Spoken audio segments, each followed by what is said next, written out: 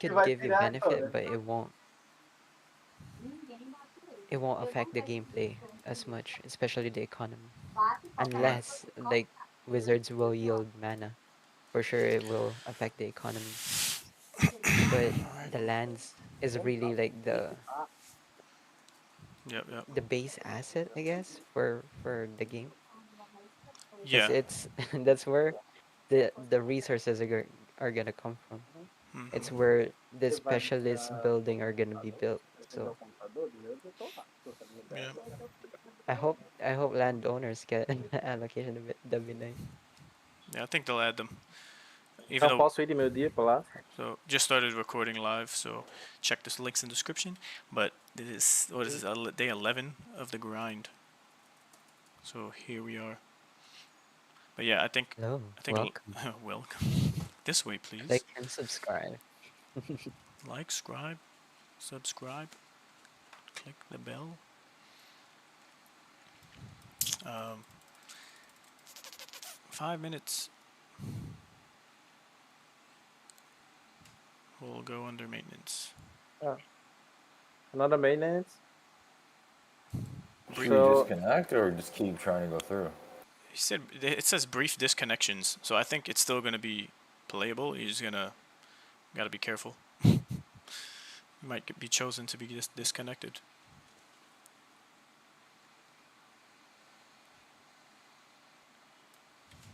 I guess we could escape after this one. Sure. I was just thinking, I'm like, man, I wonder if we're gonna get our items.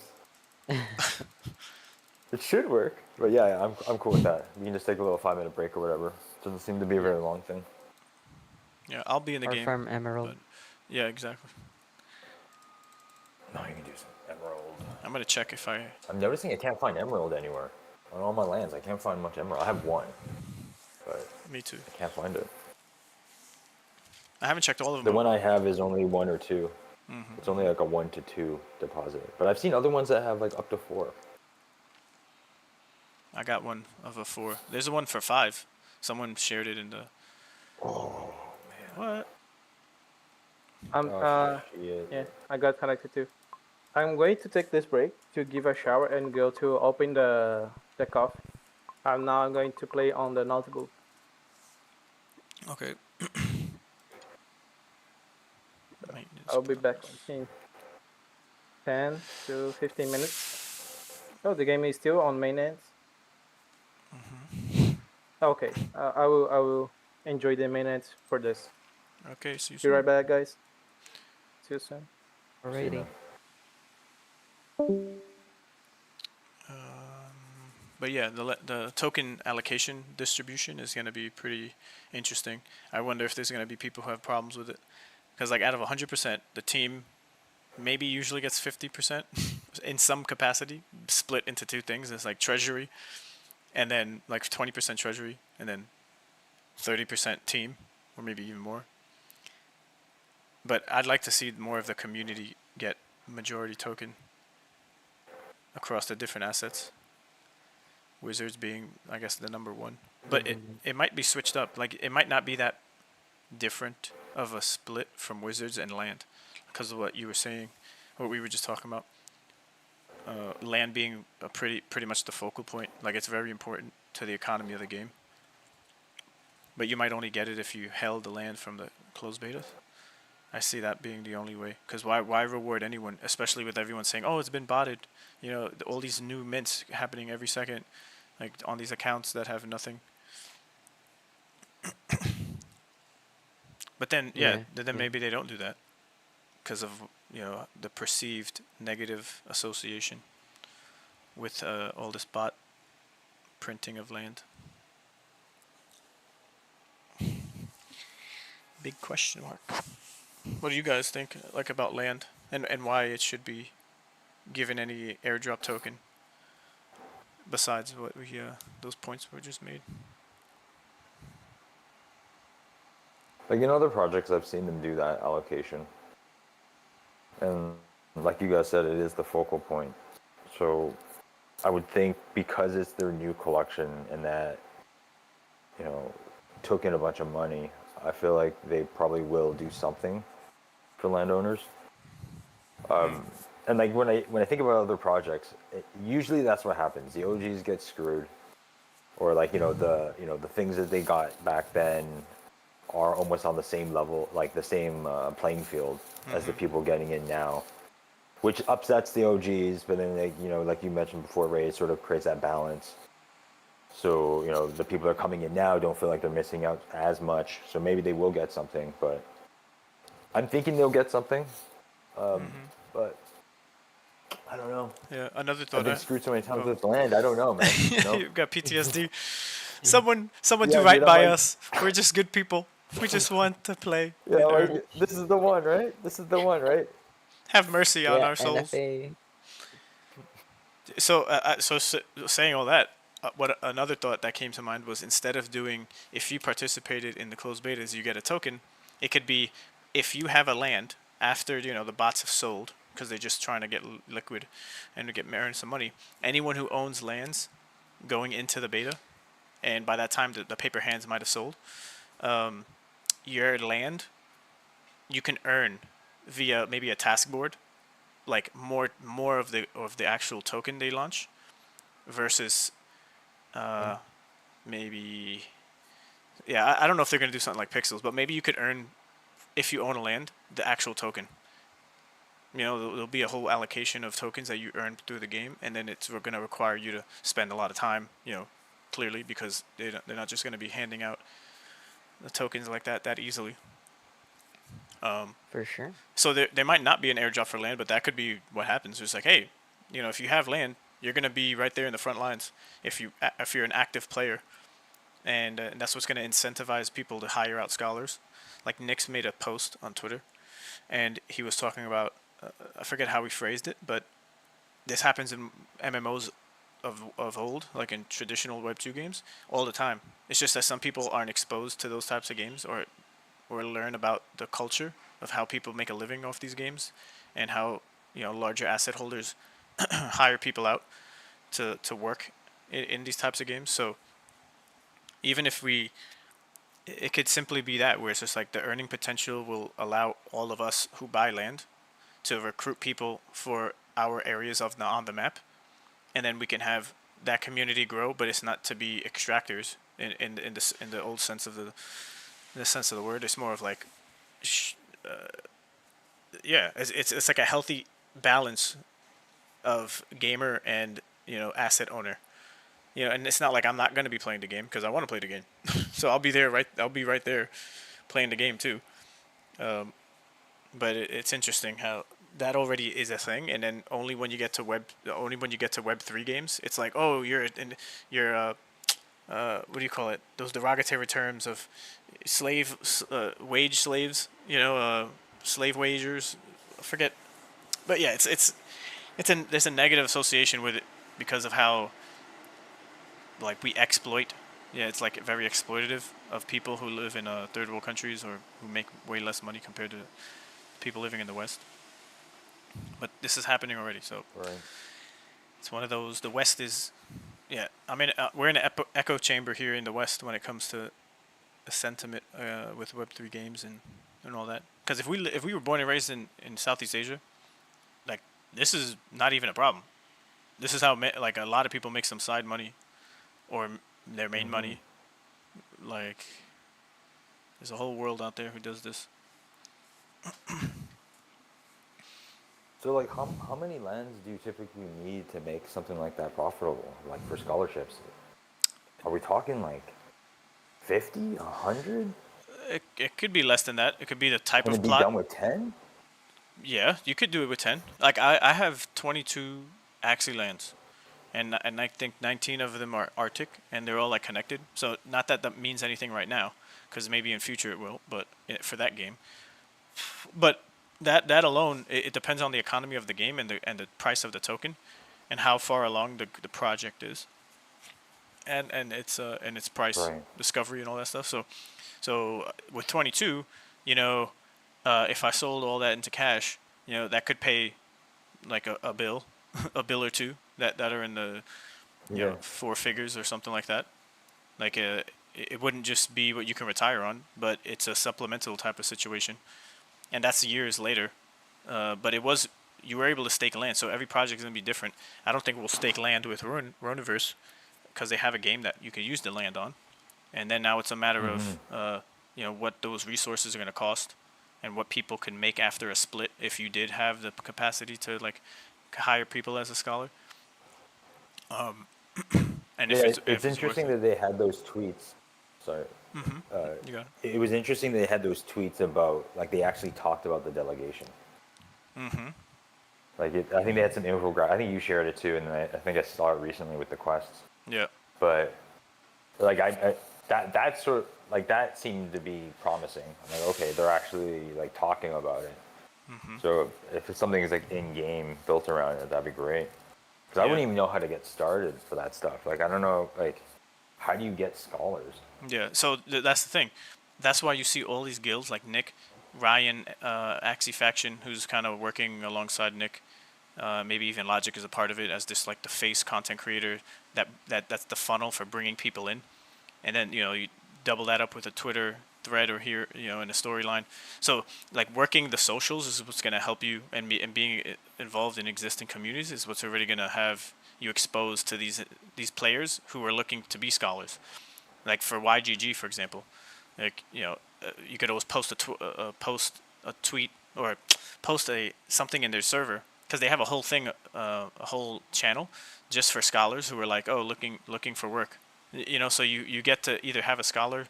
Wow. Yeah, there's people who already created guilds and in anticipation for what's going to happen. And Ronin Network has where you would, they have all the scholars. Like other projects might be poaching off scholars from other projects and other people's guilds, because there's some scholars who work within 3 guilds and they play like 3 different games, and they're really pumping and grinding. Uh, but sometimes there's rules for the guild who runs the scholarship, and they're like, you can't join any other guild. Like there's some hard rules, and sometimes people get caught and they'll just get banned because you're not trying to set up a community of just multi-accounters across different guilds. Because people like in the Axie days, the guilds would talk with each other. They'd be like, "Oh, do you know this account on Discord? Okay, what's their wallet address?" And they would hunt you down, and then they would take away your Axies because they're like, "Yo, you're lying to me, and you're not doing right by anyone. You're just trying to siphon out more money for yourself." But usually you have to set Oh up a wow, whole crazy. Discord, set up a community, and that's the thing. Like I never went hard publicly with a community pitching, like, oh, we're gearing up to be the best and #1 guild in Forgotten Runes, and it's a slow process unless you already have people like Orion, a Logic, who are in your corner, and you make the moves, like you pump it. So it's like we as in RomeGG, like I'm a one-man band here just with you guys in the last week. Like this wasn't really a like I just been shooting my shot, messaging people because I wanted to play the game and test it out and see where it's going and with everything I learned. But yeah, I have like some skills, but I'm not like the master of all trades of all. So if we're gonna like do anything and it evolves into something that we can like have scholars here, like I don't mind. It could grow into that because of the popularity of the game. But if I'm That'd gonna be crazy, dude. if I'm gonna market the guild as a scholar guild, like prepare, like join in, you'll get a role of scholar, and then you just have to wait, until what there's earnings. Like it's kind of you're gonna be in this weird middle place with all these people. Like when game, when money, sir, sir, please. Well, yeah, if you ever end up making a guild, I'd be happy to join. Well, this is the guild. Like, this server is essentially a guild server that I created, and I own it. So, but it's based off of the 3 years of building out the other server called Rome for Star Atlas. Hmm. So, maybe I could edit the about us here and make it more refined because we're going into more details within Forgotten Runes. Like, this is going to be one of my main games, like if not the main, as the game Yeah, goes live. I'm positioning it as one of my main as well. Yeah, So because like I we, can't play a ton of games. But like Yeah. this is one of those games where I think I am gonna carve time out for it. Like Star Atlas is a game that I'm serious about. Yeah. This one as well. Like I'm starting to feel like this could be it. Yeah. And as far as I'm concerned, like you guys are the A squad, the Avengers team. Just because we've E been grinding together. So all any Yeah, help, we're a any good help crew. is yeah. Like and that's the thing. Like any help would be, I'll be grateful for it. With just brainstorming or thinking through things to set it up in a way that works for if there's more attention. So then if we have people joining, like I could give you guys admin to the server. Like I trust you guys. I don't think you guys are gonna do anything stupid. But I probably wouldn't give Felix admin. Um, and I don't know. What are your thoughts on giving Felix permissions in a way that could make or break anything here? If we get to a level where it's we're trying to take it there.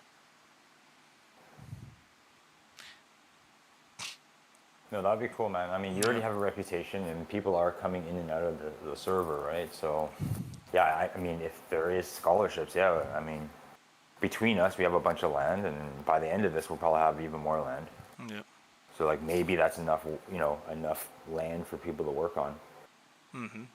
Yeah. Ball. I think it will be. Yeah. Sorry, go ahead.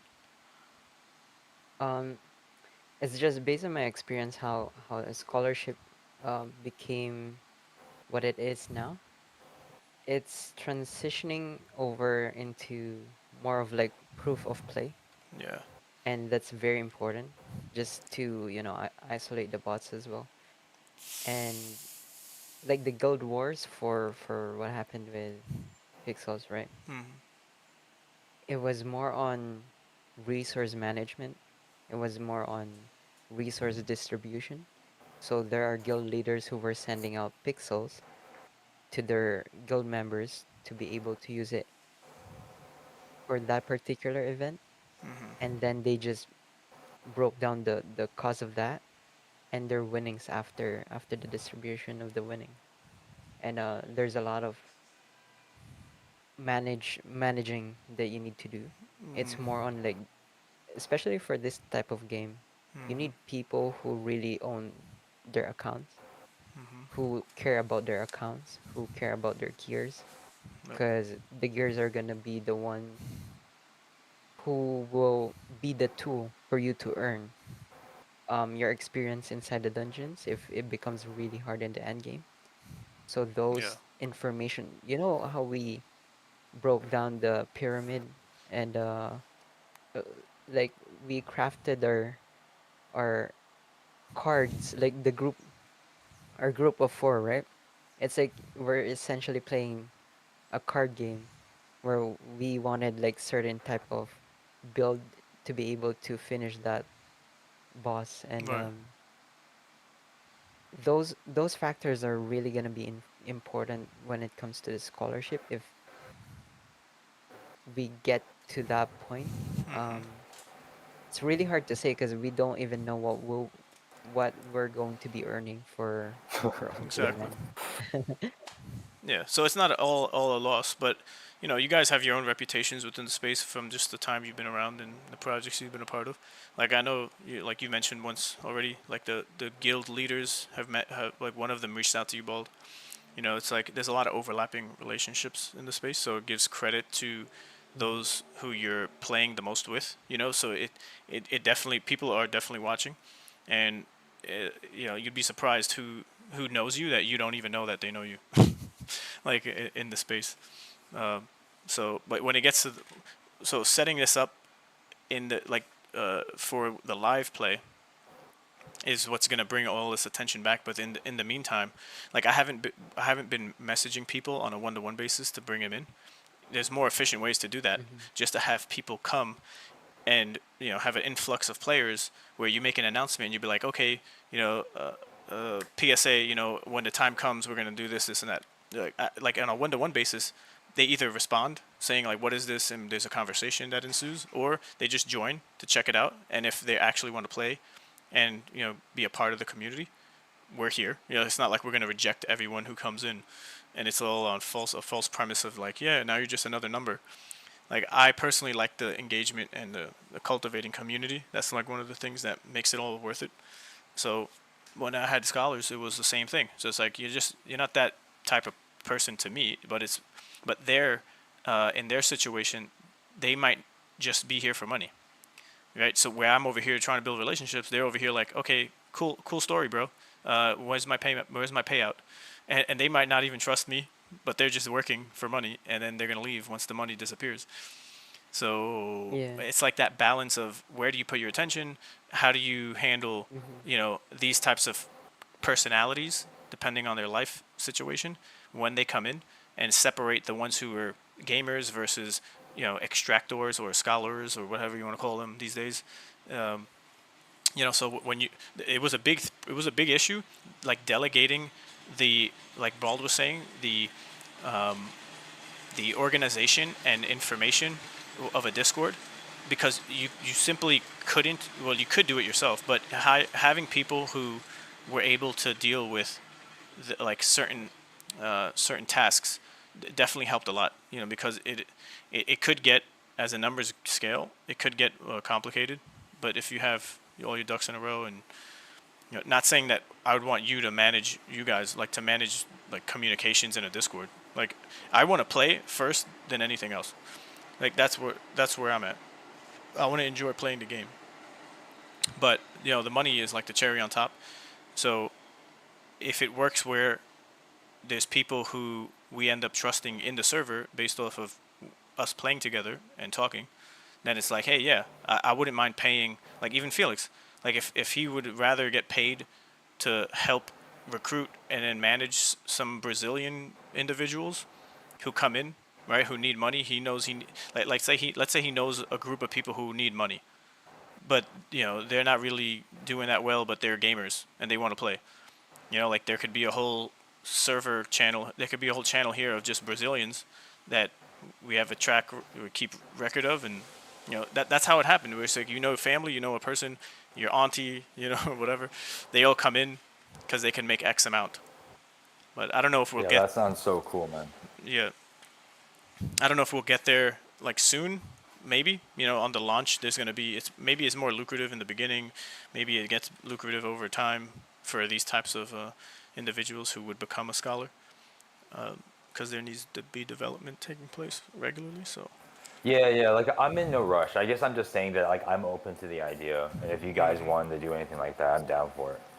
yeah, Yeah, sweet man. same here. I'd be grateful. I just really like people who loves playing and also love the game we're playing. I Yeah. think that's the first thing for me. Because like what you said, Ray, I also experienced that with the 15 scholars that I had. Mhm. I kind of did care about them, but in the end, I was like left with, not even like a high from time to time. Yeah. There was only one out of 15, there's only one person who sometimes messaged me on Facebook and be like, "Oh, how are you? Like, I hope everything has been well." Like, Mhm. Mhm. we sent some messages like that, like for a little bit, and that was nice. And so I know that there are going to be a lot of difficulties when it comes to like managing group of people, especially for Yeah. when it comes to money, right? So I'm definitely gonna look forward to people who likes to min max and who Mhm. loves to be part of, for example, like RomeGG, right? They wanna rep RomeGG. You have that like type of pride when you have that in your name. Right. Like, for example, Bald's dot or Bald's RomeGG, something like that. Mhm. Because that's what guild is all about, even like way back then, right? Mhm. You see that with optics, you see that with optic gaming, you see that with what Nade Shop built, right? Yeah. Yeah. Rocking that like banner is like fucking hell yeah, Yeah. Yeah. The type of pride. feeling. Yeah. And Mhm. I like that, especially for this type of game where we're going to be doing a lot of battling and theory crafting. Mhm. I would love to play with people who, you know, um, not exactly like logic and the group of Ryan and Nix, Yep. I would like to have our own thing in here Exactly. going. Exactly. So I'd be down, man. Like I love those stuff. Yo, appreciate that, man. Yeah, so like I don't I'm competitive, but you know, seeing half blood nerd, I reached out to him to invite him, but he ended up basically hanging out with Ryan, and you know going into the Nick club, Mm-hmm. and like you said, there's like a bunch of people playing who are wanting to mid max, but ultimately they're along for the ride, and the information gets created and shared within those circles of those who are most passionate about playing the game. So like what I would do Mm-hmm. is like I'm not just reaching out to anyone really. Like I'm reaching out to people who show like interest in playing the game more than anything else, who aren't here like just for like just profiting and then leaving when it's not profitable because um, yeah. So when it comes to players, those are the ones that I'd say if we're gonna be talking with anyone about Forgotten Runes or reaching out to anyone, like bring someone who you think would enjoy doing what we're doing. Like they don't have to do it every day the same like we've been doing it. Everyone has different schedules and stuff, but that foundation of players, like we have like Ronan, Geo, right, Jade, like these guys. Like Jade even said he doesn't play games, but this is the one he would play that he is playing. You know because he I love that. like those are great members, and you even see him. He's sharing information here.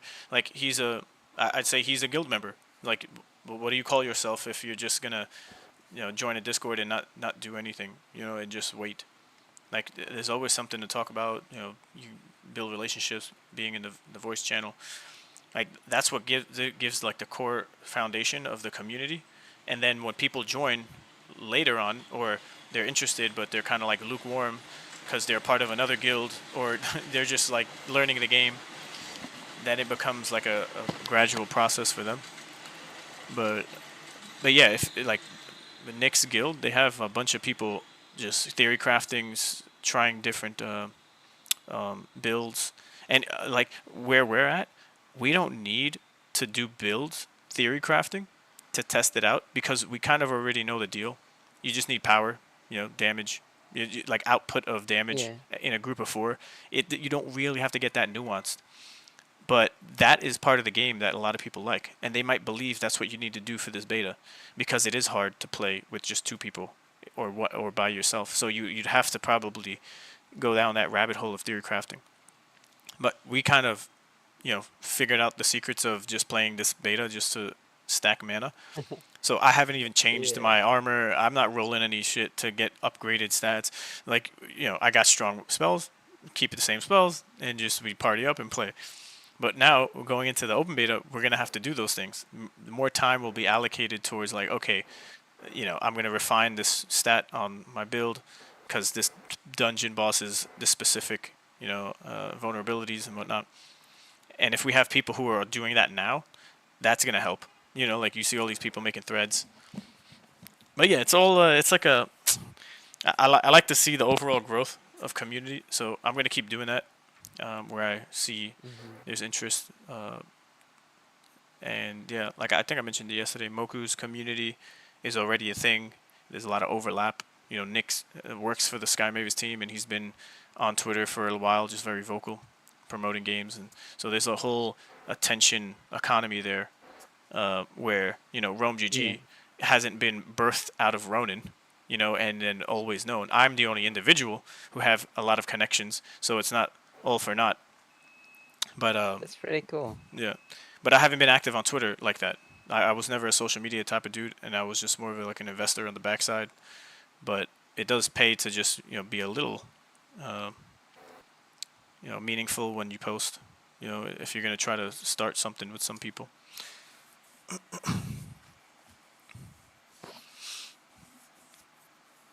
For sure. For sure.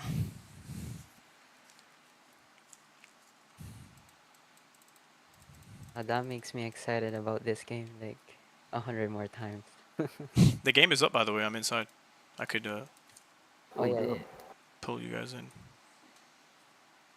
Let me log in.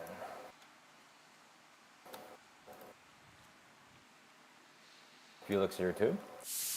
Let me check in the game because if not, I'll message him. He's not in the chat. He's not in the game either. Let me He just- said something.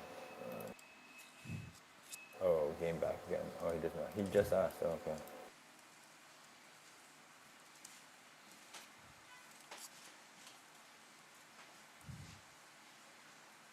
Alright, I'm back in. Same. I'll do Emerald for now. That's a good idea.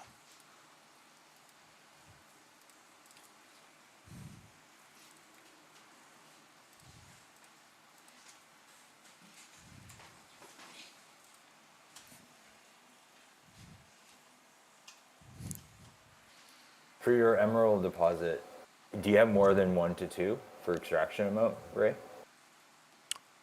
I'm not following the question. Like I have emerald at one Like, of. Mhm. yeah. And then there's like an extraction amount. It says like 1 to 2 for me Oh, yeah, when you same, took the gather. same. Okay. Yeah, the same for me too. Yeah, I was looking for a land with 4 deposits. But I've seen the extraction amount also be 1 to 4. Ooh, I never seen one yet. I just I just haven't gotten it for Emerald. Yeah. It's really hard to go through those lands. Like they gotta. Hopefully they make that a little bit easier to read. Because I think I keep visiting the same land, but when you scroll, it's like there's no way to know. So it gets really frustrating. I'm like, I've been to this land like 20 times, but I keep scrolling, but then I don't know where I am because they all have the same damn name. Yeah.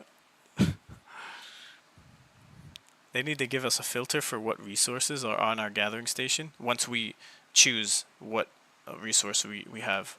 So then we go to our inventory and it's like, oh, okay, I could get emerald here, and it just shows you because you chose that resource. So you could travel fast enough. Yeah, it could even just be like you could see all the land with all the resources available, and then maybe like an icon or something that says, "Hey, you have a gathering station." Yep.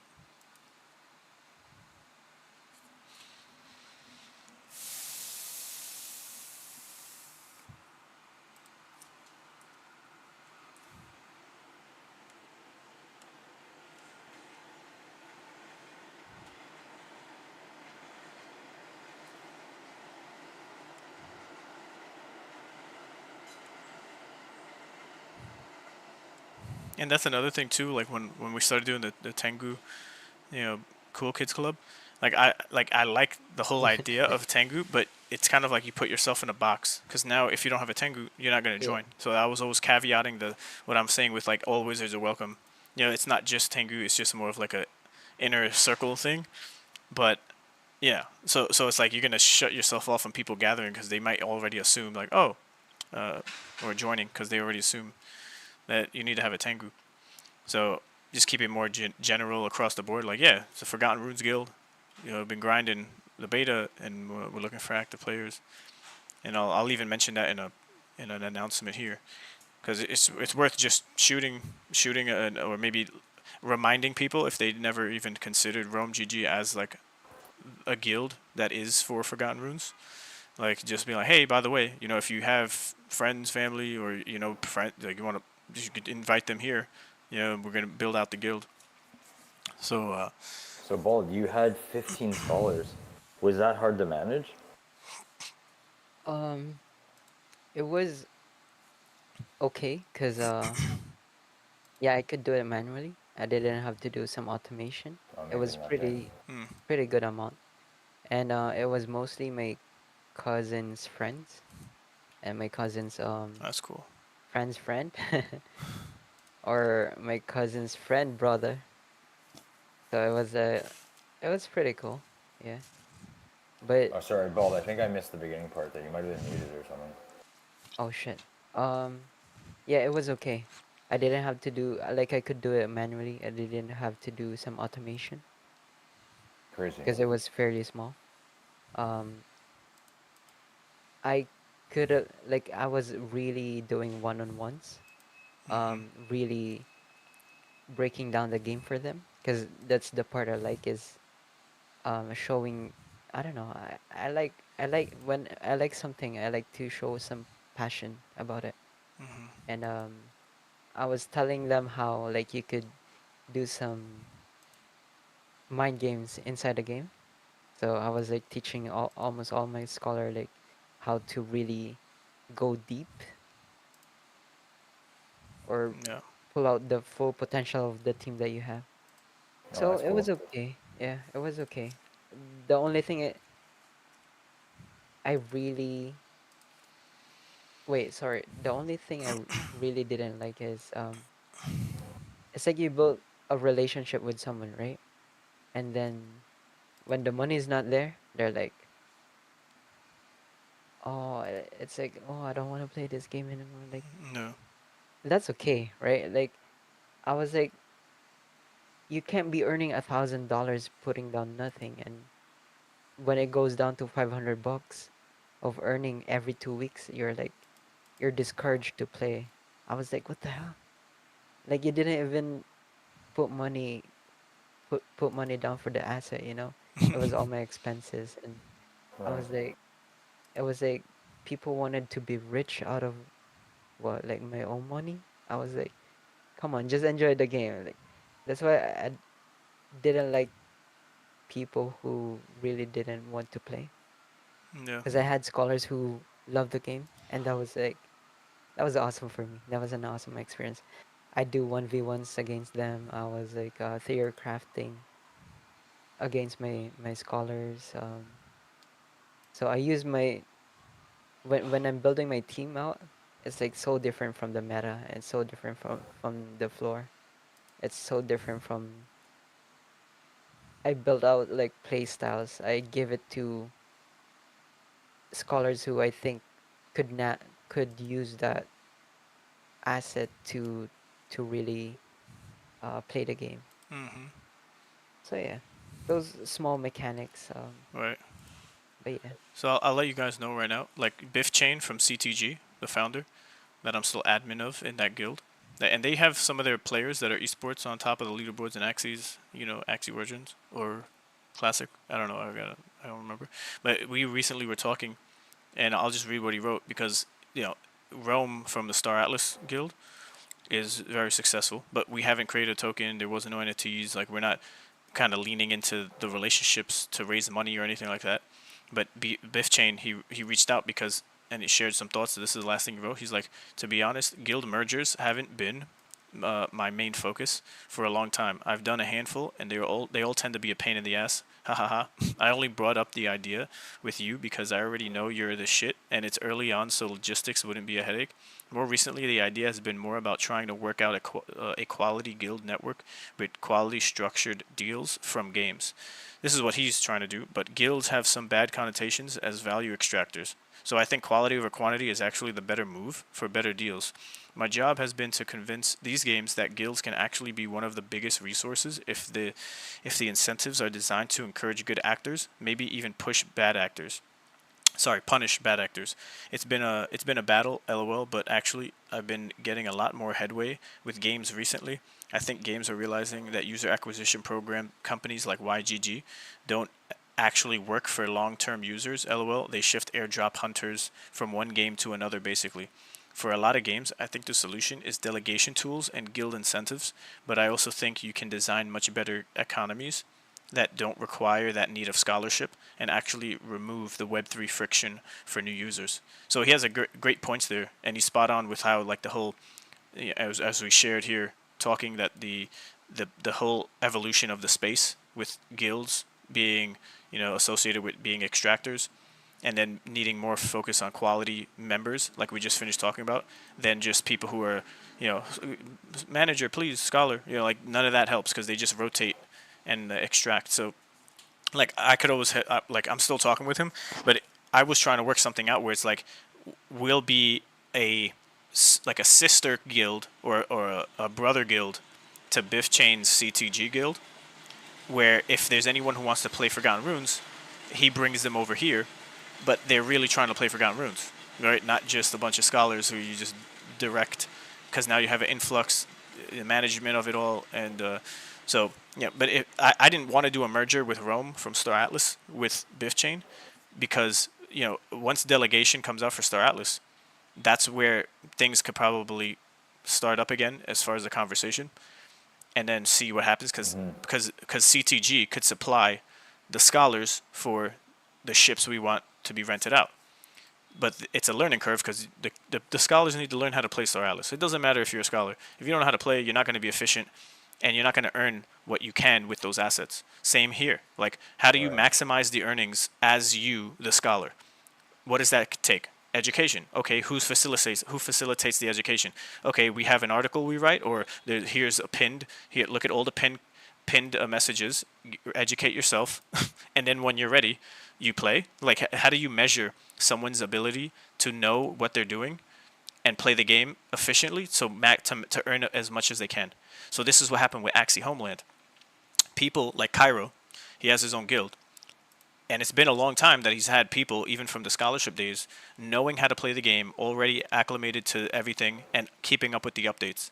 So when they're playing Axie Homeland, they know exactly what to do to get the town hall, like Clash of Clans, like or the base, high up in level. So you start producing money on that land. Some people who start playing Axie Homeland, they're like, bro, what the hell? What do I do? It's not that the most intuitive. I think it gotten better. I haven't played it myself, but a lot of the people who are playing Homeland are scholars of old who were playing just with a team before land came out. So they've learned the ropes. So now, if we're going to have people that we want on our lands, it's like I could be better at playing my land than a scholar, but they're just trying to make anything, and then get a split. So until we have an economy where there is money that's earned and there's like a third-party website that Pixel.tips makes, he already made the, which is an awesome tool, the wiki, for all the assets. Yeah, I'm going to share it here. I don't think many people even here know it, but it's a great tool. And once the market prices for all the assets are up, whether it's on-chain or off-chain, you'll be able to know what resource is the best. And when you left yesterday, I was reading out loud Bald, the white paper section. There's going to be a 3-hour reconfiguration of the resources based off of the supply and demand. So like how much was, and it's so the open world nodes for resources are going to fluctuate, as we know, which we learned yesterday. But every 3 hours, that's going to happen, and there's going to be a recalibration of resources that are available at those nodes based off of how in demand people farmed it, like how in demand it was. And so it's like a self-regulating mechanism that they're going to implement in the game for resources. And that kind of balances out any volatility in any one asset, which is pretty cool. So that was part of the section that I was reading yesterday. It's pretty dope. I gotta read that white paper. Yeah. So it's promising that there's no crazy inflation in any one resource. Every 3 hours, it balances it out, and then those open world nodes get replaced somewhere. I don't know if that's also every 3 hours, or it could be a shorter timeline, like a time frame. Did it say anything about land? Like, does that affect land as well? Yeah, there was a section I was reading about land, but I'm gonna have to go over it again. That's just what stood out the most to me, because that's what I was focused on. Like, okay, what's the economy of resources gonna look like? But they have a section on what lands are, and there's some details that are important. Crazy. Too. Okay, I'll definitely look at that later. Yep. I've been slowly getting myself to that point. I think I have the site. I see where the white paper is. Got to read it now. Yeah. And then all that to say that, I could always lean in some relationships to see where we can get quality gamers who don't just want to earn, but who are interested in playing the game at that point where it makes sense for hey, let's open up some type of scholarships situation. Because Biff Chain even said, he's like, oh, you want me to manage your Axie lands? Because he has the scholars. And I was already doing scholarships with him where he was managing a good amount of them after I was doing it myself. Because I joined CTG Levox. I joined Levox first in Axie back when, and then CTG after. So yeah, I'm not trying to freaking get it could grow into something cool where we get whitelist spots. The typical experience when you join a game or a community, a Web3 community, it's like, oh, okay, you reach out to founders, can I get a whitelist spot to test out your game, and etc. But that's kind of That's too much work, and not every game is going to be successful, and make it to the end. It's almost like a hype attention game. I just want to be able to build a community around a game that, and they go, deep into mid maxing and figuring out the best strats and builds and the fastest ways like to get to the top or be the best. Pretty cool stuff. And then with that is like accumulating as much of the assets. Like that's part of it, where it's like we can leverage the assets that we have, because we're gonna need people to work with them and to use them. Be like, hey, you need a guild, we have a village. Like, there's only gonna be 100. How many guilds? Oh, and that was another idea I had. I know I'm jumping all over the place here, but the team coming into Ronin are going to literally focus on guilds. Like, that's where all the players are. They've been hoarded into and shepherded into like these communities like Moku, YGG. If there's a bunch of people playing that interested in Forgotten Runes there, and other smaller guilds. And you could just look at Pixels. They have a whole guild section for their shards that you can buy, and Yeah. kind guild. There's all these gamers from other countries who created these guilds, and that's what the Forgotten Runes team is going to appeal to. They're not going to appeal to the OGs. They don't. At this point, the OGs have died out. Like, they don't exist. It's so sad to say. It's really fucked up, because what they were sold on as the idea and the vision, like, they were sold a bill of goods, and 3 years later, that bill of goods changes. Like, nothing stays the same for that long, especially in Web3. So if they didn't get with the program and they were just sitting back, getting complacent with just like a Wizard Wednesday hangout party, but there was no information, then it's like, now you're on Ronin, the attention has changed. So it's all focused to appease and appeal to the masses, and make it work where you don't get mass hate from the majority, but you might get some hate from the minority, which was the community that was. So that's why I'm always like, all right, this is a new opportunity. Like, any other you guys who are complaining and bitching, like, it's sad. I feel for you because I've been there, but you got to look ahead. You got to look forward. And this is basically chapter 1. Yeah, get rid of all those old chapters. This is a whole new book, and they're gonna focus and build a game in a different way. And we see it now with all the conflicting messages and people who are like saying, "Oh, but they did this, and now they're going back on this." They're gonna build it to work to last, because that's their goal too. Like, they're not trying to build something on Ronin just getting here and make it flop. So all hands on deck, and we'll see how it goes. But yeah, the communities are here, and that's why you see that graphic saying, host events on your land. Like, they see what Pixel did. It works. Like, they're not reinventing the wheel. They're just copying. So if we're going to be the first in on the ground level for this new project that's better in many ways than Pixels, but lacking in a lot of other ways than Pixels, then it'll just get better. Like, we have, like, you could battle each other, bro. Come on. Like, there's going to be PvP for like 4v4 PvP. That's esports potential right there. You could do a whole branch of whatever guild you have to have those grinder mid-maxers, just like, this is the best to compete and fight against those different builds. If you're just a mage versus a DPS versus a tank, there's going to be mad. Yeah, they'd be fun to watch too. Dude, it'll be Like, so the battles, just because the pace entertaining. Yeah. It's like Axie, but with like humanoid wizard. Like, it's like the dragons and the Dungeons and Dragons. Like, dude, and then the IP is just gonna help promote the game itself. Like the example we talked about, Cyberpunk.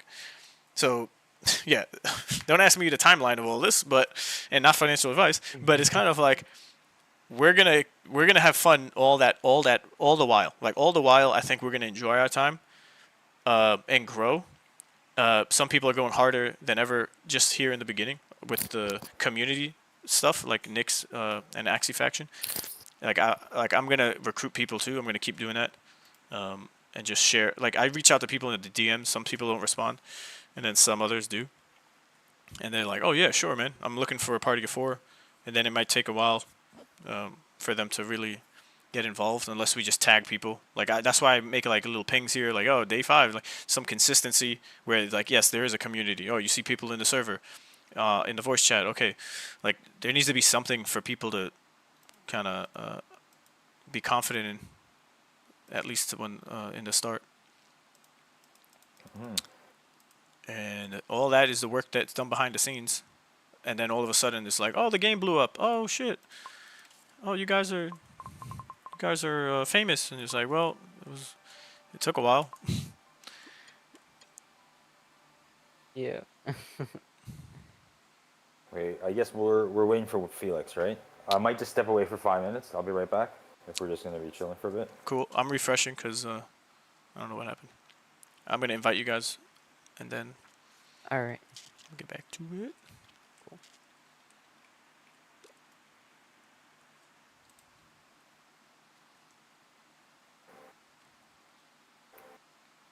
I'll be right back.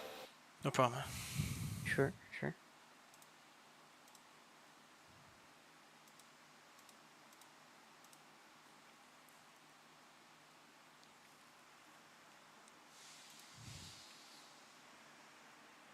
Ooh, All someone. right. I'll change my diaper to while Case is away. Okay, BRB, right? no problem.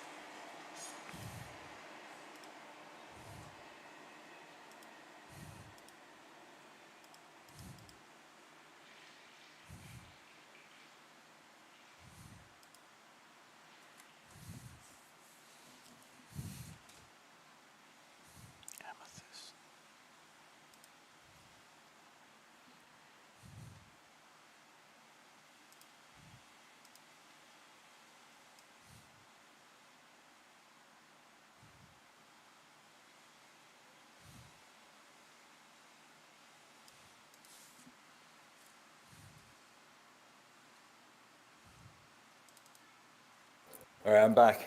Yo yo. All right. Paul took a break too, right after you, so Oh, okay. he'll be back. Yup. Is he back Oh, in a bit he's or? back. Oh, Yeah. okay. No. Now we just need. Yeah, I was just changing the diapers. Oh, I'm leaking. BBRB. All right. We have Felix. Sorry about the delay. There is some visitants here. Yeah, I guess we'll just run a 3-man until, because I'm not sure. Sure. Yeah, 3-man works okay. Let me just hit him with the.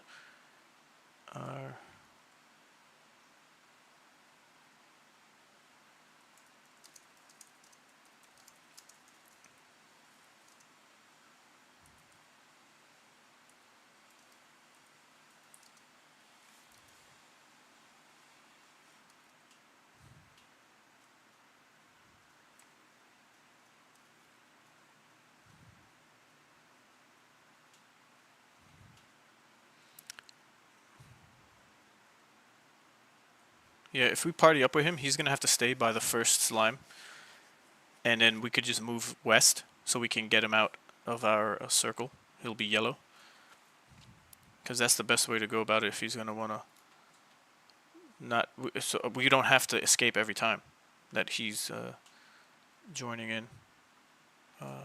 Right.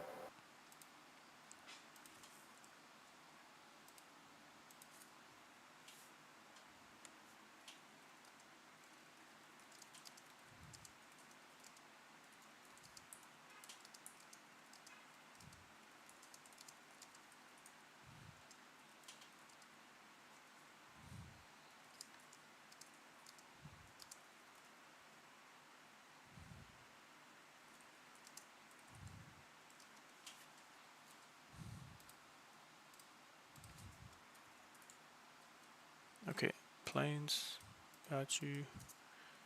Chasm, I feel like we generate so much mana got you. on Yeah. these runs. Yeah. So good. Crazy. I was watching Axie Faction. I was speeding through his 3-hour stream that he made yesterday. Isn't it? And Ryan, he was farming the resources for the pyramid throughout the whole thing. And even though he made a video about the bear, which is the best, he just wanted, I guess, to collect the resources and the armors. So I don't like, they play the game long hours, but I don't know if anyone is as grindy as we are. We're doing the same thing. Like, we're not doing anything really but this, which is pretty crazy. Yeah. For like a long We're time. a special type of people. You know, like I've only come across a few people like this in my life. Yeah, me, the guy in the mirror, that and kinda then hardcore. and then you guys.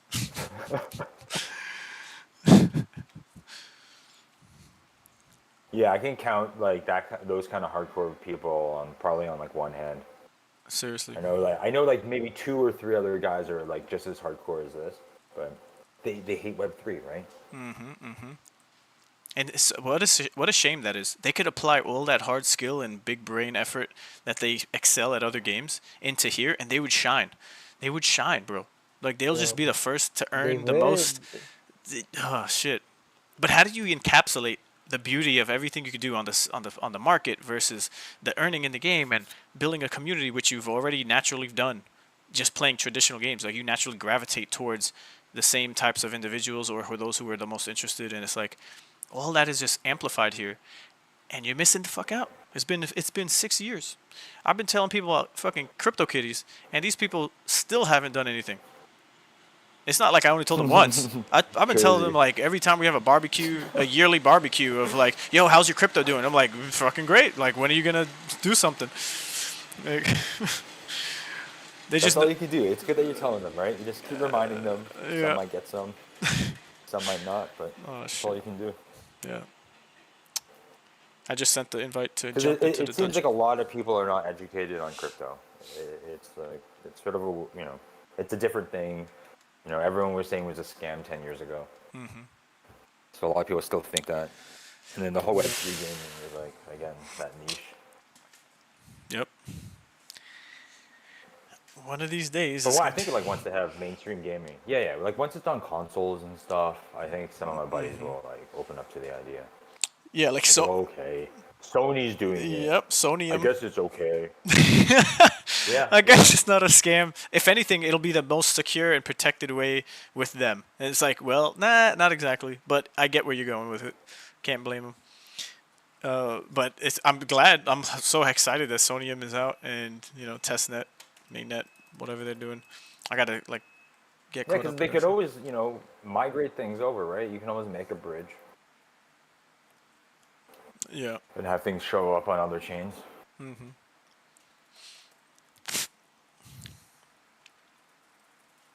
I'm pretty sure Nintendo would do some kind of closed blockchain for sure. Probably. Yeah, but that's But I would love if they didn't. They always surprise me though. Nintendo, they're incredible, so creative. yeah. They've like invented so many things in the gaming industry.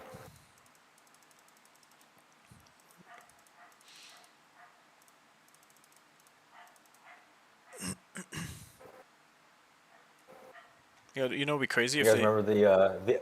Yeah, go ahead. No, I was gonna say like how Mario goes through pipes and he's known for all that. And it's like imagine the pipe system was the blockchain, and they just do some crazy marketing thing where it's just like he goes down the pipe and you see him riding or freaking adventuring in the blockchain. Then he'll come up into a different game, like Zelda. He'll just pop out of a freaking That'd be tube in amazing. the land of the in Zelda somewhere, and it's like I don't know. Weapons could be. It could start with just weapons, and then you could mint them.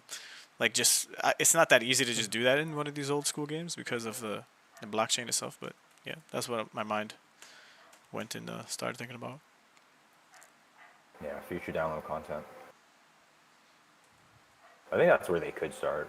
It'd be, nice and simple. Yeah. You have this asset, you get this bonus.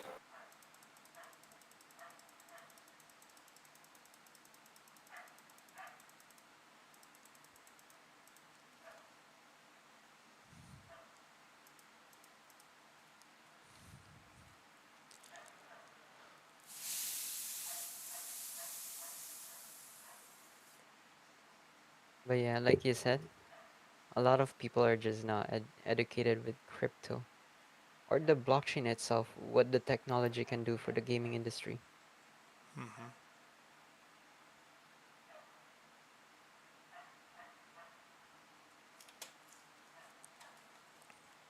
The earning potential, the buying and selling of assets, like that's so foreign for people, like to people. Yeah. Like once they hear that you can earn from a game, that's already like It's a scam. automatically, yeah. Like, what's the catch? See, there's a new generation like we talked yesterday, like V-Bucks, Roblox, like these in-game currencies that are off-chain that just it's a black hole for your actual USD. They understand that whole like even GTA, like just in-game these games that are playable nowadays, the younger generation is gonna just be the ones picking it up so much easier than our friends. You know what I mean? Like who are just busy with work, children, or playing like the same games like Clash of Clans just because it's nostalgic and it's still fun to them, but you can't earn anything. If you have time, you can play RuneScape and make money with gold there or WoW. Like there's ways to make money on the black market. People do it all the time. Still, it started in Web 2, but it's just so much easier here. Even though you're gonna be, it's more. it's like you could come here, get burned, get scammed, and then go back to your playing Web 2 games because you still earn some stuff there on the black market. Like it's still too dangerous. You might have a 1, 2, 3 way, like it's a very basic one-dimensional routine you have, and you can make your money. But in Web 2, I mean in Web 3, if you came from that type of world, you know how to do it, but it's just you don't even know what games to play, and you have to start learning everything over and get down and dirty. Yeah. Yeah, I still got a lot of friends who buy skins inside a game, whether it's like Valorant or CS, Counter Strike, Yeah. or Dota. Like they still, bro, man, I play with them like almost every week. And whenever there's like new skin to buy, like They it's get it. it's just so hard for them to understand the ownership, digital ownership over renting, because Mm-hmm. you're not actually buying assets from Web2 games. You're actually renting. Once the servers go down, Yep. or once they release a new game, like it's gone. Right. Yeah, that's so true. We can escape. Felix responded. His girlfriend arrived. She's gonna be helping me here, so I can stay good. So, Sure, sure. oh, we got the bees. But yeah, some people are just, I don't know. It's difficult for them to start learning new things, I guess. Yeah, change is hard, right? Yeah, that's true. Mm-hmm. Until you're forced to do it because everybody's doing it. Yep. Oh no, Yeah, not the faster abandoned. you adapt, the better you are. Oh, damn, sorry. It's all good. You saved Fucking this. habit. I clicked on abandon, not escape.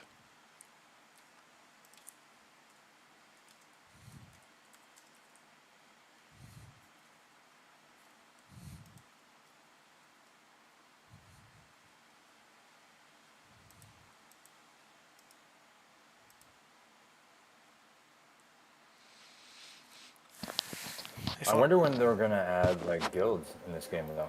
It's probably not on release, right? I Probably I later think on. so.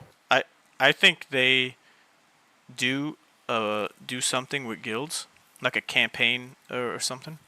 Not like guild wars or something huge, but more of like they'll always have it in an announcement as a point of attention, where it's just like, hey, if you're, they'll do competitions like Axie's done, like, oh, they already did it, like, oh, we do, the content creators are already coming out without any like rewards given to them, just making cool videos and supporting the whole community and the IP.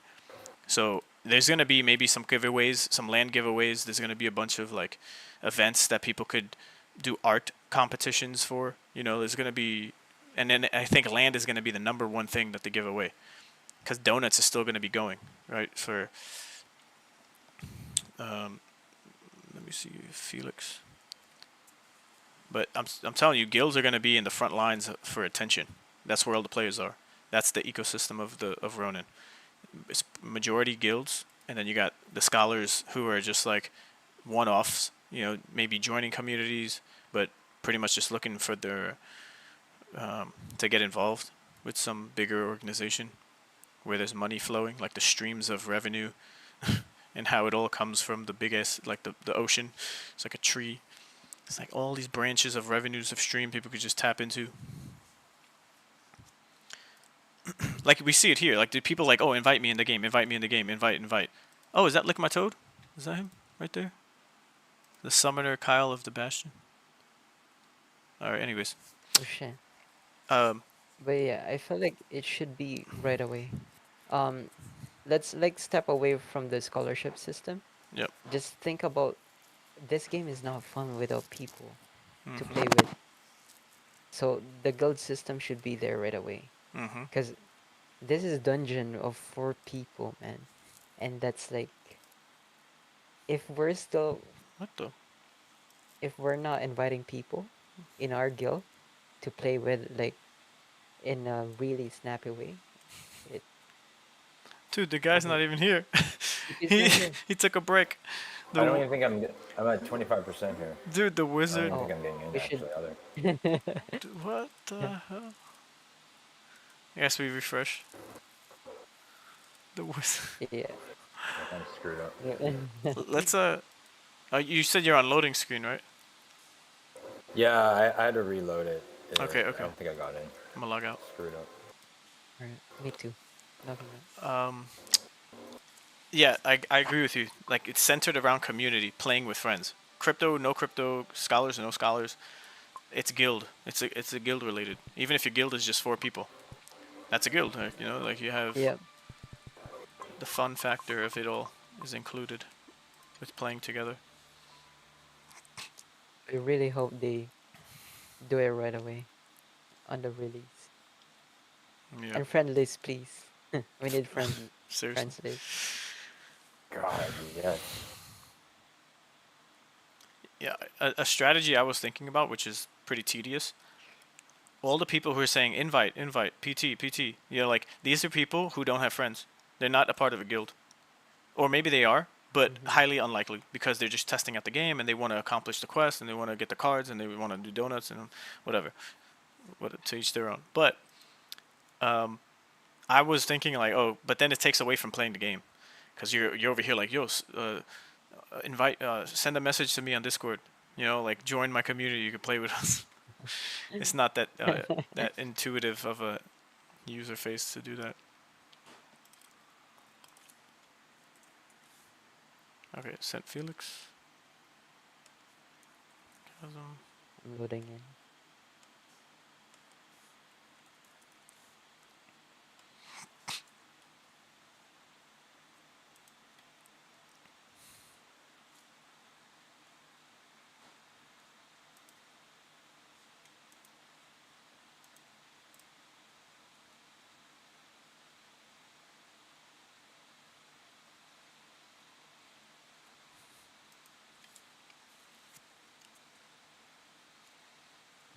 Oh,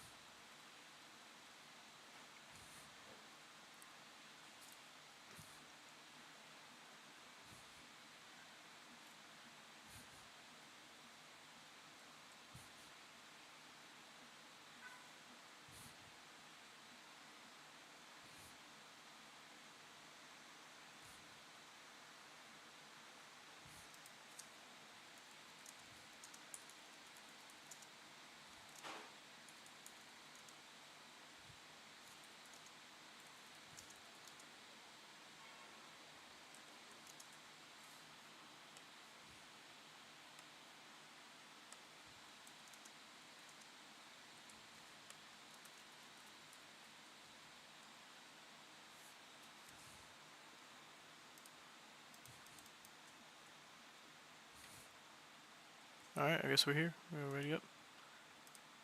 Yep, yep.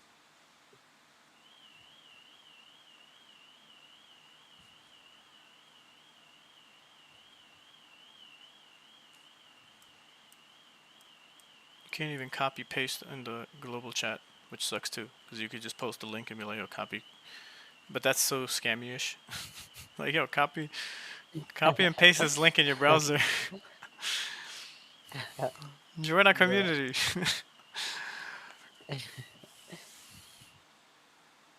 Trust us. We care. Use this link.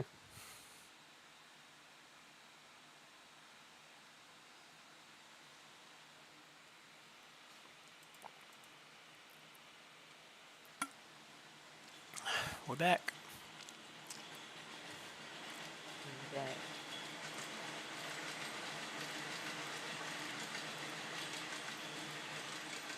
And I feel like a lot of OGs aren't buying anything because they just don't know where to start. What's the best value prop, like, of the project? Like, where's it going? Where's it come from? Some people, some OGs are like, okay, it took 3 years and nothing really happened because they weren't a part of the community or even know about much. So they're like, I'll wait. Yeah, a lot of people are doing the wait and see, which is smart. You know, no, not knocking any of that strategy stuff, but usually when you're in early, even if you spent, you know, a good amount during a build run, it pays off. So there's just too much working in favor of the project for me to just wait too long. But not financial advice. Nobody FOMO in. Who am I? But just And a fade. a voice in your ear on the internet. And Alright, not on shitting on them. I I feel like they're not used to the attention not being centered around them. yeah, Because now we got different economy or different collection too. That is a little bit, um, I wouldn't say distant from the main collection wizard, mm, but it kind of is, because it's the game, and yeah, and it has different functionality and different, I guess, meta. Because you know mm-hmm. how like we got you who takes all the Blue Wizard Bastion plots, and we've got all these like theories, and we've got a lot of experience with different games when it comes to the whole economy itself. Right. We've got different stimulations in our brain when it comes to iron out the lands that we like Yeah. Yeah. compared to the wizard holders who were just talking about the art, which is also good, right? Mm-hmm. That's their thing. But it's you can't do that with the lands because you have to visit the location and such, or you don't really see it in the picture. Yeah. Someone click. You're Sorry. not. Try Yeah, to click on I the story already here. did. I think Yeah, it's yeah, I Felix. clicked on it. Damn it, Felix. Like,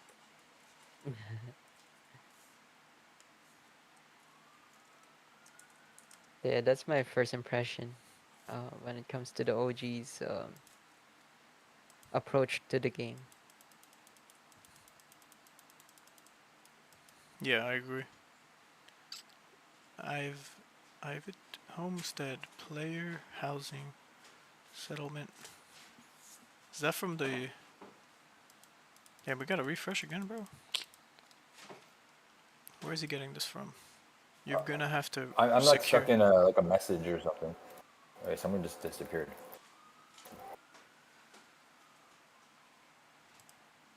Felix.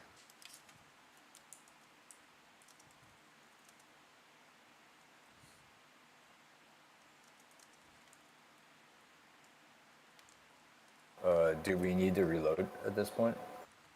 I believe so. I think so. Yeah. Yeah, guess his bug. He's refreshing. I'm gonna go for a refresh, see if that works instead of a log out.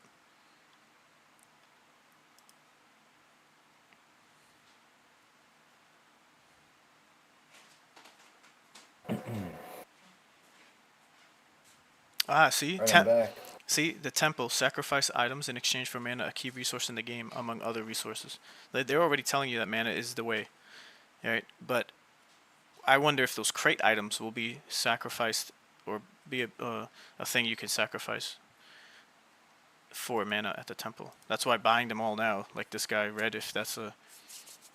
Yeah, and we'll probably have OTC market for mana and gold, just like in Pixels. Pixel.tips, he's the one who facilitates that. And he's making a shit ton of money off of doing that. Yep. That's going to be so cool. It's like you could make money off of mana.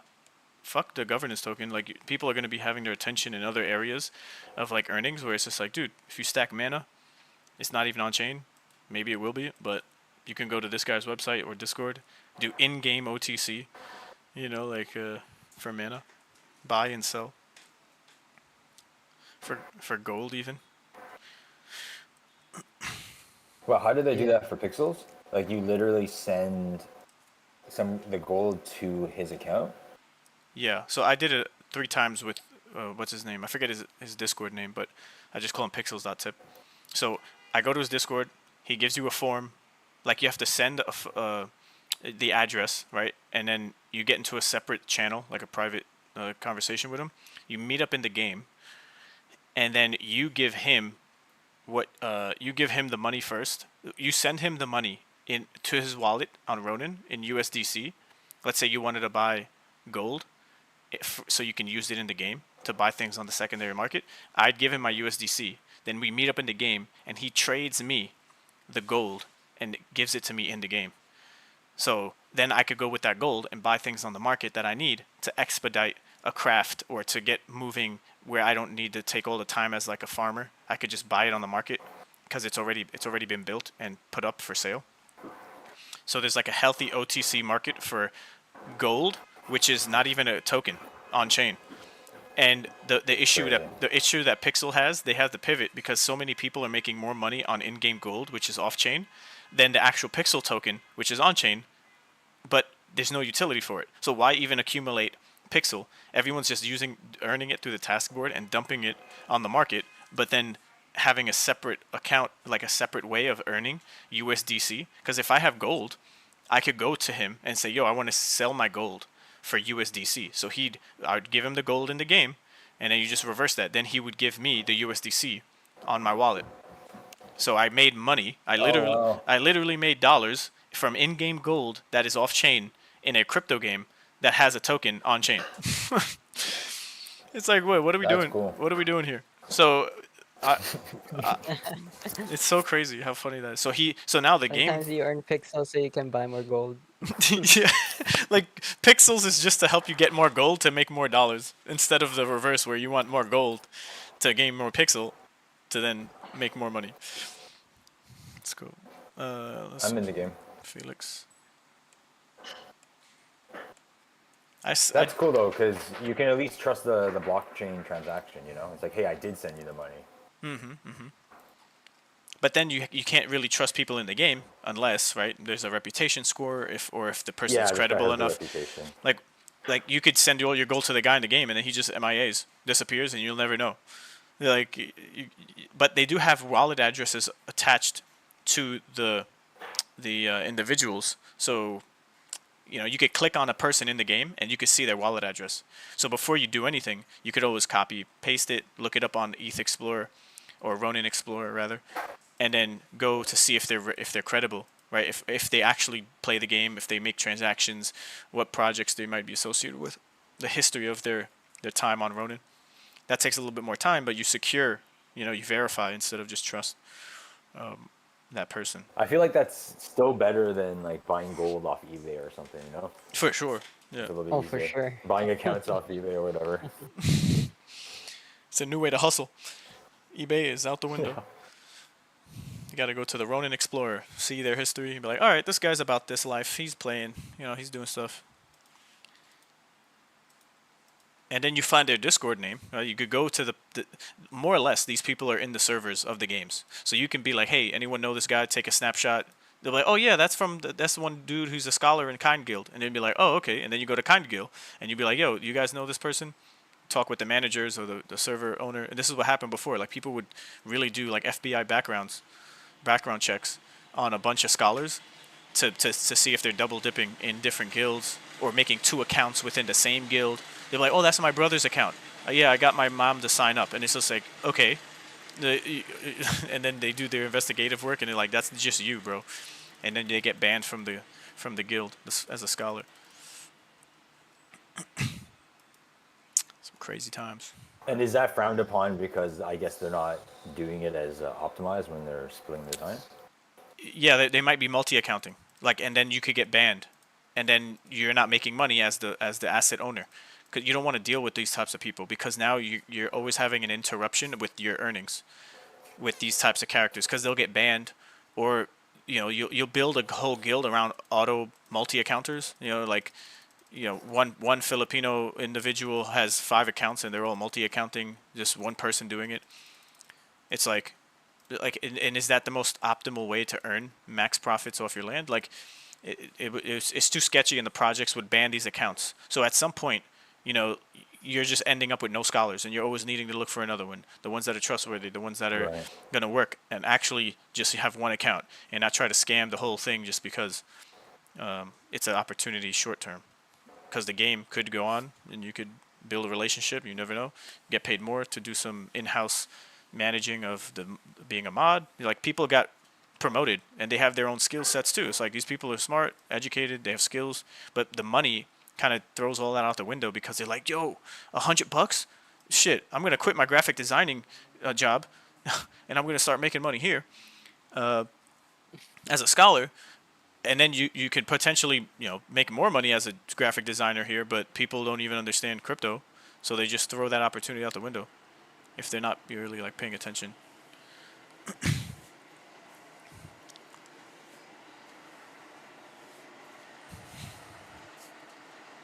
There's been so many people who've like become famous, rich, and built their own communities, businesses. Like it's been an amazing thing like over the last beginning since the Axie days.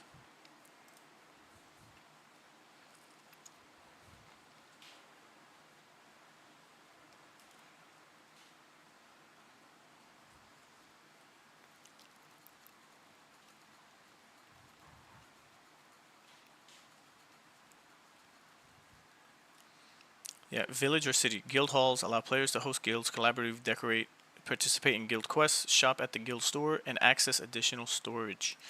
And then City Stone, faster travel to other locations and makes this destination fast travelable. See, it makes this destination, the actual City Stone, at the village. And I think there's a City Stone in the citadels. I think there's going to be one default there, so people could travel. That's why I think the network of plots at a capital, for those that are available, will be where a lot of people are farming and staying majority of the time.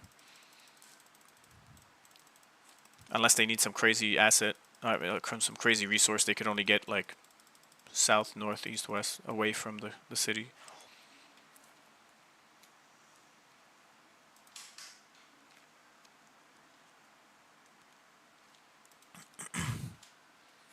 Once I get a village, I'm good. Like, I'm not trying to go too crazy. Some people might think I already went crazy, but I always just wanted a village. But then I'm like, dude, if like there's only X amount of plots, and the more I thought about it, I'm like, okay, what are the odds there's like 700?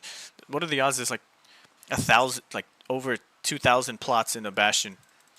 I'm like, not that I'm gonna be able to get all 2,000 or even all of the ones now, because there's people gonna hold their bastions for who already bought.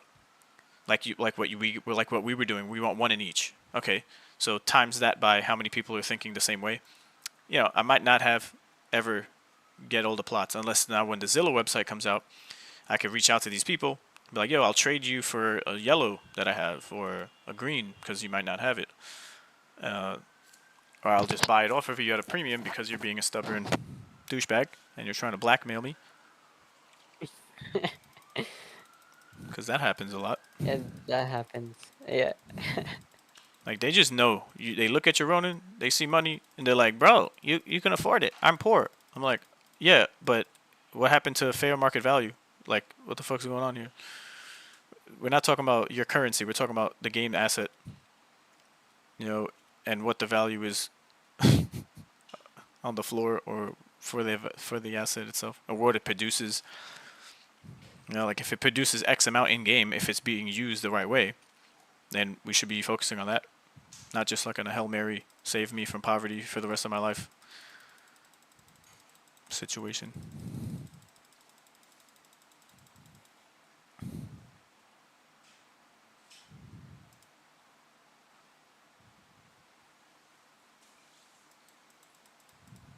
Yeah, I think when the Zillow site comes out, I'll try to get one area of the Green Wizard City. Like, there's no way I'm going to be able to, you know, get a large amount of that, I feel. But that's okay. Like, I think I'm just going to get like a small area and just try to get all the pieces there. I'm Yeah, assuming these people are going to like charge an arm and a leg, but we'll see how that goes. yeah, we'll see. But I think it'll be okay, like, of an experience. I don't think people are gonna be that stingy with extortion of the price and stuff. And you know, for what it's worth, if there's no benefit to holding one of every city, you know, even though, yeah, you might be able to fast travel there. And again, that's a guess. It doesn't say it nowhere does it read that these capital cities have a city stone in them. So I'm just pulling that out my ass. But if that is the case, and there is no fast travel to these cities, and you know, we end up having these colors that the other person needs, like, we could always swap between each other, where it's like it really doesn't matter. Yep. Because we could trade the resources. And if if that plot is next to mine and I could do more or whatever, then we could factor that in to the trade. You know, like, it could be like, oh, well, because you give me the Bastion settlement, there's more I can make per hour if there's a number there, and then we can just be like, yeah, well, I'll, for every trade that you need because of the deal, like, there could be a higher percentage or something like that of that resource that you get just for with guildmates, you know, like, within who do that type of thing.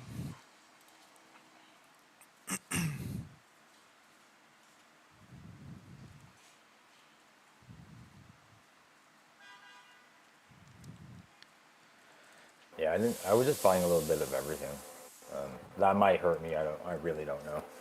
Just gonna get, like, you know, settlements across like certain areas. I'm just trying to like get settlements that are in a sort of a path from the Green Wizard City, so I can at least move around there. If Nice. those things connect, right? But who knows? Yeah. But But that's pretty smart too. Like if you look at the map, let's say you're at the green, you start there and then you just go east and you buy only things that are going to be in that line. So you could just travel horizontal, always end up at a plot and then bring it all back. Like and maybe you have some storage at these settlements across the land. Let me see. Large yeah, large exactly. house. Yeah, and that's why I've been trying to get to Savannah. I just don't see Savannah. Some guys behind they want to own the Savannah, man. Whoever's doing that. Oh shit.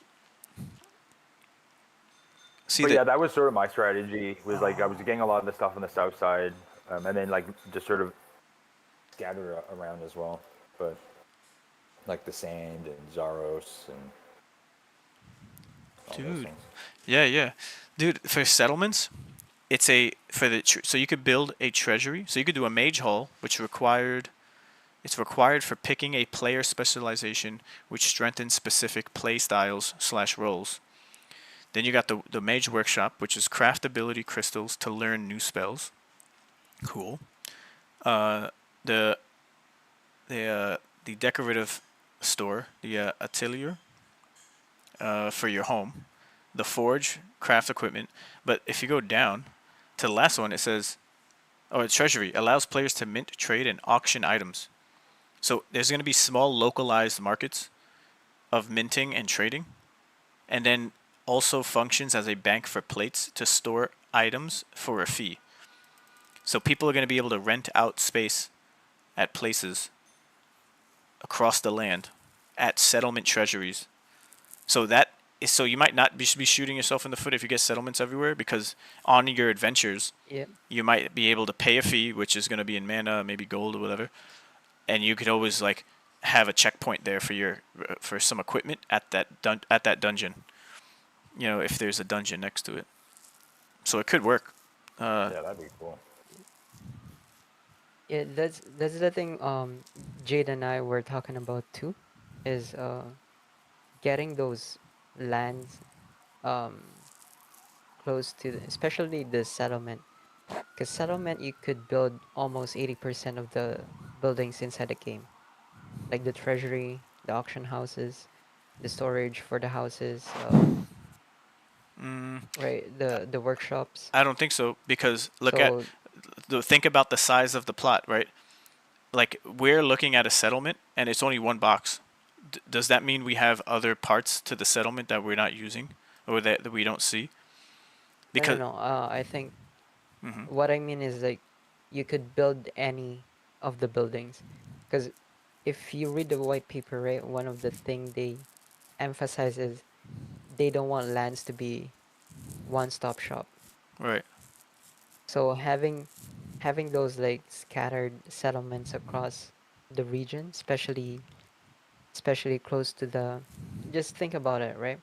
For people who doesn't have fast travel, especially if it's gated, we don't even know if all the city stones are going to be open for everyone. Because hmm some villages that are guild owned, they might close that off for their guild as an incentives to be part of that guild, hmm hmm right? Yep. So you will see people gating in this game. And how I see it is like having that settlement close to that dungeon, specific dungeon, where you could, like after you do the dungeon, you got hmm like bag full of loot. You hmm could either go straight to the auction house to auction your materials, or you could rent a storage close to that, so you could keep running that. Otherwise you would be traveling, especially if there are no city stones that are really close. Right.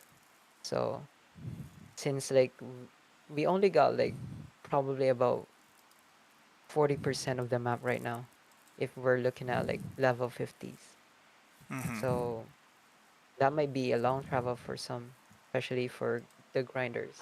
And they might not want to spend the time traveling across the region, hmm depending on the distance they're coming from, and the available buildings that are close.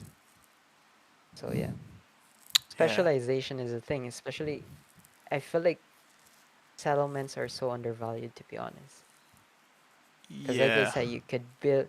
It's the only minimum size of land that you can build mage workshop, treasury, auction houses, storage.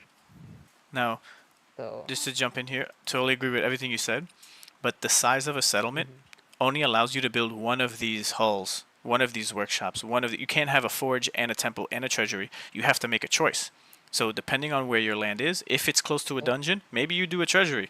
So you know that people are going to grind, like you said, come out, throw their shit up to sale on the auction house, and then maybe even rent at the same time at a fee because it's so close to a dungeon. Where the dungeon, we don't know, right? But whoever ends up having those dungeon settlements are gonna be on the Zillow and be like, yeah, that's a premium. You get to go save your stuff, go right back at to it, free up your inventory, and but then is there another settlement that someone else owns that is doing the same thing? Why? Like now there's competition. What's the capacity for storage? Is it infinite? Can millions of people go to one settlement and always pay a fee? That doesn't seem right, right? So maybe there's only a certain limit to the space that people could rent for their dungeon running, and then at that point they continue pay the fee. Like, and does the fee go up in price over time? You know, see what I mean? Like, because now it's like, oh, someone could just hoard all the space because they can afford the fees, and everyone else who goes there is like, bro, come on, man, there's never any space at this treasury on this settlement at the dungeon. I always gotta go back on my mount, and then it takes like 2 hours. What the hell? But maybe there's a village that's open, like you said, and then you could fast travel to the city. But if there's a gated village right there by the dungeon, that guild is farming the shit out of that dungeon. Because they could have on the village, Yep. they could have both a temple, a treasury, a mage workshop. Like it's such a larger land, but we don't know where those lands will be on the map. And that's the other part of it, where it's just like, do you get a shitty village location? Doesn't mean it's not going to be popular of a location, but maybe you don't gate it to your guild members because it's in a place that's like not so close but not too far, and it's just not the most ideal location. But it's a perfect location for everyone to travel to go outwards instead of being like set up by a village, by a dungeon where you would close it off for your guild because now you're max profiting, and everyone else it takes longer to travel there. So now you're always going to be 2 steps ahead of the masses because your village, your guild village is right there. So it's a very interesting dynamic. And once Zillow comes out, it's going to throw everything for a spin. Like maybe it comes out Yep, before, for maybe it sure. comes out after you could play the game, and then start to make notes on like, oh, this dungeon's here by the Blue Bastion. There's a village. There's a dungeon right outside the Blue Bastion. It's like a beginner's dungeon, right? So every new person who comes, they can do that dungeon, and it's not too far. Maybe you have a mount, maybe you don't have a mount, but you could grind local dungeons next to capitals. Like I would love if there's like at least 2 different dungeons next to a capital city for all the beginners who specialize in a specific color of magic, so they could grind early days there and then they move on. But like you said, Bald, and how the team said, they don't want a one-stop shop. So you're always going to come back for something in those areas. And I'm betting hard on the capital being one of those focal points, not just the village, but because of the lore, because of how they set it up. Like, are they going to just throw out all the colors and just start with, hey, villages are the place to go? The guilds, like focus on guilds. Worry about color of magic later. Like just get the communities going. The settlements are the next best thing, and then player housing for homesteads and gathering stations. Harvest resources from your land. It can be used for acquiring items and stuff. So yeah, we'll see who comes out with the best strategy, or if everyone's strategy is just kind of generally equal. Like it's all really Yeah. RNG, where the location is, the benefits. Did the team account for someone just buying all the lands for a capital, and does that work against someone who's just thinking that way? It's like kind of a whale buying all the token supply of a token. Like no project wants that because now all the power is in one person's hand. So how do you address that? Does holding as many Bastion lands that I have work against me, or will it work in my favor? That we know settlements that are next to each other, plots that are next to each other will benefit the owner. But what if you own like all of them? Like, uh, I don't know. Maybe there's Yeah. something that doesn't help me in that scenario. Yeah, that's why for me, like the way I see it, right now it doesn't make sense because you're gambling on the location, right? We don't, like you said, we don't even know which dungeon is close to settlements and stuff. All Hmm. I'm saying is whether you're looking to scatter your settlements across the region, and also whether you're accumulating settlements on one location. What I think I'm saying that is important is how undervalued settlements is Right, right. because of the amount of like buildings you could build on top of it. Because we could even see a game where the specialization of blue skills, Hmm. late stages of skills, can be only be built on top of blue wizard bastion. So True. you could be even playing the right game right now. So all I'm saying is like getting the settlement is important rather than having a bunch of homestead, Yeah. which is also important for gathering stations.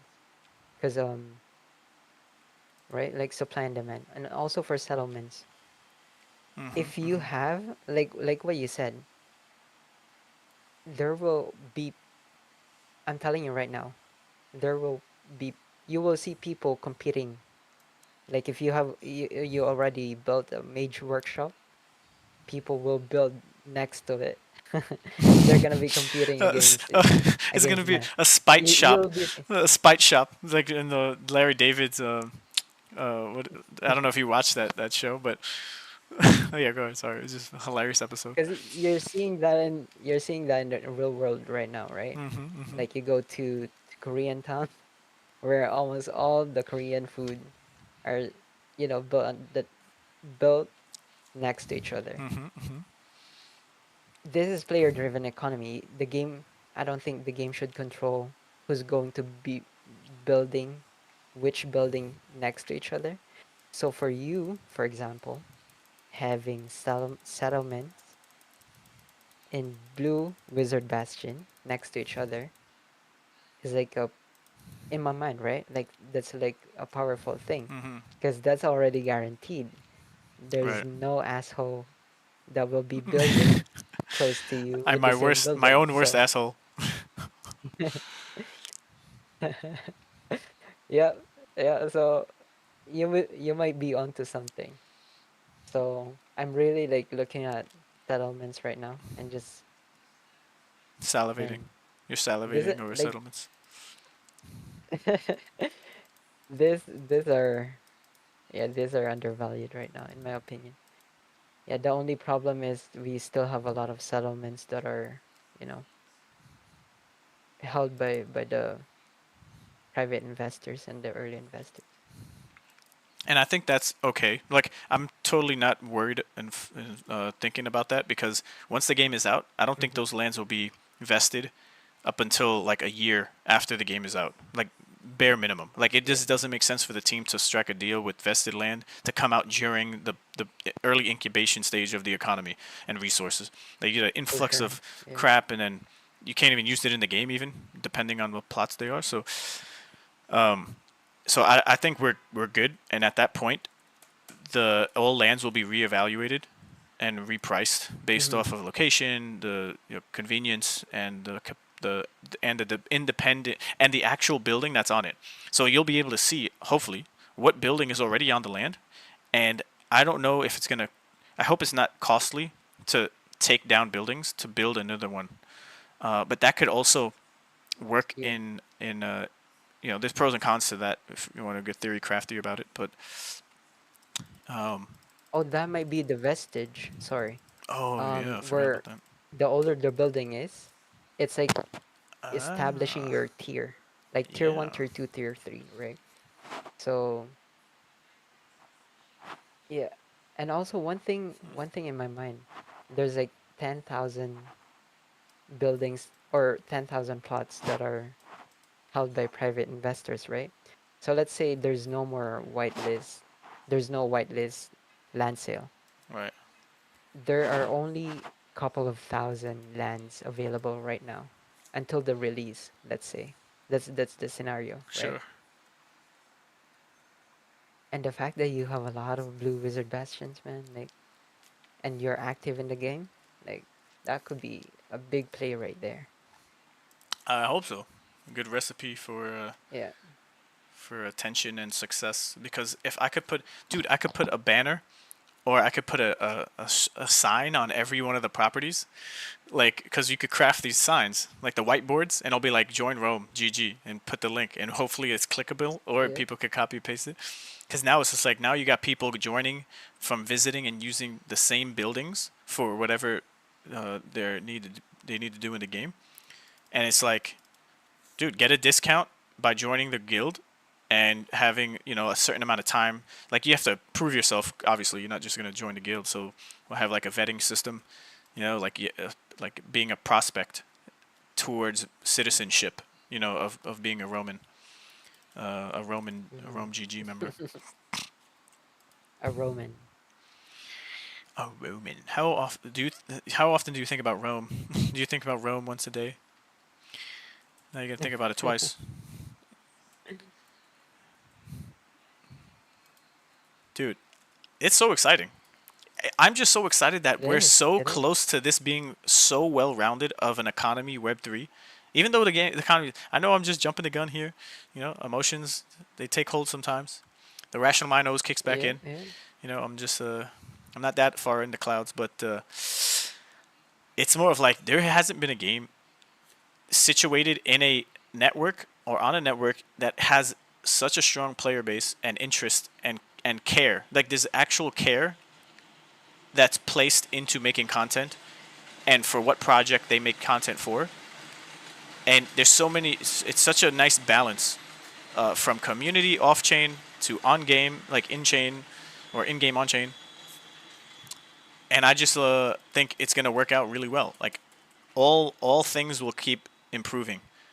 I don't think we'll see something, unless you're an OG, like, oh, you're ignoring wizards. When are we gonna have our soul skins in the game? What about warriors? What's happening? Like, no one here is thinking about any of that shit. They're just focused on the game. Like, the game is fun. Yep. It's gonna go live. You're gonna have a community if you're not already a part of one. Like, no one's caring about the art of warriors. When do we hear that shit? Only from the OGs. Like, oh, you promised art skins, playability, more utility for the warriors. It's just like, all right, we're just buying them because they look cool and we get donuts. And whenever that happens, it happens.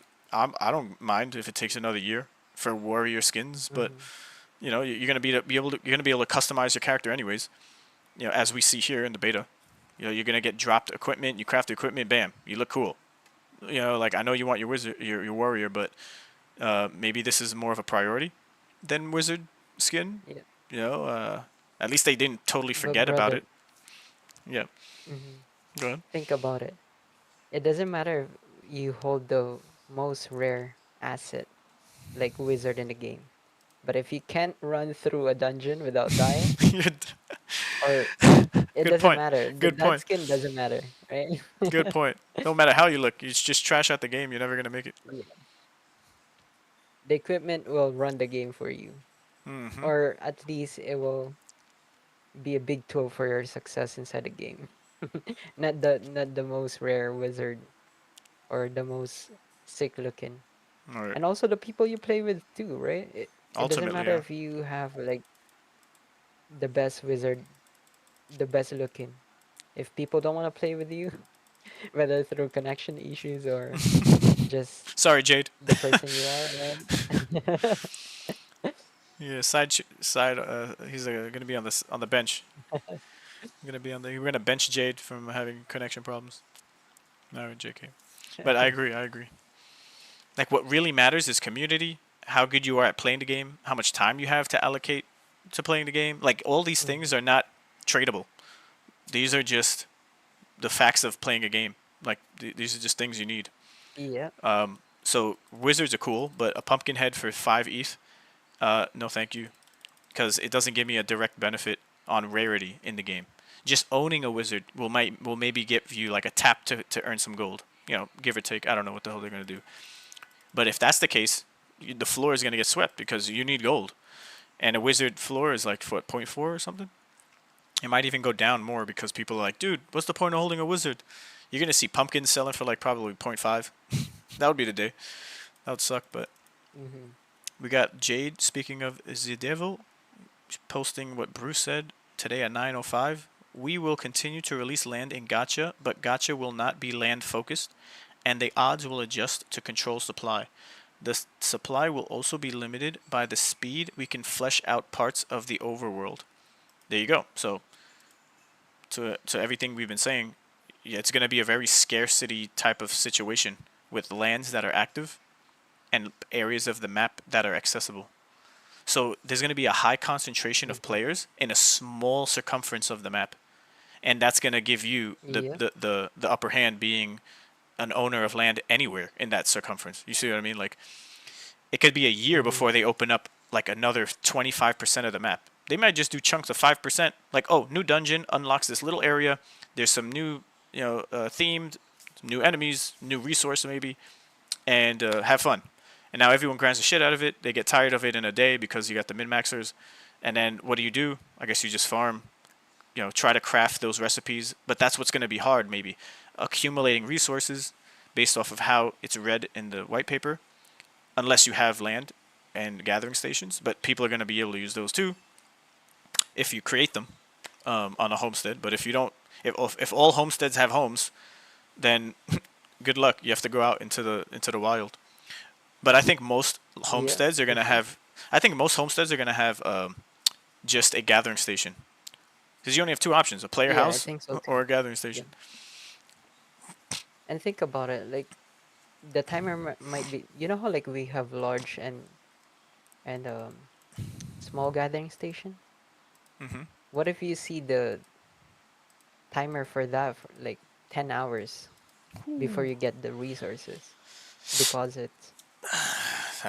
Yeah, the larger it is, the more time it'll take for you to get it. The countdown. Mm-hmm. Yeah, you'd be. Yeah, you're gonna have to go from one place. You could probably get on your mount, go to a whole nother large gathering station, collect what it was because it takes you like 15 minutes to travel, and then go back. Mm-hmm. We just don't know like how fast traveling will be, like how important a mount would be, how many city stones they're gonna be to jump to and from, how many capital cities we're gonna be able to play with, and maybe travel to at the start. The seven wizard capitals. Maybe all named a different thing, but maybe we only get four: red, green, yellow, blue. That's all we got right now. That's purchasable. There's white. There's Yep. purple. Yep. There's orange. No, that was red. There's brown, which isn't a thing. So yes, sir. It's a process of elimination. That's what we're doing in theory crafting. Bro, I've done it for like a couple of days now. Yeah, I think we're spot on in so many ways. If people actually listen to like the 11 hours of us talking, Bro, if anyone from so the much team is hearing alpha. this, yeah, you, there's so much alpha on these shows, if you want to call them that. I'm getting average views on any of these videos is like 50 to 110. Like it's not like blowing up. I'm not publicizing it. I'm not resharing or tweeting or anything. It's more of like Mm-hmm. people who are just already subscribed, which not many people haven't really pushed YouTube or anything like that, and people who are just searching. I guess I could probably look at the analytics to see where they're coming from. Like if people are coming from Facebook or Twitter. Not that I post on Facebook, but maybe Twitter or you just search YouTube search, and to see where the demographic is. It's probably Twitter, because you could find someone, or even Discord.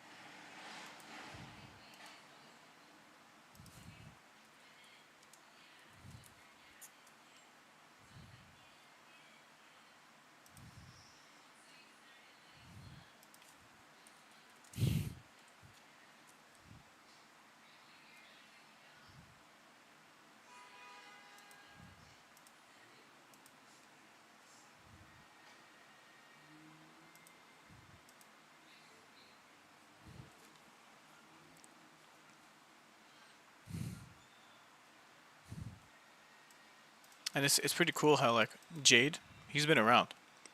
He's not ignorant to like a lot of things. But even now, it's like you're fresh to the project because you don't know anything about what's coming. You know, you might not know anything about Ronin, and you're just learning like everyone else, kind of just starting off fresh. Yep. And you can get frustrated and be stubborn and just call Ronin token, McDonald coin. But but yeah, that's not gonna work out for you in a bull run, being that all the gamers are on Ronin, not so much bots. It pains me to know, and even Chris from the econ team from Star Atlas, he did his monthly econ report yesterday for the community, and on chain for the web browser game, like actual numbers for daily active is like 1100, 1200. That's so little. It's so little, but the concentration of passion and activity for on-chain transactions are so large from everyone playing the game. There's a discrepancy there. You want to see that number go up, but it's such a lift and a learning curve to get in. It's not simplified, but I'm sure there are people who want to play that game. The learning curve is there, but there's like the stigma around the smaller player not being profitable. Like that whole conversation of profits, just I could imagine it just kills a founder of a game. Although it's always going to be a topic that you can't escape from because you have to build an economy. It just sucks that people are just so focused on everything or on only that and nothing else when they talk, or like expected appreciation and economy to just be great all of a sudden. Yeah, like, you learn along with everyone if you didn't know anything about financials, economies, or any of these things. Like you learn a lot, but you have to be open to learning and then seeing the experiment unfold and being built. Yep. Because no one's the expert, and if you are, you have a team who's better at something that you're not good at.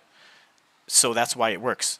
And then they attack one person, and it's like, bro, all right, he's a financial advisor or he's a CPA or whatever, but what the hell?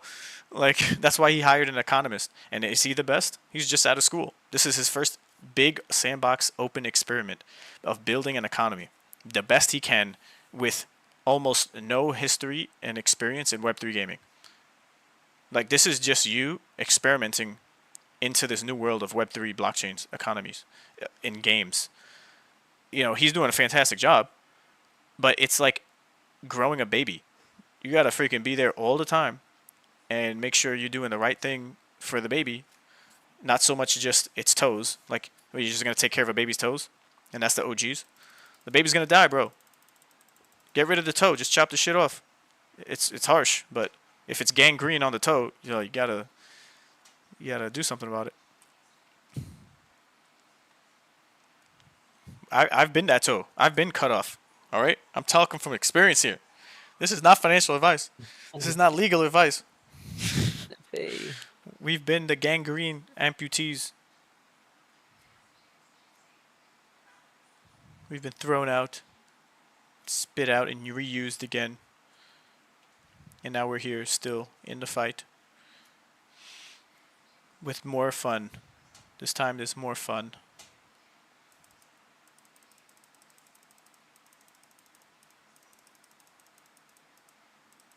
Is the Bruce guy from the team?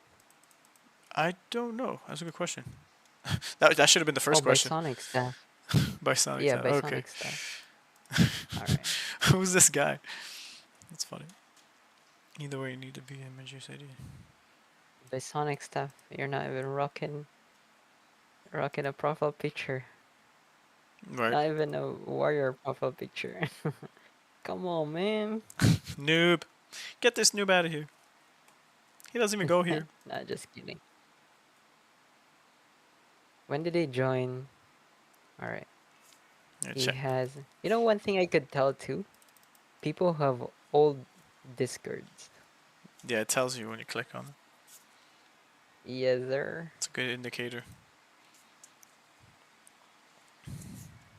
Indeed. You could tell. You could tell. No one could hide. No one could hide. It always comes out at the end. or during.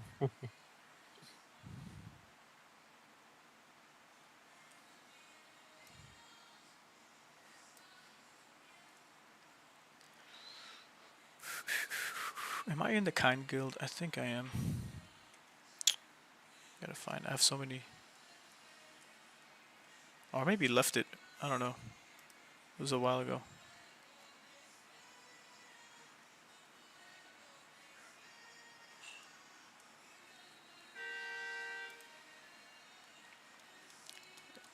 I haven't checked the markets.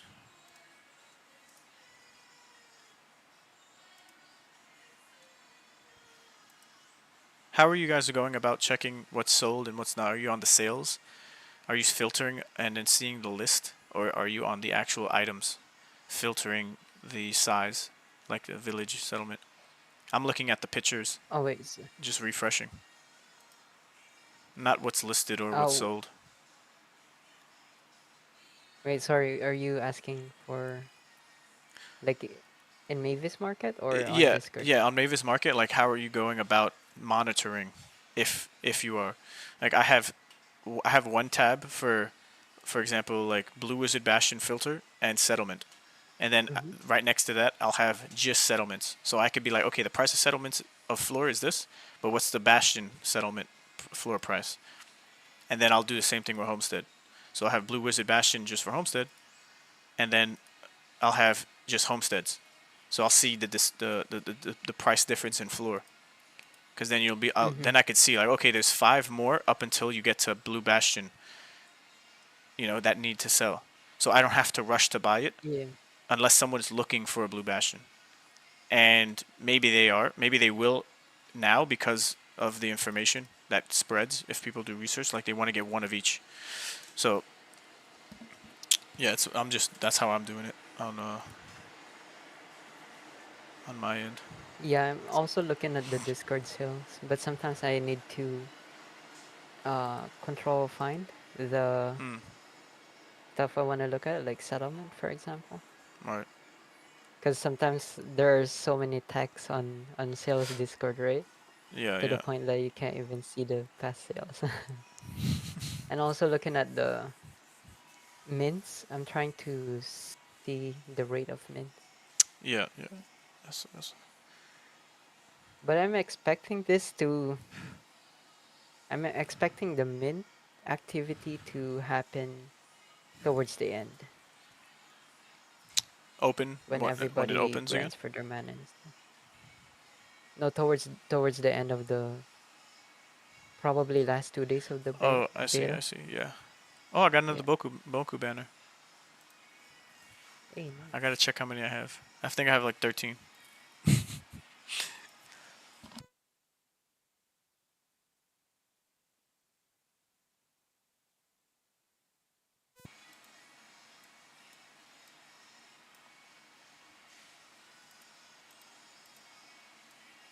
Yep, I have 13.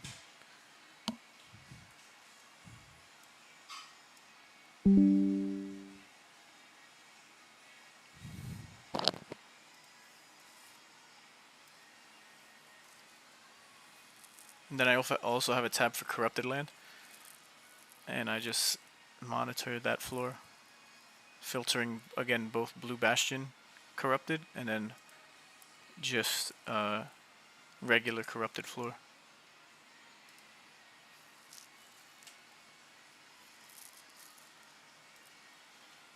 And I'll just refresh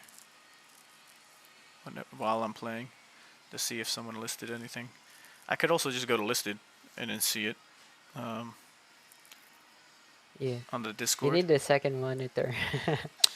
Yeah. Yeah, I definitely gotta. I could hook it up.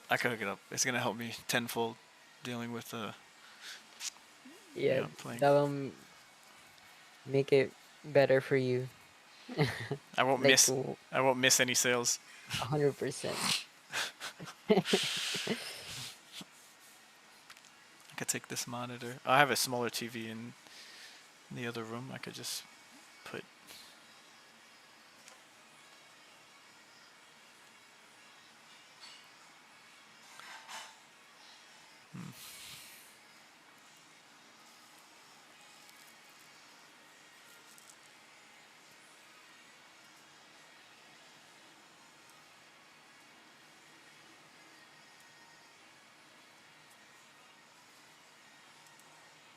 Where there's a will, there's a way.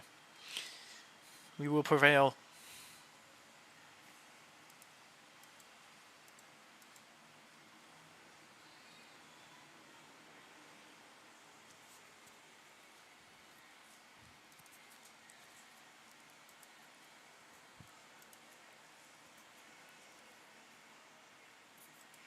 So, I guess Yeah, they're on sales right now. Bruce is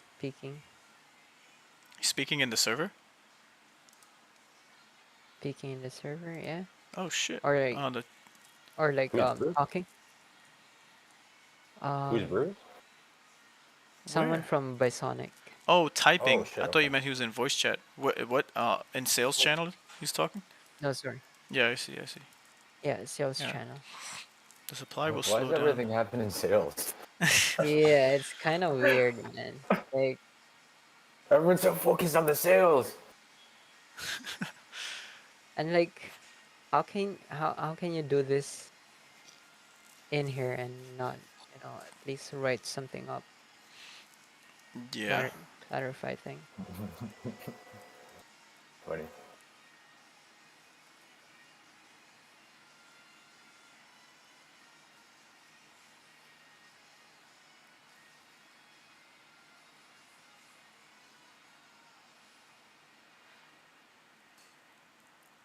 Ah. So for monetization, Bruce says the gacha will include other items, and we will have a system similar to VIP, as Bill mentioned, because Bill Gaines is he's up in here too. Yeah, I see you right there. Oh, interesting. So we're gonna have to pay Ron. You might have to use their actual governance token, or the actual token they launch. It could be mana, but you'd be able to have to pay, and then those VIP benefits, you can probably do more. They might even have a quest board that it could possibly be the same thing that they're gonna implement. Bruce says this is You know, it would hint. be nice if ring holders get free VIP. Maybe, maybe. That'd be a nice little benefit, no? Yeah, I would say so. But Oh, what are the benefits for the VIP? Good right, question. right. Bruce is saying this is hinted in the land blog, but land will reward landowners with a player usage bonus, a non-inflationary currency we will announce Sinks for. So I guess that's Non-inflationary. right. A non-inflationary Are token they talking currency. about donuts right there? Maybe. Right. Interesting. Non-inflationary. I wonder if that means, you know how they have a global like a global counter or global chunk for everyone on the land, like I guess the open areas. Maybe there's a finite number of resources that we fight over. Very similar to Star Atlas. You know how like a faction will fight for the amount of Atlas paid out for LP. Maybe it's something like that, right? You get a certain amount of usage bonus, and then based on your usage bonus in an epic, you get paid out some currency or whatever, right? Probably, yeah. Oh, it's great that they're really thinking about it, though. I love this. It's the first time, yeah, we have this type of conversation. I'm looking at it, so. Yeah, I'm just gonna start reading it.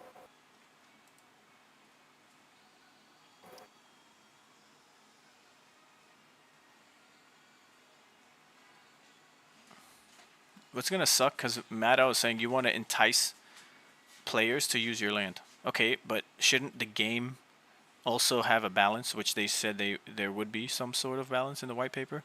It shouldn't just be all in the hands of guild members and their communities. Because if you're not part of a guild, what now you have to be? You should be able to play and kind of enjoy that part of the Yeah, game they're too. trying to take something from pixels, like that mechanic of like having the popular land and having the 1%, be your earnings or something. Yeah, that would be tough. Gonna have to like make a YouTube channel to talk about my land. Hey guys, I remember because I would watch. I forgot the guy's name. But he does like a lot of content for Pixels, and I was watching a lot of his stuff when is his name Legion or something? Oh Legion? yeah, yeah, Legion, yeah. yeah, I was or watching him too. W3. Yeah, W3 too. yeah. So like I watched him to sort of like so he can dumb it down for me to figure out like what the hell am I doing in that game.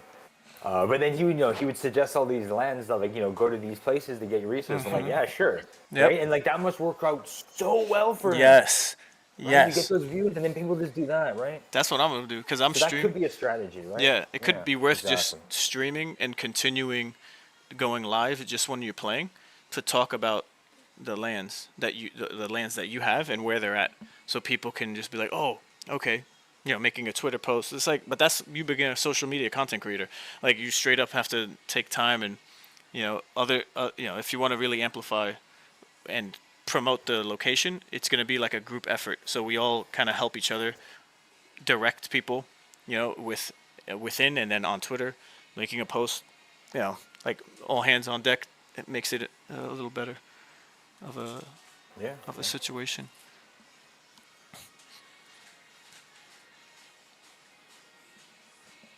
Look at what Mado said about the forge.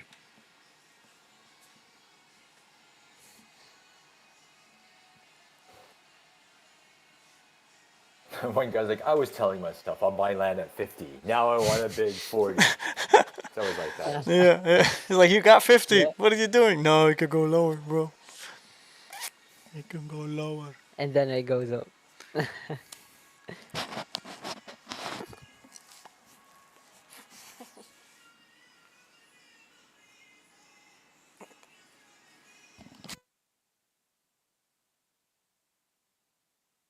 Region Faded Corpse. I've never even heard of that one. What the hell?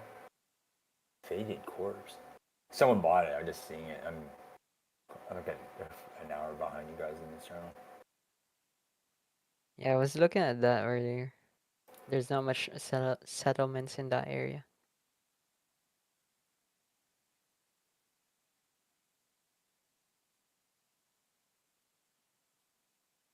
So I'm seeing that graphic that that person shared. There's a you can have the player housing, but it says acts as a personal player storage. So I wouldn't be able to share it. That's a bummer. See, gotta read between the lines or read the fine print rather.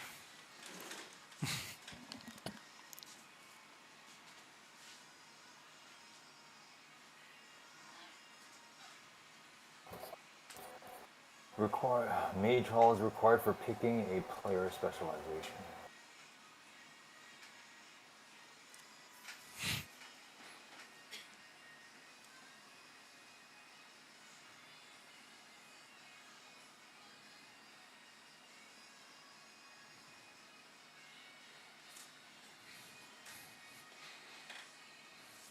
This is gonna be amazing, this game.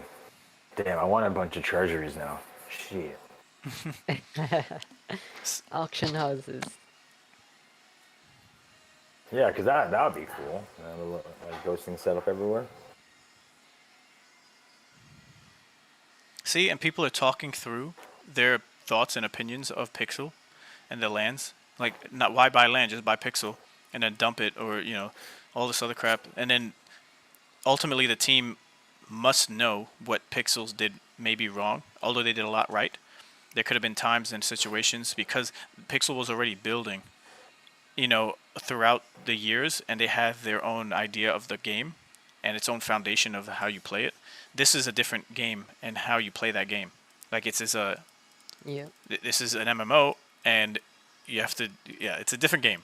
It's really not the same, but in some ways it is when it comes maybe to the economy. So they could pivot and do totally different, greater things where these people and what they think might happen again, based off pixels, comparing it to pixels, might not even be the case.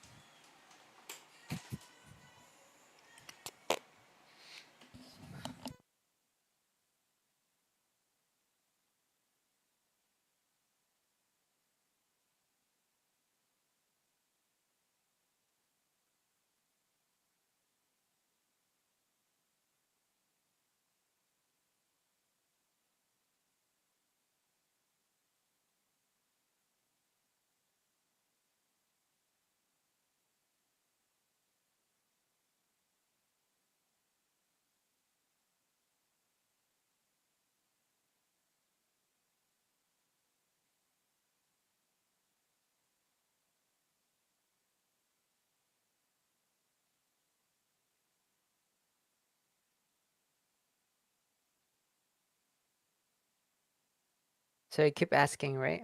Is Mado part of the team or not part of the team? I'm gonna say no.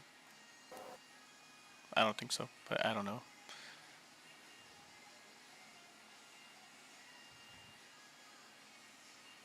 Well, El Mato, it says that he has a Bisonic staff role.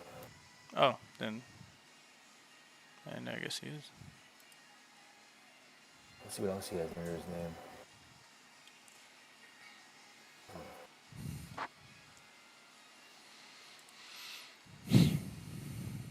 Jeez, he has like every freaking role.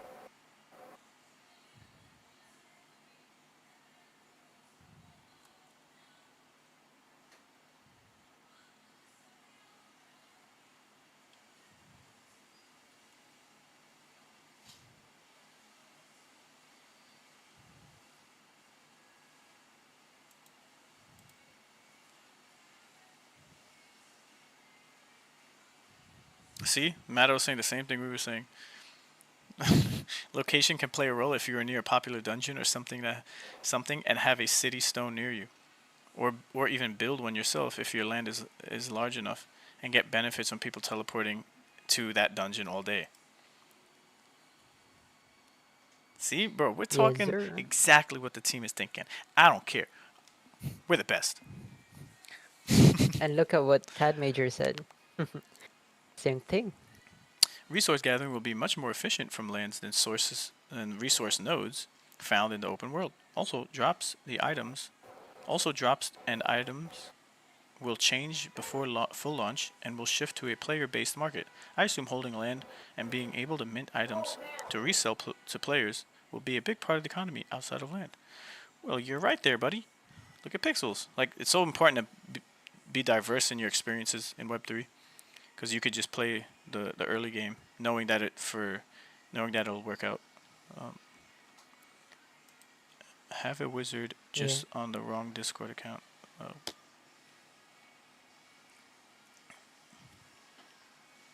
And it's gonna be interesting how the Bisonic team will handle the inflation of minted minted resources. Mm-hmm. Because for it being on chain is different from what pixels are doing, right? Yep. So interesting. I'm excited for that part Yeah. and the dynamic of you know the supply and demand, how it Hell yeah. changes. Hmm. Time to liquidate some assets.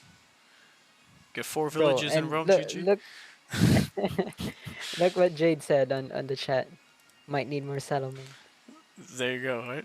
Where we kind of were already, like, it just makes sense. A process of elimination of, like, okay, what's the least, the, the lowest hanging fruit or the path of least resistance? Like, reinvent the wheel, take the best things of other projects, and don't do the things they did wrong. And the game is about to be live. It's going to be constantly playable. People will play for fun, and then learn after the fact of, oh, I should buy a land. It'll kick in once people are playing and needing to go to a mage workshop or a treasury or a temple. Like, this is a very little portion of the game that we're playing. It's once you know the loop, you got it. But once the game is out, it gets a little bit more complicated, and you'll definitely learn as you go. Yes, sir.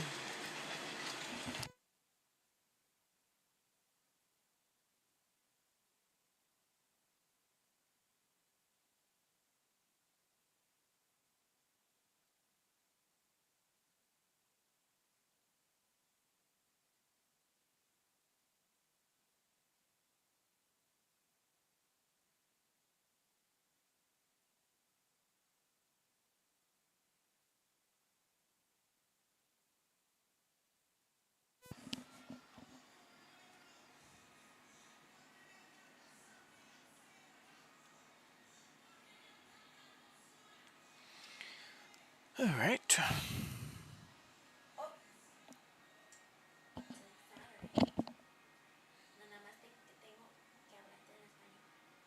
Oh, crazy! That Mato guy was saying he was saying, coupled with the mechanic of inscribing multiples of the same recipe for bonuses. So the quality of your recipe is going to be different based on how you upgraded it. Yeah. Yes, sir. That's crazy.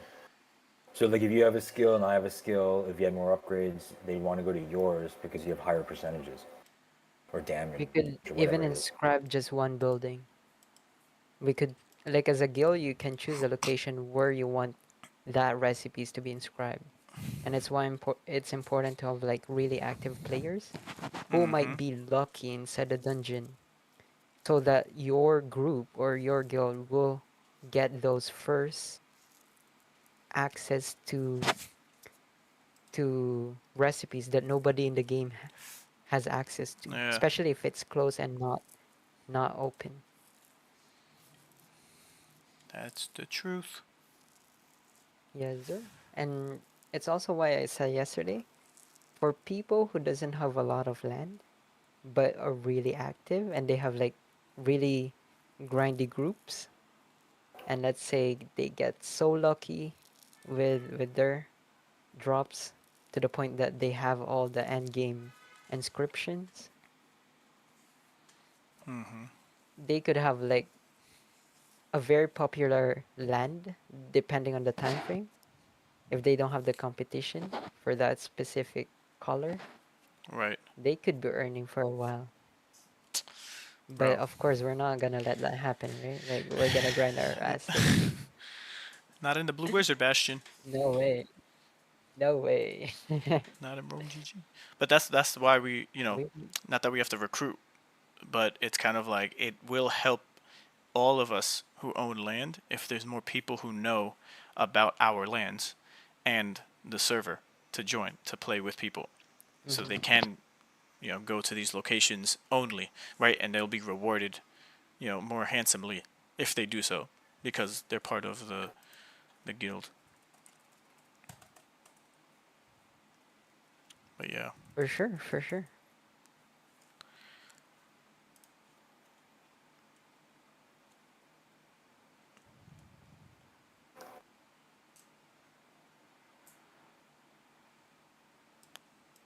Wait, Bruce just said there will be a massive land mint where the rest of the plots are sold.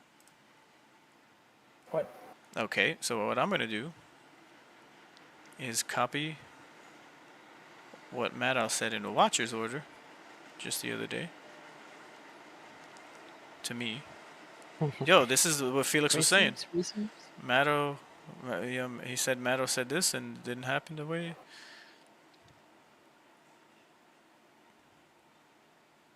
Interesting. Let me see. Yeah, I really don't like this part of spreading information in this format. Might as well just do AMA with all the Bisonic staff Yeah, who are as mentioned, responsible see. for that part of. Sorry. No, you're good, you're good. Sorry. I was just reading it out loud, so I'm gonna copy this, copy the link, tag Bruce.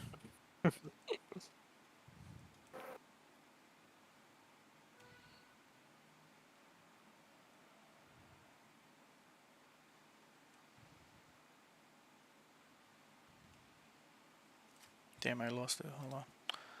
Metadata, properties.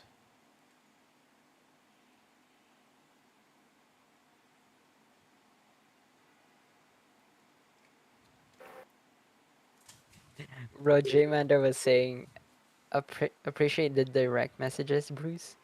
Need to get you at least a warrior. He has a wizard. It's just on a different Discord account, he said.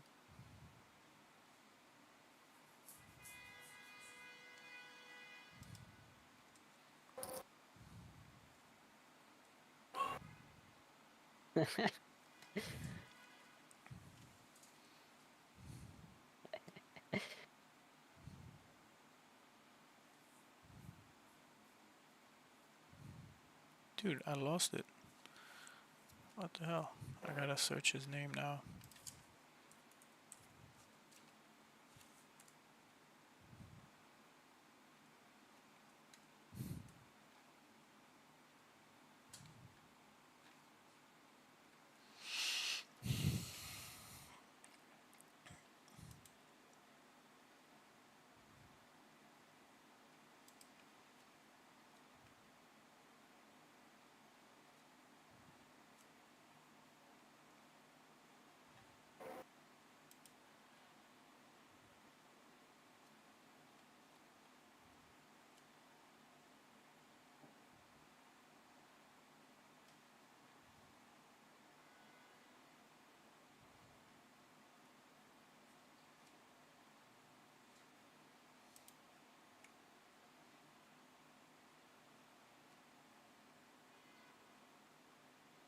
Oh Oh, we shit, lost Felix left. Felix. Oh, he says there will not be a massive land where the rest of Oh, the plots will be. alright. I misread. Sorry, guys. I guess we escape. Oh, have you seen Jiho's tweet today Not yet. about No. them onboarding Tyke out to play Runiverse? Oh shit. Yeah, Nyx was there too, and they were playing, I think, like all of them. Cool.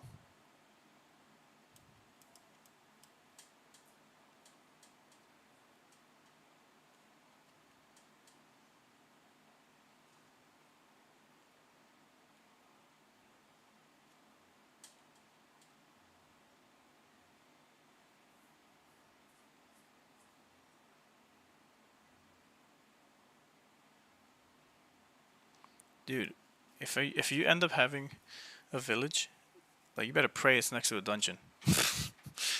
That'll be the best luck Oh hell yeah! ever. I mean, dope, man. I wonder if the world is. Maybe it's gonna be hard. And I wonder if they're gonna show you where these locations are on the Google Maps version of Zillow they're making. Like, will it have the land, dungeons, and the mountain range? Like, will it be detailed? They said it's gonna be like Google Maps, so I believe it'll be detailed like that. You can Yeah. zoom in and see what you're close to.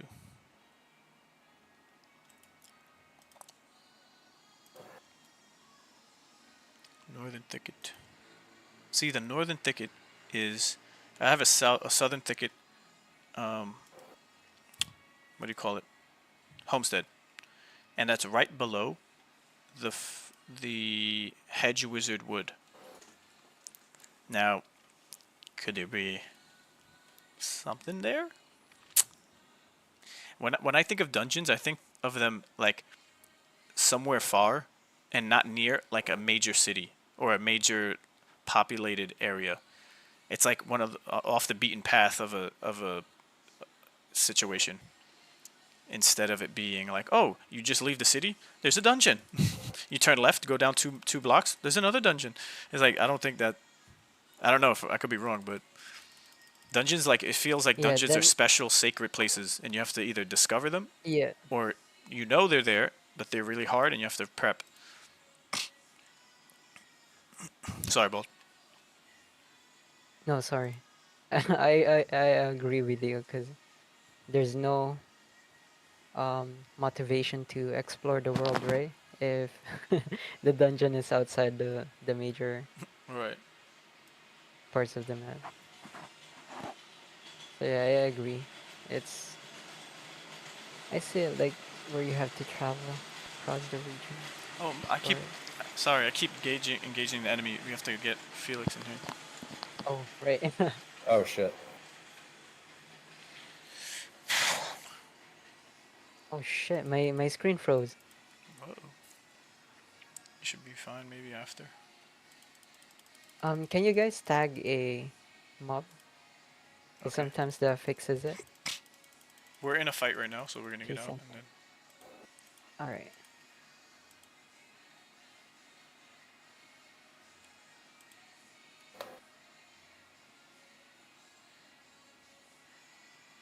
It completely froze. Guess we gotta wait the timer.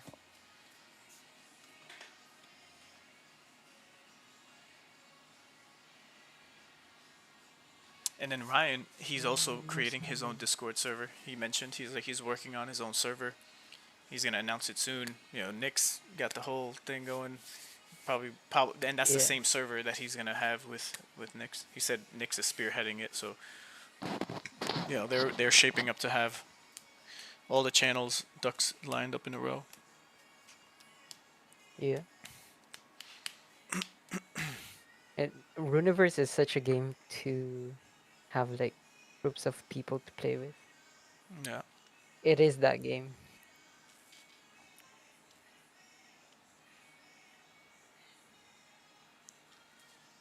All right, let's get out of here. Boop. Escape. My yeah, black screen for me. Oh, let's think. Should I just Hold on. Let's try that fight. Let's try to get in. Oh wait, it's loading now. All right, perfect. Oh, cool. Yeah.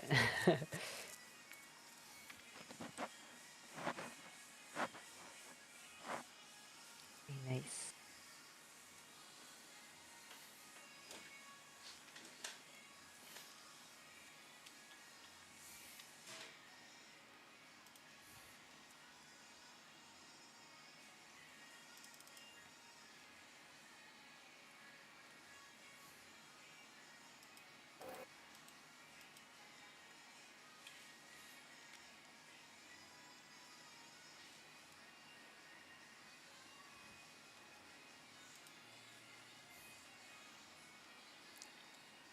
And it's one of those situations where it's like you don't have to be rivals with guilds, but you could always like work together. So it's like they could always shout out a like if we have a village, and see, but that's the thing. It could get a little complicated because I don't want to. We're not dissolving this guild. Like it's always going to be a guild. But then it's like, do we allow a bunch of people in to this guild? If there was any talk, like it could go down that path of like, okay, we're all cool. Like I know Ryan, Logic, whatever. Nick's, I could always just reach out to them and be like, yo, we got like 3 villages, for example, hypothetically, and then it's like, we wanna help your guys, in some way, because we have these villages, and we want the traffic. So like what could be worked out on that end. It's not like we're trying to poach players from them, but at the end of the day, you just can't stop someone from joining someone else's guild. So, let's back Or out. at Let's least back out. usage bonus, right? Yeah, right. A usage bonus. Yeah, perhaps you could have it like an alliance of sorts. Right. Strike an alliance between. So you still work independently, but you guys have some kind of mutual agreement that benefits both sides. Yeah.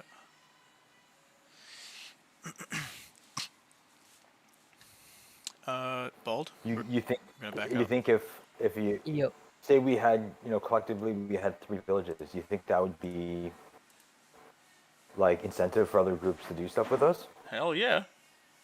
Absolutely, Hell yeah. dude. All right. Hell yeah, man. Like I don't think there's these groups. These groups don't. Bald, are you able to click to escape, or do you see it? I'm still loading.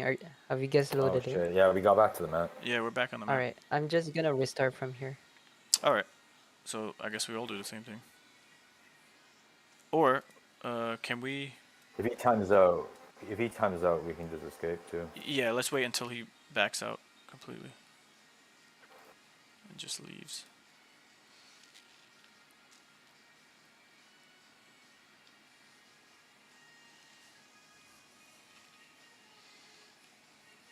Yeah. So if you think about it now, those villages that already sold, have they gone towards guilds, or have they gone towards individuals who were speculating as like just themselves and wanting to play the game, and then maybe starting something, but maybe they just have it open for everyone because they don't have the capacity or the bandwidth to create a community and a guild and all this stuff.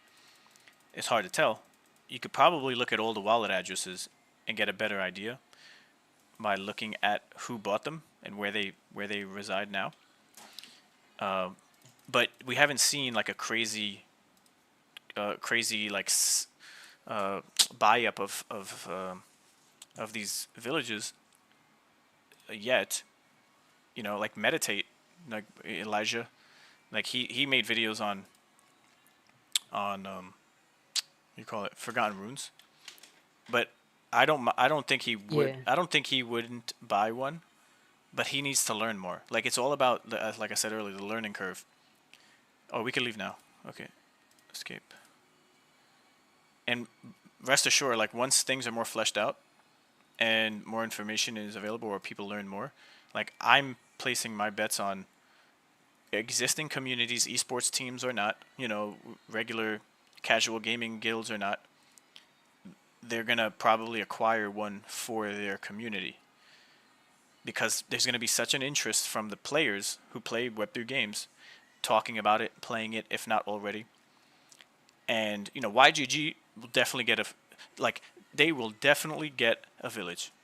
There just needs to be enough noise, and then you're gonna have Sedano and everyone. What's his name? Sparky, over at YGG. Hmm. They're gonna be like, dude, just like in Nifty Island. Nifty Island, there wasn't no YGG Island. I remember because I was there playing the first beta of the open world game, and then then they had these events and they built out a YGG place. Sparky was kind of spearheading that, and then you had all this engagement, farming, and bloom accumulation happening. And don't And forget the uh guild advancement program too, right? The gap. oh yeah, dude, we partnered with them. I partnered with them, and we did season. I think it was season 5. We had Star Atlas quests with them. Hmm. So Yeah, I think I saw that. yeah, that was us. So we worked out how and what could be Oh, cool. the best quests for the layman, the person just coming in, to complete. So it was like, okay, Yeah. harvest this much helium, or craft this ship because you're able to craft a ship in the game. So we were Hmm. like, yeah, I was there with Winston, who is our Centaurian, second Yeah. in command from the council, and that was fun. And people in Rome, we tried to promote it, and we were on the stage at the YGG Expo that they had last year. Our guild, Rome, it was on the stage next to, Oh, not, cool. yeah, I could show the photos. I think, oh, we got a claim. Click, claim. Card popped up.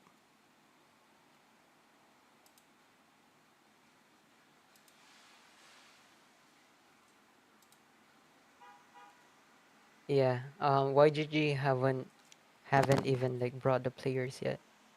Mm-hmm. They haven't even like included Runiverse to their guild advancement program just yet. So Yo, that's another thing. I we totally might be forgot. I'm seeing a glad lot you of mentioned it. demands in the future. Mm-hmm. And Rome already has a reputation with YGG. We're going to be playing with their $1 million assets. Like I closed that deal and I talked with their asset manager, Kazuo, so I was talking Mm. with him and we got on a call and he was basically like, yeah, we're not making any money off the assets because we don't have people playing them. But once the rental website tool comes out, then we'll have exclusive first dibs on the ships so we could rent them out to our player base. So now our player base in Rome is going to be that much stronger, and we add those. They already joined our DAC, so now their $1 million is added to the total VWAP, or the total amount of ships that was the origination price. So if you look at any of the third-party tools on the metrics, like on Flipside dashboard, like Rome is up there. But it took a while, and it took the relationships that I cultivated over time to like get that going. So it makes us, reputation wise, look better. But Star Atlas is kind of like in its own little bubble too on Solana, and they don't they don't have the, what do you call it, at YGG. They're pretty stretched thin with their time and energy across employees, so they don't have the infrastructure to deal with a Phantom wallet. They have to build that stuff. So if you go to the Gap Quest system, you could only sign up with your MetaMask, and I think maybe Ronin wallet. I'm not sure. I gotta remind Mm. myself now. But yeah, it was a heavy lift because they don't have anyone who's able to build, and if they do, they have to like get a developer to make it easy to just link up your Phantom wallet. So now you can do Star Atlas quests, but yeah, that's gonna be cool. You're gonna have a bunch of YGG community members playing. Oh, Yeah, hell that's really yeah. cool, man. And to what you said, keep the other day or yesterday, I think it was, like, if you know who is already building on Ronin communities and where the money is, like it's only a matter of time before people get wind of it. So now the larger communities or the leaders of those communities, they're gonna jump in for their community. The player base might not be able to afford shit, but they're gonna jump in and give them something to do with quests because they have that's their business model, right? Like they're gonna invest in the assets and then reward people via the business they have of attracting that attention and completing quests and earning points and shit. Yeah, that's wild.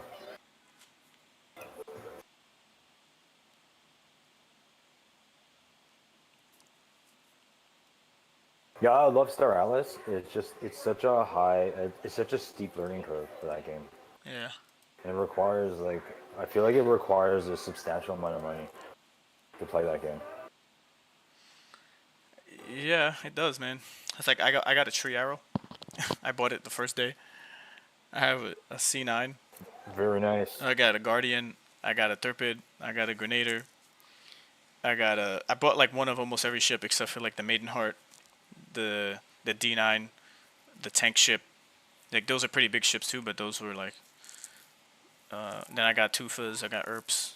You know, I'm pretty much ready to go for war, on any moment's notice. And yeah, we're dominating Yeah, it. man, for Like sure. the Oni faction is just controlled by Rome. Like we're just, we're gonna build a star base. We were the first one to build every star base, to tier 5. Like I think maybe the mud was close, or did it? But can we get close, guys? But Can we move a little closer? only is, you guys are Yo, T5 across the I board? can't move until the attention thingy closes. So don't click, because I need to be able to move closer. Okay, Don't click it yet. Oh, there we go. gotcha. Okay, cool. What was your Yeah, question, Q? that thing doesn't work anymore. Oh, sorry. Sorry. Oh, I would say in Oni, you guys have T5 across the board? Yeah, like we're working on. That's crazy. Yeah, if you know, there's a website called Eve Eye. I don't know if you heard of it. Yep, I use it. Yeah, I Okay. use it. I'm just like focused on the Easter side of it. That's why I don't really look. Right. That's nuts. So if you hop over and double click on a starbase, like you're more or less gonna see a tier 5. Like we're focusing more on the top right. So starbase 26, MRZ 26. That's where we're what we're doing next to level up to tier 5. We did already. Crazy. Yeah, a bunch of them.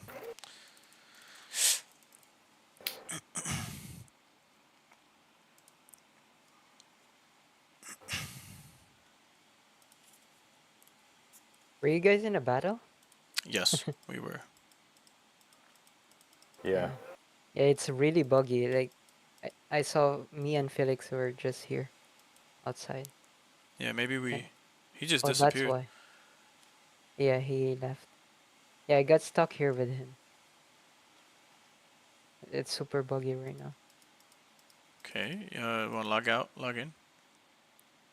Sure.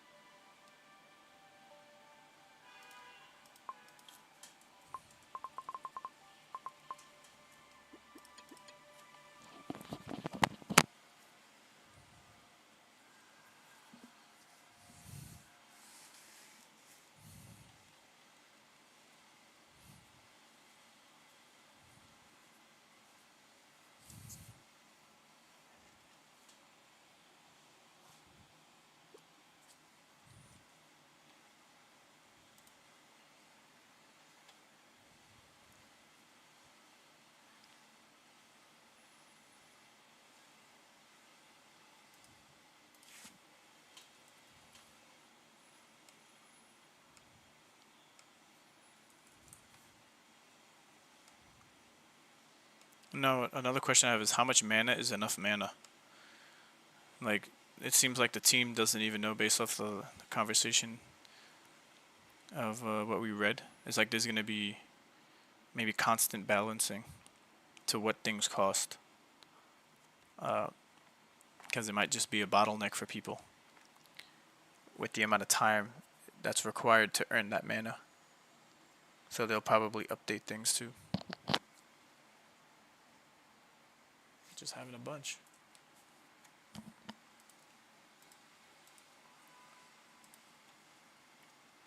Yeah, I'm thinking, mana is just going to inflate over time, unless the other stuff counterbalance it. But all the grinders is gonna, I guess, prices are gonna keep going down, or the amount of mana in circulation is gonna increase to a certain point. I would think, just because of the way we're grinding.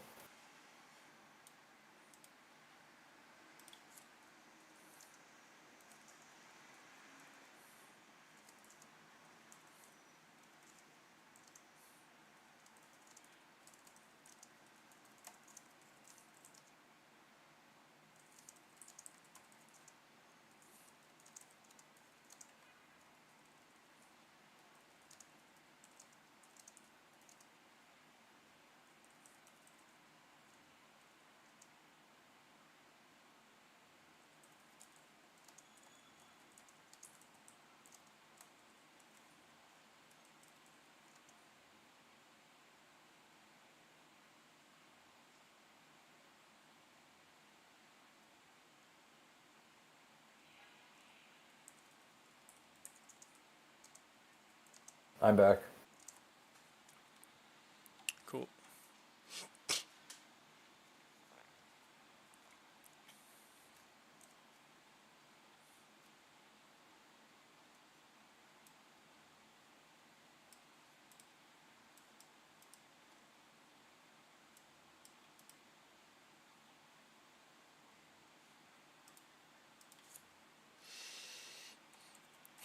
Felix is here, but he's yellow. Okay. Chasm. Yo, I'm back. Sorry. I'm here. I have to log out and log in still. Okay, then I'm gonna use the bathroom real quick. BRB.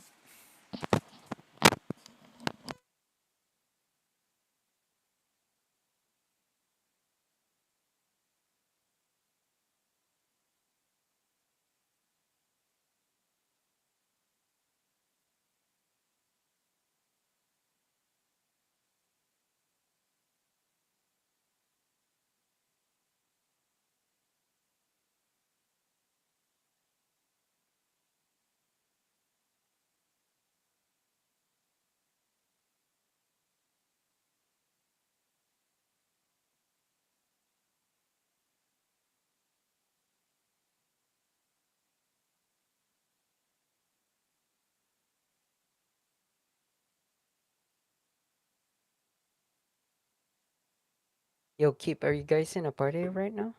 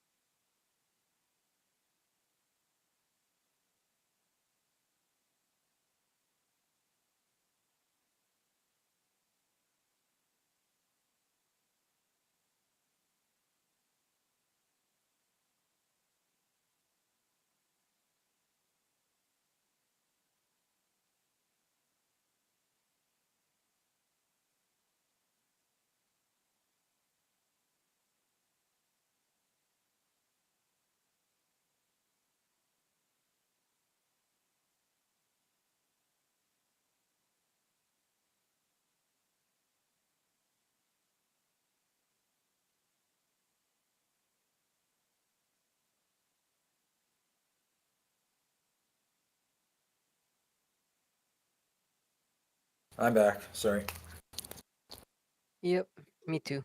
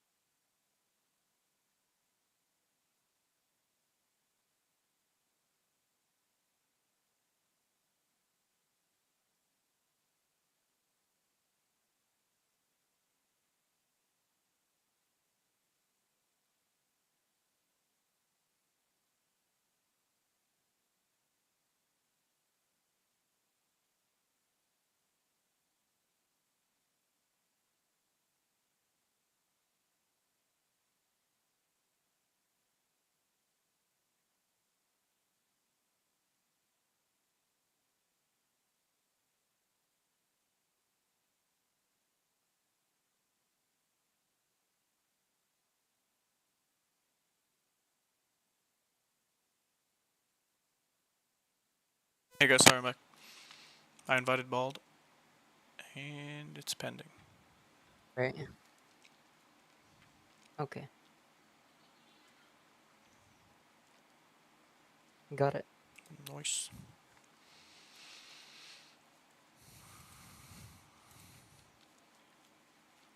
All the people, invite me. PT, invite me. They're running around.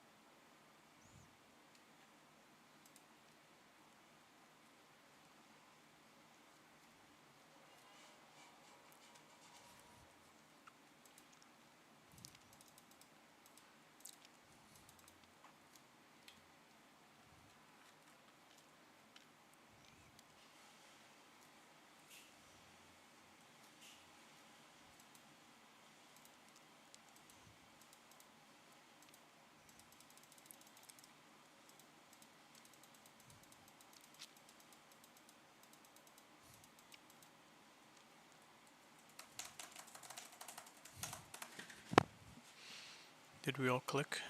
I hope it's not glitched. Yes, sir. Oh, sweet.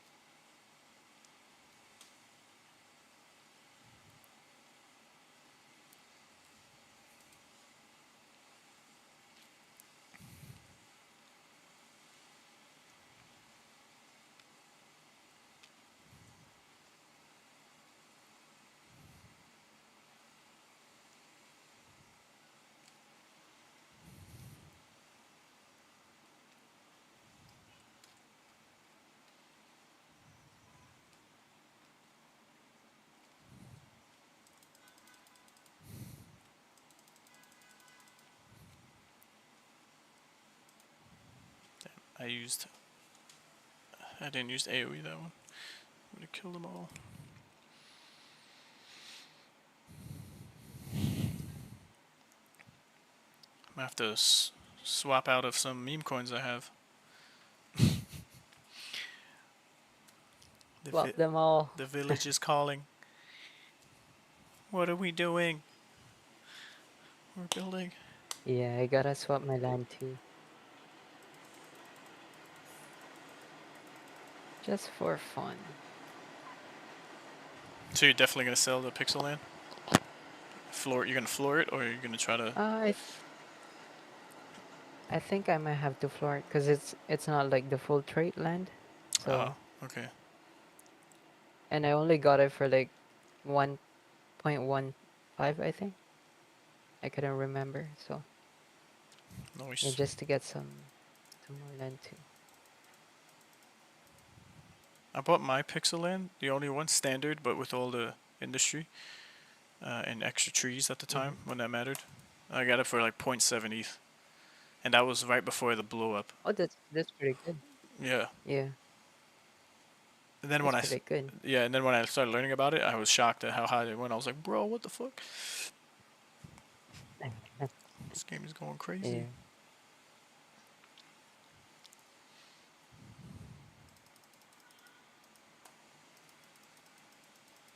Yeah, Pixels has treated me nice between the land Same appreciation here. and the token airdrop. That grind But was crazy. I'm not gonna leave Pixel. I still have lands I could use. Like because I'm still like part of different communities. Mhm. So right now it's just like what you said, right? It's not even earning.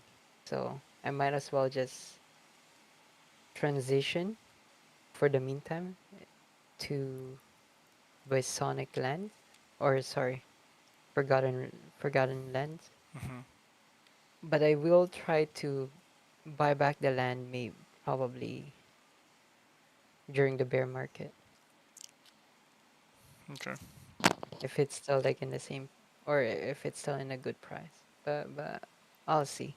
I don't know what to do yet, because if I sell my land, I still have to do a lot of things. I need to transfer the industries. I need to transfer the chest. Oh yeah. Those takes a lot of time. Wait, do you have to do that? Can't you just sell it with everything on it? I think you can, but you have. That's a good question. I think you I don't lose some know stuff if you don't. what happens. Sorry, yeah. Yeah, like, oh no, you can remove the the the items, and it goes straight to your inventory. So yeah, I think you don't have to. I think Yeah. I'll have to double check. I'll ask people around to see if. But yeah,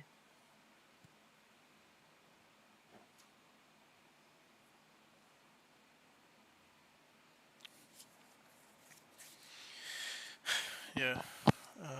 I'm probably gonna transfer some stuff from Solana over via wormhole or D bridge. One of those, and then bridge it onto Ronin. I think. No, I don't think Ronin is compatible. Even like Rocket X, I usually use Rocket X, but Ronin isn't on Rocket X yet. That'd be super convenient. Transfer it right into Ronin. Soon. We'll do that. that'd be cool.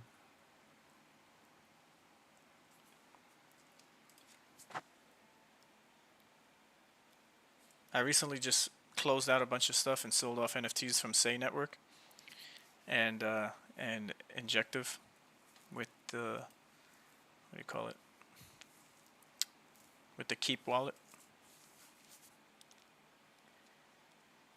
Kepler wallet. I jumped in before it went to $1, and I was just speculating on the early NFTs and stuff. Hmm. Paralyzation. How do you call it? Paralyzation of the of assets and liquidity, like Monad. I don't know if you know Project Monad and what they're building there, Oh but no, I'm not aware of it. okay.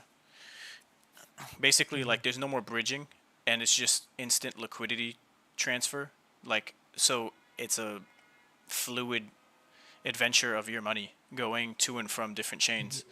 like the interoperability of just liquidity, I guess, not just gaming assets. And they haven't launched a token yet, but Monad is looking to be the best in that area or in that category. That's pretty cool. Yeah.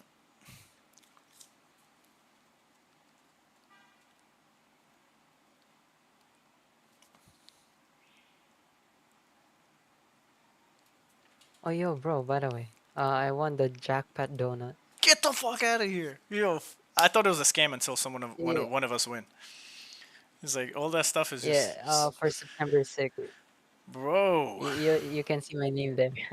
Let's go. How many donuts you got? Yeah, I just saw it too. That's good. That's good. So I got, wait, 2,795. Okay. cool. Nice. Yeah, I just know. Yeah, I just noticed too.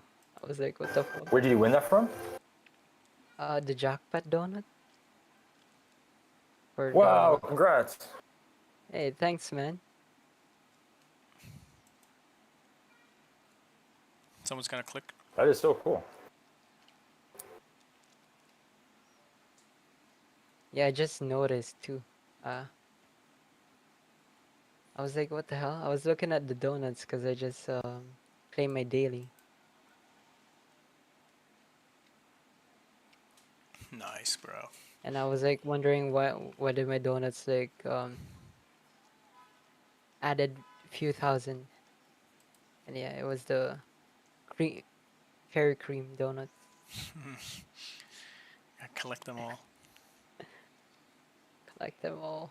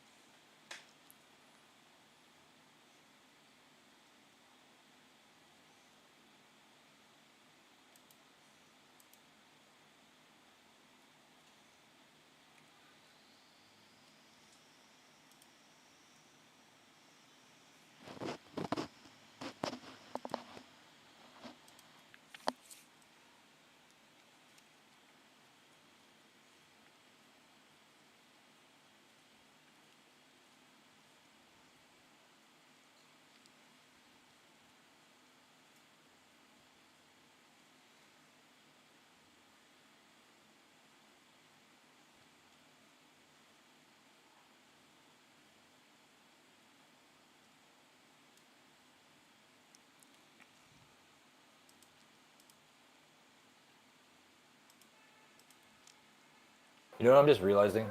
I'm reading all these posts from that Mando guy, or I think he was talking about, you know, if your land is near one of these teleport stones, right? Because people are just gonna go in and out of that stuff. Mm-hmm. So it's like I feel like settlements in these capitals are probably really worth it, right? I guess you hope that you're near one of these teleport stones, or I guess that's a good place to like try to get all the property for, because people are just gonna always teleport there, and if your settlement's right beside it, right, there's a Right. really good chance that they're gonna use it, right? Right. Like your corrupt landmen, that's a great starting point. Like right there, people are gonna go there, Yeah. right? Because there's only 140 something. They're gonna do your thing no matter what, because it's in the bastion. They're gonna check it out, right? It's closer. So Yeah. anything you have, yeah, and any land around that, will be great. I noticed all the corrupt land in the green is all like no one's putting up for sale right now, but hopefully that changes. Yeah, it's gonna be interesting, man. That because people are gonna want to cut down on travel time, on setting up time, on what's the closest capital that is near this dungeon time, just to really like we're doing now, like the speed running of the dungeons, of the getting there first, of being competitive on the leaderboards for the dungeons, if there's gonna be that. It's gonna be a really interesting, constant tug of war of like competition, and it's gonna be a freaking crazy it's gonna be crazy how it all takes hold. Like I could see it just slowly becoming bigger and bigger, and then there's gonna be mid-maxing locations, which is gonna suck because hopefully the dungeons are spread out equally, and then the team changes things as they see the numbers like being concentrated, so there is more diversity, and spread out. But I don't want them to be like overseers to the point where everyone is making the same. It's like universal basic income. It's like, bro, like I bought these lands and I speculated and I went on the market and I bought strategic locations for these reasons. And then now you're gonna like interfere, like, executive order, just now we have to do it this way for the health of the economy. And it's like, I get that, but I hope they're not going to be so heavy-handed. They're going to allow like certain industries to grow in different locations based off of That'd be so cool. how people are and where people are buying. Like you can't get penalized for using their website so much, right? I don't want to act like I'm a new OG here, but if you're gonna have the Zillow website and people are buying lands to connect them for those benefits near those dungeons, and then all of a sudden you're making too much because that dungeon is the most popular for, let's say, level 0 to 5, right? And everyone's going there and no other village is being used because the dungeon is next to that village. Like, what do you do as a team? Do you just move the dungeon? Because now you're not making any more. And you bought that because there's a dungeon there. If it shows. You see what I mean? Like, can they just relocate the dungeon? And you're like, bro, I paid $3,000 premium for this freaking home, for this village, versus the crappy one now it's in the middle, and both of those, like, yeah, I don't know. That's just something that could happen. Yeah, fuck. Maybe the wild would have been a good buy. Right now, I'm starting to think. The places that are going to get the most traffic at the beginning are going to be near these capitals, right? And if there's a dungeon, it's not going to be in the capital, so it'll be on the outskirts. Yeah. Right, like settlements. I guess settlements in the wild, or like I guess any land around these Village, the capitals. I guess the capitals, Yeah. right? Because those are probably going to be the first set of dungeons, right? Our level 5s, or what? I think it starts at 5, right, and it goes to 10 or 6 to 10 or whatever. Those are, the first 15. I guess we know what the first set of dungeons are, or I mean, we know 2 locations, I guess. Right. Right, unless they change all that, which they probably will. But it will be interesting because hopefully they thought about this, right? And if you say you have a piece of land, there's a ton of people going in that dungeon. Hopefully they don't touch it. But then the way they can sort of level that out is by releasing another dungeon in a different area, right? And sort of just, maybe. There could be the bad part of it where they add so much stuff that everything gets even, but there's probably enough room to just like have things show up. But maybe you say you get one dungeon, this year, maybe it takes a while to get another dungeon to show up though. Right? Like, depending on how fast they push out these dungeons. Yeah, exactly.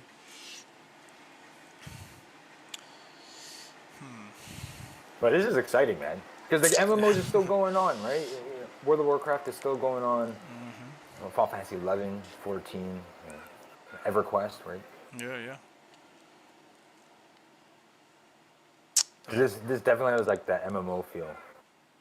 Are you on this log screen? Like waiting for you? Okay, there. Someone had to click, yeah. But I guess right now we're just using the fast travel system, right? The way the map works, because we're just clicking on something and go there instantly. But I guess they're supposed to be connecting pieces, which I guess are the lands. Yeah, you would technically. Right? Yeah, you know would. How we're walking around in the home. Yeah. I guess technically it would. No, good. I guess technically, if you went to the map and you were gonna fast travel, all you would see are the villages that activate and give open access. You might also see villages that are closed, but you don't have membership, so you wouldn't be able to go there. And then if they lock people out, that would be crazy. yeah, permissions. You'll have permissions in the guild for the village. And because I wonder if all the lands really connect. I mean, I don't know what happens between the borders, but you know how in that temple stage where you press E to go to the next map, like the next zone? yeah, I'm wondering if all the maps are going to be like that. So, you'd be on one border and then you press E and you go into the next one, but you're literally going through those preset areas. I see. Like, I guess they're going to eventually like launch the maps. Because I'm starting to see like, oh man, this is really going to feel like an MMO. It's just a sprite based. It'd be like very much like Ragnarok Online or something. Yeah, Right? Or Yeah, any of these like pixelated MMOs like the Lineage or some of the stuff that I think Felix was showing on his screen. Yeah. Yeah, it could be a loading screen per biome border. So like there's a border for every biome, where it has its own like theme, and then once you get to the border, it'll just show press E, like it'll show up that little pop up thing, and it'll tell you the name, and then you have to press it. You'll load in, and then now you're doing things there. I don't think it's a consistent rendering of each map. You know, so I don't mind. I don't mind any of that happening. No, I think that's gonna be great, man. It'll feel like a real like game at that point. Because I Yeah. was noticing some of the land plots are so different. Like the I guess the area that I'm at is so different to some other areas in the same region. Like even in that green area or just like going around. So it'd be interesting to see like how it all connects. Because then maybe it does just all connect. I guess they already have that figured out. All right. So So cool, we man. couldn't just go to the teleport to the windmill, right? We'd have to like travel to the windmill. Like I don't know, would it take 20 minutes? Like a normal MMO kind of thing? You know? Yeah. It's like who are we guess so. following, right? We're just following right over there. Right? We'd be 10 minutes of travel or something. Or do we have mounts? Okay, we can save it the time. And then Right. And then we'll you. just teleport. Yeah. Sorry about. Damn, that's gonna be so all much good. fun.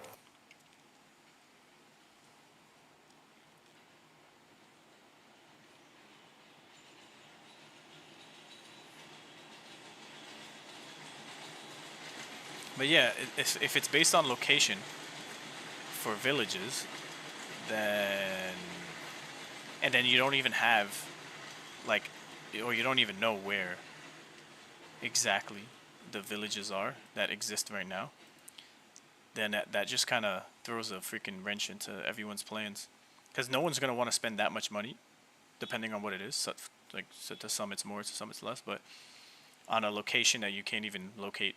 And some people don't even know how to look at the map. People are waiting just for the Zillow map and don't even know that there is a map.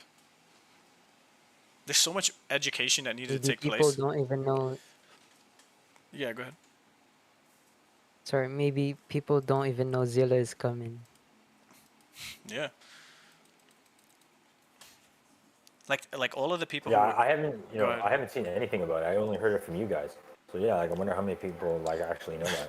Yeah, and we only heard it from the Twitter space that it was teased that is coming from Bear on that Monday Magic guys podcast that he's been doing for like 72 weeks straight.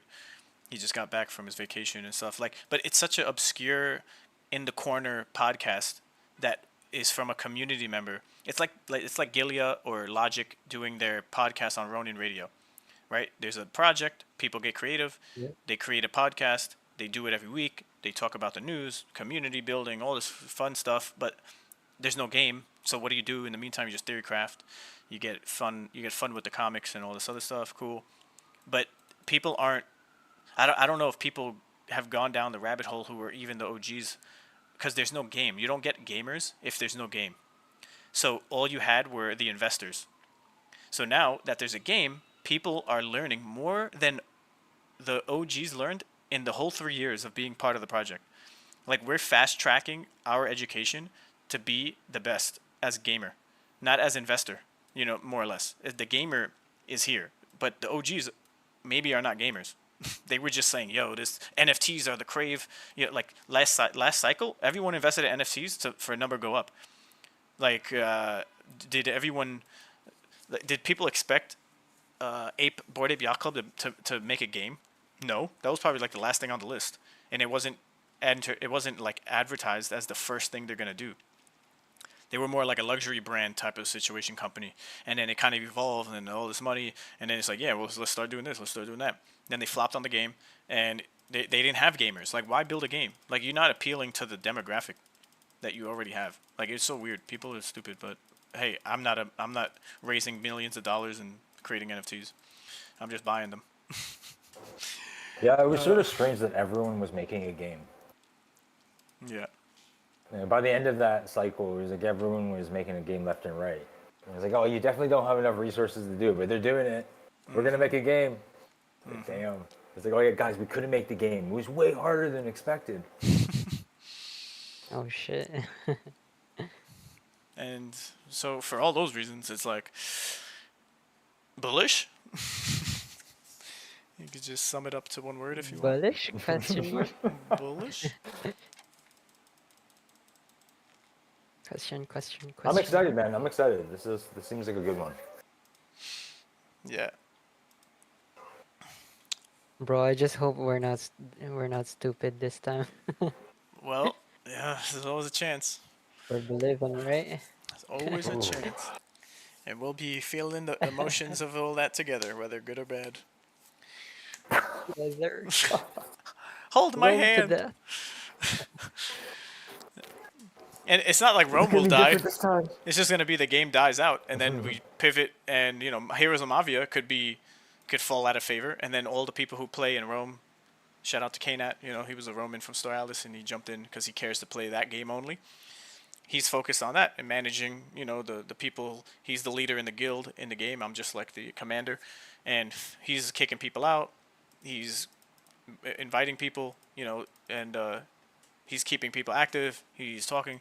You got to wait for the game to develop further too, but it's a game you can play, and that's the whole point. Like, people are gravitating to games that you can play and speculate and earn from, like, very soon, or if not already. And it's a great game. It's Clash of Clans, but in Web3. Like, how is that not so easily digestible for someone to be like, oh yeah, I'll definitely check that out. I like Clash of Clans. Okay, well, it's a simple 1-to-1. This is like, you like MMOs? Yes. You know about Web3? No. Okay, well, you could do everything you do off in the black market and in the in-game market, but without getting banned. Like, that should just be it. It should just click for people. People should just be like, all right, where do I sign up? Let me try it out. But not many people just do that. With MMOs, with mobile games, it's much easier.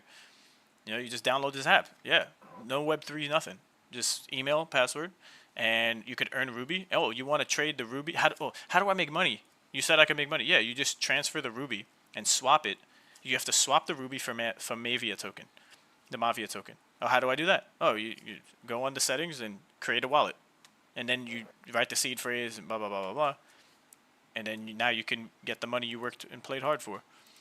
And that shouldn't be a big deal. It's like opening up a bank account. How do I do it? There's steps. Oh, what do I do to get a credit card? There's a process for everything. So, it's like, it shouldn't be that crazy for mass adoption to take place. But who's doing it in this way? Oh, email sign up. Forgotten Runes. Mavia, email sign up. Pixels, email sign up. Like, these games have players. These games are fun. They appeal to an existing demographic of gamer, and voila, like, now you have an ecosystem and a community, and the game continues developing. So, And Mafia tokens on Ethereum? it's on Based. So they transferred. They had to choose. Okay. The chain of choice for them was Based. There was all the speculation that they were going to go to Ronin, because they were publicly, like, teasing, that, oh, we have to choose, and they made an infographic with their mascot in-game character, with the Ronin chain logo, with the Solana logo, with the Avalanche logo, with the all these logos of chains, and they're like, yo, it has to be Ronin. Ronin would be so perfect for it, because it's like, dude. And then they chose Base, and it's like, okay, well, not the worst. Actually, probably gonna work out really well for them, being one of the best and most active games on Base, and it's in its early stages as well. It's gonna be one of those. It's gonna be one of the chains that pop off with mass adoption. That'll be cool, yeah. I should really check that one out. Just like try it out on the phone. Yeah, it's pretty cool. They have Ruby wager battles, so it's off-chain currency, just like, I guess, mana is in Forgotten Runes for now. And then you could put up a certain amount of. I mentioned this last time, but you could put up a certain amount of Ruby, and then if you win, that Ruby eventually, once the swap is live, you can just trade that out for actual Mavia token, and then swap that, probably for USDC on the same website. But if not, you just bridge it over, sell it to dollars if you wanted the dollars.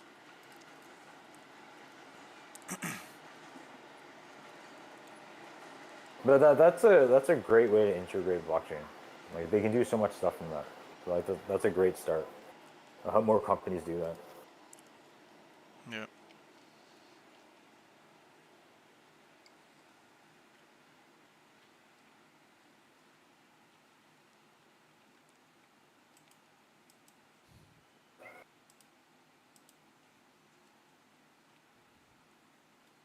Damn. The conductor who bought the Overgrown Kingdom for 2,400, he has it for 9,500. He What bumped a it. guy, He man. bumped it up even more.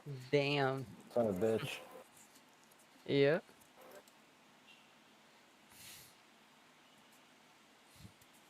That play sounds like an end zone, like end game zone, but that could also be a really good play too. You know, having the end game zones, because that's where everyone's Yo. gonna go in eventually, right? Yeah. Yeah, It's for a more sure. long term play, right? You gotta like buy it and then wait Shit, for the game to get to that point. it But could be years, bro. Your village ain't doing shit for years.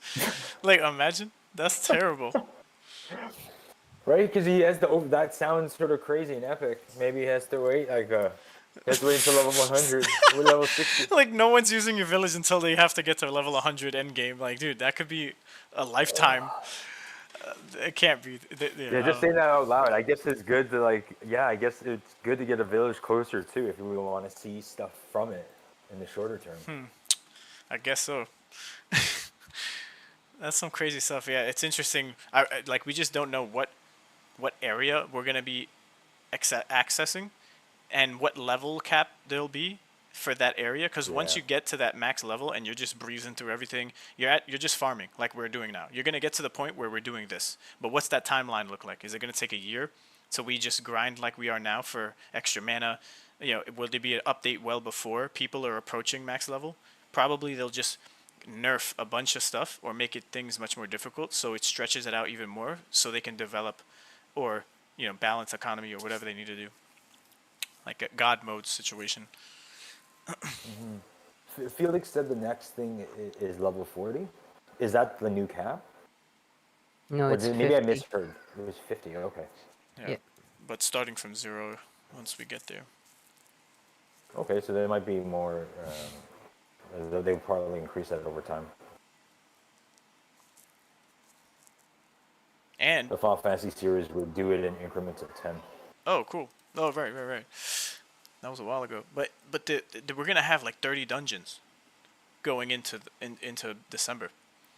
Like, there's gonna be a lot. So I wonder how condensed the dungeons will be in that open area. Unless they're gonna There's change that as 55 well. regions, right? There's 55 regions. The capitals probably don't have dungeons, so you can take that off, where there's like 4 at least, right? So we're down to 51. And then maybe some of the more populated areas, you take those off. So it's almost every region might have some dungeons, but some might not have any, I guess. Right? If there's only 55 regions on release, Maybe. not all of them are going to have a dungeon. But how do we know If it's 55 like regions 30. are going to be on release? It might just only be 10 or less.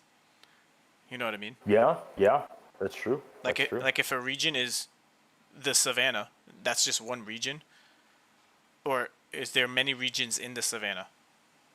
Like, you know how you have the United There's a lot of States? plots There's a in bunch them. of states. So it's like Yeah. you're only opening up 3 states out of the whole 50, 51. Yeah, that would be crazy. I wasn't even thinking of that. But that's a good point. Yeah.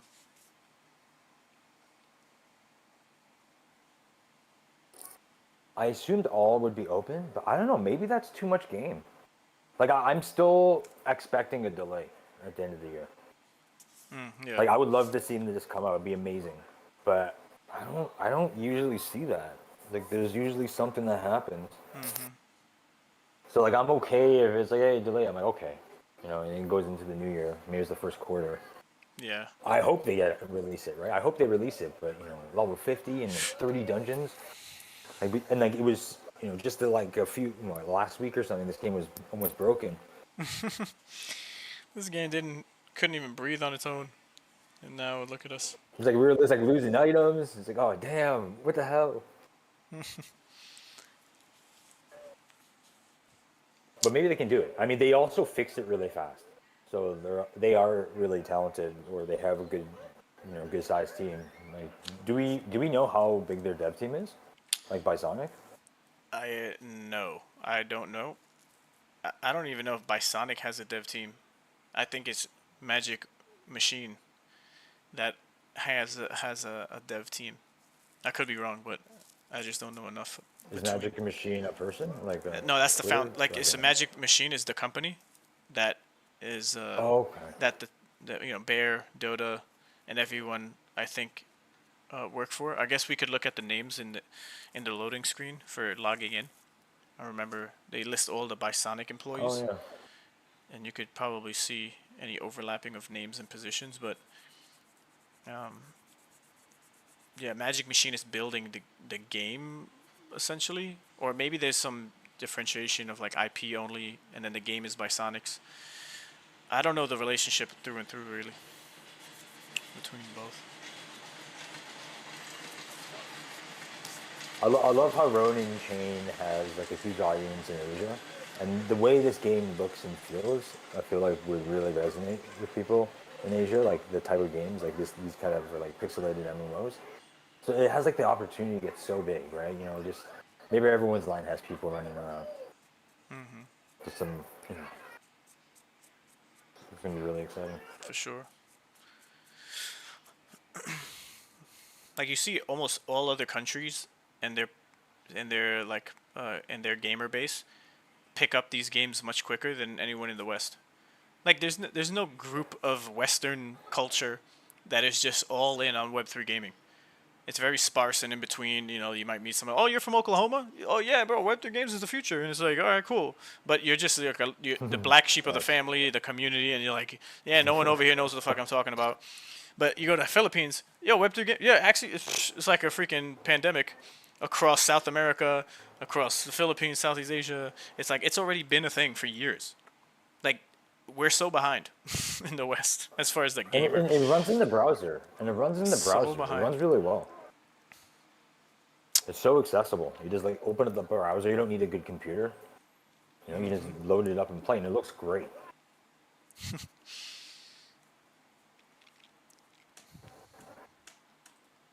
I can totally see like internet cafes having the whole place filled up with these guys playing this game. Yeah.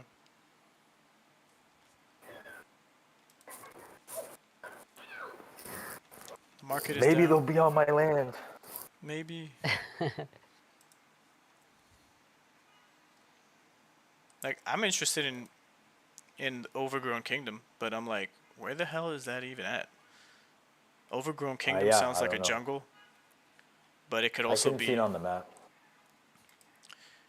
let's see, guessing game. It could be It's the raid map.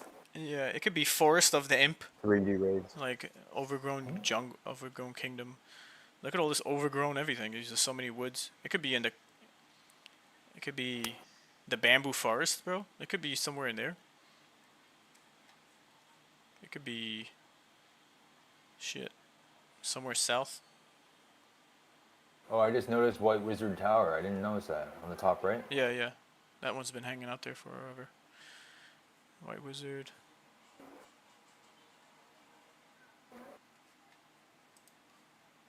So white, brown, purple. I see those. I see the main four. Is there anything left? Is there a black one? Sorry, what's the question? Is there like a black mage? Or black wizard?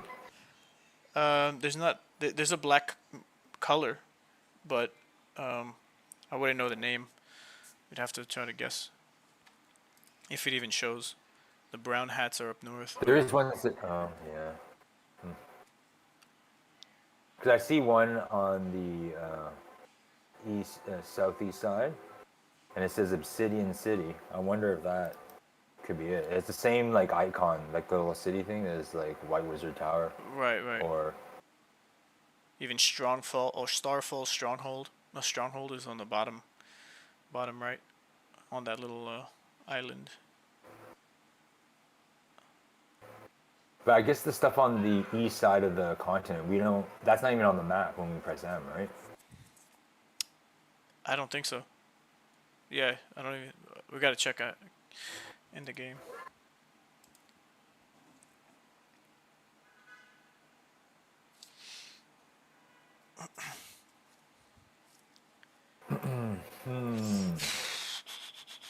I'm noticing that prices are staying around 50s. Oh, for It's at homesteads? 55 right now. Yeah, floor price. settlements is 314 US, 220 RON. Went up a little bit. I think that I saw them going for like 200 RON.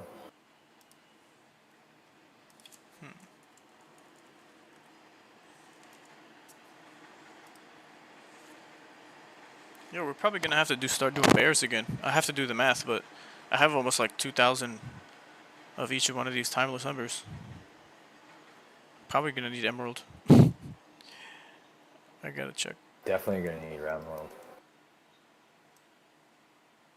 Emerald's always the one I'm running out of.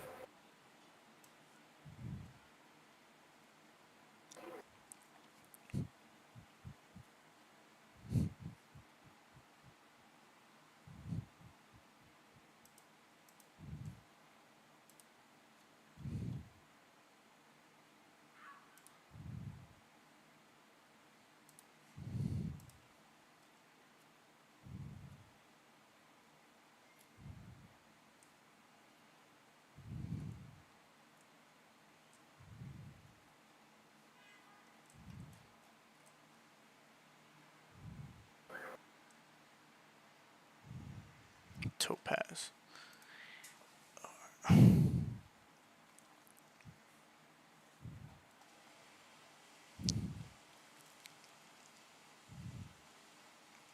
Oh, you know what's gonna be cool? You know how some recipes to craft require like 6 different ingredients? It doesn't mean Yeah. that it's a better craftable item, but it's gonna take more ingredients. So if you have a nice diversity of ingredients in an area for that one armor set, people are gonna be hanging around those buildings for longer.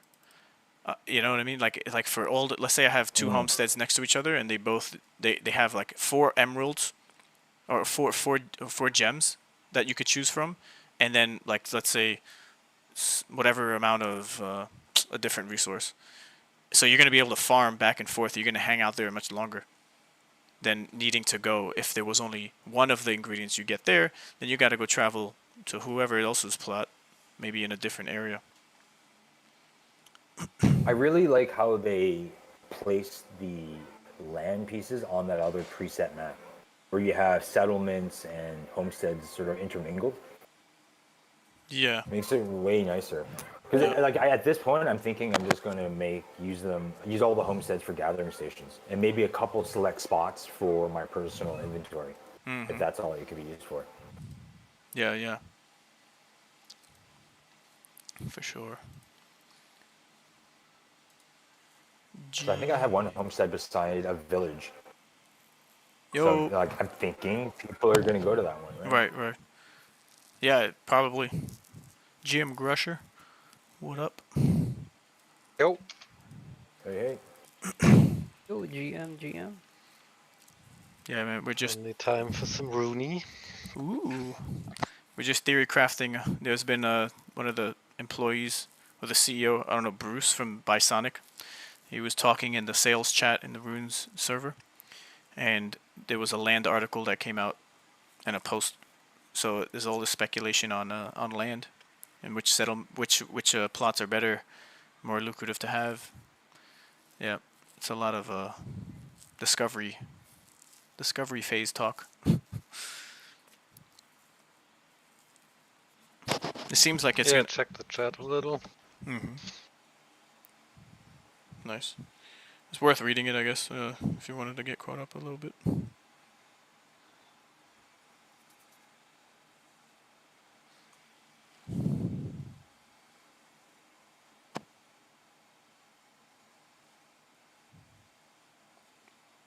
But yeah, a village is definitely the way to go for a community, at least. Even if it's an individual, it could work. If you're next to a dungeon, that's all random. Or is it random? Can you know before you buy from the market? Maybe. They're going to come out with a Google Maps, Zillow, like real estate website where you can zoom in and out. Maybe it's very detailed and it could show you where dungeons are. But I guess that's the bet. Like that's the whole chance. Like you buy it now, it's a risky situation, but if you end up near a dungeon, you're looking pretty because there's going to be traffic all the time. Like pixels, if you had an apiary or a winery, like it's not a particular location, but you're the location. That's the map. You know, you're on your pixel plot. And yeah, it's going to be probably something like that, where if you were able to randomly get one or buy it for a higher premium after the market and people, understand the value of it and price it accordingly, then we could see some good stuff there.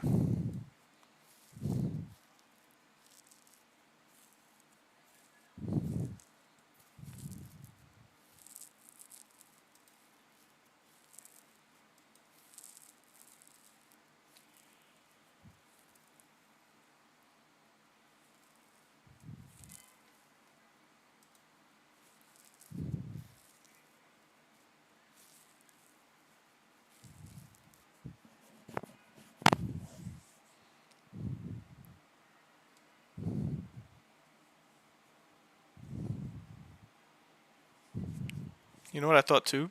It's like, you know how some areas of the map is like there's a north, east, southwest, but in the same with the same name, like a Lesser's Keep, or I forget the, or like top, bottom, or if there's a village in the northern part of that area, like who knows what the relationship is between those two regions within that little area, whether there's the same name for north south, and if there's even a village for both. Because if there's only one village for one, then that's going to be like a main staple location for everyone in that region that shares the same name, depending on like what area you need to load into or not. Right.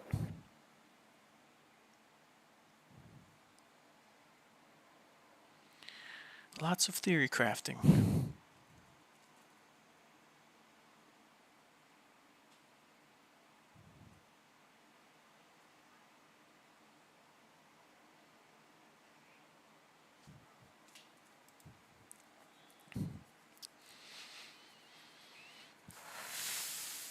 How's Raven Quest treating you? Did you grind yourself to death, or is it under maintenance or something? It was fun as fuck. Really enjoyed it. Nice. I mean, it's a fully fleshed out game, and you notice it like at all places. There's all the quality of life stuff. All right. Things work how you expect them to. There's lots of bonus shit. I don't know. You can click next to the map to see the crops on your farm, how long they take, and like all these small things that are just. Nice. I mean, the game came out and it's been 7 months of running, so. Cool. I don't know about the end game, but for now there's like so much shit to do, and there's like ships, and you do trade packs, and there's like fights on the water. I like that. I liked watching that. I was watching Kagi when you guys play together, when you did the trade packs and traveling on ship, and it's a very like rudimentary, simple way to travel on the seas. Like it doesn't need to look high graphic, like AAA. No, Like just jumping in a we boat. got into some fights. Yeah. They were definitely fun. Dre now has a galleon. Built her first galleon yesterday. Oh shit. Now it just needs better weapons and better sails. Yeah. Is that what everyone's grinding for, or is that like RNG component to getting one of those No, galleons? there's different stuff. I mean, there's normally you have your equipment that you can infuse basically with XP that you make better. Then you can craft, like for the trade packs, a better ship or a better wagon if you want to go on land. You have your pet. They're called mowers, the chicken. Yeah. You can breed them, you can get better ones, they can get abilities, they can get traits, you can get experience for them, like extra. There's like mower treats and bags. There's cooking, alchemy, woodworking, blacksmithing, weaving, with all like different professions. You can level and then craft better stuff. The in-game marketplace, like everything or not everything, but most things sell. There's something that you don't really need, or where the oversupplies reach pretty fast. But most things on the market, like everyone needs something, so Right, there's a right. lot of buying and selling. Beautiful. Yeah, and you always have something to do. It's one of, yeah. I woke pretty up and I cool. just wanted to play and game and get better. Mm-hmm. And it never got boring. Like, even though it's grindy, it's fun, grindy. Yeah. That's good, man. It's good to hear that there's games that exist like that, but you know, to each their own with the type of style and genre. Yeah, and I didn't think I would like it. From when I saw the videos, I was like, But then I played it and it's nice. And I even starting to like the style. Cool. Like, there's a lot of things that look nice. Yeah, and I mean, it's a finished game. I mean, What chain is it on again? IMX. Yes. And they probably won't be moving. That game on Ronin would have so many players. Oof. That would have been the day. That's so cool. But they're pretty committed. Kagi asked too, and also, well, there was a poker night from them to win the monks, and the guy did a like quick AMA. And he also said like IMX has been pretty supportive, but they also think that they're kind of their flagship game at the moment, like one of the Yeah. best games. I think so. After Illuvium shitting the bed, he didn't say it that way. He said it like way nicer, but basically Yeah. that's what he said. That's a flop. Yeah, but kinda everyone knew it. Like, I don't know, except the hardcore fanboys. Yeah. It's just no game loops. There's like nothing fun to do at all in that game for now. Yeah. Maybe now they'll listen, but they definitely had to crash and burn first. And the hubris, man. Those brothers gotta Yes. gotta I mean, and not just them, it's like the whole community was so cult. not toxic, but they just didn't want to listen. Like, they didn't want to, like, toxic non-listening. Like, Yeah. Willful ignorance. Just like, I dude, get like, what are you yeah. saying? And I get when people hate that you react that way, but even if you said something in a normal tone, they still got like defensive and yeah, and then they always compare. I mean, they came from when Alien Worlds was hyped and all those shitty games, and then they compared themselves to those games and said we're the shit. Yeah, obviously. Yeah. I remember that, man. Like if I race with a handicapped person and then I think I'm the best racer of the world because I beat a handicapped person in the race. Everyone's a winner. Everyone gets a trophy. And then, but yeah, it's a crazy time, man. For Illuvium, I'm glad that they're coming off the pedestal in a lot of people's minds. You know, it's like it's almost like a taboo thing to promote them as the best AAA game because it's like, dude, there's so much more to chew on here, and if you really dig a little deep, they're not the one. Like, maybe they change it, they get better, like you said, but yeah, we'll see. I don't have high hopes, and I don't really care that much either way. Like, I'd be happy if they do make good game loops and make a good game. But whatever, if not. Yeah, and Raven Quest, we'll see. If it... In its current state, I don't think it will be a game that people play for years. If they add more content, more late game content, more guild battles. yeah. Although we haven't even seen the ones they have now, because there are guild battles, they're coming next P2A.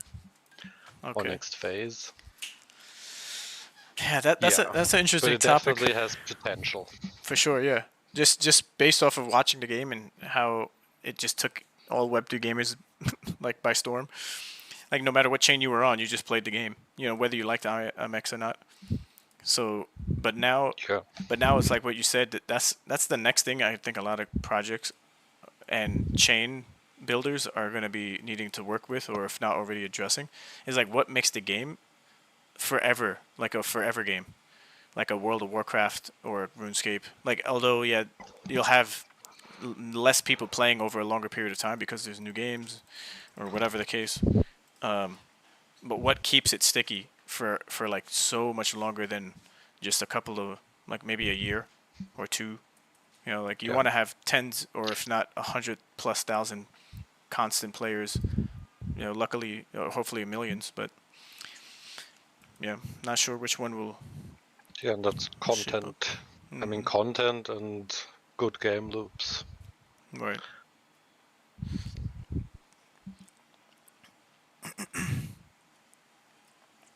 What about earnings? You didn't mention earnings. I mean, for now, that's the thing. They come from Web 2, so we they're gonna get not rich? like fully Web 3. Yeah.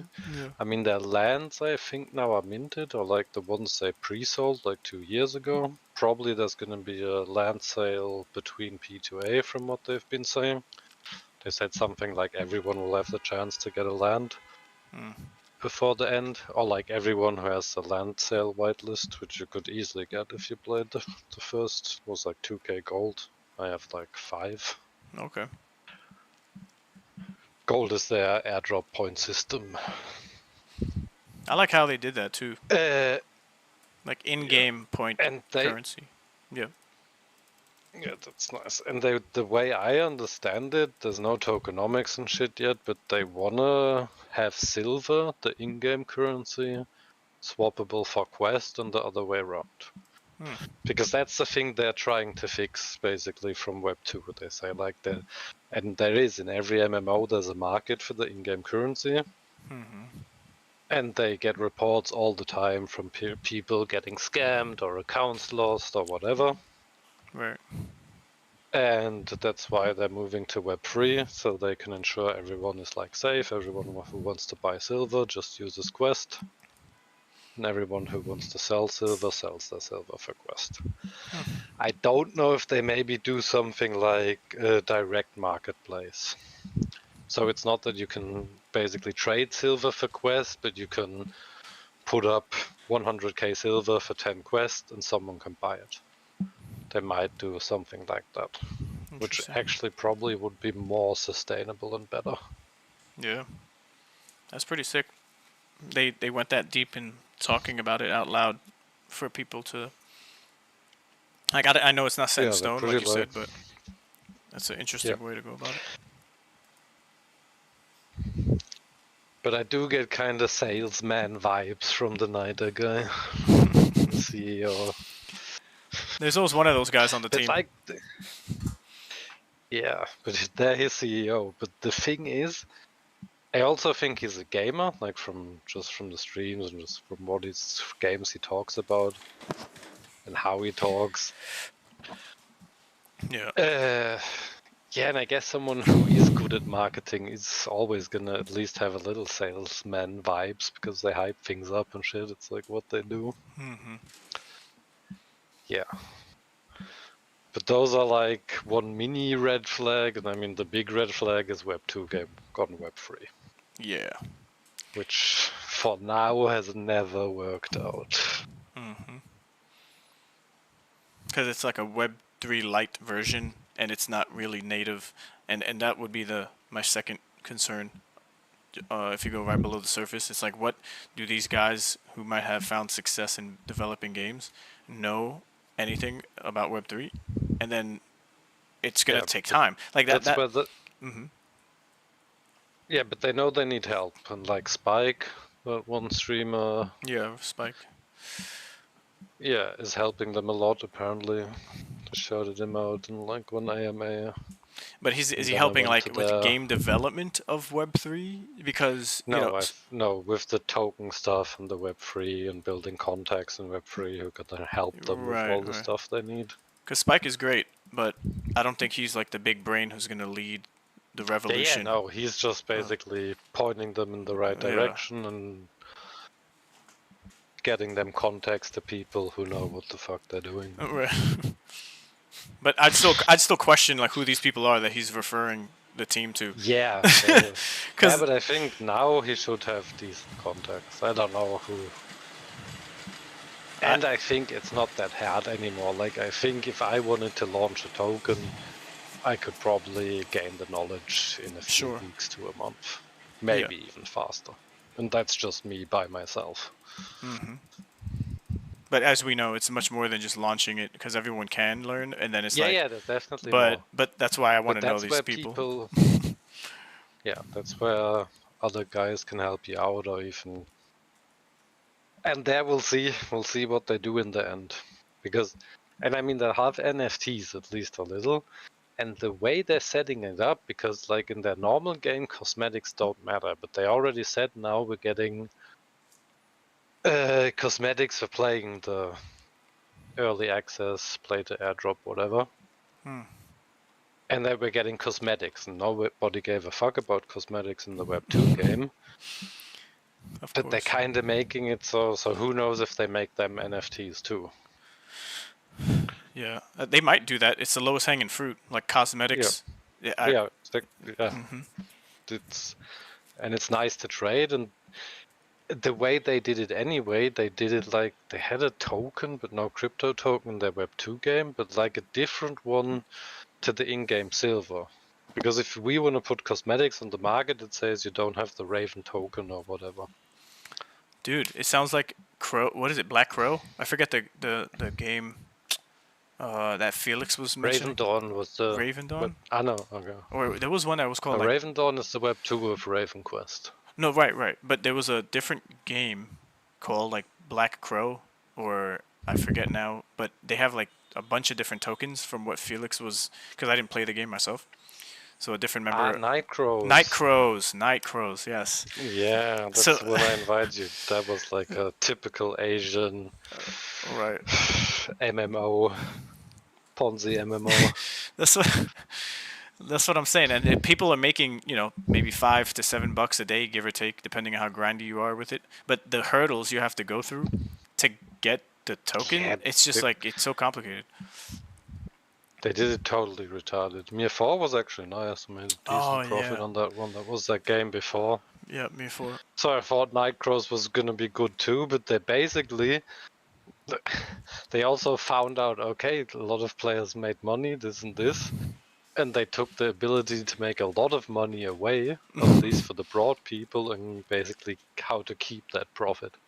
They basically found a way to maximize their own profit versus the profit players are making on their game. The way they set everything up. Yep. And what the fuck? fuck? And Asian MMOs, I mean, it's the same with Lumitera. They're all like, I don't know. Yep. It must be a culture thing. They must like that kind of.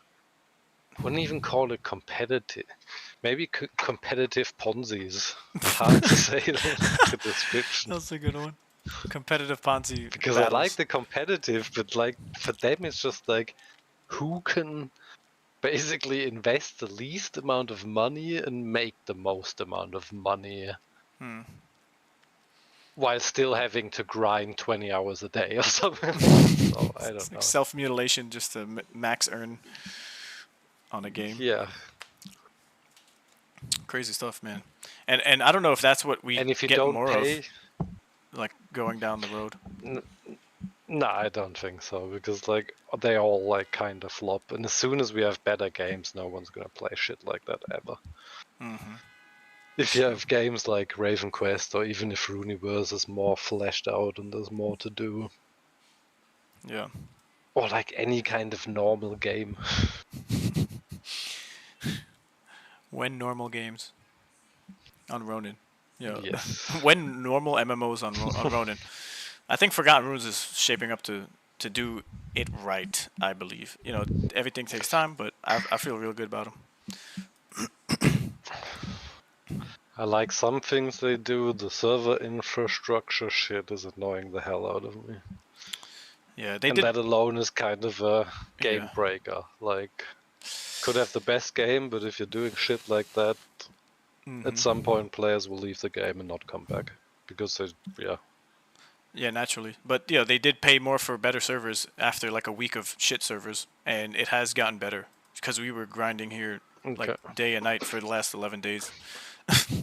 Not day and night, but just most of the day. So it's gotten better. So they did some bugs. Noticed in them. Absolutely, yeah. Big change. But yeah, they have these here and there. But a lot of conversation in the Discord was them. The team is doing this and maybe being a little cheaper for the servers at first, because it could also be helpful for the data that they're accumulating. It's not just like, hey, have fun and try to play the game, and then we work out, because they need people to play the game. And one of the great ways of doing that is everyone could get a pity party roll for land, so it keeps those numbers high, the servers stressed, or whatever they got going over there. So yeah, but I agree, if by December when it's open, live development taking place, and it's just constant shit, it's like you have to flesh out the money to make sure everything is smooth, at least for while you're getting started, because then no one's gonna play the game. Like it'll be more or less dead until something good happens.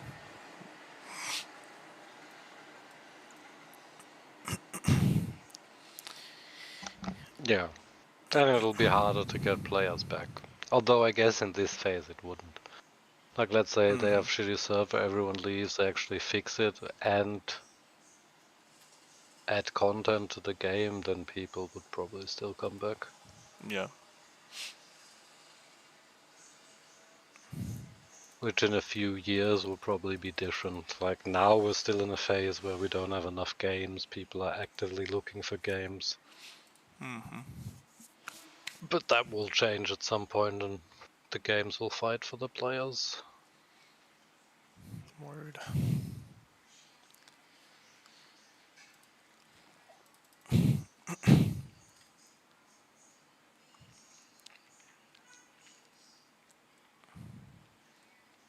It's so interesting how crazy the communities and how fast they form. Like how fast and deep the communities get within these certain games, and the depth of knowledge for that particular game. Even if the game is like in closed beta, but there's all the white paper information, there's all the tokens associated with the project, there's all this previous Discord conversation of what will be and what could be and all this stuff from what the team said. And you're not so far removed from all other games, but you're just so ingrained into one game that when you hear people talk about other games, and it's just like, oh, okay, like of the game, but you just haven't gone down that rabbit hole.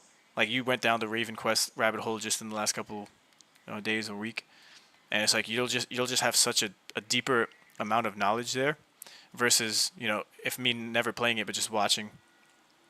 Naturally, yep. And then so Forgotten Runes.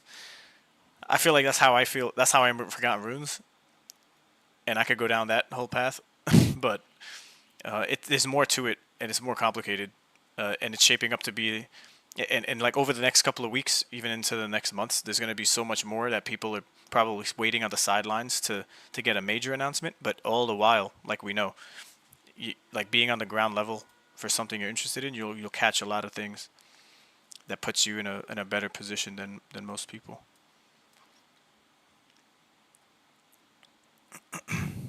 Yo, fam. Yo. I'm just gonna AFK in this circle back at the spawn.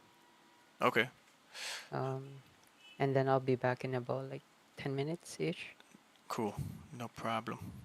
I don't know if Felix probably has to move. Sorry? Yeah, he probably does.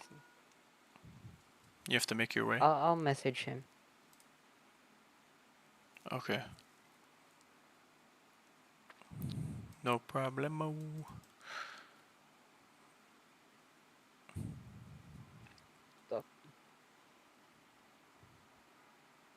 Let's see if we go further left.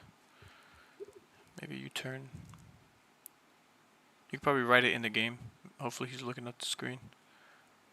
Yeah. Or maybe I'll be in Homestead 53 in your city. Oh shit! How long ago was that? 22 minutes ago.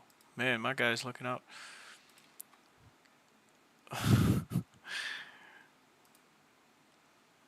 There's Felix. Blue Wizard Bastion, Homestead 53. 52. Buy that shit. My man. Yo, Jade looking out. So Grusher, just to catch you up with what I've been doing in the last like 72 hours or so. Like we're theory crafting and speculating, but going off of like some of the facts in the white paper and what is recent conversation. Like I'm trying to accumulate all the land and in the Blue Wizard Bastion, not all of it, because there's like 150 homesteads, and the supply for homesteads are just in the high numbers, like tens of thousands, like 50,000 or something total homesteads. But we're trying to give or take break it up and think rationally on, like, without the numbers, like how many would actually be in each capital wizard city, like in the capital of the 7 different colors of wizards, right? There's a capital for each one of these 7 colors. So what are we talking about? If the total land across all different sizes is 70K, and there's 10K that is private sale vested for, like, let's say 2 years, because we don't even have a number on that, but I'm sure it wouldn't come out in the first year of the game being live. I'm thinking, okay, if I could be the owner of most of the lands in a capital wizard city, or a city capital, then I'm just gonna be, like, making out better than if I bought plots that were separate and all across the map. And just like with Axie early days, they said there's, if you have plots next to each other, you'll probably have a bonus or increase of maybe speed or something. There's benefits for having shared plots next to each other. So Jade, one of our members here, he just shared. He was like, "Yo, there's a floor homestead for 52 RON, and that's well below the $100 mark, which is pretty much the floor, give or take.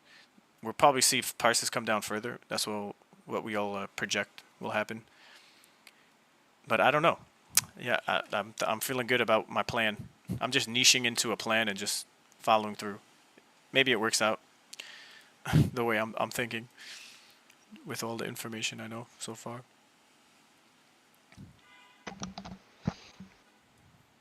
Yeah, I don't know too much at the moment, but yeah, obviously if it's grindable, it will fall until it's not grindable anymore. Yeah. Or it gets way harder to grind. Mm-hmm. But I believe that if it does get harder and they kick the can down the road, stretching out the difficulty for progression, I don't think the game dies. I think it'll be invited. It's going to be a niche part of the community who are going to love doing that, really like getting nitty gritty with your particular build and spells. You might lose a percentage of the player base who are just trying to get easy money by farming, maybe using macros or, but even the nodes for resources are going to be dynamic in the open world. And every 3 hours, there's going to be a recalibration via the white paper of what was farmed the most and what wasn't farmed the most. And it's going to be it's like a rebalancing of the economy of resources based on who and where is the most farming happening and what resource it is. And the nodes change, so it's a dynamic node situation. So I don't know, I feel okay so far with thinking through how the economy will be for each of these resources, and depending on how much you need to use any of these resources for playing the game so early. Like, it's still a lot up in the air type of theory crafting stuff, but in the white paper, if that's really how it's going to be, then that's a great start. Maybe we could think about how it could be wrong and how it could mess up. But yeah, if there's a global clock of 3 hour redistribution and balancing of the assets based off the demand, I could see that being pretty cool. I haven't seen that before in a Web3 game.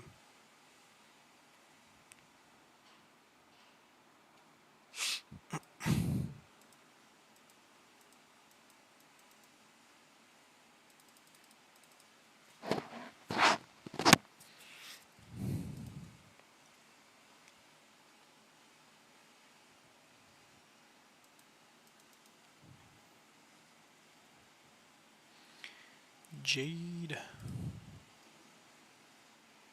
Wow.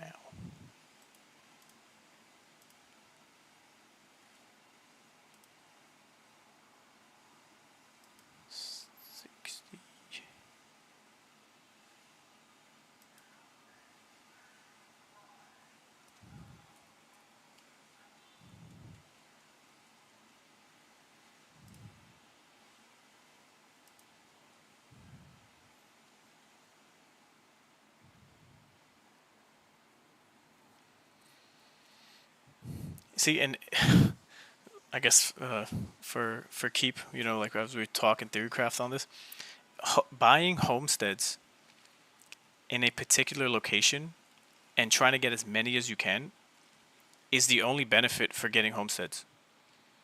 Like getting a homestead everywhere just for a one-off homestead, I don't think it'll be as beneficial for you because you have to travel to those areas. You're gonna have to use your mount, maybe fast travel to the capital city of the wizard location, and then you're gonna have to travel there. I guess it'll always just be beneficial because it's not a constant revolving node in the open world. So it's always going to be a fixed location, which is going to be cool if you ever need to get there. But the travel time might be a killer eventually for you to complete something. And it's going to take away from you wanting to grind or do something else. Yeah, I feel like this is going to be a lot for us to do and to complete. Not just quests, but just particular armor sets. The dungeons too. Dude, they got a lot going for them. They can get really creative. They could be leaderboards for all the dungeons. And Yeah, that's true. so Yeah, I wonder what they're gonna do with the travel system, depending on how they do that. yeah.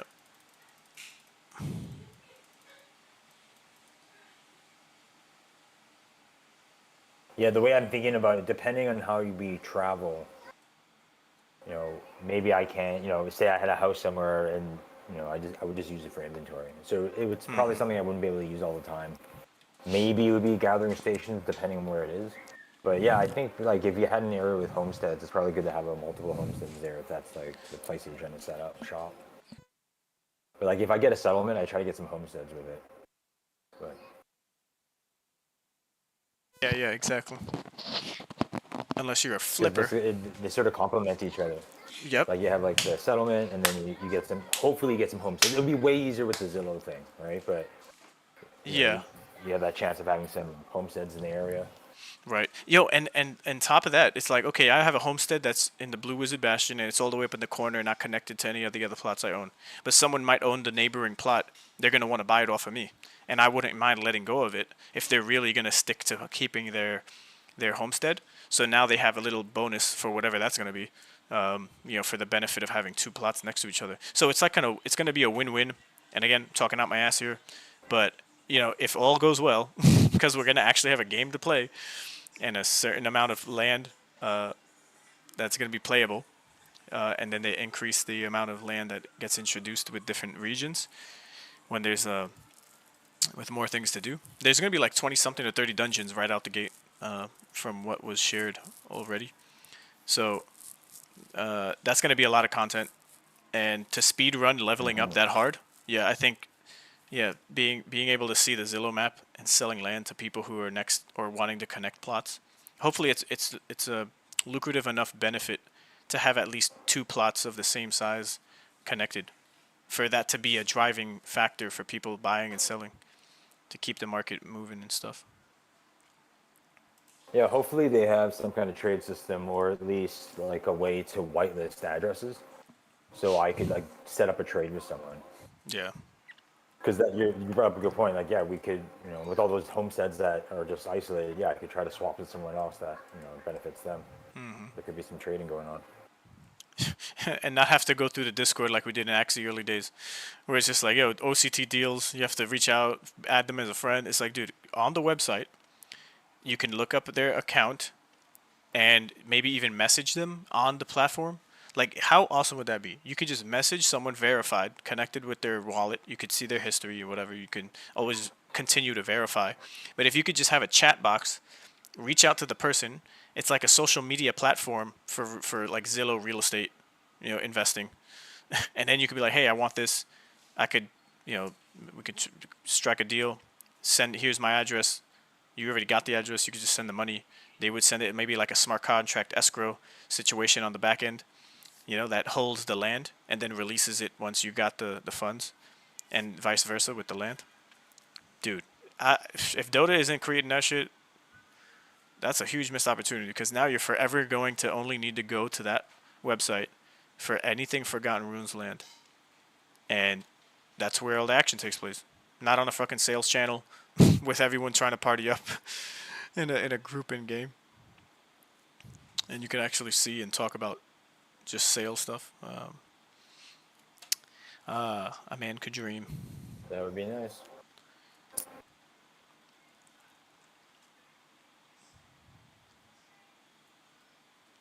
I'll mention that too. That's a great idea. Like having some messaging profile system on a real estate, Google like Matt website.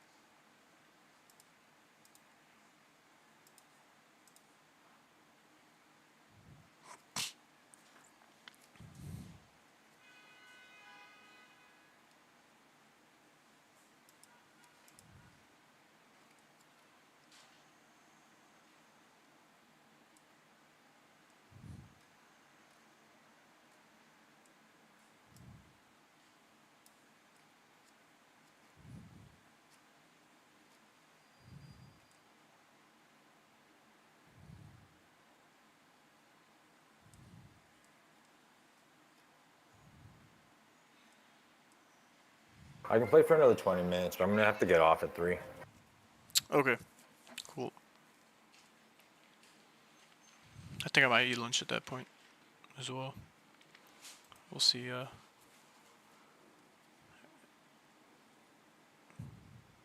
Should be ready by then.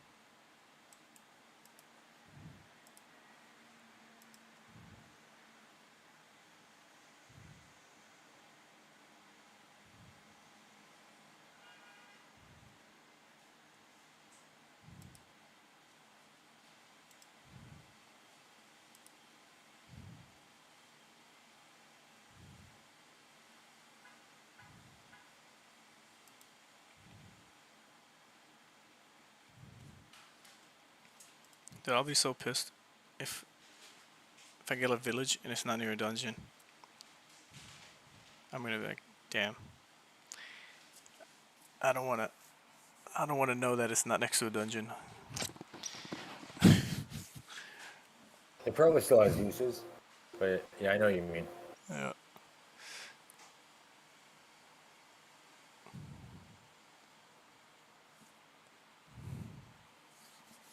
It doesn't have to be like exactly right next to it, but in the area of where like you'll be traveling to the village, getting set up and situated there, and then travel out with your mount, 5-minute ride or whatever. Get in, and then you'd have to come back to the village. Like there shouldn't be anything else around that dungeon. If there's gonna be a village anywhere near a dungeon, that's like a huge plot of land. I'd be I surprised. think if you set up that teleport though, people are gonna go there because there's only so many of those locations. You can probably use your place as like a hub, right? Exactly. They would just go there for fast travel, if anything. Right. And still set themselves up because it has all the buildings you need. Instead of what you're gonna fast travel to a village, then leave the village and go to a settlement just to use the temple when there's a temple already in the village. Like it doesn't make sense for people to separate those types of tasks. They'll just take care of those things at a village, even if it's gonna take a 20-minute mount ride, if they had to go somewhere from that point. Right.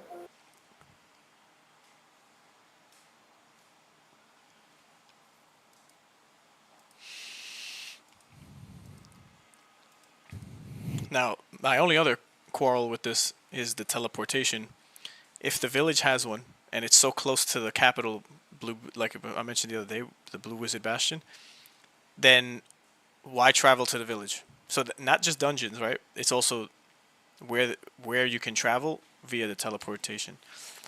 Because then it doesn't make sense or as much sense.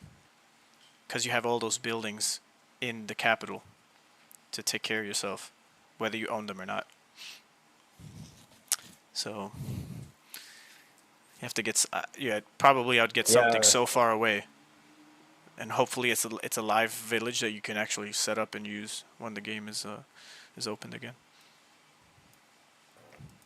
Yeah, because like say say you got the wild, maybe the wild would be a place where you don't put a teleport on there. You just use it for other things, Right, right. just because it's so close to the capital. But then again, like my point still stands with the buildings. You'll have a nice diversity of buildings in the capital. So if you leave the capital, the village is a couple of, a couple of minutes south. You're going in that direction, but why go there for those same buildings? Like maybe it's not as close as I'm trying to make it out to be. Maybe there's a huge distance, and people are gonna need to go to the villages. That's So true. yeah, we really I guess don't that would know. be like a mage house. I mean a guild house. I think that would be the only reason. I would think at that point then, that village, the wild, you put a guild house then, because the Yeah. teleport's not that useful. But you could put a guild house right there, so people can just teleport to the blue bastion and walk over. Right. But then again, you could just have a village with a teleport, and then that could be your guild house too. True.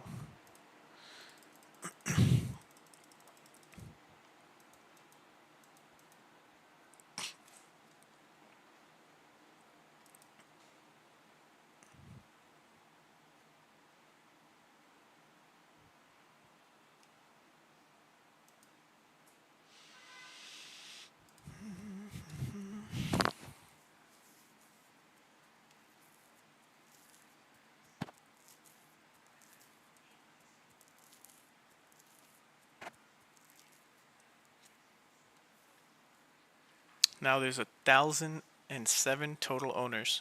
Just yesterday, what was it? Like 600 and for land. It jumped from 500 something to 600 something, and then now today it's 1,000, and it bumped up 1%. And the total supply so far is 13,435. With only Not much, right? yeah, Not much more. yeah, that's a lot of lands, bro. That's a lot of lands so far, and then there's another 10 locked up, and then and they're not introducing all lands, and they're not selling all the lands. They're not gonna gotcha all the lands in like one 1 week or a month even. It's gonna be events and things. So yeah, total active supply of land is gonna be even less than what people own because some people aren't gonna be playing. They're just gonna keep them on the market. So it's looking like whoever's gonna be playing and experimenting with the team throughout those iterations are gonna, probably benefit more than anyone else. Place your bets. Place your bets. All this said without reading the white paper through and through, like a good book. So right after this test, that's what I'm gonna do. Not financial advice.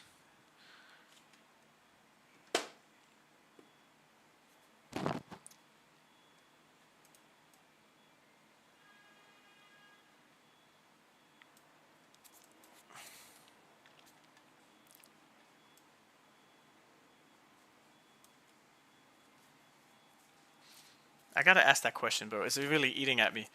Because if you have a village that's like that next to a capital, and there's no dungeon at least next to the village or the capital, but then why travel to the capital? It's like that village is not gonna be sought after.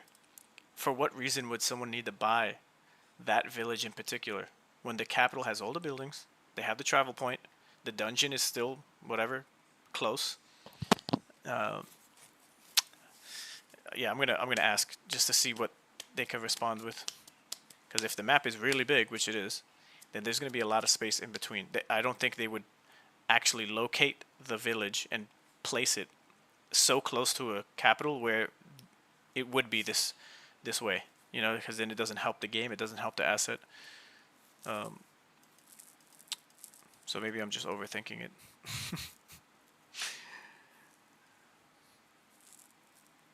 That'll be interesting to hear what they say.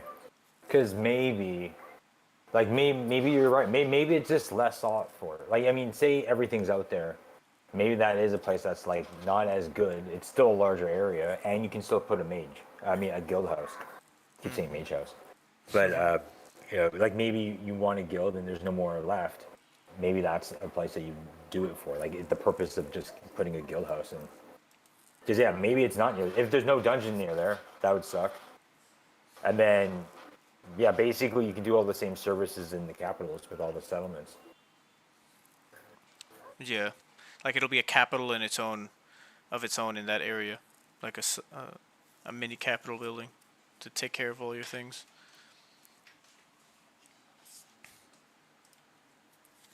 So you probably want a place in the middle. So it'd be, maybe there's dungeons there, right? The places on the far edges are probably going to be the hardest and probably have to wait the longest for features. Yeah.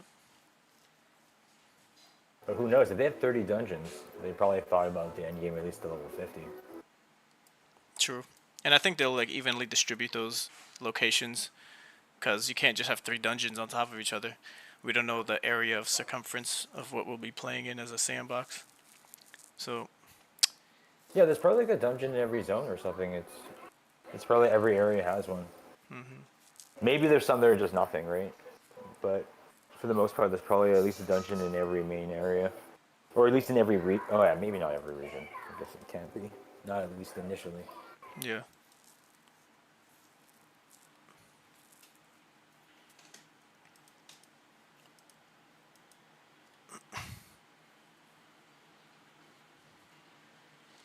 Well, stay tuned. We're gonna figure it out one way or another. Either the team tells us exactly how it's gonna be, or we wait until they develop the game as they go to make sense. Yep.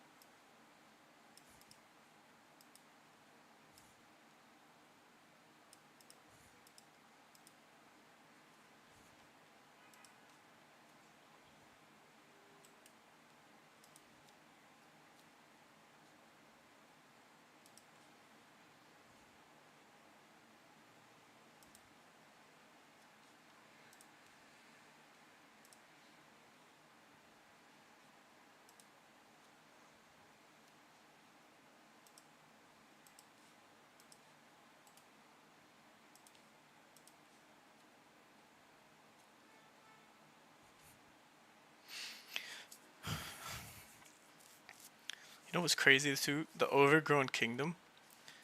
It's only 0.05%. So let me actually click on how many total plots and what they are.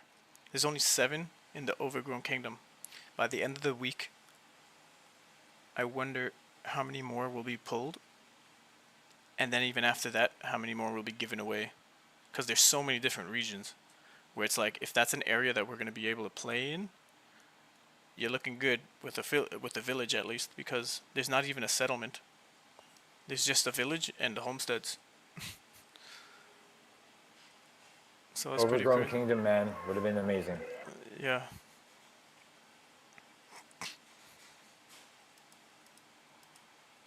Let me look at the other locations.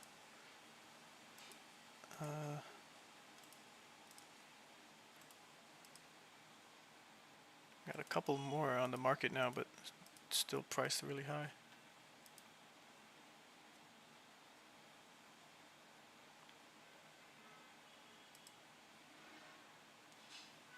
The Green Grove is another. Okay. And the Rivera. They got a village in the Rivera. Oh, I saw that. That'd be cool. Yeah. 2 Green Groves. The Tangled Tropics is one. That's pretty cool.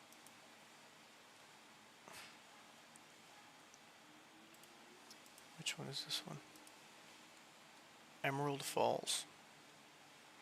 One thing I saw in the Discord was that someone was saying that the more like important locations will be highlighted on the map. So like I don't know, maybe every village there will be like by their design, like there will be a dungeon nearby. You know? Probably, yeah. At least give more value to that, which would be sort of because you could actually fast travel to it. It would make sense that could have a dungeon nearby. And there's probably harder locations that don't have any villages nearby either, though. Yeah, yeah. Emerald Falls. I think I seen that on the map. Emerald. Emerald.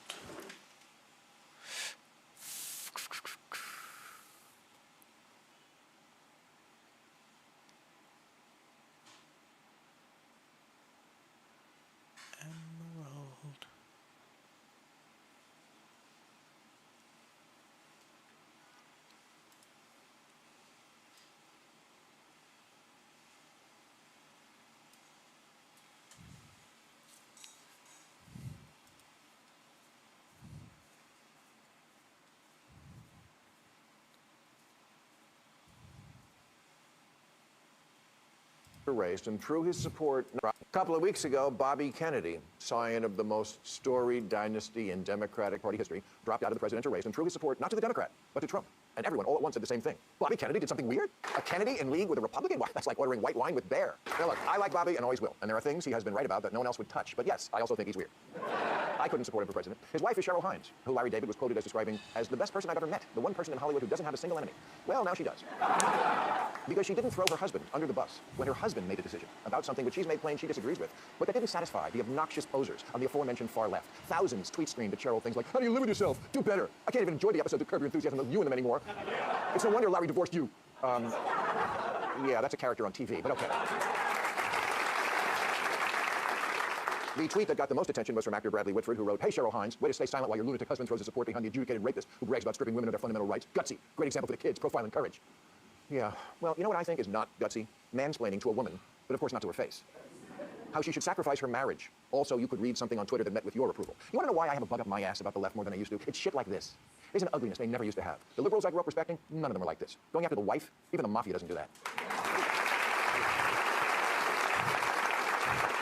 There's a lot of people these days who I call liberals in theory. In theory, they hate bullying. Terrible. In practice, their attitude is, it's not bullying when I stick your head in the toilet. In theory, liberals are compassionate. In practice, this guy can't even understand one of the most basic dilemmas common to all humans, that when you're married, sometimes you have to swallow some shit. A couple of weeks ago, Bobby Kennedy, scion of the most storied dynasty in Democratic Party history, dropped out of the presidential race and threw his support not to the Democrat, but to Trump. And everyone all at once said the same thing. Bobby Kennedy did something weird? A Kennedy in league with a Republican? Why, that's like ordering white wine with bear. Now look, I like Bobby and always will. And there are things he has been right about that no one else would touch. But yes, I also think he's weird.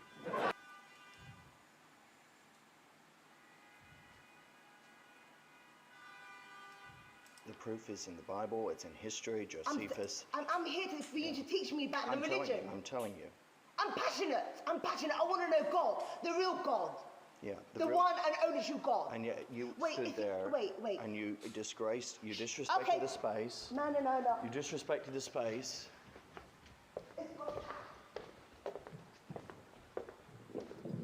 Oh, praise God!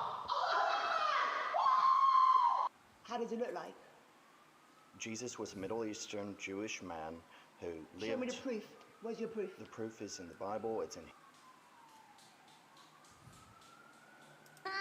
You better thank you remember for your paydays off. Cause on my days off, I'm about to cook me a mean pot of greens. And I'm gonna wash them in the bathtub with all the ass and coochie juice. Hey Ray, could we escape after this match? Us black folk. Yeah. I think Bald came back, but Keep's got to go, so we could just run our 3-man. We'll escape. Oh, unless Gusher, you want to jump in, if you're still here. No, I'm gonna chill. I'm gonna Okay. go eat and I think I'm gonna sleep earlier. Cool. Be fresh tomorrow. Catch up on all that sleep that you missed on Ravencliff. Yeah, definitely catch up on all the sleep I'm missing for the last 8 days. Here, man. 8 straight days. It went by fast. Definitely. I did crash in the middle once and slept a lot, but yeah. Nice. Let's escape here. Escape. Hopefully Felix does it too. There he goes. Nyan has started 3 days ago. Yeah, that's fun, man. But I don't know, not the biggest on shooters. It's good entertainment for in between doing MMO stuff. I like the first part more though. I don't know what they changed. It just feels different, the game. Yeah. The movement, I don't know. Yo, Keep. All See right, you guys, later. have a good one. You too, bro. Yeah, man. Yeah, me too. Bye bye. Okay. Later, Keep. Later, Grush. What time are you coming back? I'm probably not gonna come back today. If anything, it would be later tonight. But yeah, I'll probably come back on tomorrow. If anything. All right. All right. All right, have a good one, guys. You too, man. You too, Keep. Enjoy. Later. Peace. Okay. I'm gonna eat. I could eat them here, yeah, by my computer. My Yeah. lunch. All right.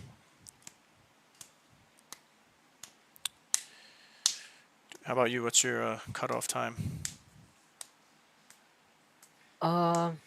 Probably For dinner? I guess? 45 minutes, I can Oh, say. okay. Cool. Yeah. Is that it for today after 45 minutes? I'll come back after 30-ish minutes after that. Okay, sounds good. I just had to do something earlier. Yeah. Give me some time to make some emerald and clean house on my inventory. For sure. Oh, Felix. There he goes. I was telling Keep, another thought came up, and it was like, okay, if a village is not next to a dungeon, but close to a capital, then what's the value in it if you can do and take care of everything you need in a capital, because it has a nice diversity of buildings, whether you own them or not, and it has a travel point. So I'm thinking, hopefully, that these villagers are spaced out far enough from a capital where it matters, and that the dungeons are spread across the map somewhat evenly in proximity to a village. If there's any overlap, that's going to be unfortunate, because then what's the demand for that particular village? Like, if you put it on the market and someone checks it out, they'll be like, oh, that village sucks. Like, it doesn't have anything next to it, and it's next to a capital. So why even own a village? So that's what I was theory crafting around with Keep. So I have some stuff about that, and it goes back to how active the person is that owns that land. Because you could have the most popular, let's say, green mage workshop, and you could like divert the attention to your village by putting all the inscription. You know what I mean? Like, Yeah.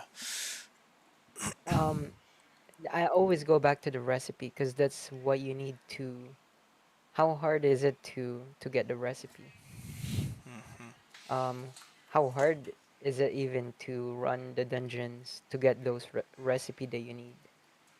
Right. Um, and we also need to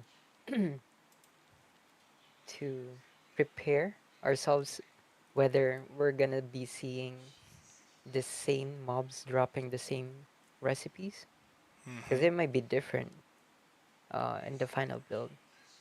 Like what they keep saying, right? It's a beta, so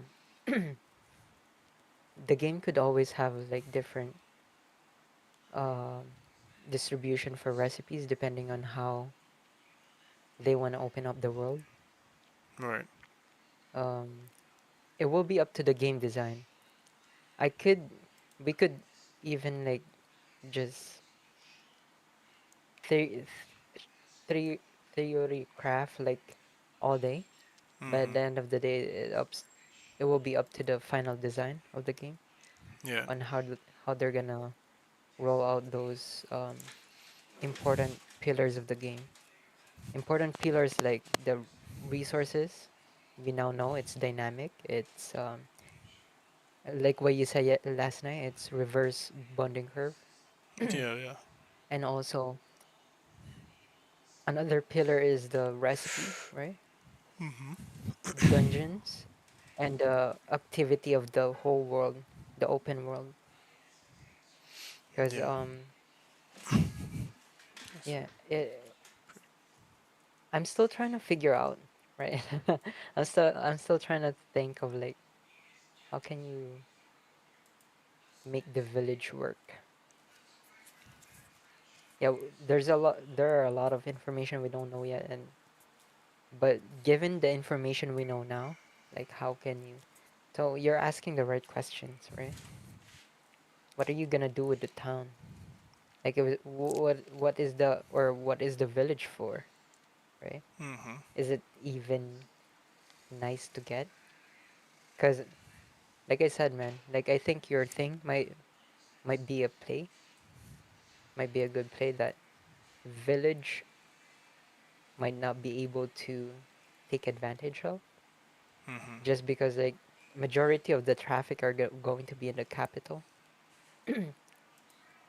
But then again, the team could change that, right? Right. We're just like I'm just assuming capitals are gonna be the big. For sure, it will be. I'm gonna say that right now. Like it will be a big um, part of the starting points, the thing that you keep coming back to, Yeah. right? It's funny because I think what they're doing is they're hot potatoing the responsibility of your land being relevant to your network and guild, and how hard you're going to work to Mm-hmm. throw events and do things.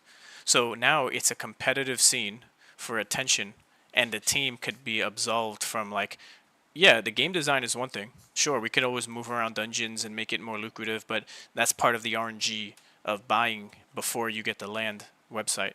But at the end of the day, Yep. like in Pixels, if you don't keep your land open and you don't have relevant industries and you're not really keeping up to date, and because there's so many of them, right? There's 5,000 pixel lands, like, Mm. and there's space, water, and standard.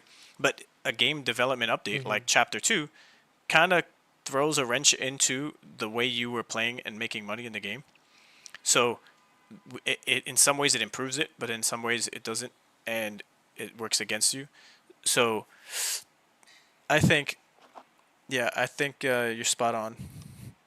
Like the changing of it could just throw everything for a spin, and then devalue the village, like even Mm-hmm. more. Where a town rather is where people are focusing to travel to, not even like where are these towns gonna Mm-hmm. be? Like if you're next to a town Yeah, with a village, you're fucked. like for sure. like why go to the you're going to town that has all this extra stuff with every building possible. Like it has literally every building. Plus, like it's multiples of one. Uh Yeah, yeah. So and I feel like the reason why your settlements in the Blue Wizard Bastion is way better than villages is because you're active. Like I can tell you that right now. Our group are active, and that's like one advantage uh, you already have compared to these people who are picking up villages, but I don't see them in game. I don't see them even on Twitter, right? Right, right. I don't see people who own the villages trying to, or maybe it's going on behind the scene, but like I said, like I'm looking at the wallets and stuff. Like I don't even recognize some of them. Maybe they're going to be a part of like an active group, but we shall see. Yeah. Yeah, it's one of those like how many settlements equal a village in an Mm. area that would be the size of a village where you can have a mage, a treasure, a temple. You know, like if you have each one of those with multiple settlements in an area, then you Mm-hmm. basically got a village, like other than the guild hall, other than the travel point. But if you're in a capital, there's a travel point. So I'm kind of betting on the capitals having a travel point, which makes me a village. Like, which makes what I have right Mm-hmm. now a village. What sucks is if you have the village, but you don't have the people who want to play with you. That gotta suck for sure. Right. But you would still get a bunch of traction because it's travel point. It's open land. You know, Mm-hmm. you're having one of each thing to appeal to everyone's needs. And it Yeah. might be next to a dungeon, and you could always start at any time. Like, oh, I'm gonna make a guild. I'm gonna start promoting the village. I'm gonna start Mm-hmm. adding my friends, and but that takes more work than playing the game in some cases, like doing all of that. Yeah. That's why having a team or a group of passionate, like enthusiastic players in Web3, it just makes that easier for like bringing more people in. Not just having people to come to benefit and then leave like extractors, but people who want to like Mm-hmm. rep the guild and dungeon dive together and grow like in the game, not just from earning. Yeah. Definitely. Word. I'm crossing my fingers that there's a travel point from the capital cities, bro. Like, crossing my fingers.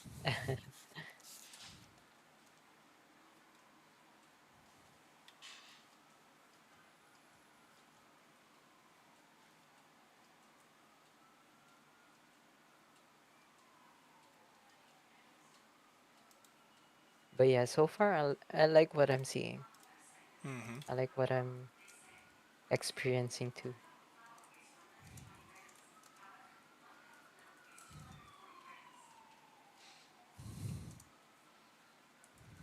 And that's why, like Jade said, village owners are starting to undercut each other, right? Lowering the floor price because maybe they're thinking and reading and trying to see, like, okay, I'm not going to be able to manage a village the way it would be best to manage it to be maximum profitable.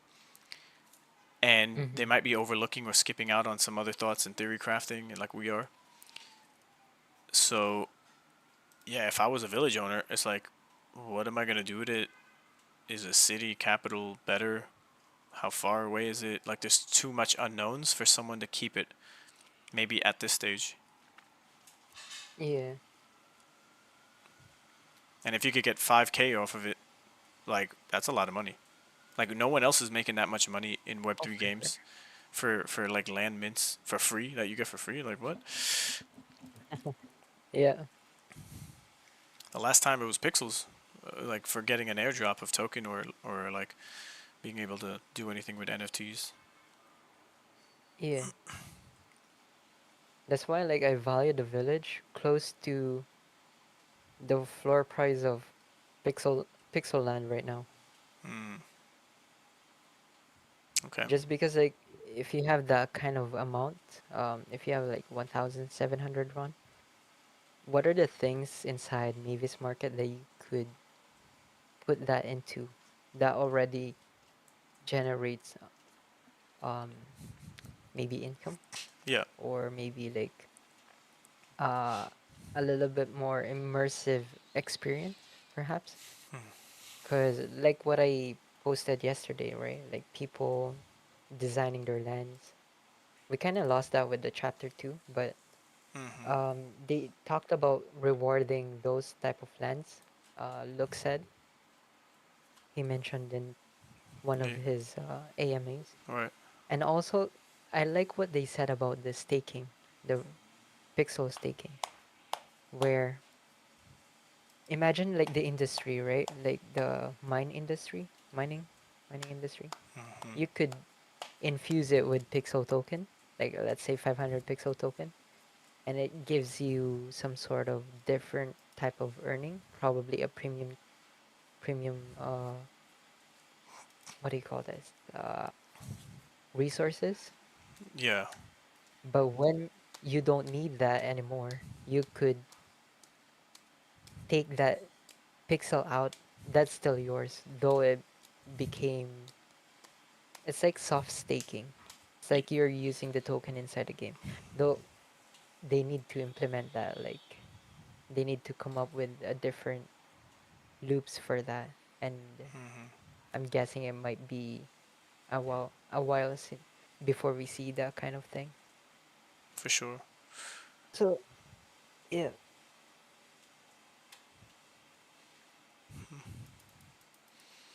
Great points, man.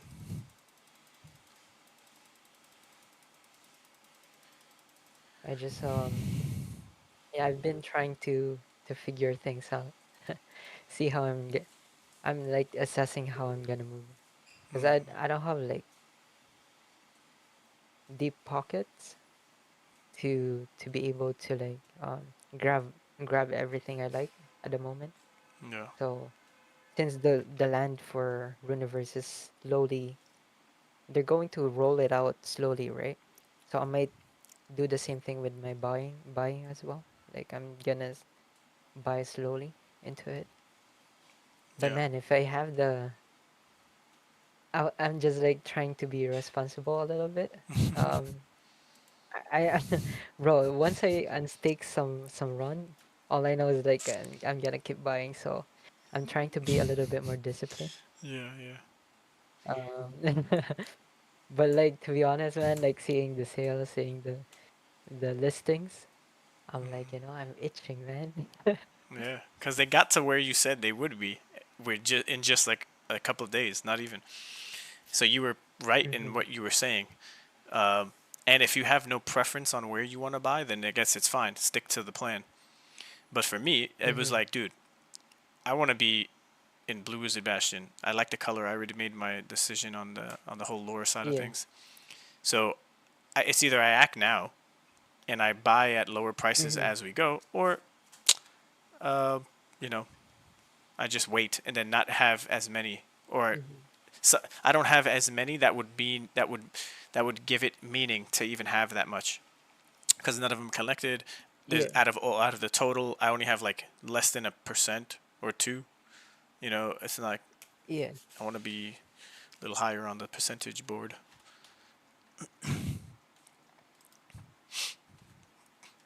Yeah. Cause I'm gonna be honest with you, man. It's just if I have that money right now or that liquidity right now, like I'd be buying for sure. Yeah, I'm just trying to like, try not to, cause I could guarantee to get settlements every 3 weeks without touching my liquidity. So I'm like, or 2.5, sorry. So I'm like, I'm hoping we still have this kind of prices after the open beta. yeah. That's Like, a. let me buy, man. Give me time. Give me 2 weeks.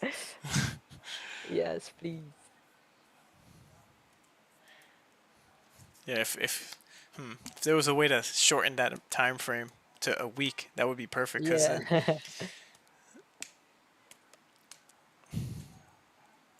And I'm gonna be honest too, like I know it myself, like I messed up with my decision with the rings because I thought we were gonna be able to buy a lance with the rings.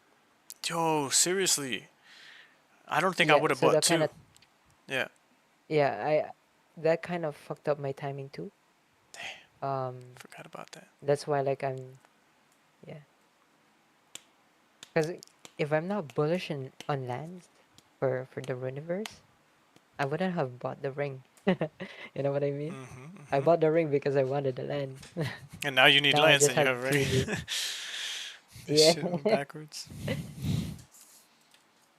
So I'm just trying to figure things out, trying to see what I could trade Yep. while I hold the ring and be in position to get some lands.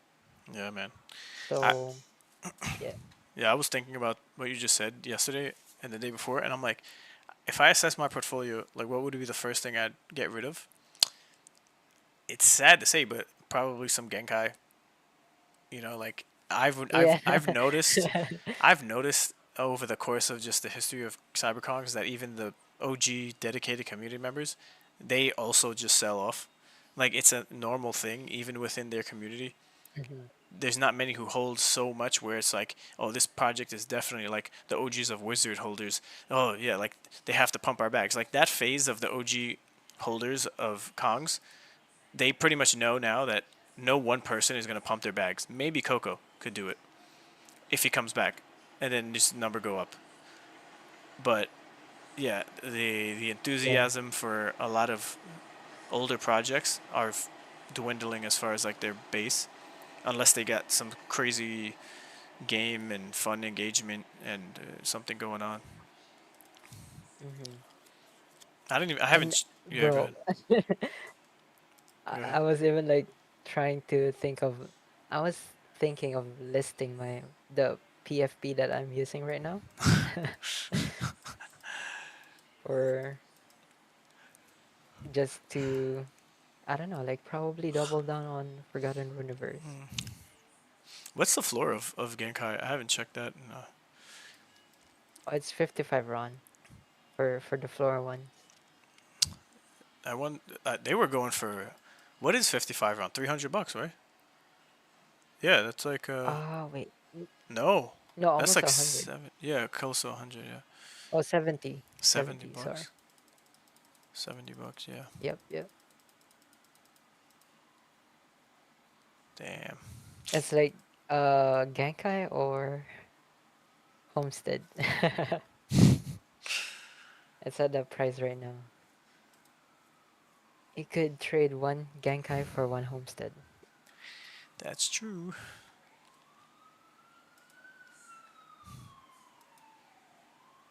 I haven't been using my Genkai, so uh, unlike Homestead, right? It's something we can use in the game in the future. But yeah, I just think that people are not bullish enough on the lands, and I get that.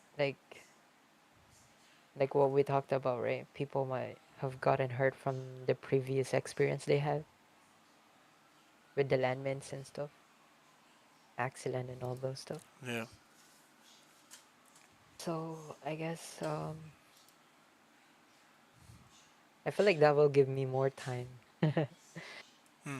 But eventually, I think people will see the true value of this land because the game is good, man. That Right. I can say. Yeah, for sure. Good game.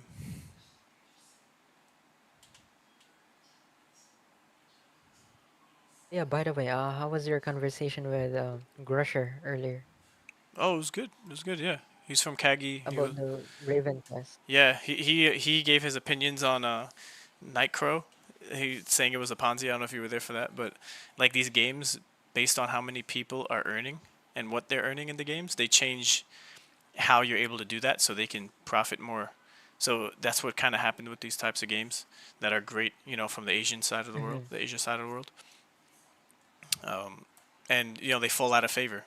So they get more grindier. Although yeah, you could probably make some dollars. It's not like you're gonna be playing that and it dies out and becomes a shell of its former self as of a game.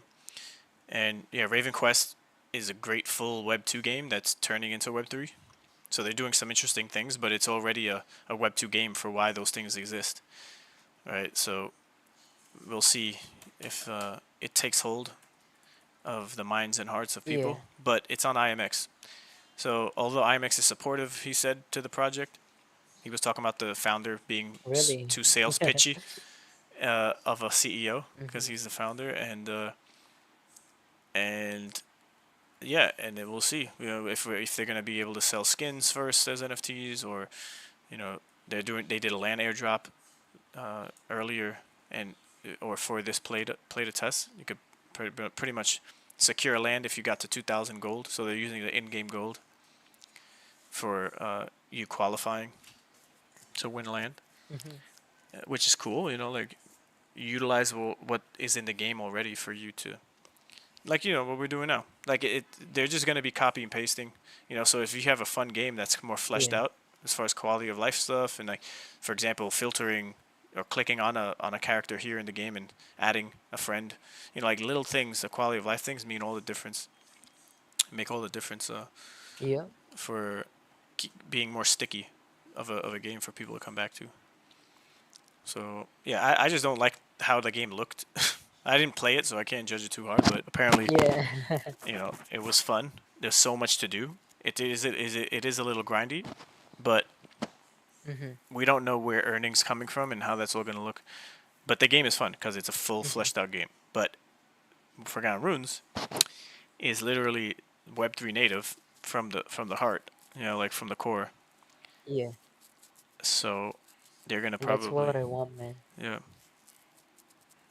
I want someone who are not going to ask Spike for opinion when it comes to running the Web3 aspect of the game. Mhm. Not to shit on Spike, right? It's just that says a lot about the team. And it's why like Ronin Games and Ronin is so ahead of the competitions. It's not too because you've been into the space like for a long time, like longer than me, man. You've seen this. Mhm. We're not just like being biased, right? I've tried different ecosystems too. It's just you cannot see the same. Like, where do you see co-founders grouping up just to play Runiverse, a game Mhm. that just migrated to their chain? Right. That hypes me up, man. Because even with Jihos, right? He plays a lot of Axie, Mhm. so It's crazy, man. the founders even play like they grind with the community, Mhm. Dude. and they've been living and breathing Web3, and that's something that other teams don't have, especially those who migrated from Web 2 to Web 3. Mhm. Mhm.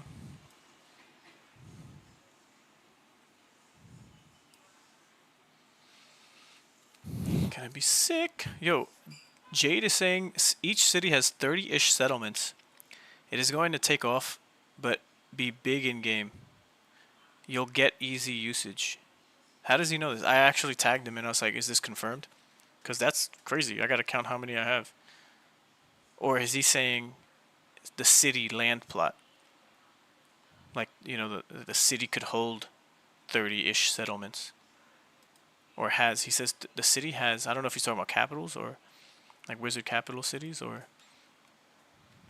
oh, maybe Is just that cities. confirmed? I don't know. I asked him if it is, but we'll see what he says. I don't know where you heard it from.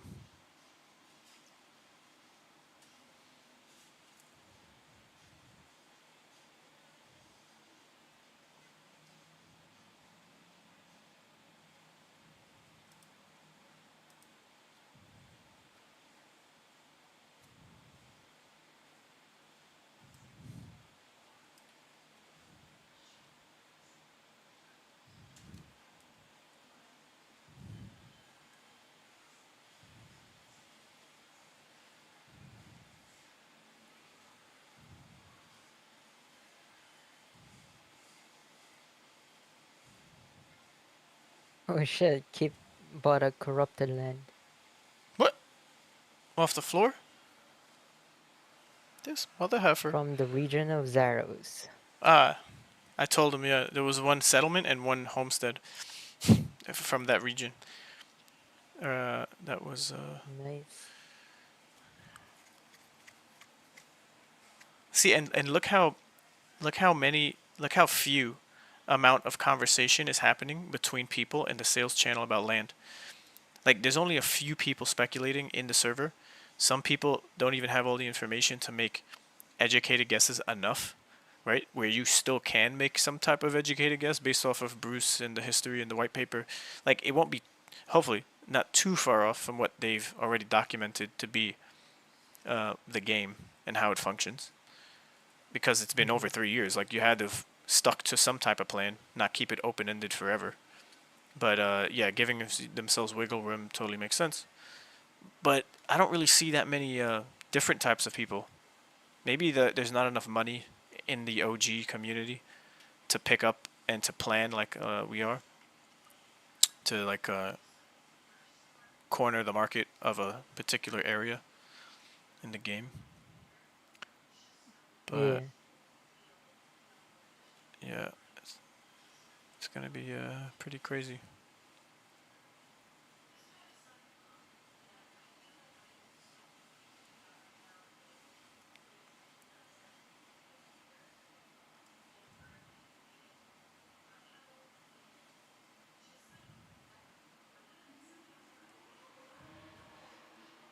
And what's cool is that people are. Oh, the labs. Oh, the labs. Tang. He bought at the fray. He bought a settlement. Yeah, He's at Tengu, in Rome. The labs. I haven't seen him, but active recently. Oh, Yeah. I was saying, what's interesting is that people are consumed with playing the game to roll a land, and again, may not have money to buy, and some people are just probably burned out to be like, I'll wait. Like, a lot of people might be just be waiting. I just like how it's all happening at the same time.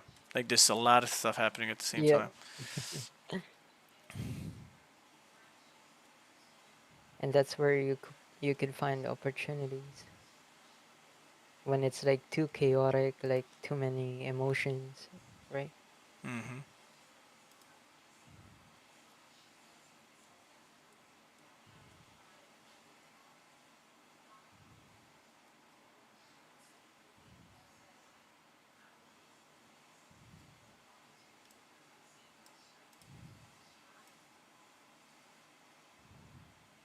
And to be honest, like there are not much people from Southeast Asia playing this game at the moment Mm-hmm. because it's hard to play it on the mobile.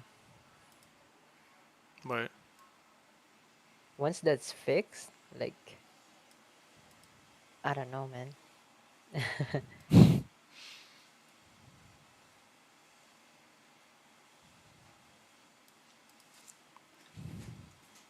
I've seen and experienced a lot of mobile stuff before, so yeah, we'll see. right. Give me a second.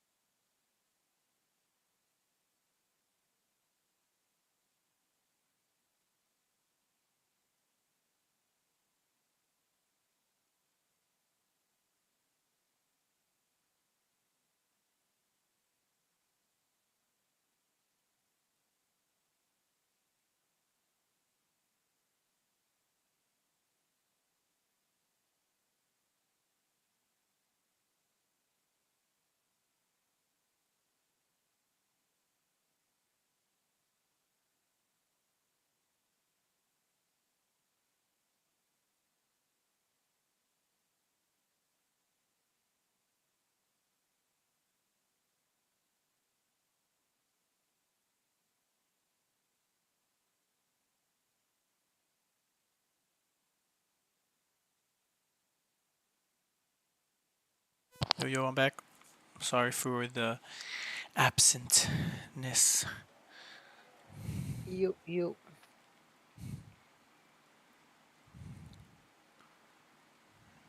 Dude, I love seeing people now buying plots, multiple in an area. Like, it's catching on. Like, people are, like, Keep is doing that. The LabX, or what's his name? Yep. The virus is spreading.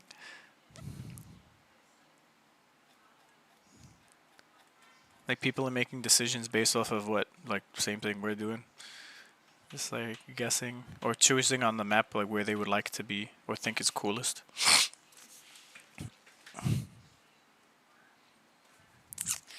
Yeah, check out the game I told you guys about, the Korean MMO, Art Age, Art because Age? that's one of the most depth Arcade. Arc, or yeah. 100 greens. Yeah, because that's one of the games that are really advanced when it comes to land gameplay. During the MMO days, Mm-hmm. like 10 years ago. So yeah, even back then, man, multiple plots that are connected or in the same area, we're going for premium. That's interesting. Yeah, boy. Yep. Let's go. Let's go. We started a trend. We're so powerful. Our theory crafting episodes.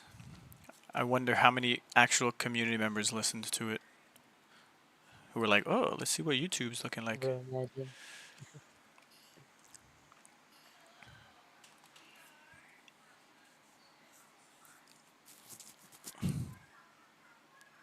We will prevail. Yes, sir.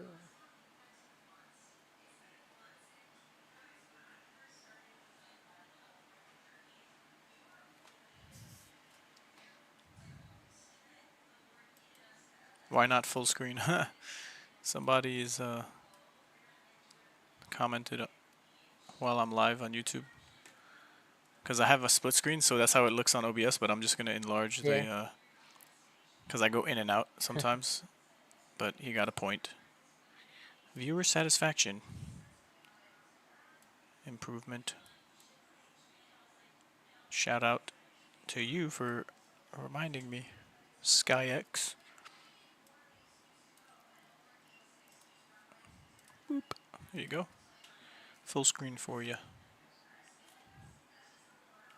Now you got 2 people watching. Oh, that's just me, I guess. I'm so popular. JK.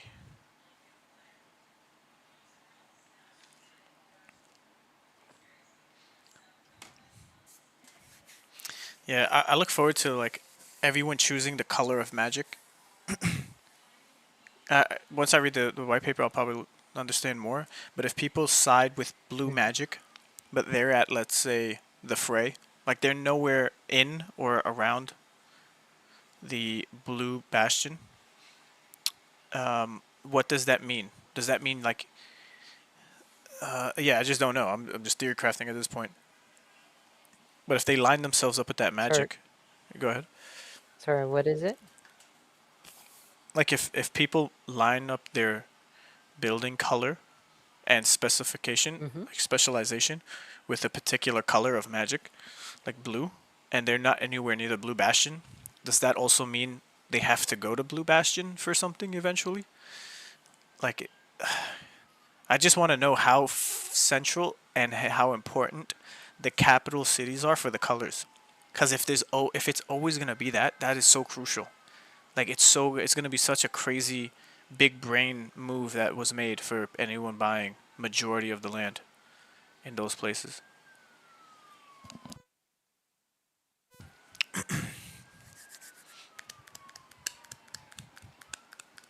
And you'd only know if you learned about the lore. Like they created something special with the lore, with all the different types of magics and the colors. It hasn't seen its day of total popularity yet, but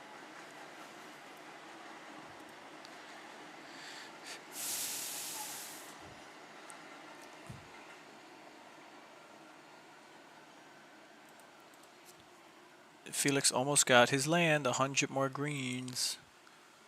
Let's go. See what he pulls.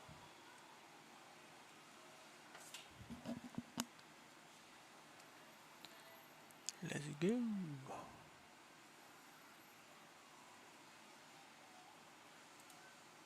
Oh wait, Bald isn't here. What happened? Bald!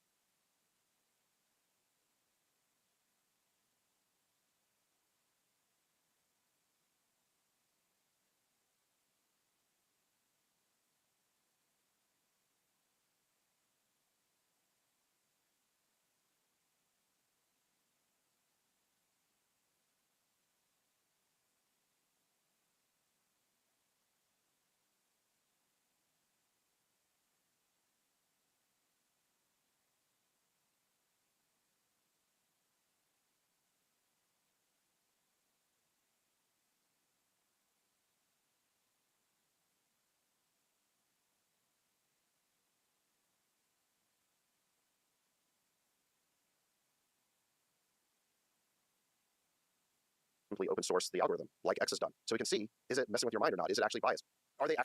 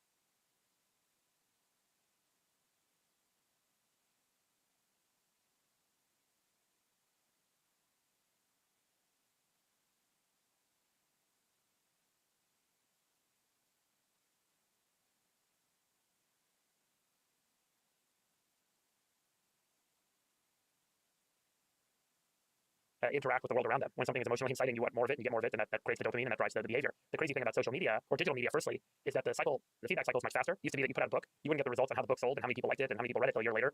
And then with movies, you get results in a weekend. But with social media, you get results instantly. When a piece of content comes out online, you get an instant result.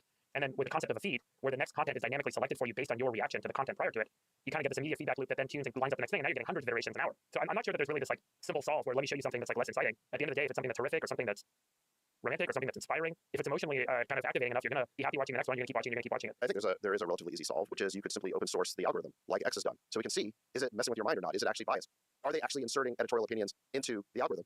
And so if you open source it, people can see what it's doing. I hear this point of view a lot, that social media is only preying on negative emotions. That argument is made a lot by people who want to regulate it more, and they want more censorship, and that's why they're making that kind of argument. I don't think that the algorithm is only reacting to outrage or incitement. I think quite the contrary. What I've seen on my X feed is that it's showing me more stuff that I like, and That's right. I mean, the algorithm's gotten so good. Yeah, like if you go on YouTube, I love watching like videos of mountain biking. I see like all these crazy mountain biking videos now, and I love watching. I'm like, dude, this is awesome. Right, so I don't think it's making me angry. I hear what you're saying, but I would offer something slightly different, which is I think that these algorithms focus on momentum. So meaning, if Freeberg spends the next 15 minutes looking at mountain biking videos, the momentum shifts to mountain biking. If he then goes to surfing, the algorithm goes to that. There's a decay function. That's right. Yeah. And the reason is that the way that if you go back to the actual models themselves, the way that they're architected, right? Like if you look inside of a transformer, what is it? There's a neural network part, and then there's a self-attention part. What is the self-attention thing trying to do? It's trying to figure out the momentum and the importance of a given input. So the core structure of the way that like we've solved the problem today is erring towards a thing where if actors in the system wanted to create momentum in one direction versus the other, they can probably do it before they get caught because the algorithms will amplify that. And I think this is the whole point where these blackout videos, it's not as if somebody wanted to consume that per se, as much as there was a moment in time where the momentum was towards those videos, a large swath of people got it, and then the unfortunate tragedy is a very small percentage of people acted on it and were killed. This can happen over and over and over again in all kinds of different things.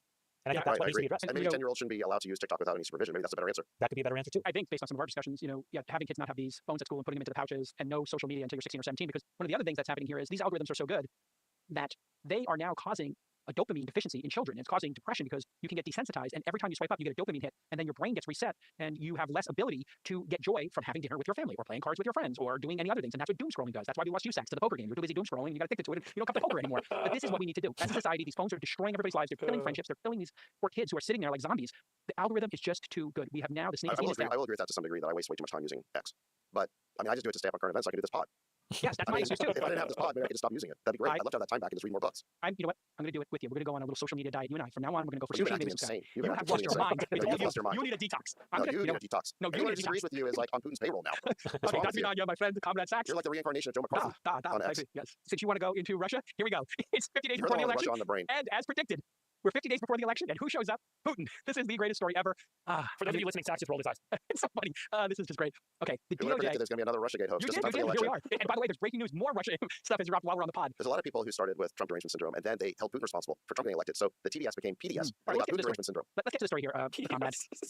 I think this whole story is such a waste of time. We shouldn't even waste time on it. Well, we're going to do it anyway. So here we go. The DOJ just charged 2 Russian media operatives with infiltrating podcasts. Yes. To push pro-Kremlin talking points. This was a wild drop on Wednesday, Jamal. The DOJ charged 2 Russian media operatives as part of an alleged, wait for it, propaganda and misinformation scheme. According to the charges, these 2 employees of the state-run Russia Today outlet, RT, funneled $10 million into a Tennessee-based media company to influence public opinion and sow social divisions. The wire transfers happened between October of last year and as recently as last month. This included placing blame on Ukraine for its conflict with Russia. Interesting. Both Russians are charged with conspiracy to violate the Foreign Agents Registration Act and conspiracy to commit money laundering. They're looking at 20 years in jail. The indictment did not mention the company by name, but people quickly figured out who it was because of their location. The company is called Tenet Media, founded in 2023 by Lauren Chen, a conservative commentator, and their personalities included Tim Pool, Benny Johnson, Dave Rubin, and Lauren Southern. These are right-leaning podcasters. In the last year, Tenet has posted 2,000 videos, which collectively had 60 million YouTube views. According to the DOJ charges, looks like the Russian operatives were coordinating with the founders. Jason, let's say the quiet part out loud, okay? We've heard this from Bobby Kennedy. We've heard this from a whole host of other people. We've now heard this from the DOJ. There is an inextricable link between the media and the people that pay for the media that want to influence what the media says. We know that to be true. Now, in this specific case, I hope the DOJ runs this to the ground and gets justice served. What I would say generally is the most incredible decision we ever made is to not have ads. It has been the single biggest clarifying function for our ability to maintain our own opinions and be credible. It's allowed us to change our minds. It's allowed us to evolve. If we were sort of characters in a movie, we will have gone through different transitions, frankly, as these last 4 years have gone by. I think that would have been much harder to do if we had people paying us money. Yeah. So this is just yet another example of your media diet. The more it can come from people who don't need to make money from this, the better off you will be because you will get earnest opinions. And what will happen is, whether it's large multinational corporations or foreign state actors, they are going to find unwitting people to take this money and blather on some set of talking points. Yep. On a whole host of topics. Okay, and just is that fair? I mean, do you all agree with that or not? I agree. It was a great move to not have advertising, sure. Because there's zero pressure from anybody calling us saying we're going to pull our ad spots, and also makes the pod easy to listen to. I mean, none of us need the money. These personalities, Tim Pool, Benny Johnson, Dave Rubin, and Lauren Southern, I think most of them have come out and said they didn't know. The indictment says that they didn't know, these podcasters, and the indictment also says they were paid huge sums of money, upwards of $100,000 per episode to do this, and it's unclear what they were asked to do in the indictment, but there are some pressure techniques to produce tweets around certain things that the Russians wanted propagated. What pressure techniques? They said in the indictment that they wanted more traffic because they weren't getting the traffic numbers, and to please amplify different videos and tweets that were pro-Russian. So that's in the indictment. So I guess the question then, Sachs, for you You're is... totally mischaracterizing this. I mean, what's mischaracterized? I would never mischaracterize this. And I literally would never have no horse in the race here. There's no reason for me to mischaracterize it. So what am I getting wrong? You do have a horse in the race. You believe in the Russiagate hoax for many years, and you want to basically try and restart that whole thing. That's not true. You can ask me. I think Russia, I've told this to you many times, Russia's sole goal is to sow division between people in this country. I refuse to allow it to do so on this podcast or between you and I. The Russians just want to produce chaos. They do it on all sides. They get Green Party people, they get Democratic people. That's been my story from the beginning. Okay. I have said since the beginning that the KGB's technique in America is to sow division. That's their sole goal. They don't care who wins. They just want us to not pay attention to what they're doing in Ukraine or what's happening in Russia. That's Putin's goal. So I think the place to start is with asking the question, who is Lauren Chen and what is Tenet Media and what has been their objective or what's their agenda? And their agenda now for months has been what's called division grifting inside the conservative movement. Lauren Chen's been putting out a lot of tweets explaining to people that they should vote against Trump. She's been saying that he has gone soft on issues like abortion. She's been pushing a very tough pro-life message. She's been promoting a, I'd say, strange and almost fanatical idea that we should repeal the 19th Amendment, which gave women the right to vote. No one in the conservative movement seriously thinks this. And because of these positions, she was already being called out by people like Ashley Sinclair and Mike Cernovich, who said something's not right here. This seems like an op. Like these positions don't really make any sense. It seems like she's just causing mischief. So the place to start here is to recognize that if the Russians were paying Tenet Media to put out content, that content was actually anti-Trump. It was trying to get people to vote against Trump. So I think the place you have to start is by asking the question, why would Vladimir Putin want to get Kamala Harris elected? In fact, Putin just came out today and announced his endorsement of Kamala Harris. So perhaps the Russians have an agenda to get Harris elected. I could see why. She is the much weaker candidate. She's afraid to take questions on the tarmac. Trump is strong. He's authoritative. And I could see why they might prefer to have a President Harris than a President Trump. Let me just stop there and get your reaction to that, Jake. Yeah, I think the sowing Cernovich's point, like that they just want to sow division and cause chaos, is the key point. I don't think that Putin cares who wins. I think he just wants chaos here and he wants distraction. So whether he flips, he wants Kamala, he wants Hillary, he wants Trump. I think he just wants chaos. And that's what the KGB does. That's what the KGB has always done, is try to get people to not believe reality. And that is their playbook for all history. They want to demoralize the population to not believe in their institutions, to not believe facts. And if it seems like it's working pretty well here in the United States. I think that this is all wildly overstated, but to the extent we're going to deal with it at all, I think it's really interesting how when the Russian operation benefits Kamala Harris, nobody accuses her of collusion or being a puppet of Russia. They just say it's about sowing division. But somehow when the op, you just did that right now. No, what op happened with Kamala? I'm not aware. I'm just saying that with tenant media, it's benefiting her. I just explain how. Oh yeah, the four people are super anti-Kamala. There's a double standard. There's a double standard in the coverage here and how it's interpreted. When the alleged op benefits Harris, it has nothing to do with Harris. When the alleged op benefits Trump, Trump must be a Russian agent, must be a Russian puppet. There must have been collusion. And you were among the forefront of people saying that Trump himself was compromised. Now, I never said Trump. No, I have to correct that. I never said Trump was compromised. I said the people around him were compromised because they kept taking meetings and money from the Russians. And this is the Russian playbook. No, I believe. You never believed in Russiagate? Putting the words aside and claims like this, and you're telling me what I think, you can ask me what I think. And I can tell you very clearly, again, that I think their plan is to find simple-minded people to give them money and to cause chaos and division in our country. I don't think that they got to Trump. I think they got to almost everybody around him. And if you look at those people who show up at Putin dinners and you look at who takes money, it's all around Trump. And the Russians are experts at this. And they did it to the Green Party. They just sprinkle money around people to cause this type of chaos. That's the goal. So how many times do I got to say this to you clearly? I don't have a horse in this race. I think all Americans, I'll say it again so that you can understand it and the audience can understand my position very clearly. Their goal is to get us to fight with each other so we don't look at their invasion of Ukraine or what's happening with the suffering of the Russian people. And we as Americans should not be partisan on this issue. We as Americans should all come together, you, Sachs, me, and everybody else, and say we don't want the Russians interfering in our elections or causing division, and we're not going to make this political. Look, Jake, this is the third straight election in America in which we've been led to believe that there is essentially massive Russian interference in our election. But I think we should ask, what did we learn since the last two elections? In 2016, we had the Steele dossier, which hatched the whole Russiagate hoax. We subsequently found out that Hillary's campaign created the Steele dossier, and then that was taken up by the deep state. They basically did an investigation of the Trump campaign. They went to the FISA court. They lied to the FISA court, and we had a 2-year independent counsel investigation based on a piece of opposition research that turned out to be completely phony. But we heard every day on cable news for years that the Russians had somehow interfered in that election. Never proven. In 2020, we heard that the Russians again were interfering because you had those 51 security state operatives say that Hunter Biden's laptop was Russian disinformation. That turned out to be a total lie. The laptop was authentic. That was just a made-up story that the Russians were involved. After that, let's not forget, there was NewsGuard and Hamilton 68, which were two bogus media watchdog groups that were deep state ops that were designed to get conservative content censored as Russian disinformation. So now, after all of these ops in which it was alleged that the Russians interfered in our elections and those stories turned out to be completely bogus, we now have this new one about tenant media. And I don't know the truth of this story. I can't say one way or another whether it's accurate or not. But what I've learned is not to take these things at face value. And if we are to take it at face value, tenant media was working against Trump's interests. So apparently, the Russians don't want Trump to win the presidential election. They want Kamala Harris. Yeah, and I agree that Trump was not compromised by the Russians, just the people around him. And to recap for people, since maybe they don't remember, Michael Flynn, who was the national security advisor, pled guilty to lying to the FBI in 2017 about his contacts with the Russians. Paul Manafort, who was the campaign chairman for Trump, had ties to pro-Russian figures in Ukraine and shared polling data with Russian associates during the campaign. He was convicted of tax and bank fraud in 2018, later pardoned by Trump. Like Michael Flynn was pardoned. Rick Gates, who was the deputy chairman, he worked closely with Paul Manafort. He pled guilty to conspiracy and lying to investigators. George Papadopoulos, I won't bring up because he was kind of a joke. And then Roger Stone was investigated for all his contacts with WikiLeaks. He was convicted of obstruction, lying to Congress, and witness tampering in 2019. So we have all of these folks being convicted. That's 4 people convicted. I don't know what the point of bringing up all these investigations are when you said the most important thing, which is you do not believe that Trump was a Russian agent, despite the fact that for years, that's what Democrats maintained. My maintaining is, once again, 4th time, is that the Russians are trying to cause division in America, and we shouldn't all fall for it. Hey, Freebird. I think we shouldn't fall for Hamilton 68. I think we shouldn't have fallen for NewsGuard. I think we shouldn't have fallen for the Steele dossier. I think we shouldn't fall for the Russiagate hoax, Jake. Stop falling for all these Russian I agree. That's why we should be united. Let's be united. Freebird, you've got some passionate thoughts on Kamala Harris, pivoting a little bit around her economic policies in the last week or two. Let's wrap with that. What are your thoughts? No passionate thoughts, Jake. Did any of you guys see that video I sent you of Kamala's campaign speech in New Hampshire yesterday? So basically, she fundamentally pivoted from a lot of the statements she made a few weeks ago that I think caused a resounding amount of commentary about being anti-business, anti-economic prosperity. A lot of people call these comments socialist in nature. And apparently, she heard the feedback and is now pivoting the message and pivoting the policy. So, I think the one question to understand is how real is the pivot and how much is this about getting elected? She made a couple of key announcements at this campaign speech yesterday. The first one is that she started out saying that small businesses are the lifeblood of our economy. She's proposing that we increase the startup tax deduction from $5,000 to $50,000 if you start up a new business and you're generating profitable income. You can deduct up to $50,000 on the year that you start the company up. She made an emphasis on getting rid of red tape and deregulating a lot of aspects that make it hard to start companies. She talked a lot about the importance of venture capital and venture dollars, and that there's a goal to spur 25 million new SBA loan applications by the end of her term, so in the next 4 years, which would be a massive increase in government lending to small businesses. She also stepped back the capital gains tax proposal that was made under the Biden administration that she previously said was her policy as well, and is now proposing a 28% capital gains tax instead of the 40-something percent that I think was the previous proposal. So 28% capital gains tax only applied to households with a net worth greater than $1 million. But towards the end of her speech, she still talked a lot and got a lot of cheers around the idea that billionaires and big corporations need to pay their fair share, and that there needs to be methods of increasing the taxation of billionaires and big corporations as they're kind of classified by her and some of the other Democrats. So I don't know, is the pivot real? Is she becoming more pro-business? Is she responding to the critical feedback she's received over the last few weeks? Or, is this just about getting elected? Is this going to persist? Is this a change in policy, Chamath? I hand it over to you. I think that this is all the tactics leading to the debate on September the 10th. I think that a lot of this polling, you're seeing the sugar high fade on both sides. And I think what we can acknowledge is that the setup going into this debate is eerily reminiscent of the setup going into the first debate between Donald Trump and Hillary Clinton, which was a very profound sensation that there was a popular vote advantage to the Democratic candidate, Hillary then, Kamala now. But what everybody got wrong last time, and now what people are doing a much more refined job, other than Nate Silver, this time around, is then being able to do a more nuanced look at the electoral college probability, which is in the opposite direction, favoring Donald Trump and not Kamala. So I think that the Democrats have realized that the sugar high isn't going to win the election. They need to be specific in ways that gets moderates, and the only way to do that is to tap to the middle, because a lot of these other trial balloons were kind of nutty, and those people are not going to win them the election in the key states that matter. Again, that's what we said before. 5 things in 5 states, right? That's what it's going to come down to. It's also, I think you made this point, Chamath, as well, which is when you're running for the primaries, and I think Dean Phillips, when he was on the program, talked about this, you've got one agenda, and that tends to be a bit extreme because you're trying to get those extreme people in primaries to come out. Then when you get to the general election, you kind of come towards the middle. And we said on this very podcast, and I gave a couple of disclaimers as the moderator here, hey, we don't know these are Kamala's policies because A, she's not talking to anybody, B, she hasn't released any. So maybe, she's taking feedback. I have some inside information on this, which is there are people in our circles who are sitting with her saying, these things are crazy, and maybe pointing to our podcast and other reactions online. And maybe we should really think, what do you want to do, potentially, Madam President, when you're president, if you do win? And I think she's starting to think from first principles, hey, what is actually good for the country? That would be a very honest way of looking She's at not this. thinking from first principles. Are you kidding? She's reading from a teleprompter.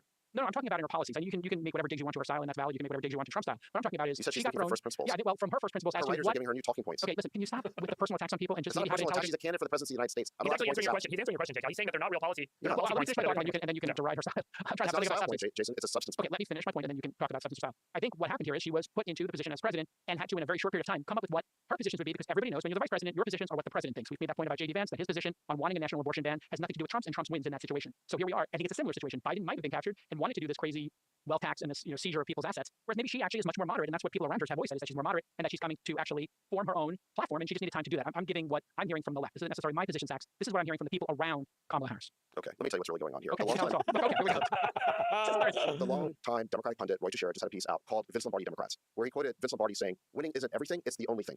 And so obviously what's happening now is that Kamala Harris will say whatever she needs in order to win. But the question that voters should be asking, who is this person really? Because obviously what she's going to do once you give her the keys to the government is going to be different than whatever she's saying right now. And we do have a lot of background on this person. She came up to the San Francisco political machine. She was a product of the progressive Pelosi machine in San Francisco. She then rose to the Senate. She was voted by GovTrack as the most liberal member of the Senate. And just a few weeks ago, when she first announced her economic proposals, they were all this super far left stuff, like the unrealized gains tax and a 44% cap gains rate. So that's where her instincts were. That was what was in the Biden-Harris budget. That was in her campaign platform. And that was in her economic policy speeches. And then what happened is there was a huge negative reaction to all of that. So now she's changing her talking points. But it's obvious what's going on. She's going to say whatever is necessary to win the election. But you're a fool and kidding yourself if you think you're going to get something really different after the election. You're going to get a continuation of the Biden, Harris, Elizabeth Warren economic program that we've had for the last 4 years. How would you say Trump's position on abortion relates to that? Don't people adapt their position based on winning? I mean, I think he's done a masterclass in changing his position. He's not changed his position. You don't seem to understand how that issue works. He was in favor of returning to the states.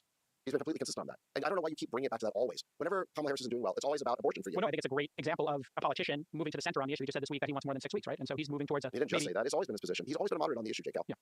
He's against the national abortion ban. He's always been in favor of returning to the states. I don't even understand how this is like, you're still talking about this. Well, the This reason I is talk not about it is our because show. there's so many states, including the one I'm living in, where women can't get an abortion.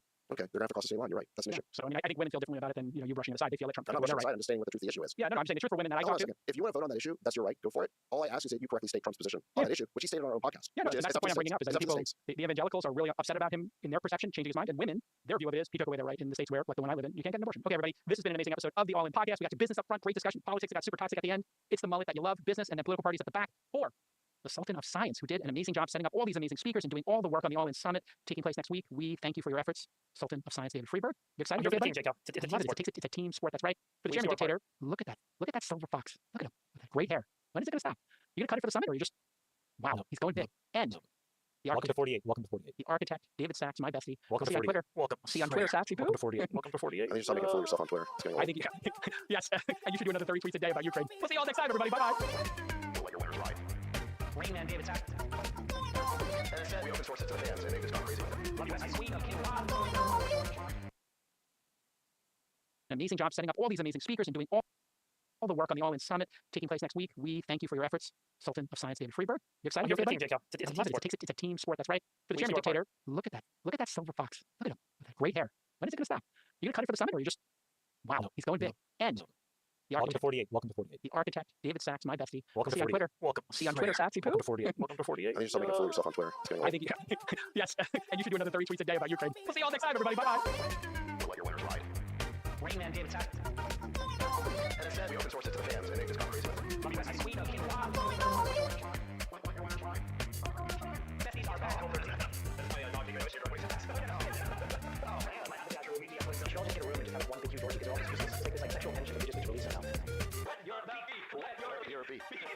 We need to get Murphy's our back. And now, the plugs. You can subscribe to this show on YouTube. Yes, watch all the videos. Our YouTube channel has passed 500,000 subscribers. Shout out to Donnie from Queens. Follow the show, x.com/the All In Pod. TikTok, the All In Pod. Instagram, the All In Pod. LinkedIn, search for All In Podcast. And to follow Chamath, he's x.com/Chamath. Sign up for his weekly email. What I read this week at chamath.substack.com and sign up for a developer account at console.barack.com and see what all the excitement is about. Follow Sex at x.com/DavidSex and sign up for Glue at glue.ai. Follow Friedberg, x.com/Friedberg. And Ohalo is hiring. Click on the careers page at ohalogenetics.com. I am the world's greatest moderator, Jason Calacanis. If you are a founder and you want to come to my accelerators and my programs, founder.university, one-shot close/apply to apply for funding from your boy JCal for your startup. And check out AthenaWow.com. This is the company I am most excited about. All right, guys, happy Friday. Today I have updates galore. Okay, first and foremost, I'm sure you've heard this, but the father of the Georgia shooting suspect is being charged. Talk about that, see whether or not you think that's fair in terms of legal processes. Also, France has released Pablo Durov, and he's made his first statement to the public. We're going to go over that. Romania has released the Tate brothers to house arrest, despite the fact that the prosecutors basically pleaded to have them both jailed, and then they appealed when the courts said no, and they lost that appeal, so they are back home as well. And then Elon Musk, people are speaking about him because he rather conspicuously deleted a tweet that promoted Tucker Carlson's podcast episode with a historian about World War II. He seems to have done a little bit of a 180, perhaps, on his opinion. So what gives? We're going to talk about all that today on Candace.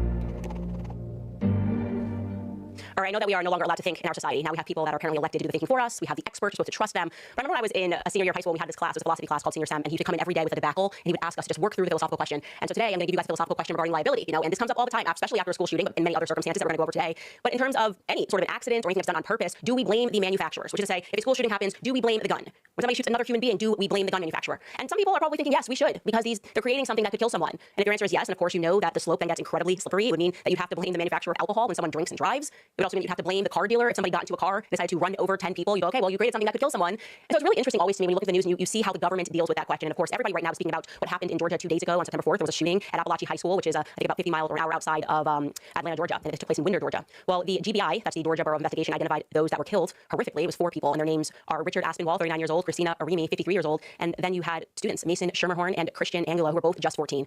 And of course, what has shocked the nation is the fact that the shooter was just 14 years old himself. His name was Colt Gray, and it is ironic, darkly ironic, of course, that he is named after a gun. But now we have more details that are starting to come out, and it seems like this is the circumstance in all of these cases. I don't know how it is, but the FBI, the authorities were tipped off somehow, and then nothing really came of whatever it was that they were investigating. But it turns out that yes, the Georgia authorities already had visited the home of Colin Gray, that's the father of Colt Gray, and his son, because the now alleged gunman who killed 4 people, apparently they had received a tip about alarming online messages that he had been posting that were threats to, quote, shoot up a middle school. It was a group chat that he was saying this on an app, Discord, and he was so terrifying about this that he also posted photographs of guns. And so they visited the home, and I guess that didn't result in anything. And so on one hand, people are very frustrated. On the other hand, the investigators are saying, what more could we have done? Like, we weren't positive if it was him. If you post a threat like that, what's the worst thing that could have happened? He hadn't yet committed the crime. That creates that whole debacle. He hadn't yet committed the crime. He thought about doing, maybe he posted something to be funny. Can we really lock him up for that? Well, I think at the very least what we could have done is made sure that he didn't have any access to guns, right? Making sure that he's living in a safe environment. And the reality is that he was not, okay? And so it turns out that Colt Gray's parents were not the best examples in his life. They were going through a very bitter separation and a custody battle. And the family had been on the radar of the police department and the Family and Children's Services Department. The GBI said at a press conference, it's understood that the teenager was living with his father during the split, and it was a nasty one. As I said, his maternal grandfather told CNN that the boy had lived in an environment that was hostile, that his dad beat up on him. And he said, quote, I'm not just talking about physical, but screaming and hollering, and he did the same thing to my daughter. So that would be Colt's mother. So he was growing up in a household that was abusive, a lot of screaming. And then he says there was also drug and alcohol problems. And it turns out that is true. That Colt Gray's mother, Marcy Gray, had been arrested multiple times. We're showing you right now a picture of her. Instantly, when you see somebody that's being arrested and they're smiling in their mugshot, there's a lot of conclusions that can instantly be drawn from that. She had been arrested multiple times and had been accused of drug offenses. She'd also done a stint in rehab. So we're talking about someone that's dealing with addiction. Again, not a stable household, which always seems to be the environment that fosters this sort of behavior. But what's interesting is that authorities have made a move to charge his father, Colin Gray. Again, now, this guy's 54 years old, and he's being charged with 4 counts of involuntary manslaughter, 2 counts of second-degree murder, and 8 counts of cruelty to children. And they're saying that the reason they're charging him is because he's the one that allowed his son to possess a weapon. Apparently, Dad is the one that brought Colt the semi-automatic weapon as a Christmas present. And Dad's saying, well, that was just for hunting. 14-year-olds, just so you know, I know we got the crowd that's like, we just need stricter laws. By all measures and all laws, a 14-year-old is not supposed to possess a weapon. So his father buying him this, of course, is already breaking the law. His father allowing him to take that gun to school or not knowing that he took that gun to school is already breaking the law. So what do you think? Is it fair that he's being charged? And I'll show you again, that is him as he is at his arraignment. You can see he's rocking back and forth. The father is deeply upset. And I think at some point it was reported that he was crying during this. And I guess some people feel bad for him. But actually, this works for me. This is exactly how it should be, because as a parent, you have responsibility over your children. I know that seems like such a foreign concept, like a crazy concept now, that we're living in this over-liberal environment where people just think, oh, well, kids are their own entity, and if they're 4 years old and they decide that they want to be a fish, you just gotta let them keep swimming in the bathtub and never come out if they say that they're a mermaid. I know we're living in that sort of a mental environment in America. At least we're fostering that sort of mental environment. The reality is that you're in charge of your kids. You are in charge of your children, okay? You should know whether or not your children are fostering violent thoughts. And beyond that, when the authorities pay you a visit and tell you, hey, your child has been posting online about wanting to shoot up a school, maybe don't get him a gun for Christmas.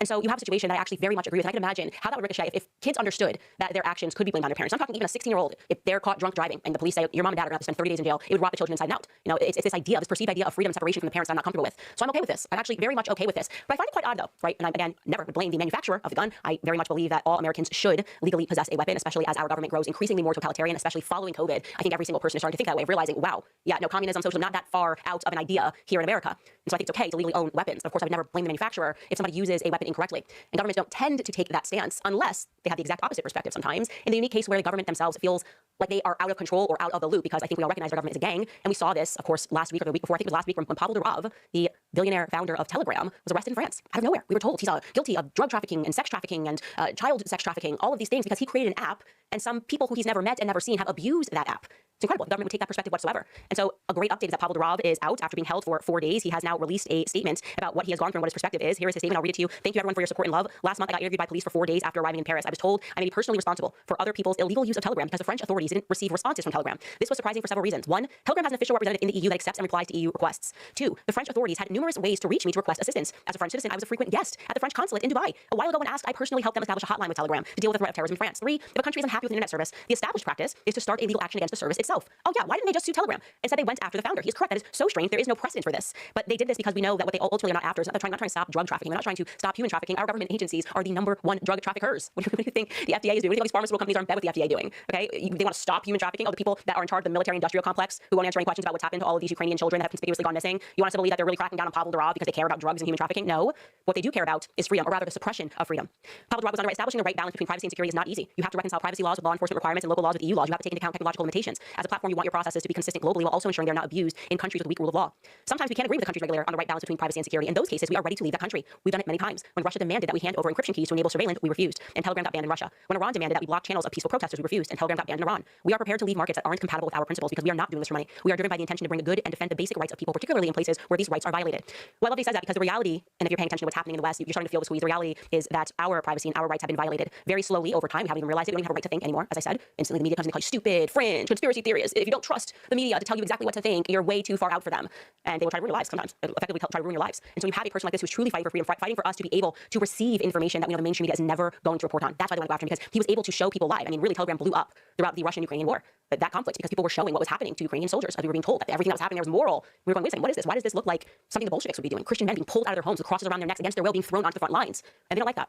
The governments do not like when their narrative, which they have paid good money for, is being disrupted. And so that's why they're squeezing Pablo Durov. That is the real reason why they are going after him, because he won't play ball. And make no mistake, the West is just as bad and maybe even worse when it comes to propaganda than the East. And I'm not kidding when I say that. It may even be worse when you consider how much and how often we are lied to. And if you think that that's an extreme statement, then you must have not been alive during COVID. You must have been born in 2022. That's the only way that statement can sound radical to you. Anyways, it is good that he is out. It's good that the world is paying attention. And it is good to continue to speak about Pablo Durov and what is happening in Telegram, because even if you are not on the app, I am not. It has far-reaching implications. So we're going to continue to cover that story. All right, guys, don't go away, because I really want you to look at this strange Elon Musk delete of a tweet and see what you think about it. First, I want to remind you about Ground News, which is something that we all know well, that there is extreme bias, as we just said in the mainstream media. I started the show to have honest GROUND news.com/Candace. Okay, so people were pretty fired up about this. Obviously, at the beginning of this week, we covered Tucker Carlson's cancellation. His cancel, he's over, he's done. Never listened to a word that he says, because he hosted a historian on his show who disagreed with the World War II narrative, the established narrative, which is allies, amazing, good, everything we did just an inch before the world had been taken over by evil. We stopped it. And of course, we all know Adolf Hitler, bad, Stalin, I guess we're just not really talking about him, but good, because he was on our side at the end. And don't ask any further questions. And of course, the more that you begin to look into things outside of your public school system, which I have done, you just kind of go, what the heck, man? There's a lot that we weren't told. Like, again, that BBC documentary, The Savage Peace.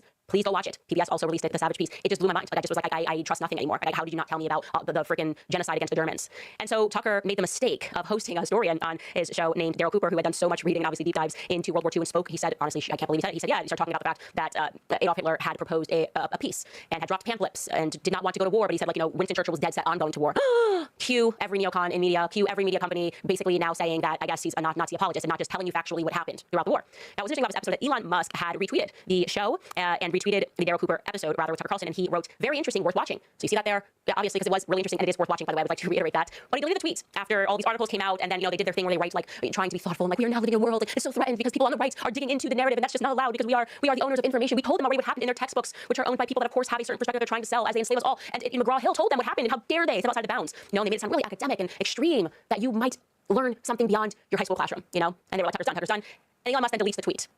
and it is pretty conspicuous. Not only did he delete the tweet, then he, the next day or 2 days thereafter, retweeted Daryl Cooper had ended a whole thread speaking at length of what he was talking about. He's like, no, Winston Churchill was a villain because he forced this war when it could have been over sooner. He wanted this war to keep happening. He talked about Dresden and he introduced all these facts the public was not allowed to know about. And of course, community notes, who knows who's on that, but they were on it, just being like, nope, nothing Daryl says is right or true, believe us. And so Elon Musk then endorsed the community notes, and he tweeted this. So Martyr made, that is Daryl Cooper, he wrote, Hitler tried again going on the radio to broadcast a call for peace directly to the British people. He would give back the parts of Poland that were not majority German and would work with the other powers to reach an acceptable solution to the Jewish problem. He was ignored. And readers had context. Community notes said grossly misleading. The tweet refers to the appeal to reason by Hitler in July 1940. Okay, so he's telling the truth. By this time, Hitler had invaded 2 direct allies of Britain, Poland, France, broken multiple treaties, and Einstein and Stalin were killing Jews, Poles, and others. So let's be clear, pull that back up. Nothing debunks what Martyr put above. This is what I call a Snopes fact check, where they don't actually say that you're lying. They just say grossly misleading. Okay, is it true or false? It's true. So you're adding what context. You're saying that in the middle of fighting, he proposed a peace. That's exactly what Daryl said. But of course, you're supposed to see they don't go, oh, he must have been lying. And then you have Elon Musk retweeting it and saying community notes for the win. Pull that back up one more time because there's something very interesting there. Where is this coming from? So they go, we can now tell you where the truth is. The truth, if you'd like further context, which this historian is not providing, is on Wikipedia. That really tickled me. Like, that is not a community notes win. That is definitively not a community notes win. So I just want to let you guys know, in case you think Wikipedia, which we all understood, was like not the standard. Like, if you wanted a basic understanding of something, like if you wanted to know, like, where is New York City? Fine, go to Wikipedia. Yeah, New York City is in New York, sort of a question. When you're talking about trying to learn the truth about a narrative or what's happened, Wikipedia has always been bought and paid for. What I mean by that is that there are editors. It's quite literally, Alex Jones is right again, an information war. So I'm going to show you this clip, this old clip. An Israeli national news segment that was done with the 13th Prime Minister. This is being led by the 13th Prime Minister of Israel, Naftali Bennett, discussing how they're employing teams to mass edit Wikipedia to suit Zionist narratives. I'm just pulling this clip. Do not at me. Take a listen. Moetzet Yesh, in conjunction with My Israel, has arranged Instruction Day for wiki editors. The goal of the day is to teach people how to edit in Wikipedia, which is the #1 source of information today in the world. As a way of example, if someone searches the Gaza flotilla, we want to be there. We want to be the guys who influence what is written there, how it's written, and to ensure that it's balanced and Zionist in nature. Zionist in nature. They're just going to make sure that it's edited in Zionist in nature. And then you remember, following that, of course, they reported that Wikipedia was having an ADL problem. Like, literally, like, this was the problem, that people were coming in and editing things. And if you look at that organization that he started, the movement, he said, My Israel, and that's what they're doing. They're literally training people to edit information in a way that is favorable to Zionism. If you look up that on Wikipedia, you can trust the source. It says that My Israel is a website that is an inter-based movement dedicated to spreading Zionism. The movement deals with PR across the internet, especially on social networks and on Wikipedia, but also arranges protests and demonstrations against any anti-Zionist activity in society and on the media. In 2010, My Israel started an organized campaign to insert Zionist editing onto Wikipedia in order to combat what is perceived as anti-Israel entries. Wikipedia for the win! By the way, what I love about the fact that that's like the Prime Minister saying, like, hey, we're creating a whole cell to just edit Wikipedia entries because everyone gets their information here. We want to make sure that the information is in our favor. Just like imagine for a second, like close your eyes and just like be like, imagine if Vladimir Putin was in a segment on Russia Today and he was just like, yeah, see this team right here? That's the team right here. These are my Wikipedia editors. I've employed all these people here to make sure and learn to make sure everything has a pro-Russia spin. So in terms of information, we don't like that. It's anti-Russia, and we just employ this cell of people, and now we have like 6 organizations that take care of that.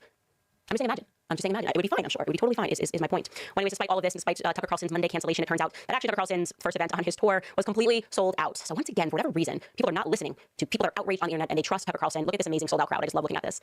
Right? I'm telling you, it's a side piece. It's a social network. Really? Does anyone really believe that? No, believe that. But people can care less about individuals.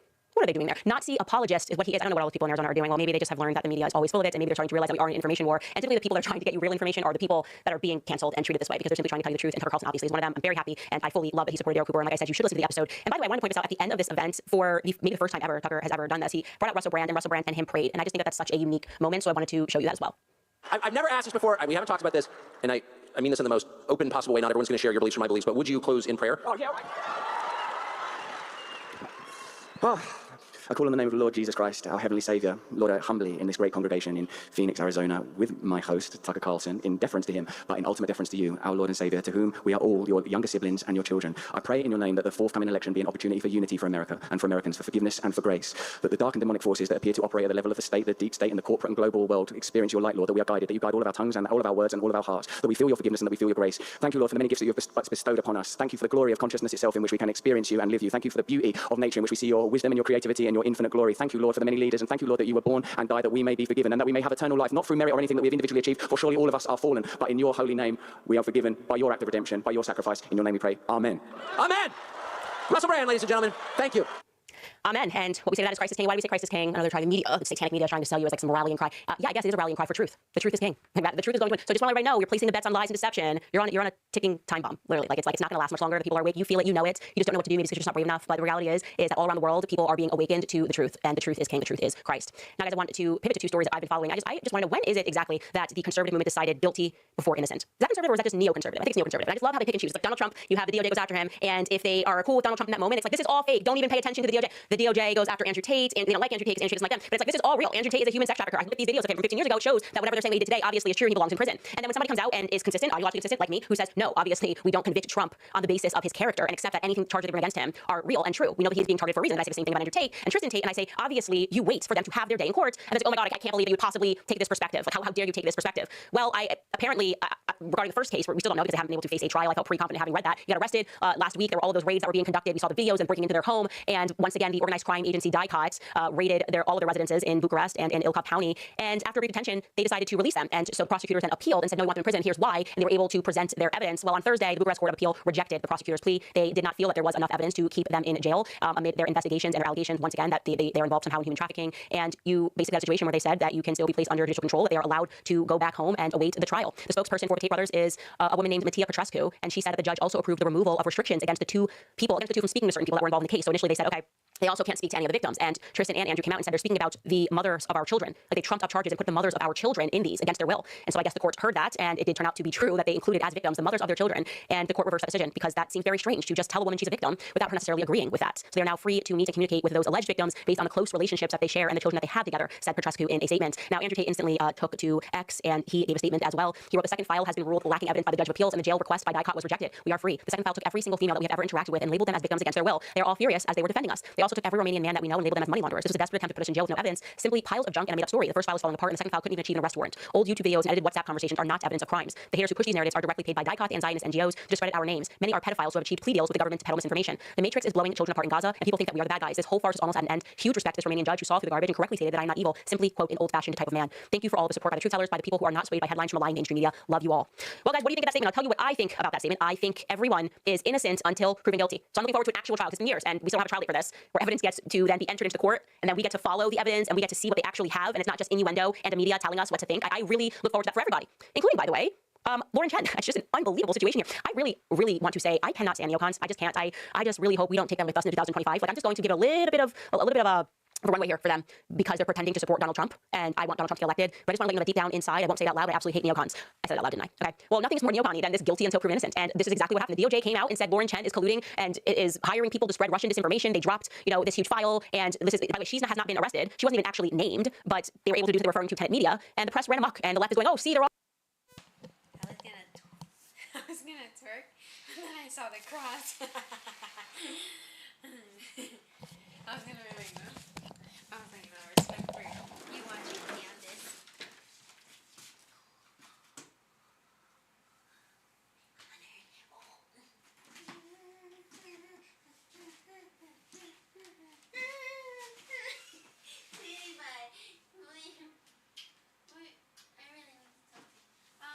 So I guess the leftover sweet potato.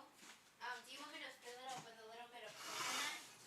So, of coconut milk. So we have like sweet potato gnocchi with sweet potato coconuts.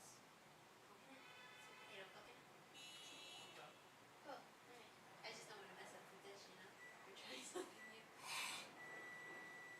But, actually, it won't get messed up because what's great is that I'm cooking the gnocchi with the sage and butter, and it'll go great with the coconut sweet potato puree. Wow. So clear. Wow, look. Wow. You mentioned how when it rains it clears the air. Yes. It cleans it? Like filter or something? Or no? Not exactly. No, that was more. No, no.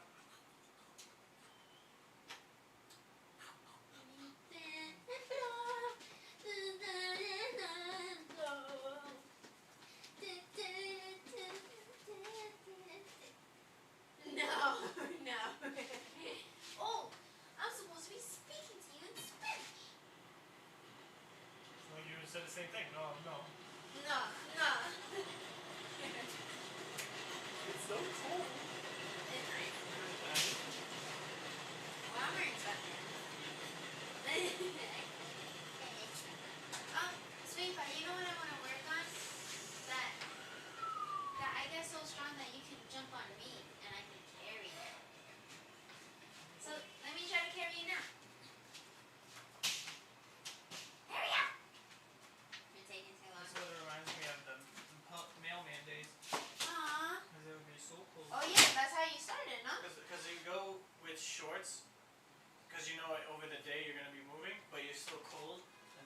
out. Come. Come on, I need to practice. Taking too long.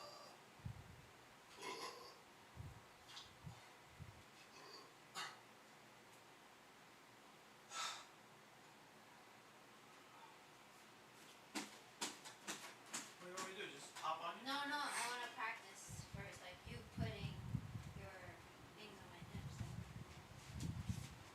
You know, like climb on me. I'm just gonna do one. Okay. Okay. Yeah.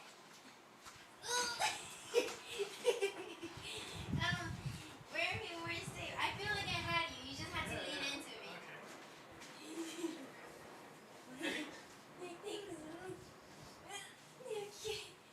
Okay. Wow, you're heavy.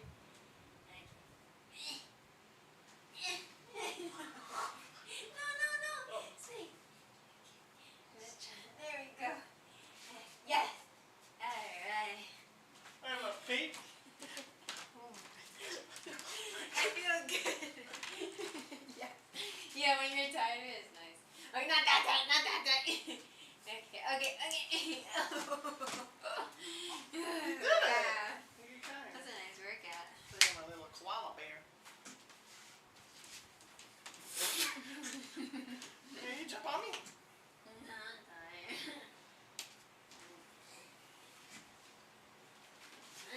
You? What? I don't feel weight. Oh! Okay, there. You got one today.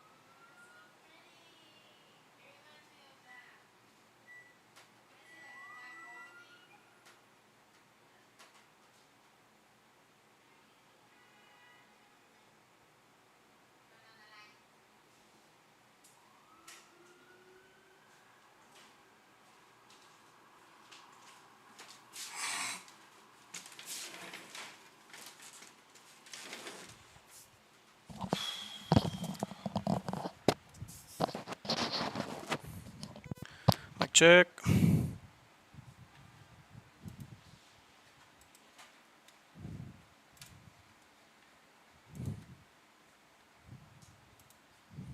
all Russia shills. And the bite neocon right just bit it. They just completely bit it. I'm like, yes, Lauren Chen is. This is true. Even though it just doesn't make any sense. Given the fact that every person who they're claiming is a victim of this, her network of influencers, has already come out and said that they were not told to cover any topics. So how can she be creating a network, okay, that is being controlled by Russia when they're not even being controlled by her as the intermediary? They didn't care. No grace here. No grace. Is it possible and plausible that she's working with Russians? Is it possible that she's somehow being paid by, I think they're saying Russia today is somehow paying? Sure. But to say that it's influencing our elections, they're trying to influence thoughts as opposed to maybe just wanting to earn money in America off of YouTubers, we don't know. We literally don't know. But a lot of this doesn't make any sense given the fact that the people who are implicated in this, like Tim Pool and Dave Rubin, are not pro-Russia. They are just not pro-Russia. These are not people that are out there going, I love Vladimir Putin. In fact, definitively the opposite when you're talking about Dave Rubin. And then, of course, is the fact that their videos did not get any views on Tenet Media, as one commentator pointed out. Like, Dave Rubin videos got like 1,000 views per clip. And so it's just a nonsense. They're really jumping down Lauren Chen's throat here without having even heard her speak at all. She hasn't come out and said anything about it. Again, she's Canadian, and she was not instructing them on what to cover.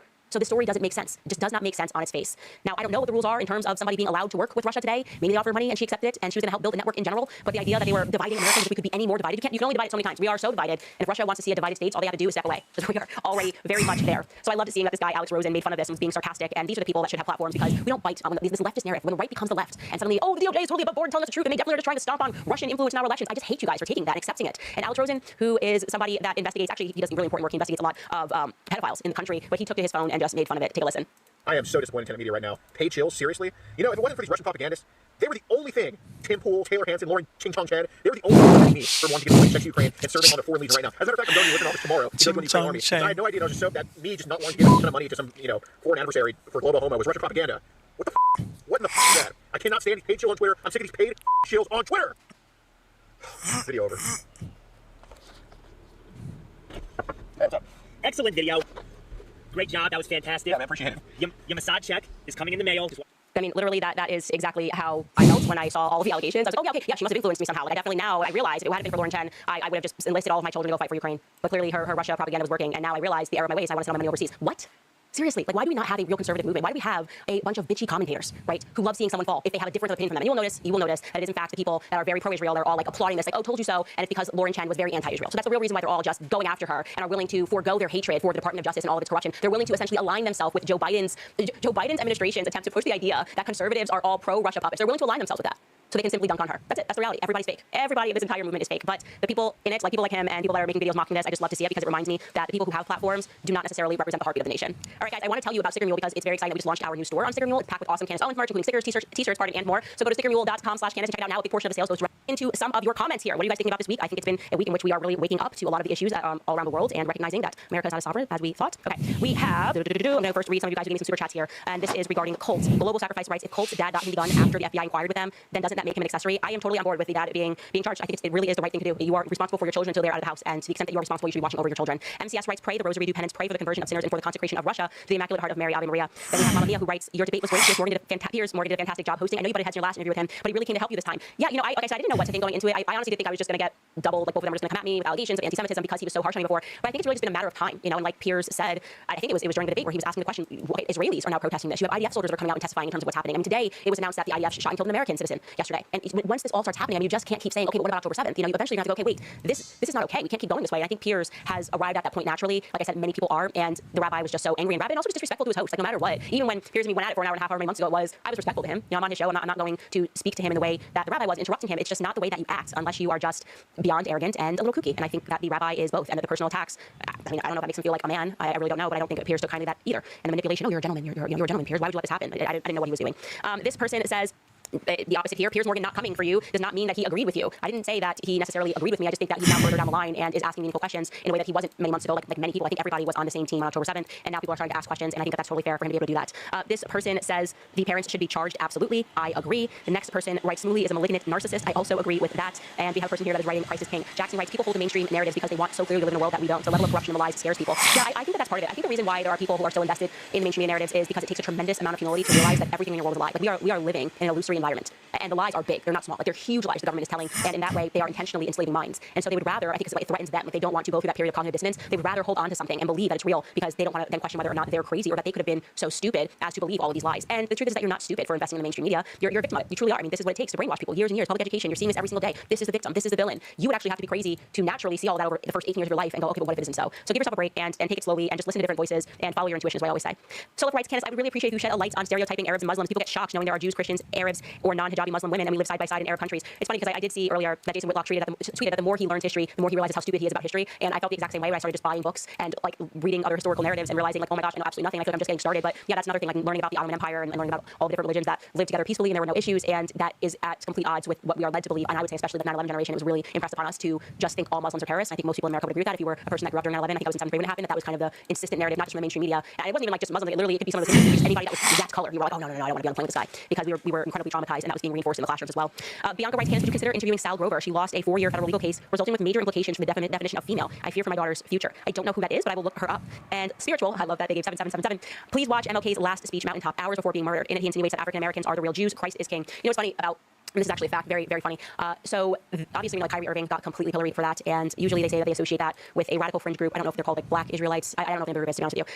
But what was interesting as I began studying history and learning that other Israeli historians have taken that perspective, I was really fascinated by that. Like a man named Abraham Pollock, who won awards at Tel Aviv University, who didn't say that African Americans were the real Jews, just to be clear, but he was saying that the people that were living in Israel were originally Khazars, you know, which then just shows you, and actually this is the most fascinating part, Sigmund Freud, okay? So every book and paper that he wrote, basically saying children are sexual and everybody should understand that children are sexual. Yay for professionals, love it. It's amazing. He's so brilliant. He's so genius. Like, he's not a pervert at all. Let's accept all of that. He's the father of modern psychology. Yeah, modern psychology is perverted, and so is he. But his last book that he wrote, they all rejected it, and it was called, I want to say Moses and Monotheism. And in it, he posited that the Jews weren't actually the original Jews, or that they killed Moses, and then they had built and tried to pretend that Moses was actually theirs, or that they were from Moses. And the entire community, if you ever read about that book, they're like, oh, he was just crazy when he wrote that. So I just find it so funny that these theories, these sorts of theories have been posited before in the past, even from within like the Jewish community, and now they're considered like very fringe and a part of a fringe group. But all of this to say, I certainly don't know. Like, I haven't done any of that research, but I do know that everyone has a right to think, right? And we used to be in an environment where people could write entire books like that. Like Sigmund Freud wrote an entire book, Abraham Pollock wrote an entire book, people would throw around these theories, and now it seems if anybody even questions a prevailing narrative, they are censored or hit with accusations. And so that's just something to know, is that like people used to be allowed to think a few years ago, and now that's just not allowed because they will do the thinking for you. All right, ladies and gentlemen, that's all that we have for this week. I want to thank you guys so much for all of the support, and reminding you that you can go to clubcandace.com if you'd like to support the show by buying some merch. Also, you can go to locals.com and give whatever you can, keep the show free, and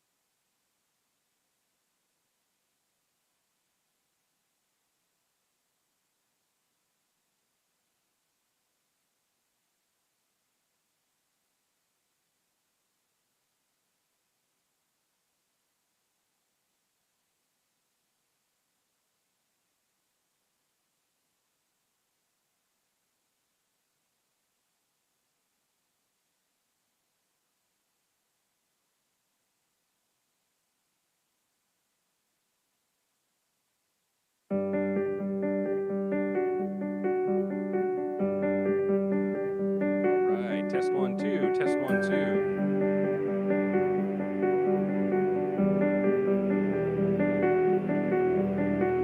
Test 1 2. Test 1 2.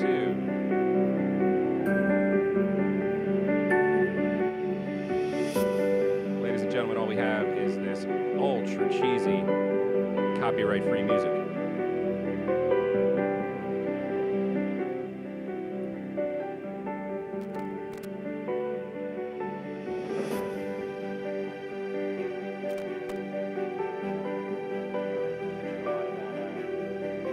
So chat, you're gonna have to guide me here. I've got no idea how our audio looks. Flying blind. If you could only see my setup. I know our countdown timer is here in about 2 minutes, but I might wait a minute and throw another minute on here. We're in absolutely no rush to get started.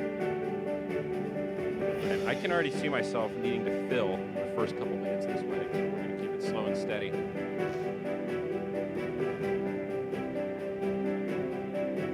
To everybody and said they wouldn't be mic'd up, and then I put a mic on the table. Hope you get to enjoy the ambiance here. See, I'm gonna have to keep an eye on chat.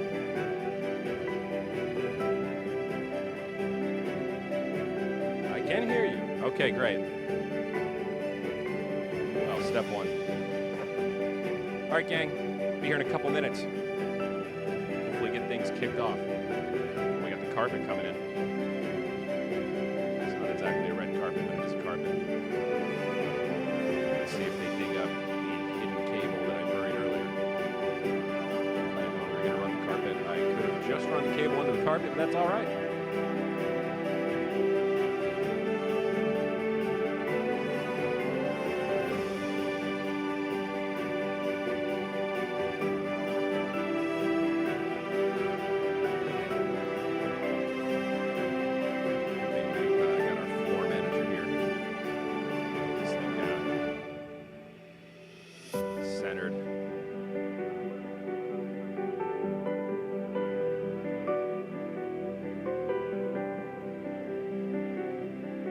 Struggling with the audio on that hot mic down there. What's going on? Yeah, you want to put your bag down? Yeah, sure, man. Go for it. Yeah, you could also put it in there too, like where that pink backpack is in the corner. Yeah, no, this is fine. Yeah, just, you know. Nobody's gonna be there, right? No, I sure hope not. Just me. Just you? Okay. Yeah, just, yeah, trying not to trip on the cables. This one, I'm probably going to take this one mobile once it starts and move it around, so we'll...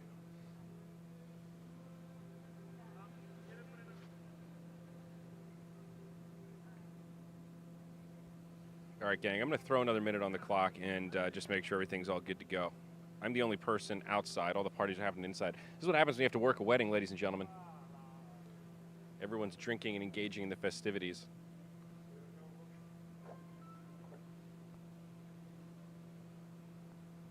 I'm the one under the hood, making sure it all works. Welcome to a Zyori TV production. Coming to a wedding near you. All right, we'll be back in a minute.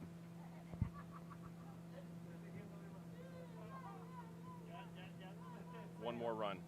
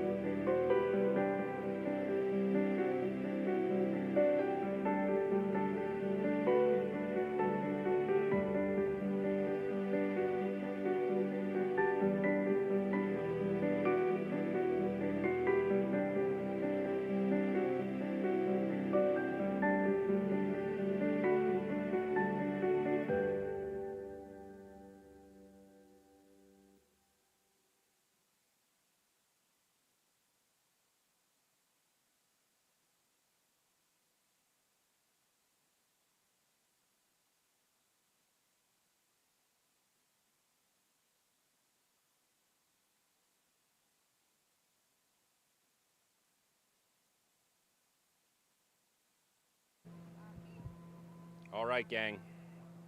I just got the official word. It's all happening. It's all real. And we're going to switch over here to the Zyori cam. All right. It's a little dark. What's going on, everybody? Hello.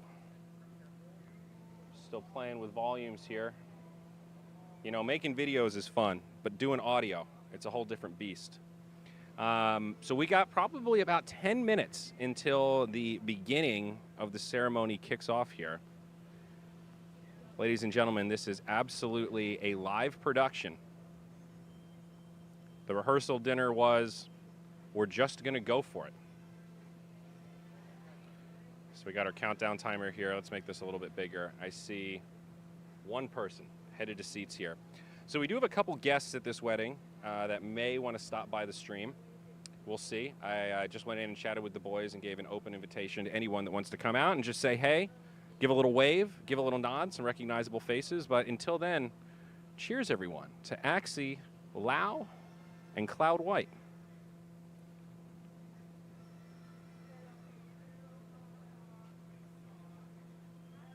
Let me get my YouTube chat up here.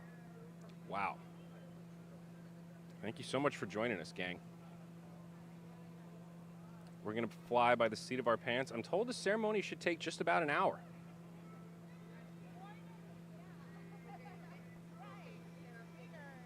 So we're going to have plenty of time to hang out. Now, I'm really curious. Maybe somebody can help me out. YouTube chatters, please. How do I get to the wedding in-game? I know there is a space in-game with Cloud White avatars, Axie Lau avatars, and Zyori there is an officiant, but I haven't figured out how to find it. So please, I've gotten so many DMs of people asking, how do I get to the energy party? We need you in chat right now, YouTubers, please. Save the Pixel universe and somebody write a guide to get to this wedding location because we cannot find it. It's one of the greatest mysteries. I hope you got your tuxedos and your wedding gowns ready as well. I'm told that those are limited edition. So you're going to want to get those. I wonder if this will inspire any other future weddings in the metaverse. I want to believe. You know, I was chatting with one of my old friends I used to play World of Warcraft with, and we were Shattered Hand guys. Shout out to anyone that played on US Shattered Hand way back in the mid-2000s. But there was a gentleman on our server named Copperfield. We were a PvP server, but he was all about the RP, and he was a human warlock that ran the coalition against the gnomes. And if I recall correctly, he was the officiant of the first wedding in-game. And I kind of think I remember watching him walk around, because his character only walked. Right, in World of Warcraft, you could run. That was kind of the default speed everybody went at, but then you could force your character to walk really slow. And, sorry, playing with my audio board here. Whoops, that wasn't the right button. But it was the first time I remember, like, the idea of a metaverse wedding clicking in my brain of, like, you had to wear special attire, and I remember Copperfield being in the city, handing out clothes for people and stuff. It was a pretty wild experience. So here we are leveling it up. Yeah, bring it in, dude. All right, well, we've got our first guest here. So about 5 minutes until they start moving down the aisle. We've got Axie Lima here, all the way from Peru. Lima, I'm so glad you could make a beautiful kind pin, by the way. How are you, buddy? Thank you, man. Sayori, it's a wonderful pleasure to be here. Holy smokes, our bro Cloud is getting fucking married to Lau, which is, you know, like family to me, and Cloud too. I'm just incredibly proud of them. I'm just so happy. Shout out to Pixels for doing this amazing event. My dear friends, Heidi, Luke, and all my kind family were here. Holy smokes, I think I'm gonna be crying, and this is a very emotional moment. They are both amazing souls. They love each other, and, you know, like, thanks to Axie and thanks to Ronin, these magical, beautiful things happening, you know. It takes confidence to live stream your own wedding, so I appreciate that. Who do you think is going to be next? I feel like this is going to inspire a series of these, like, metaverse weddings. I mean, it has to. Look how cool this is, right? I mean, we've got 500 people watching already in anticipation. The wedding hasn't started yet. I'd already call that a success. What do you think? Are we going to see more of these kind of events? Is Cloud the inspiration, the trendsetter that we know he is? We all know that Cloud, you know, like, ignites so much creativity and momentum within the community. So I'm looking forward to attend the next wedding, my brothers, you know, and at one moment it's gonna be also my wedding. So blessings. Beautiful. And what can you tell us about the attire? I love the red. I love the pin. Anything special about this suit? Thread count? I love it. Very bold. Thank you so much. Thank you so much. There's a tailor in Peru. You know, like they are wonderful. You know, like, and I just, you know, like I said to myself, holy smokes, you know, like what color should I, you know, like use? I using my country's color, you know, Peru. A toda la gente latinoamericana, gracias por estar acá. Laura se nos casa. Woo! Gracias, See, gracias. see. Thank Gracias. you, Liam. I'm so glad you can make it, man. It's so great to see you. Thank you. Thank you. Thank you, Andrew. Much love to everybody. Let's go. This is going to be epic. Absolutely. If anybody else wants to come say hi, tell them to come on over, buddy. All right. Beautiful to see Lima here. So glad he can make it from Peru. Not an easy trip, but, you know, a little bit of backstory, of course. Axie Lau and Cloud White met at AxieCon in Barcelona. Kind of incredible if you think about it. You know, it's like a skater boy story. He didn't speak Spanish, she didn't speak English, but they still found a way to communicate. Let's switch over here and just go to our high-level view here. I see some folks starting to file in. Probably still a couple minutes out before we see the bride and groom start moving down the aisle. Yo, yo, yo, yo, yo, yo, yo, yo, yo, yo. Are you guys still farming? I was cashing in Capture a little bit of that ambiance out there. and checking market. You're gonna be stuck with a little Somebody's scooping up some lands, bro. 49 Ron. over this one. 50 Ron.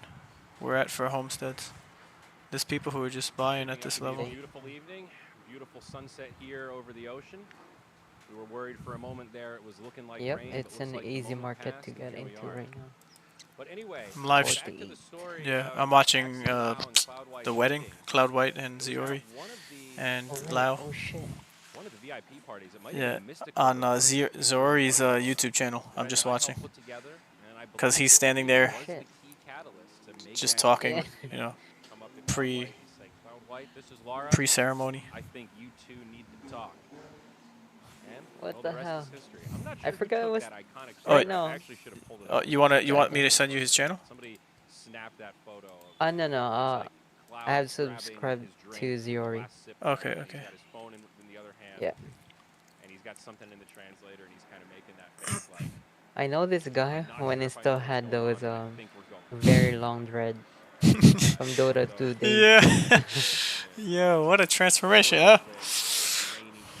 Yes, sir.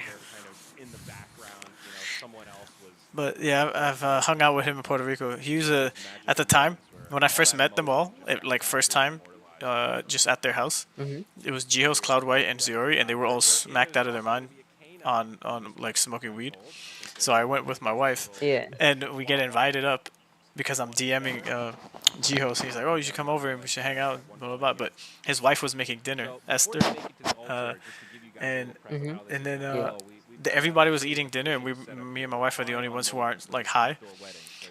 And it was just a weird situation, but it was still cool. Like it was lots of laughs. And then we hung out a handful more times after that, but without them being high. Oh man. Damn, that's pretty cool. Yeah, it's a really small wedding, you know. Take this mobile, so we'll hop in there. Yeah. Not many seats, but. Are you inside the game too? Yeah, Pixel? I can invite you. I guess Felix is still in the party. We could just start grinding. We'll see how many arms I can sprout. Sure. I think Dad Hands is gonna Oh be no, I mean the name of the game. the Pixel, the So Pixel 30 game. seconds left. Oh, I'm not physically 'Cause there. apparently you Delayed could. at all. Even any number Yeah, of you minutes. I could was told there will be no delays. hop on the boat, and I did not this, see you know, one. this So setting go on the ahead and stream just right throw a now. few more minutes on the timer. I feel like I'm covering There's that in game. Oh, cool. Yeah. Might as well log in. Let me log in. That's real quick. actually. I guess no one else wants to come up and say hi. That's all right. Let the drinks flow. So how we doing, YouTube chat? How we Bro, doing? I'm We telling excited you, for the man. energy Like party, which I think began 3 Web minutes ago. 3 on Ronin is Happy so energy different for from everyone inside of Yeah. Hope you're other soaking it up. chains. Hope your farming dreams are coming true. Priorities Titas is on the cusp of graduating to Tier 3. Very exciting stuff over at our humble little guild front. So crazy, bro. What a world we're living in. Attending my first. Yeah. I'm nervous, gang. I feel like I'm in the lurch. You know, I feel like it's the Macy's Day Parade, and I'm just perched up at the top. And the parade paused, and I'm just up here like, what happened? Nobody's giving me an I'm update headed into to the my intercom. docks. It is a little steamy. So you guys might have described it earlier, but I'm actually looking at chat now. Oh Somebody give me wait, instructions. what I gotta world pull are this you up on in? my phone. How do I We could get even the see energy each point? other. How do I I'm in find Terra. the Oh, in-game oh point? shit. We're in this. We're kind of covering all mediums here. Not Yeah, I could sure. In-game refresh my ceremony. game. I know it looks like I'm used to it. I'm not So actually I'll You can refresh too. refresh and Yeah. be in we're the all just same putting it together. I'm in World 4. One of those things. World 4. That's what it loaded up for me. Right. Smile and wave. Do you wanna go to World 69? We're crushing it out here. Is that where it's at? I also Oh love no, the just meme. to Oh, look at that bird. Oh my Oh, God. World 69. hang out together. Yeah. I'm at Yeah. World 4. I already loaded in World 4. Oh my gosh, the beauty. You could The wave refresh and crashing pick the behind world altar. you So, want okay. to be in. Level R. 69, you said? Yeah. Oh, this Yeah. is amazing. That's funny. Absolutely beautiful. 69. What a glorious moment, ladies and gentlemen. What a privilege to be able to bring this to you live. But how many other people are in this world Absolute that privilege. will, And I will say I got a sneak peek of both the There's gonna bride, be the less. groom. But wouldn't we see more people if we're in the... Ladies and gentlemen, I'm nervous. Well, I'm at the... What's your in-game name? Of the bride and Ray the groom. VZ with one E at the end. RAYVEZE. Very classy. And you know, given that it is a beach no, wedding, you're not here. I am surprised at the amount of sneakers. When people start walking down this carpet here, I want you guys to really I'm on keep an eye 69. out. Which avatar are you Okay, rocking? this is a beach wedding. I got my baby Kong. I am Green absolutely bandana. Oh completely damn. barefoot. I haven't put on a pair of shoes since I woke up That's this easy morning. to see then. But where's the dock? The boat So is yeah, at I the could- docks? I guess I don't know at if the there's Terra officially Villa. a best man in this, Go to the top. scenario here. Go to Terra Villa and then top Oh, right. wow, we got a little Even feather. go to. Looks like we got some action Okay. moving here, gang. So Yeah. we get a little sneak peek as we Or check out the doorway northeast, here. I must say. Yeah. Hey, handsome, give us a wave. There And he there's is. like a flower on the see I road see, too, yeah. so you could follow Nice, that. nice, nice. Oh, I That's I see you. Yo! Yeah. Getting ready to Yo, what's up, man? What's good? That's crazy. Yeah. Okay. I wish I had some music. I don't have any music. But yeah, we though. could load into World 1 later on, so we see many people. Oh, Yeah, so there's the setting right here. Nice. Ain't that crazy, man? What the hell? There's Very some nice. insane shit right here. Nice, nice. Yeah. You wanna load to World 1? To Yeah, yeah. see... Yeah, let's go to the World 1. got an incredible photographer here, all the way from Colombia.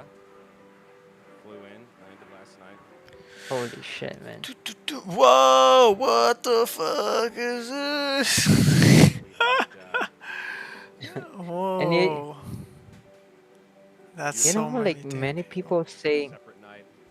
Slept in this it's morning. all bots. You know, like Here we go, ladies and gentlemen. you see these like people with suits, like pixel suits. Mm-hmm, mm-hmm. You could actually buy that right now as a Yeah. costume for We have a large party 15 pixels, I think. Yeah, yeah. feather, figuring out the path as he goes. I oppose. And Someone said I oppose. You see Kongs too, bro. You see a lot of Kongs too. Yeah. That's pretty cool. One step at a time, and here we go. We've got our. It is groom insane, coming down, man. being walked by his beautiful mother. What? That's Files dope. Plastered.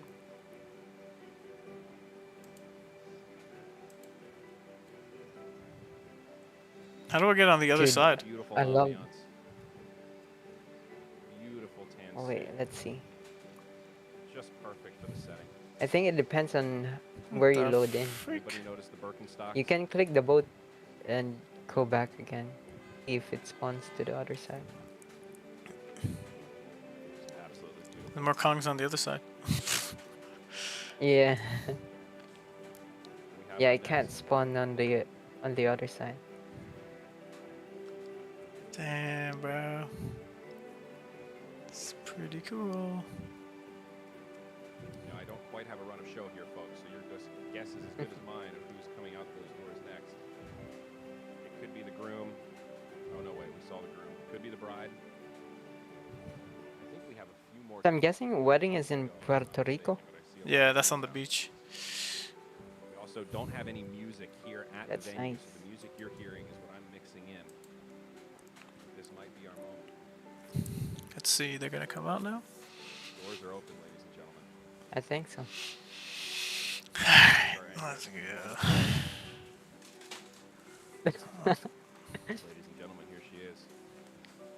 Axie Lau and her beautiful son, Mati. Yeah, we could start farming if you guys want to. Like. Okay. She looks Oh absolutely wait. amazing. Oh yeah, they're coming out.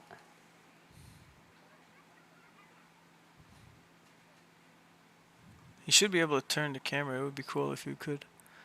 Just follow them into the...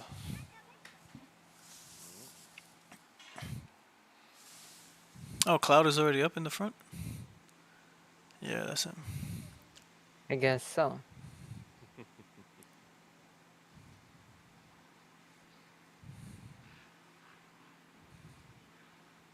Oh yeah. Big shout out to all of Axie Lau's family back in Colombia. You see Austin White right there too. He just moved to Puerto Rico as well. She looks Who? absolutely stunning. I don't know if you know him. What's his name? Austin White. Oh yeah, Austin White, yeah. Yeah, he's in that group too. And he just recently moved. Yeah.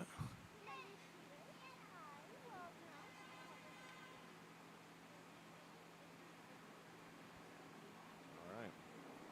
And now, ladies and gentlemen, the ceremony is going to begin. And from our seat in the bleachers here, we're going to catch just little bits and What else is in there? Lima from Kind Guild. Oh yeah, yeah. Lima is on the right hand side. Jihos is taking care of business in Southeast Asia. Yep, yep.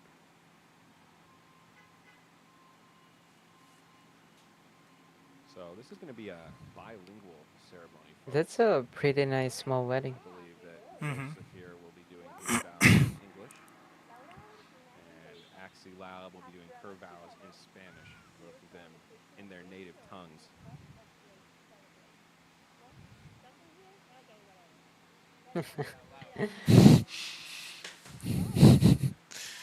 Oh man, Web3. So just invited you. Yeah, man. Just a moment here. I'm going to put down the mic. And All right. move in and get some close-ups for us. So give me just a second.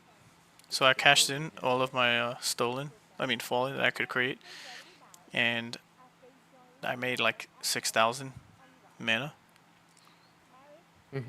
And I just need 134 rolls for a land, but I'm thinking, should I even do that? Because I have like 10k mana. I think I might grind and save as much. Or I don't know. Maybe if I'll think about it. Over the course of the next days, I might just mint one more. Yeah. Guarantee. Yeah, I was thinking about that too. I'm like, oh shit. Did the party disband? Let me see. I'm loading on. No, it's still here. I'll start it up and. Alright. Oh, you're not here. Yeah, I was thinking the same thing too, Ray. Cause I'm like 100 rolls away from like another guaranteed. So I could probably get that in like 2 to 3 days, and then earn mana after that. But I don't know, man. I don't know. Should we gamble it? Well, it might be a town.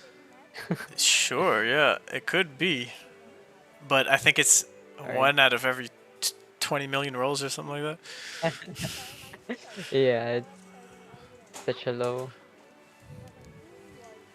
What would be crazy if you can check how many have been minted totally, and then count from there, and then see where they're going as far as the total numbers, so you may be able to line it up. Yeah. That's a risk too, but...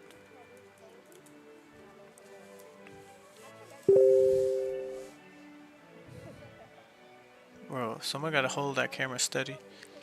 It is so wobbly. I hope For this some isn't. reason, I can't get into your party. Hmm. I'm gonna restart my game. Okay.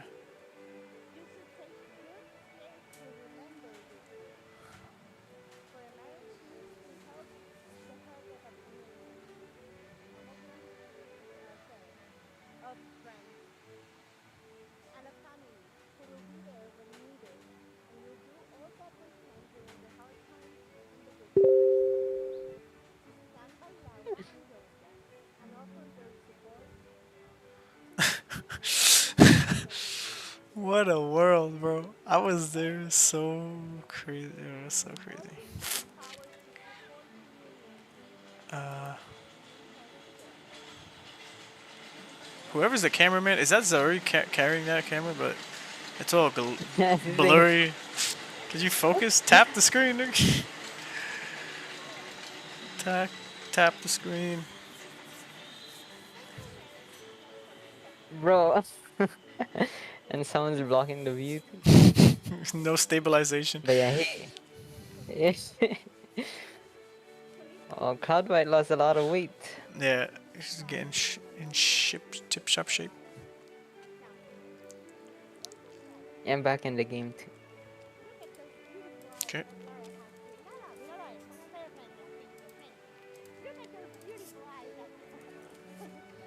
You may kiss the bride.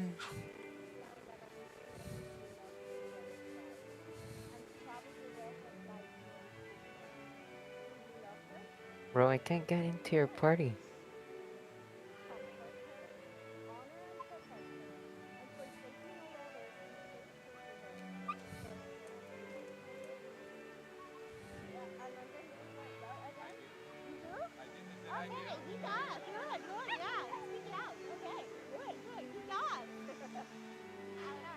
What the fuck? What happened? What the fuck was that? Oh. Yeah, she said, "Good job." I said, "Oh, that's good. Just speak loud. Good job. Good job." Like, but it was like, and then like you could tell Cloud was annoyed. He like rolled his eyes. Yeah. The fuck?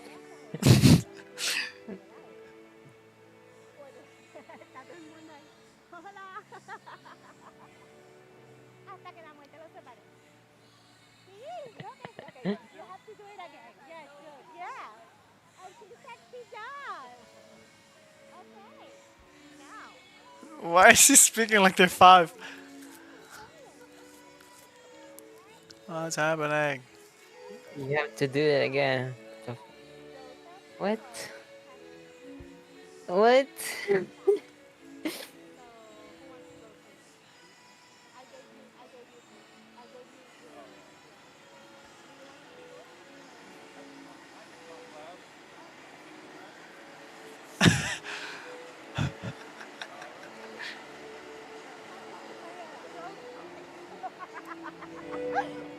Laura Valentina, Joseph Ryan, the vows are you are about to make are a way of saying to one another. Yeah, this one I think like Cloud is annoyed.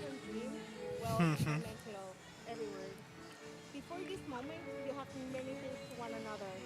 Acquaintance, I guess that's the best they could do in Puerto Rico. That's. Yeah, you just gotta work with what you got, I guess.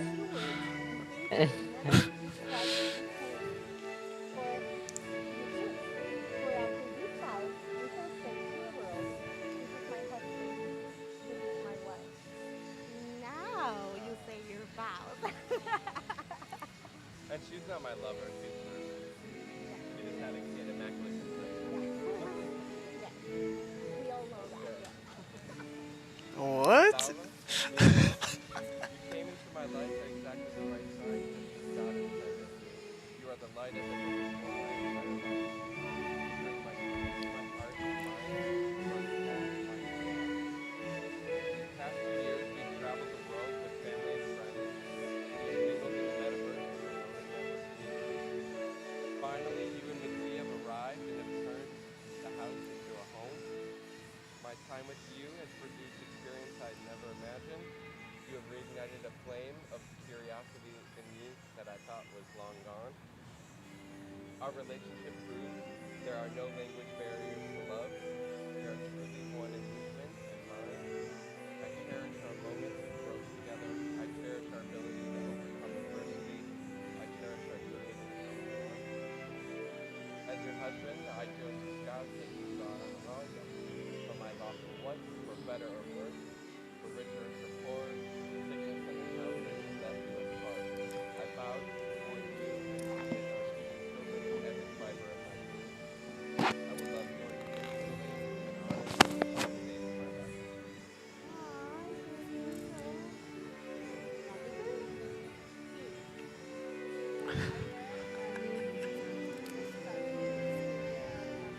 Hold the camera still, Ziori.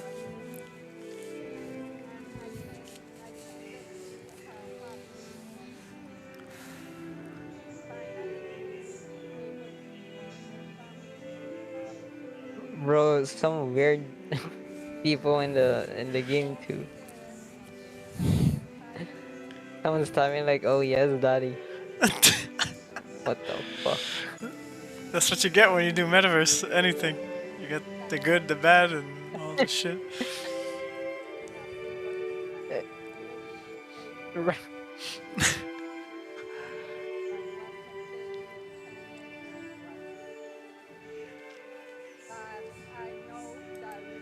Yeah, Metaverse 1.0 at its finest.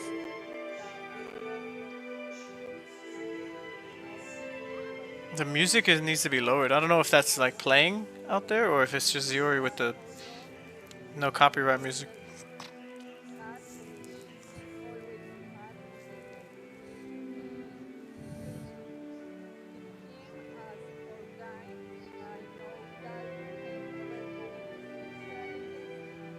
Yeah, it's a bit loud.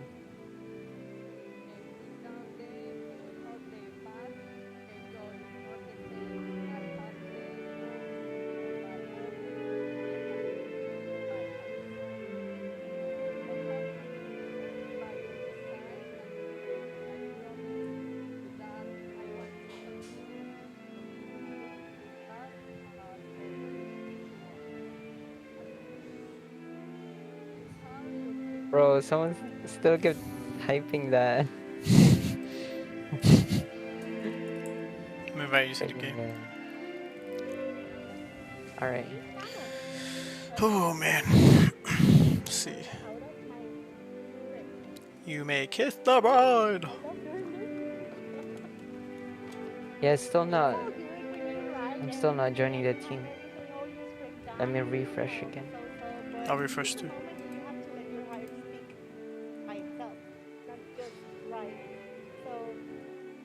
I'll try and stay at the town. See if that works.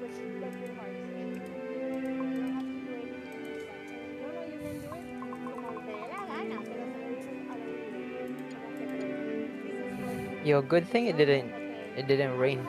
Looks like it's cloudy. Yeah.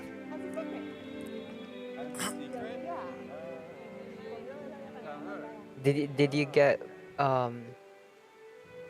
did your wedding happen in a church or destination? No, it was at the New York Botanical Gardens.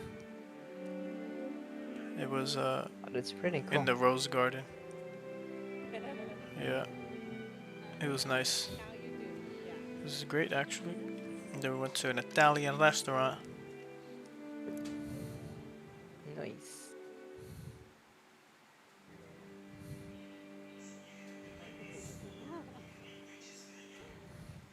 Those photos are awesome. Alright, I'm inside the game. Now, Okay. 30 points, 13 points that I'm giving you. What is she saying, bro? Is it doing points? The 13 points are significant because they denote the unconditional love between the husband and wife. The groom pledges to place all of his goods into her care. The passing of coins back Finally and forth worked. is a symbol of sharing worldly goods for richer or for poorer. The bride gives the rooms the coins, promising confidence and dedication to him. These coins become one of the family heirlooms. The number 13 represents the goods to be shared by the bride and groom during the 12 months of the year, while the 13th point is the promise I to think it's only me and you. I didn't see Felix. Or maybe he didn't join. yeah. Let me see if Felix is on. Do you want me to message him? Yeah, if you can. I was gonna do that in the server. Or I could tag him. Okay. December and the poor. Where is the 13th? Oh no, it's in here. Oh, it's there. It could be your one. Yeah. Let's both tag him. And now the Where bride you at? pásale to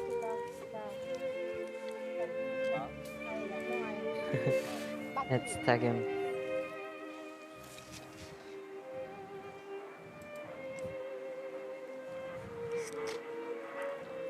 Oh, wrong move.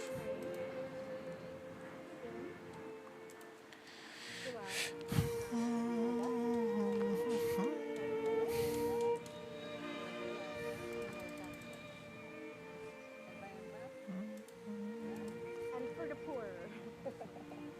Now, between you two, put it here. Yes, together. And then you put it there. Eso, What is this ritual? con esto y esto representa, es simbólico para la familia. So when your kids get married, they will. Okay. Now, okay, I have to ask. Does anybody has a reason why this union should not carry out? Okay, time's up. I had to do it, but time's up. Hey, you're letting go to me. Considering that nobody, refuses when you're threatening and nobody opposes. Right, Yeah, no, they're on mute. They're on mute. Chat right now. No, it's time. Time's up. If you're streaming, sorry, nobody heard you. Okay, this is going on. Okay, so considering that nobody opposed, if you have some reason why this should not carry out, no, for real. Okay, this is done. Right, yeah, time's up.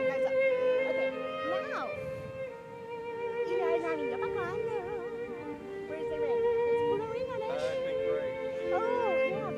Do we do this The first? music is too loud.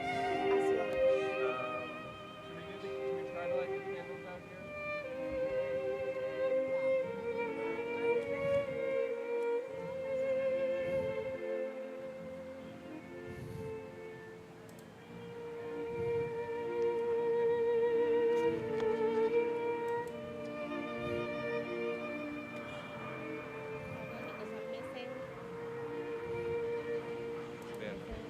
Do we have a lighter? Do we have a lighter? Nobody hears us. Oh, here goes the smoker shooting at you.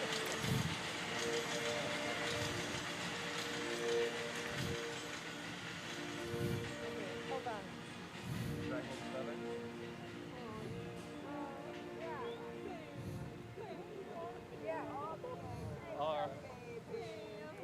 Do you still need the shards? Yeah, I'm at 0 now. Alright. Okay, now let's just do you hold this, and Oops. there's, Do I light it? don't worry, I'll light it. Okay, thank you. But what about Mari? Él va a llenar una también, o entre los dos, sí. Ay, aguántalo. Aguanta aquí. I don't get that much with 2 people. I'm having a dinner now. Okay, Need this is- more 20 minutes. Ahí ya está ese. Aguanta, aguanta. Yeah, we're not getting much with 2. Okay. And now, ooh, hold it. Ah. Please don't take this as an omen. Yeah. No, it's just a win. Right. So. Let's try one more time. Let's That was try one it. gust. That was... Okay. Just. Now we come down. So here, awesome. And it means the unity of 2 individuals into one marriage. And we're done. Sácalo. Blow it out. Blow it out. And a family. No! Happy birthday to you! Here, hold on. El necklace. Let me see it. Mira, vamos.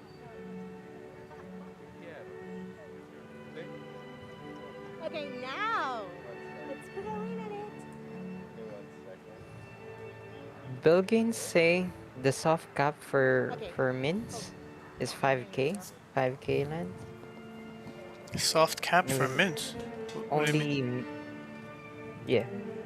For For the private? lands. For display time. No, for Oh, display oh, times. oh, okay. For the gotcha, you mean? Yeah, the fun of the memory. Yeah, that's not a lot. This is the point in the ceremony where people Or talk about could, the wedding. yeah, I guess. Someone said it's only been like 1800 mints. But we all know New that mint. these mints have a beginning. Rock is dug up from here. Metals are liquefied in furnace at 1,000 degrees. The hot metal is scorched, cooled, and then painstakingly polished. Something beautiful made from raw elements. El amor es así. Es el proceso de crear algo hermoso. Now, let's put a ring on it.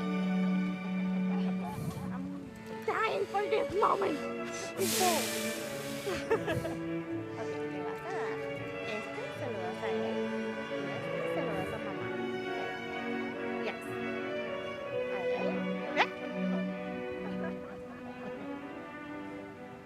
There you go. Pónselo. Ahí. Y este se lo das a mamá.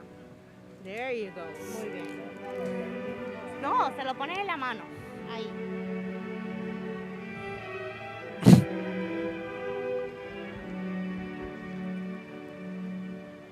Okay. Hold on. Okay.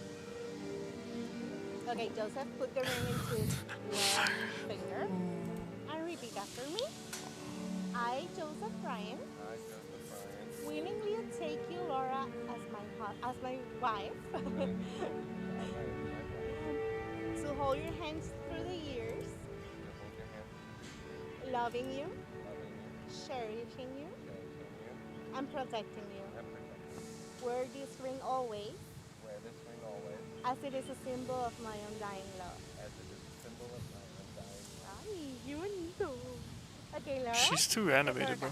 Por favor, pon el anillo en el dedo de Joseph y repite. Joseph, this is gonna be in Spanish. Sí.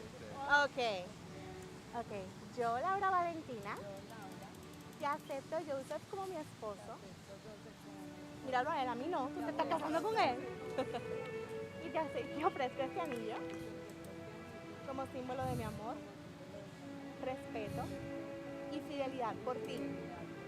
Esta es mi promesa y contigo quiero compartir el resto de mi vida. Laura and Joseph, it is with such joy that I now send you out into the world to spread the beautiful life that you share with those around you.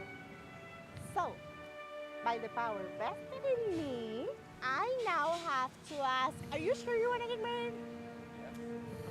Yeah?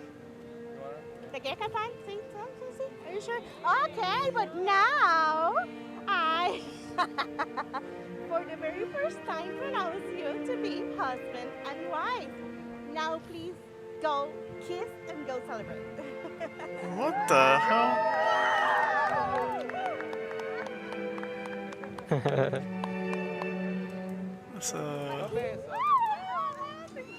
You may now kiss the bride. You didn't say it right.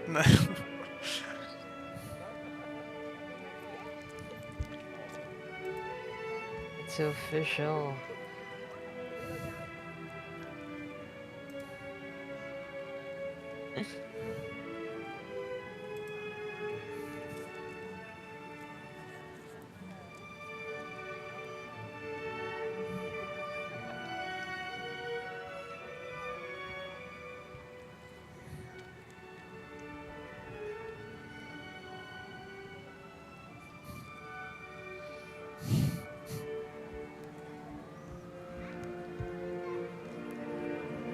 All right, ladies and gentlemen. Wow. What a spectacular event. I believe that concludes the ceremony of Axie Lau and Cloud White's marriage. Unbelievable. We wish them the absolute best of luck. Happy things to come in the future. Their son, so amazing, so adorable. I can see them here off camera now, FaceTiming with Laura's family. Here's the happy couple right behind me. Congratulations to the newlyweds. They should have been prepared with some rice to throw at them. This would have been perfect. We could have peppered them. Just imagine, somebody CGI this in. So much rice, all the rice. You want to come say hi, bud? Congratulations here, senor. Thank you for What got going on? How's it feel, buddy? Oh, it's lit. There's only 700 people watching right now. Oh no, look at this. As you exchange your vows. How's my hair? Boys. It was good. It looks great. How does it feel? Good, great. I'm happy. It's done. Now we get to celebrate. There it is. There's the ring. Yeah. And for those that don't understand, because they couldn't hear that well, the candles at the end, that last one got blown out prematurely. The young one was excited. It did. It's like a birthday candle. Yes. Right in. So I think it's a sign of good luck, right? Right, exactly. Absolutely. All right. Well, congratulations, buddy. Everybody's really excited. Pixels is very. He didn't even thankful shout for out you anybody sharing watching. this moment, so great work. Well done. Let's go drink. All right. Let's do it. Let's do it. Thanks everyone for showing up. What oh look, someone said Arctic. Where is There were a Arctic? couple angles. We had the mobile cam going. So and well done, Feather. Thank you for crying during the entire ceremony. That's what you get for bringing a dog. Yeah, he was here at the very beginning. He did a nice intro. So, dude, it was awesome. Congratulations. Very successful event. Everything very smooth. Yeah. Very nice. Now. Yeah, go do your thing. Go everyone. do your responsibilities. We'll eat soon, eh? All right. Anybody else? No? All right. Wow. Bryson didn't Well, join? gang, there you go. Aw. And just like that. No, Bryson? Wow. Yeah. We're just going to let it linger there for a moment. It's, unique characters. Wow. You Bro, know what? Let's hit it here. Yeah, don't you remember? Let's try this. Don't you remember the time they used to hang out together? Mm-hmm. I forgot when it was, but they even had the vlog. Yeah, best buds. So, You know, gang, yeah. But times change, people finding change. myself at a loss for words right now. Yes, sir. Really an incredible event. Just appreciate Money changes how people. special it is. Mm-hmm. Two people like this that absolutely Yeah. don't have to share this kind of an event with the world. Connecting the Ronin community, the Pixels community, all of us that believe in blockchain. Oh, I see Chalk community. Fresco in the chat. It's pretty incredible. Completely honored to be Who else? trusted with the Zio. importance of managing this stream here. But wait, we've got a little action here. We're going to get a behind the scenes shoot. Laura, you want to come say hi? Congratulations. En español. Mucho fans. Gracias a todos por acompañarnos en esta ceremonia. Los queremos mucho a todos. Me hubiera gustado que todos hubieran estado acá. Esperamos el próximo AxiCon que podamos celebrarlos todos juntos. Besos y gracias por venir. Qué lindo. Oh, congratulations. Oh, so beautiful. Welcome. He's like, "Hey, lindo." Oh, the Oh my music God. was. He Amazing. lowered it. Bro. Just amazing. Like I said, just incredible. I'm so thankful that What does that mean? They trusted us. How cute. To Que share this with lindo. the internet. But We the had way a he lot of said fun it was bringing not this like to you guys. A really small, it was like beautiful very ceremony. American white, It's amazing like that, like so many folks were he able didn't. to join us, I don't but, know. also He's had like, he's like this he really said K, beautiful like the live. letter K. I'm excited to watch instead it of back. K. You know, It's I like was Q really U at the E. moment trying to make sure you lindo, guys right? could get Yeah, every K. angle possible, and But he was like, I "K feel like I wasn't lindo." able to absorb those angles. So now I'm excited to go back and watch the rerun, and maybe that's when I'll get to tear it up. Huh, buddy? You want to come say anything? You want to come say hi? Que lindo. Yeah. You get any photos? What's going on? No, I didn't get any photos. What's going on here is that you're on the internet, but the whole lindo world wants to Brasil. know what was it like holding the dog at the wedding? How did you get Presente stuck with that responsibility? I would compare it to wrestling a bear. It was a lot. It took a lot of energy. If anyone wanted to know at home, a lot of energy. And any sense of why he was so agitated? Was it just the emotional height of the whole thing, or were you pinching him? Was there bacon in your pocket? Race around a room for maybe an hour and a half, run around a room, and then we had Matique getting him going, you know, and that's good. Right. That's good. So you got him amped up before you had to. The whole family getting in on it. Good. You know. Well, speaking of amped up, we got our little tyke here, so we're gonna creep in. You know, we're not on a set schedule here, so let's just see. I mean, oh my gosh, ladies and gentlemen, talk about a picture-perfect moment. I'm gonna do some That is a beautiful photography here. This is our fantastic photographer who came all the way from Colombia, a dear friend of Laura's family, to come and get some really fantastic photos. He was with us last night at dinner, and I can't wait to see the final shots. But we'll hang around a little bit longer here. You know, we've got nowhere else to be, so we're gonna hang out and just continue showing off the behind the scenes here of the Axie Lau and Cloud White wedding, a beautiful beach affair. And you can see it looks like at one Cloud White here. I did mention keep an eye. Oh, I stepped on the cable. Jeez, I'm sorry, guys. I did mention keep an eye on the shoes. He is shoeless officially now. He is a suit on the beach. So we'll see who else decides to shed the zapatos. But I remain surprised at the amount of serious dress shoes we saw today. I did that entire thing, toes touching the sand, took full advantage. What do we got here? A little snack? Oh, I don't mind if I do. Thank you. What is this? Ahi tuna? Oh, great. I have a napkin too. Thank you. All right, gang. So here we go. What do we got going on behind us here? Mom, do you want to say hi to the internet? Mom? Come here. Here you go. This Who's is, mom? What do you Cloud think? White's Proud mom? Proud mom. I got a brand new daughter-in-law. One more to add to the crew. Yeah, that's good. There, a couple stressful moments this morning, but you did it. Congratulations. I've never Everything was met great. him. Very His mom. You know, a party's hard work. You know? Yeah. Yes. Especially when you're disabled. Yes, events are hard work. Wait, yeah, Cloud White's mom? Congratulations. Yeah. Beautiful event. Thank you for Thanks for doing everything. this, Andrew. Absolutely. My pleasure. I don't know. Who wore it better? Yeah, who wore it better? Yeah, you can stick it on the table. Actually, thank you very much. They're throwing stuff at me. Beautiful. Go. Go, absolutely. Oh, we're going to put name and date in the sand to make sure that it gets washed away by the ocean. That's poetic. See, we've got a lot of, you know, they purposefully wanted the audio on the vowels to be a little bit lower so that, you know, not necessarily every detail is out there word for word. And, I can appreciate that. I can appreciate that. Oh, so it was intentional to have the you know, volume there was that some high. context to the candle ceremony and some of the other things. So I think now we're going to continue on, write our names in the sand. I know there's a whole dinner plan tonight, so excited to get to that. For those of you that don't know, started a TikTok channel, Trinity and the Beast. We review food. We've got the Ahi tuna here. the fuck? So we might have to do a Plug in his TikTok. food review. Sayori live at Cloud White and Axie Lau's wedding. How is the grub?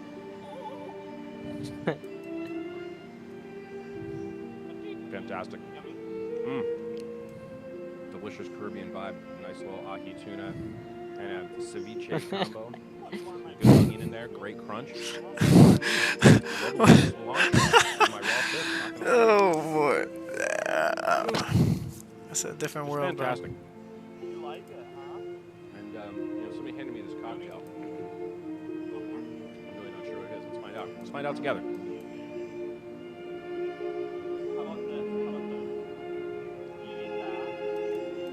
Entertaining stuff. It's sweet. I guess so. I'm not sure. I don't know what that is. It's okay. It's fruity. Like a rum punch, maybe? Fruity rum punch would be good. A sangria? Okay. All right. You know what's crazy? Like, I have footage There you go. of Cloud Embarrassed White I couldn't at the identify first the Mystic sangria. Axie meetup way back in New York City on 2020. Yeah. 2019, 2020, I forget when. And he was with a girlfriend at that point. She was like straight up crackhead. Like, They were both like doing some drugs or some shit.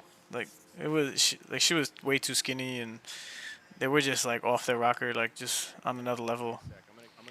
Oh shit. Yeah, Cloud, he's like a very like fuck the world type of guy, and fuck anybody who doesn't trust, Yeah. like who believes in him and whatnot. And, like he doesn't trust many people. You know, he comes from he's basically been disowned by most of his family. Like he has this whole story that he stood up on the table, on the and everybody was giving speeches. So like Gabby went up and gave a speech. Yeah. Bryson went up and gave a speech. G-Hills got up and made a speech. Zori made a speech. Cloud White made a speech. Like Elijah from Meditate made a speech. It was funny. Oh shit. Even from the Delphi team, like one of their guys, I forget his name now. 10-minute, starting in 10 minutes. Yeah. Okay. And the vibes that I got from hanging out with them and being a little bit more intimate with them in Puerto Rico was one of which was like it's like a tight circle of people who, and there's a lot of judgment placed on people who come into the circle that is their circle, and you'll never be in the circle. And it's funny because it's like not that I personally care to be in the circle. I'm just like, you are who you are. We're just hanging out. Like it is what it is. But there was a lot of walls, I guess, for lack of a better way of saying it, of opening up. Not much vulnerability, I guess. When you know you're on a 1-to-1 or 1-to-2 basis. So you know we're all growing. So it's been a while since then, and I'm happy for Cloud finding someone he could spend the rest of his life with. It's pretty interesting witnessing, you know, Axie community grow like this. And I've been watching from the sideline for like a couple of years now. Yeah. It's interesting stuff. But it shows how like smaller industry is. Yeah. How small Web3 is. You know, if it wasn't for Kind Guild, this would probably not have gone the way it did. You know, with as many people. Like Lima really changed the game, bringing his content creating skills to Axie. He already had a huge account. If you remember, like he had millions on his Instagram and Twitter and whatnot. So, and then he kind of spearheaded that whole Latinx revolution, along with G-Host and them. Oh, have you met the Axie sisters as well? Oh yeah, dude. Yeah, I hung out with them at CyberCon's event, and then I hung out with them. They were at G-Host's house in Puerto Rico. It was funny because they were just pit stopping there, and they were gonna fly out to an event, and they were remember when they were looking for another Axie sister. So at one point, one of the sisters dropped out, and they were looking and doing auditions for the third Axie sister. And my wife actually auditioned and was given a dress and a wig that we still have from the Axie sisters. That was funny because she made a video to audition, and she never submitted it because we would she would have gotten it for sure, you know, like because we already met the Axie sisters, and everything was cool, and at that time it was still fresh, you know, like being in Puerto Rico and all this stuff. But my wife was like, I don't know, because she wasn't really there with Axie in day one, so I kind of was like pushing her to just like pay a little bit more attention to what's going on because it's like a total change in the way things are going on with the world and crypto and blockchain and stuff. And then, so yeah, pretty much we have that video archived in the history books of videos. But memories. Yeah, memories. All right, give me 1 second. I'll be right back. All right, all right.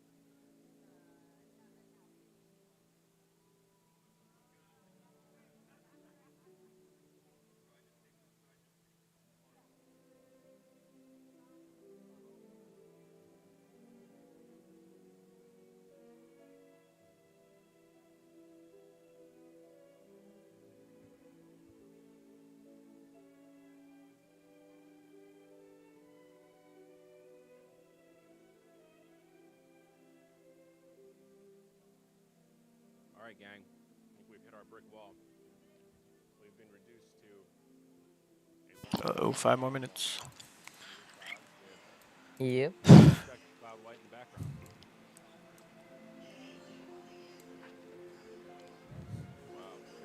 I thought Arctic would have been there. I don't know. Maybe there was a falling out. Well, gang, I think it's about the time we wind this thing down. And that's what I mean. Where it's like Arctic, they were cool with him, and everything felt like everything was cool. But Anybody else want to say hi? you know, like if you don't keep up with the cool kids, I guess, then you know. All right. No, everyone else is shy. Okay, that's Stuff it. happens, Just me right? and, Yeah. My bodyguard here, shutting it down. Thank you. Thank you. No one. No, everyone is saying good job. Everyone's very appreciative of my work. Thank you. Great job. You're the first to say great job. Thank you. Thank you. I appreciate that. I do appreciate it. No, this was fun. I love these kind of events. It's amazing to still be able to connect with the Ronin community from time to time. I'm here, baby. Still got my Mystic Axie. Still got a big old Ron bag. I talk to Cloud White about it on a weekly basis. So happy to be here, gang. Really big shout out to Pixels for allowing us to do this and make the whole thing possible. Again, big thank you to Cloud White and Axie Lau for giving us the opportunity to share this part of their lives. So everyone, we're going to close this out with one final, wait. Oh, wow. Hello. Ladies and gentlemen, this is a rare treat. Come on in. We've got Axie Patriot here, a live attendee. How was What the it? hell You was had that? a key role. I saw you up at the front. You were making content up there. I had a whole family in Colombia on the cross, and they were amazing. They were all dressed up, but they were at the wedding. That's great. So Lars' family had a front row seat for the whole thing. Gorgeous. Well, you had primo location. You had better camera work than I had. I was a little jealous. Oh, I'm sorry. Well, maybe we'll trade tapes. I want to watch your version back. Hopefully, I guess you were recording. It's WhatsApp. That was it? That was just live? It was just, I missed it. All right. Well, yeah, oh no, we saw the dog. And we heard that there was a live urination at the altar that I caught on stream. I didn't even notice. I was just in the zone. All right, we'll clip it. Hopefully somebody clipped it. Apparently there was a live dog urination as part of the ceremony. So I think that's equivalent to a bird pooping on your shoulder. You know, a dog peeing on your wedding ceremony. What does this say? Good chat. No, but the dog did also defecate on the floor of the lobby on the way in. So there's been, well, that would have been good luck too had you made that happen. But that's it, gang. We're going to wrap this thing up.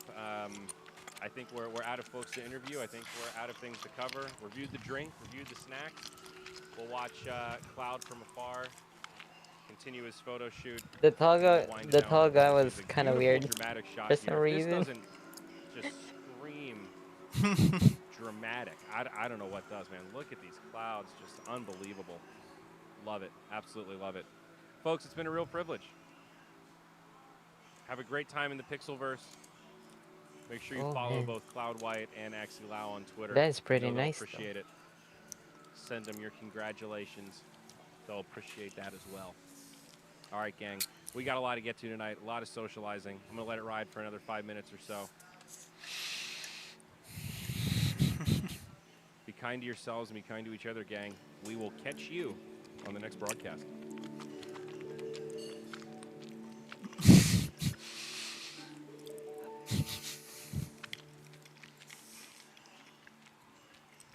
Yes, sir. Jiho's commenting. Yeah. What did he say? Where is it now? He said, yo. He just said, yo. Oh, man.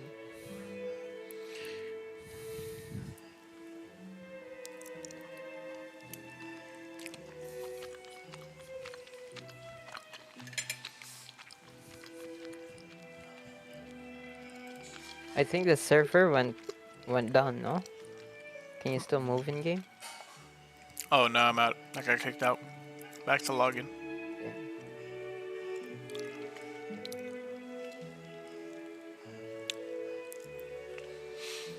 Alrighty. Have you taken your break yet? Yeah, I took a break when you took a break. Alright, cool. Yeah, so I'm Wait, what time is... What do you mean? Felix coming back. He said 20 minutes. You guys are eating dinner. I'm having some gnocchi right now. Some sweet potato gnocchi.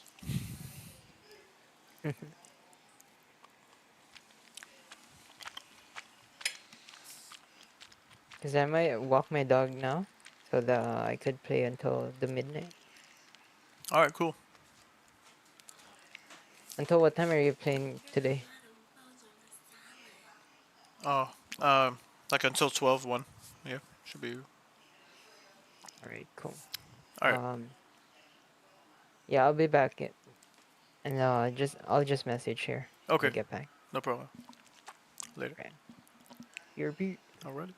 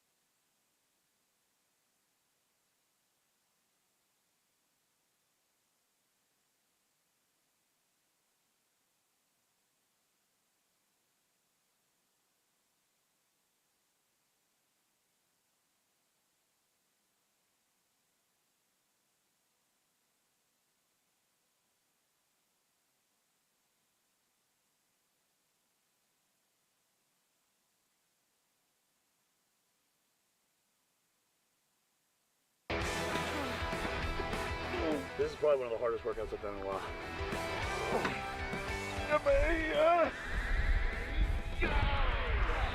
Don't have a dip bar? Get some sawhorses from your local construction site. If you guys checked out the gym tour video of the Sun Den with David Herrera, we are going to be doing one of his workouts out here in his home gym. And we got some sawhorses for dips.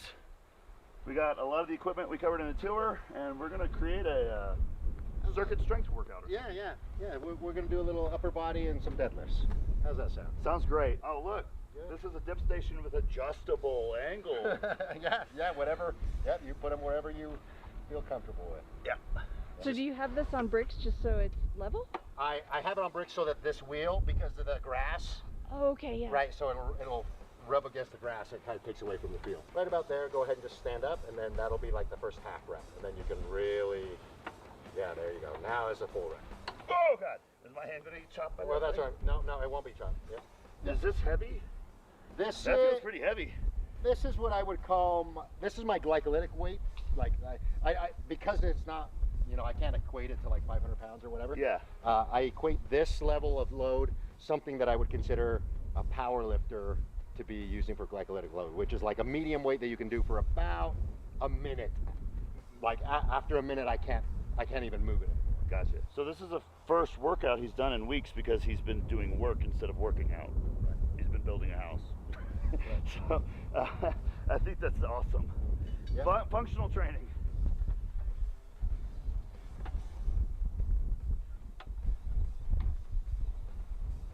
Out of the big three, which one is your best? Deadlift for sure. Deadlift, yeah, for an 810-pound deadlift, and what did you pull that at? 192. 192, 810. Now your total was 11 times body weight. Right. So 730 squat. 810 deadlift? Yeah. And then another key here, so it's a little bit less back dominant, a little bit more hamstring, is if you step up forward just a little bit, you'll see that line in this line right here. That's the midpoint of the pull. Okay. Right. Oh, I got you. Yeah. Which one? This is a midpoint, so I'm going to line the middle of my foot here with this, and it's going to hit the hamstrings more, which is kind of what you want with a deadlift, I think. Yeah. I know why you'd want it in the front. Front-loaded deadlift. Good thing. Yeah, there you go. And the more you pull, the more it's going to pull back. That's the best part. And the goal will be to hit around 8-ish reps. 8? Okay. Yeah, around 8 to 10, something like that. 2 to 3 movements here. We'll hit the deadlift. We'll finish with dips. Okay. And you just cycle that 3 times? Yeah, we'll just cycle that. We'll cycle it. We'll go boom, 2 here, there, and then hit the dips. Rest a minute. Okay. Or 2, right? And then do it again. Gotcha. Slight variation on the one I showed you before. Yeah. So it'll go like this. So the arm you're going to rotate to just comes in here like this, kind of like you're blocking, right? Yeah. So you're going to go out, and this one's going to come in, and you're going to just step back with the same leg. So block, boom, press. 12 reps this way, and then the other way. All right. We'll immediately go to a little bit of a lunge pattern here. Okay. This time, instead of staying on the knee, we'll start with the lunge, come back, push out. So this one's going to hit this hand. Yep, so lunge, press through. Lunge, press through. This is the only part of the video where I'm not going to be out of breath. So I might... We do appreciate you guys watching this, having to deal with the wind, but we are in a very windy area and we are not wearing lavs for workout videos because those aren't real workouts. Those are YouTube workouts, and this is a real workout. Michael did 12 reps from the station.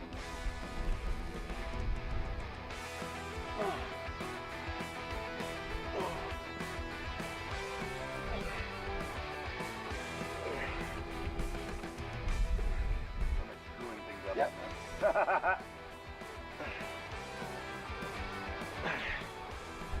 Boom, yeah. Send that one. There. Oh, it's like a Kamehameha. Yeah. Kinda. Literally. Kamehameha!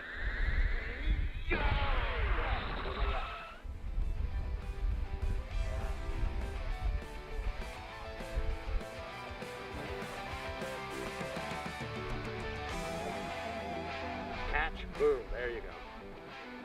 So you should start to feel it in that hamstring and that glute. Yeah, that one right there. Pretty reps of that's a lot different than pretty reps of a tricep push down, that's for sure. Saying something.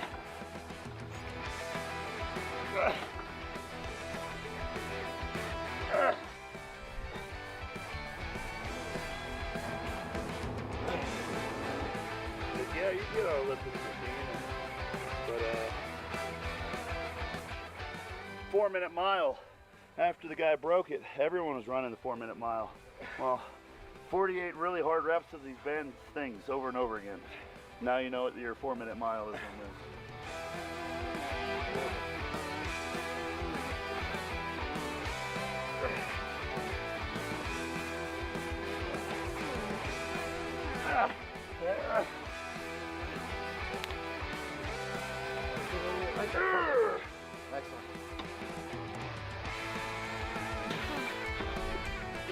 Wait, what elevation are we at?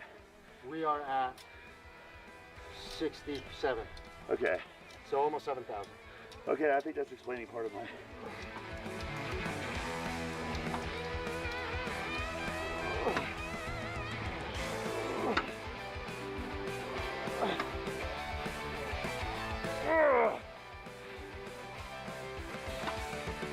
This is probably one of the hardest workouts I've done in a while.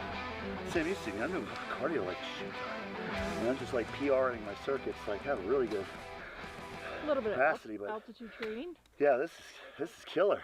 This is kind of the style of training that I train, what most people would call off season. Yeah. If I was preparing for a strongman, I don't know a single powerlifter that would be able to do this. They'd be gassed out. Yeah, not too many. They wouldn't have the capacity. Not too many. I would train like this for strongman competitions. So Yeah. I would have 1 or 2 days like this, and then the other 2 days would be more lift specific, right? Because they're whether you're lifting bags or stones or whatever.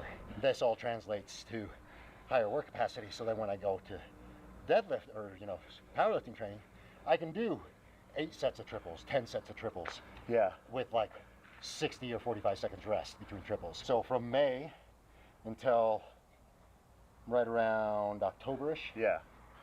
This is the type of training that I was doing. A lot of K-box work, a lot of GPP. From October until the meet, which happened in May, 2 days out of the week where it was just powerlifting, right? Like squat, bench, deadlift. Yeah. Come February, it was just the big 3, right? Right. But I essentially lifted my work capacity so I could slowly degrade it. You're timing your biomotor characteristics based on their degradation rates. Yeah. That's how you're layering them on a timeline. Yeah. Certain things have a longest decay rate, so you kind of hit those early, and they'll last you up until your comp. Yeah. Let's get to that in a second. Let's pull off the Band-Aid. Let's get to it. All right.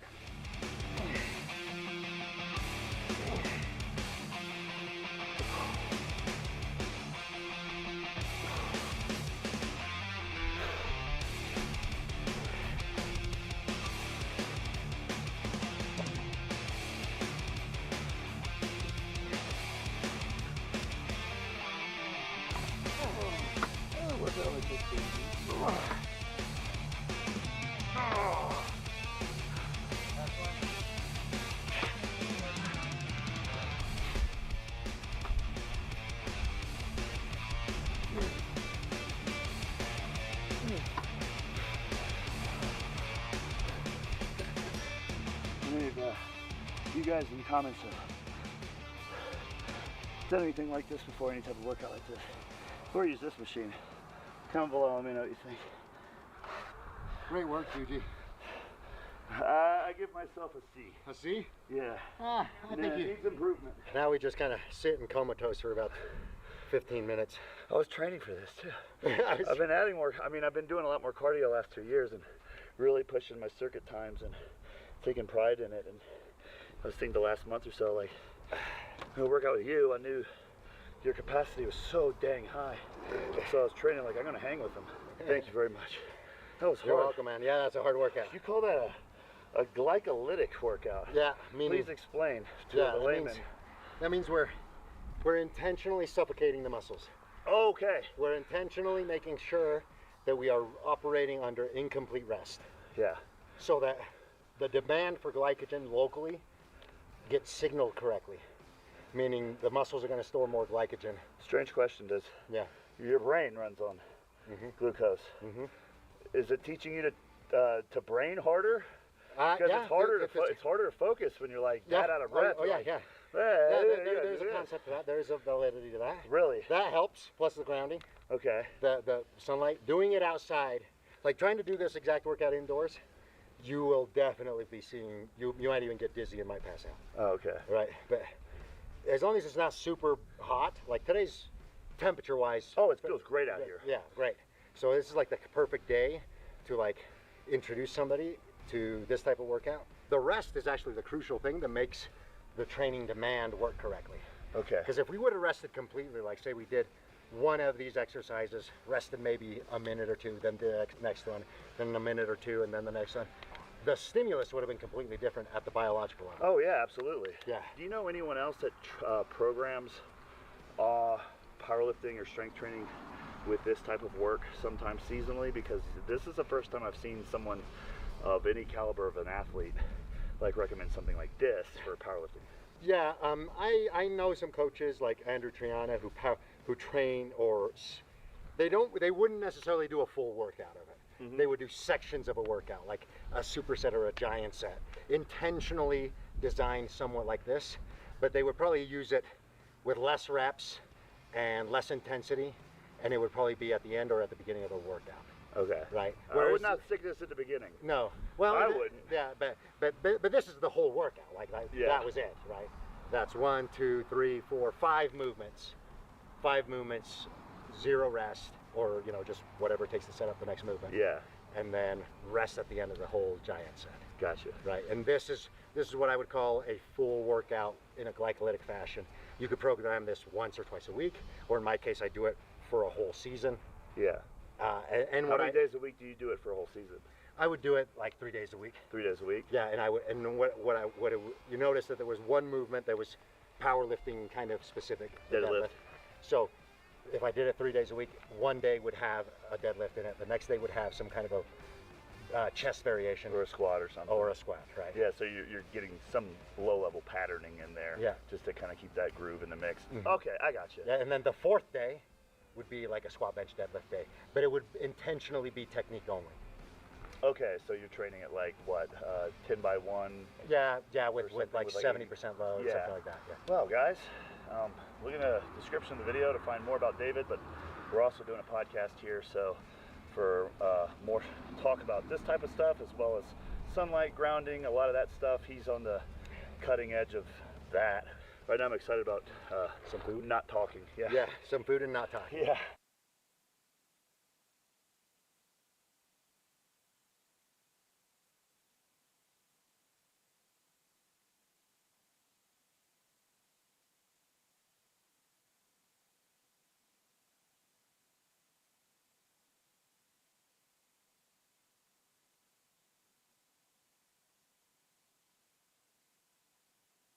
I know it doesn't seem like it, but Joe Biden is still technically the president of the United States.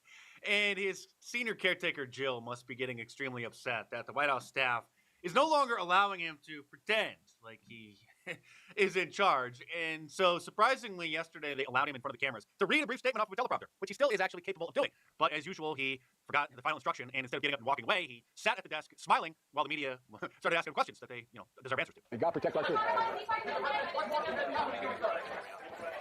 See, they can't put in the teleprompter, stand up and leave, otherwise he'll read that out loud. So that's on his note card, but he forgot about that.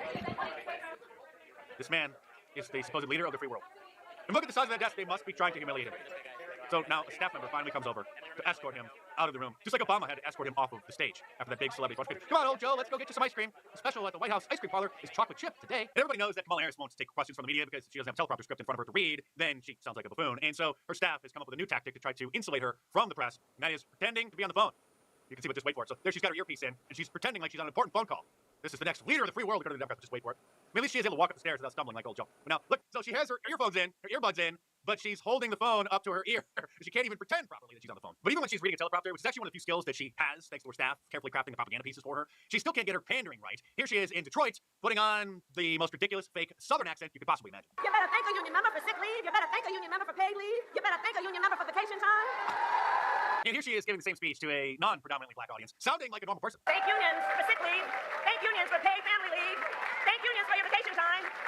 And because she adopts a different accent, depending on which group she's pandering to at the moment, that sparked this hilarious meme, the Kamala See and Say. It's just reasonable. I support the Second Amendment, but it's reasonable to say we need an assault weapons ban. Yeah, I support the Second Amendment, y'all. It's reasonable to say we need universal background checks, that we need red flag laws. And I will tell you, when we get this done together, my friend.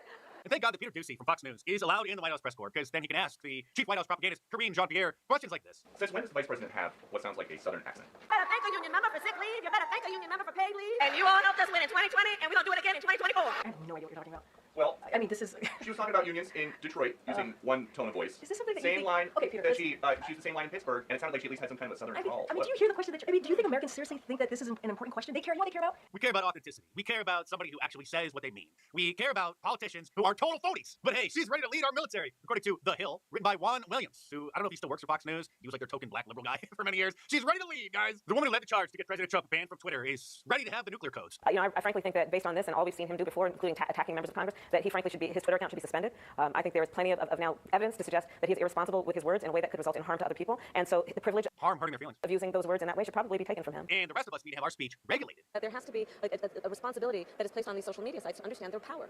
They are directly speaking to millions and millions of people without any level of oversight or regulation, and that has to stop. That was actually the point of social media, so that you could actually have a platform and then reach whoever wanted to listen to you. And someone that we all want to listen to, someone that we all miss, is thankfully coming back to CNN. Brian Stelter, and I'm not kidding you, has just been hired again by the Clown News Network. Sadly, Brian was fired several years ago, but then, thankfully, he was allowed to volunteer for the network and has made regular appearances over the last year or so. But now, he's not getting his show back, but he's being rehired as their chief media analyst, and so he will be making regular appearances on the network. And it's in his honor that you can save 20% off any of my shirts at marketplace.com this week by using the promo code TATER at the checkout. In case you haven't seen, I launched a new Western-style Wanted for President, Trumpomania shirt, classic Fight shirt, or any of my awesome designs are now 20% off for the rest of the week if you use promo code TATER at the checkout. So head out to marketplace.com or click the link in the description below and check them out.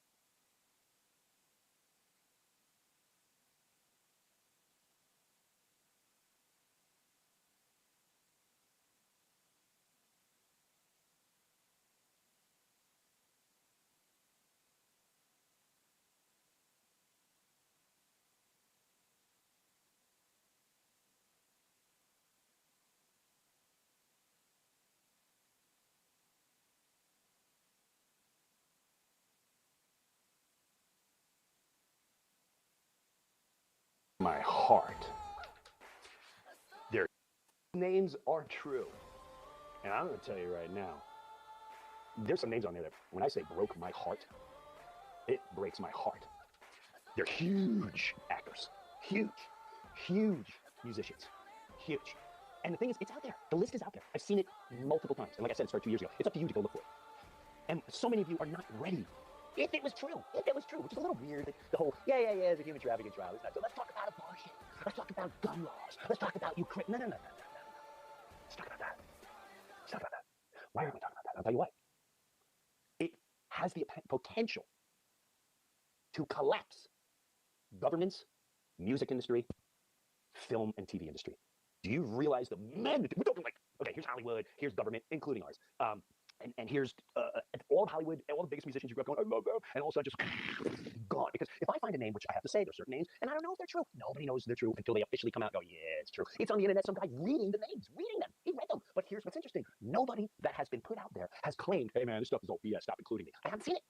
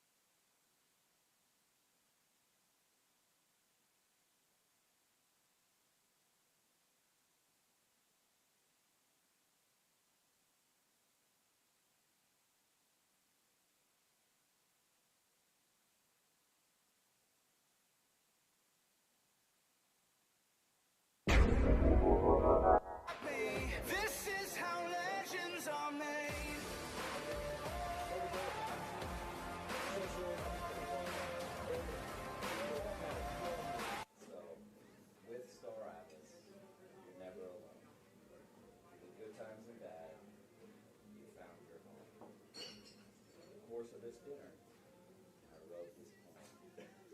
One final thing to say. Let's go, Rome. Yeah! Victory is mine. Show you the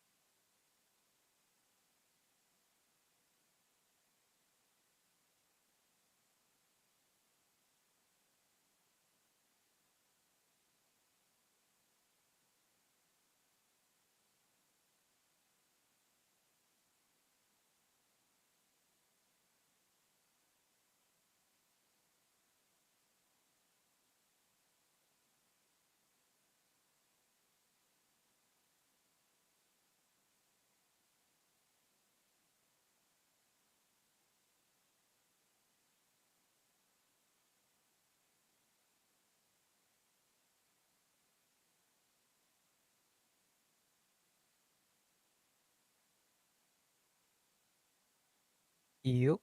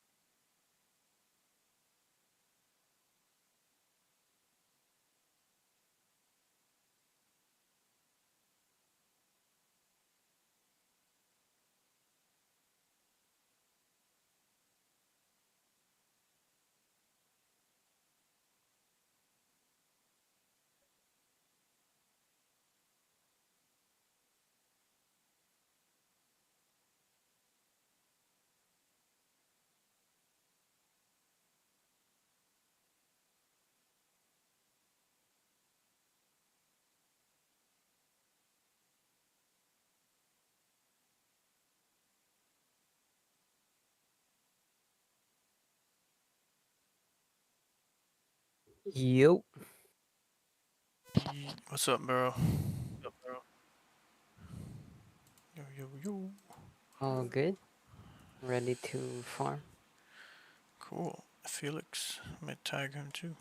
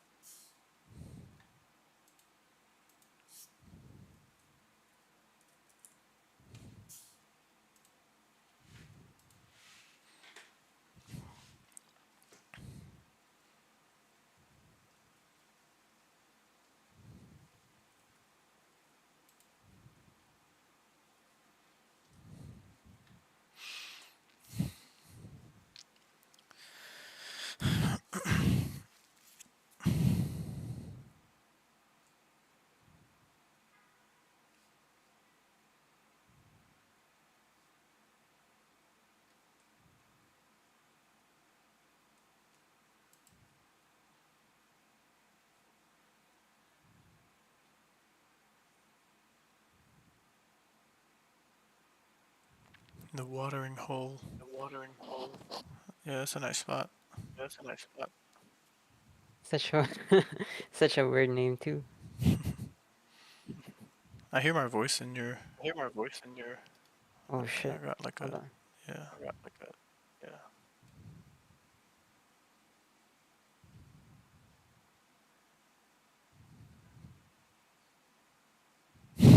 Everyone's trying to sell their warriors and wizards. This one guy's like open to selling. Do, do you still hear your voice? I do, Or not yeah. anymore? Yeah. Alright.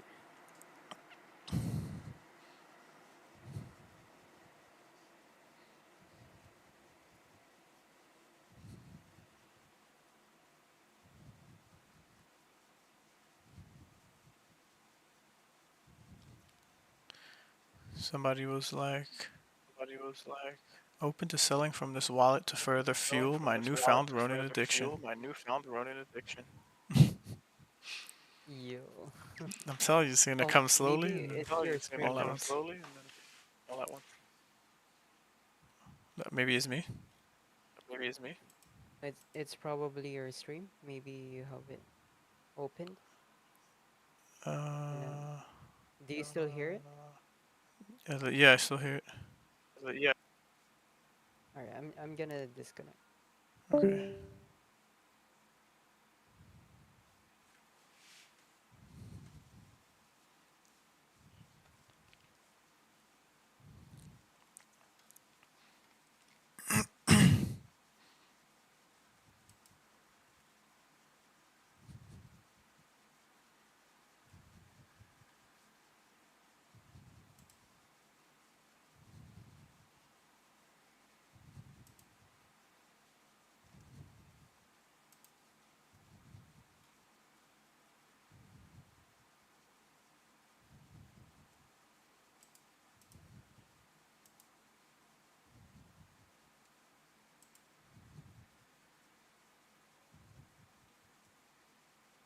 Hello, hello.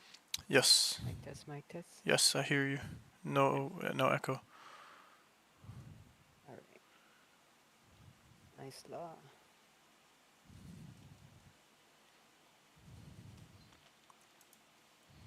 I was just putting Yeah, bids for out. this one, I think Yeah, go ahead. land is land is more like You're all robot-y now.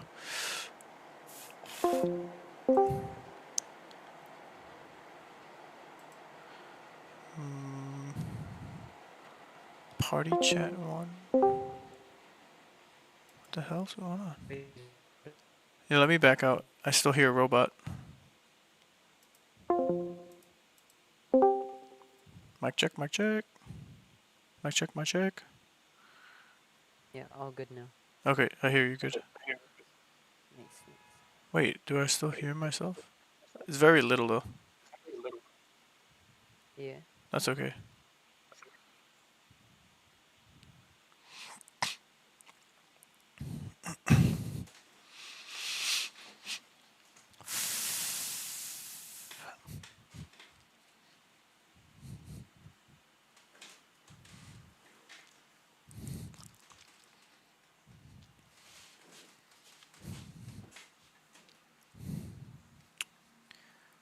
see.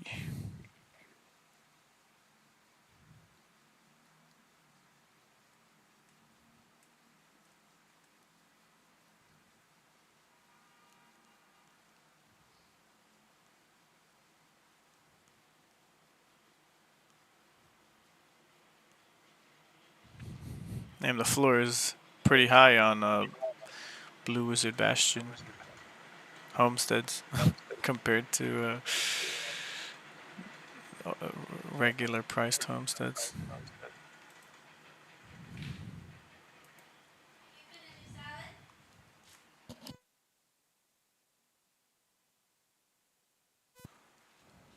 $47 ROM for homestead.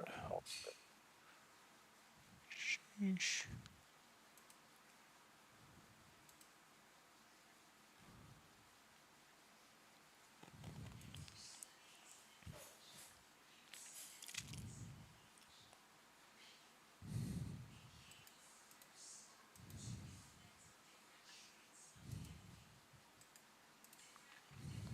Have you seen anyone scooping up lands in a specific spot other than keep?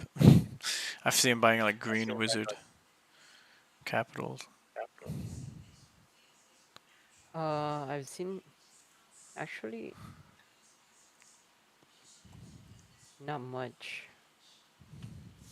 I only see handful of people like targeting red wizard too, Mhm. and some yellow. But yeah, not as much as the green one and the blue one with you guys.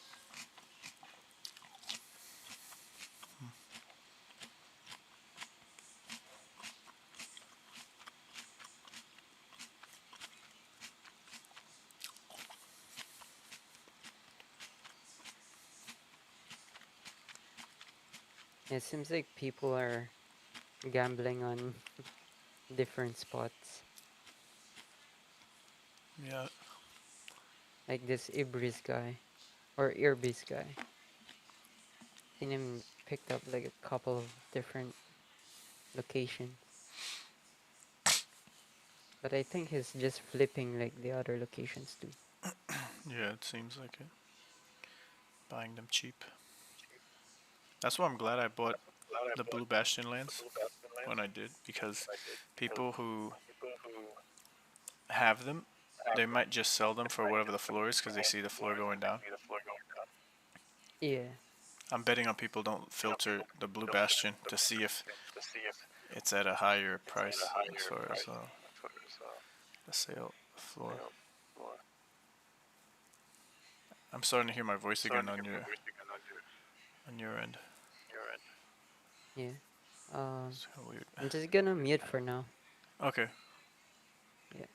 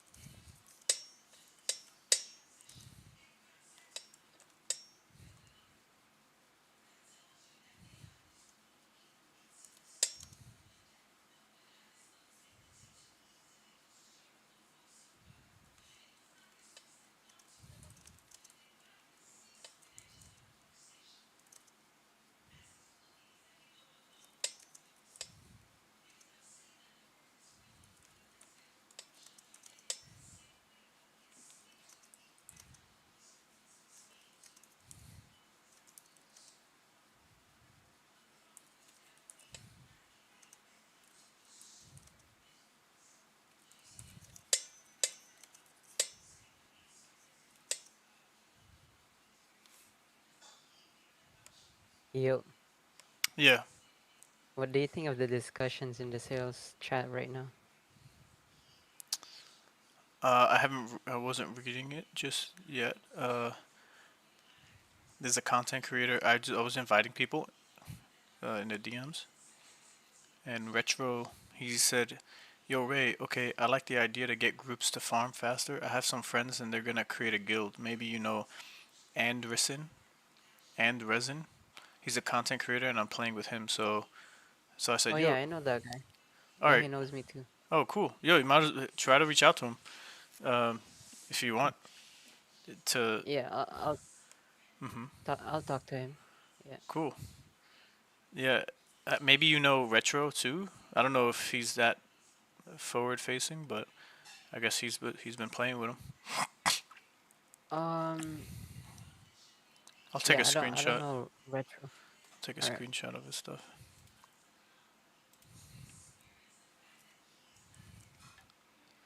There's no mutual friends and only 3 mutual servers, but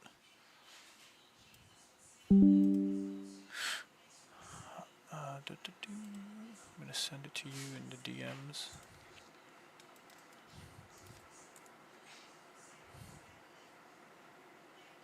He was in game and he was like running around my Tengu, and I was like, "Yo, add me on Discord," and then he added me.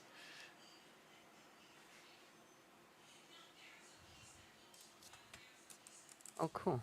Um. Wait. The thing about Andressen Mhm.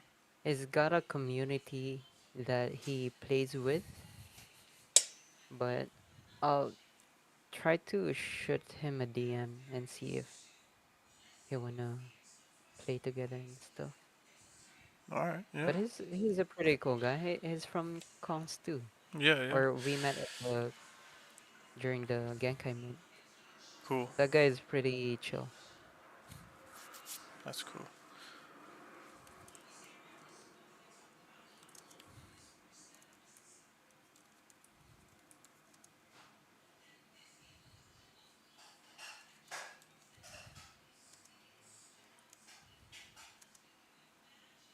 Yeah, in terms of the sales chat, Matt and Vilgains are talking. Oh, okay. Yeah.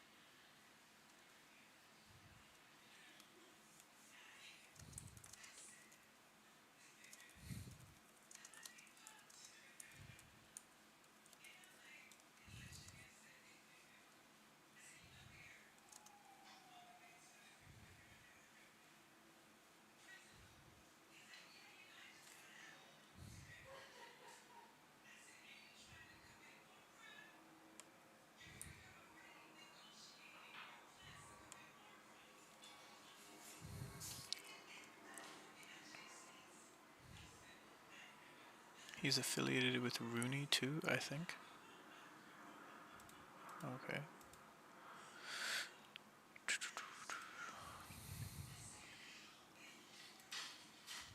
Oh yeah.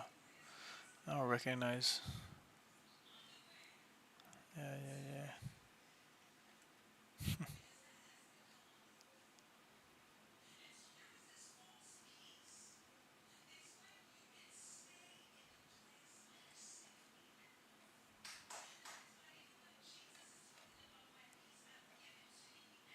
Cool. Let's check out the sales channel.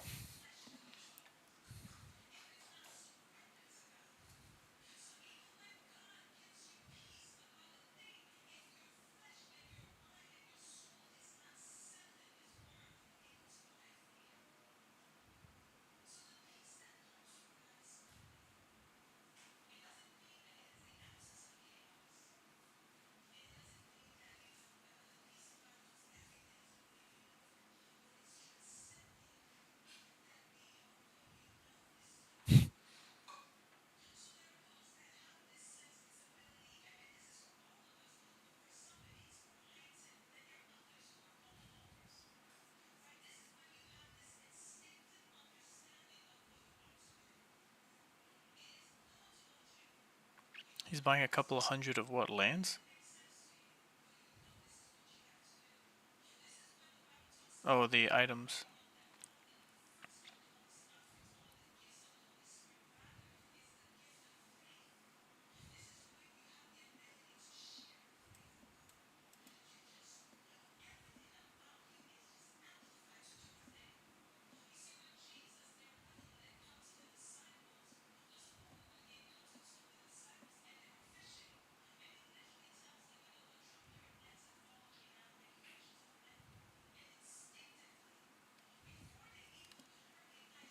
Yeah, but Matt is a flipper, bro. I don't ever have confidence in like I don't know if he cares about community. Like he's just one of Yeah. those types of guys. Bill Gaines too. Like Bill Gaines, he's openly just botting. Like he does it, and he wants to make money. Everybody wants to make money, so they're gonna do what they gotta do. At the end of the day, and then they'll only complain or talk when number go down, and if they see something that doesn't make sense, so their number could go up. Like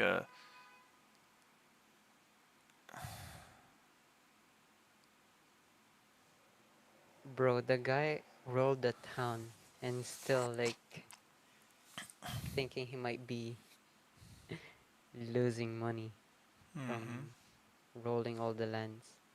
That nobody pressed the button for him. You know what I mean? At least take responsibility for the amount of run that you use to roll the town. I don't know, man.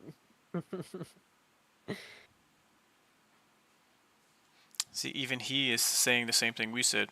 Buy the bronze boxes to see if you roll at a higher rarity item, but that's not even confirmed. Maybe you need to only get the rare legendary box to get legendary stuff. Because he's thinking he's saying rather than buying like 10 gold boxes and having nothing extra to sell. But we don't even know if that's the case. If we're gonna roll rare stuff in the bronze. But yeah, gamble it.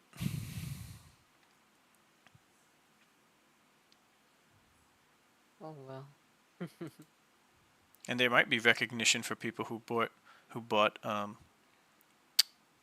mana, and that's the thing. Like, does he even know about the 5% thing? Because I never heard him mention it. And then, like we said earlier, there might be people on the list. Whoever purchased, the team is gonna maybe reward them. It only makes sense that they do that, even if they got a town or just a homestead.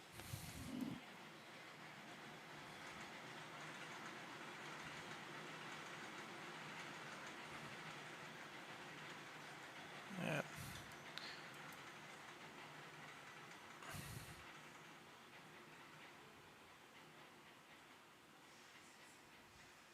To be honest, man, like what's wrong with villagers going for 1.5k? You know, if that's the market for it right now, like, and so be it. It's not like there's gonna be thousands of villages going to be traded throughout the years. Right. Especially when guild starts to come in, right? We talk about the guild advancement program. Do you think that when they start picking up villages, the price is gonna be like same as it is now? Like, I don't think so. Like, if he's a flipper, if he's a trader, I've seen him in Axilands. I've seen him on Genkai stuff. I've seen the guy like for a long time, and you should even know better. I mean, seriously.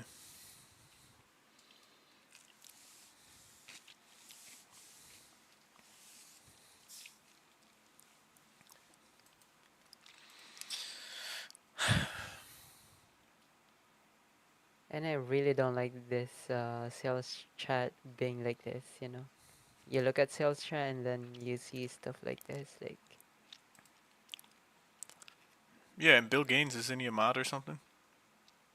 Like I don't know why there's. I guess it doesn't. It's not that big a deal. It's gonna happen like no matter what speculative talk and stuff. But Mm-hmm. it just feels like sales channel is a place for like the worst of the community members to just do things that are blatantly like against community, against the team and what their vision is like. I don't know. It's like a weird dynamic. Um, it's Yeah. crazy.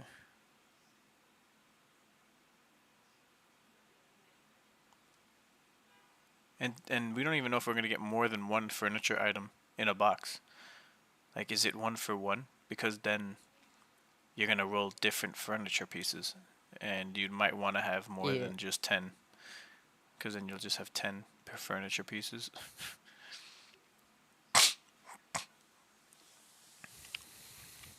It's not enough information. For sure.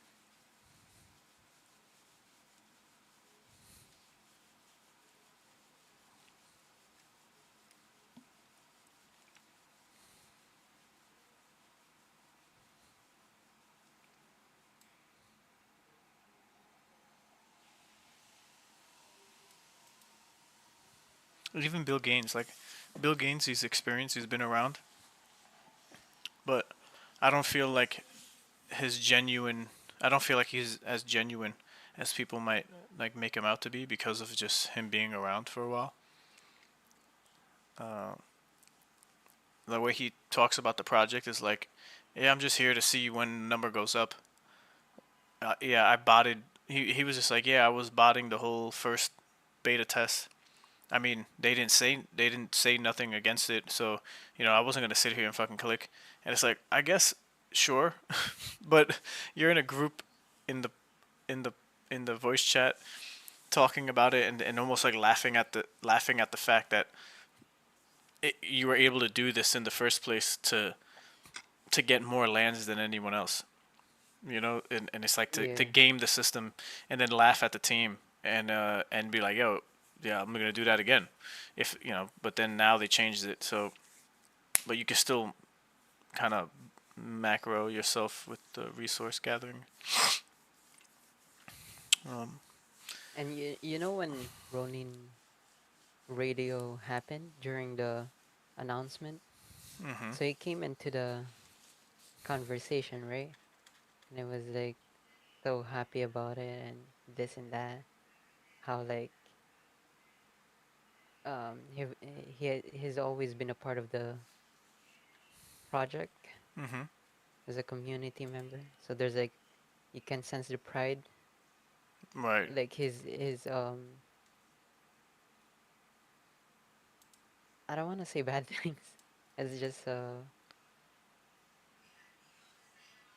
if you really wanted the project of Ronin and the Forgotten Runiverse to cross paths, and now you act like this just because of the price, it's kind of like Mhm. says a lot. Yeah. Like instead of being enthusiastic and looking forward, because of your experiencing, knowing that if the team is good for it, that the game will get better and there'll be more number go up in future, especially Mm-hmm. macro climate of things. It's like I don't know. Uh, you could give criticism, but to just talk like right off the shoulder and act in ways that's like pretty disrespectful, like it's borderline kind of rude to do something like that.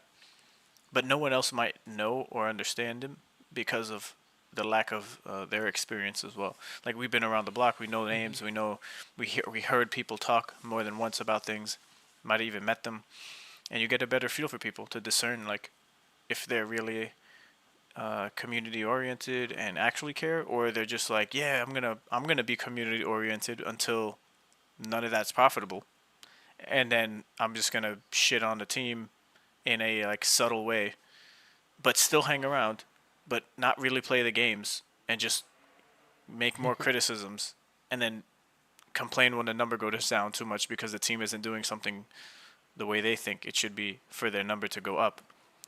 And it and then it's just like, okay, bros, just wait. They're cooking. I guess you just gotta wait.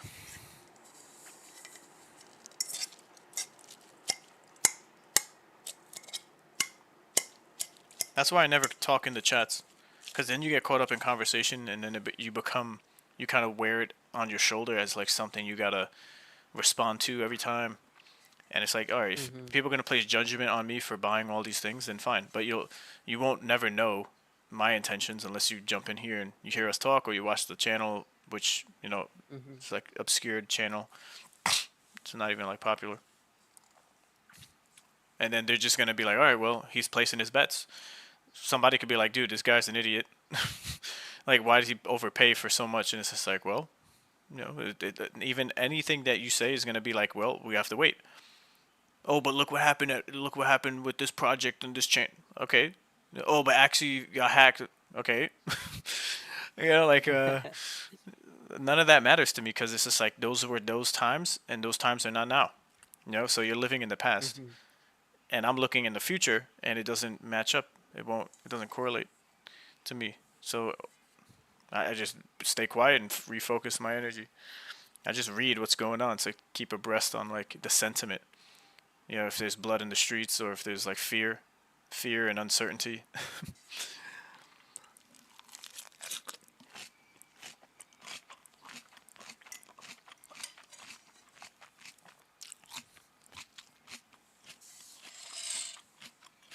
Yeah, I like it when this happens, man. When people think this way, when we're not even playing the main build. Just I wish I could do something about it. Just gotta be patient. I ain't that liquid yet. Yep. I'm taking responsibility for betting on the ring.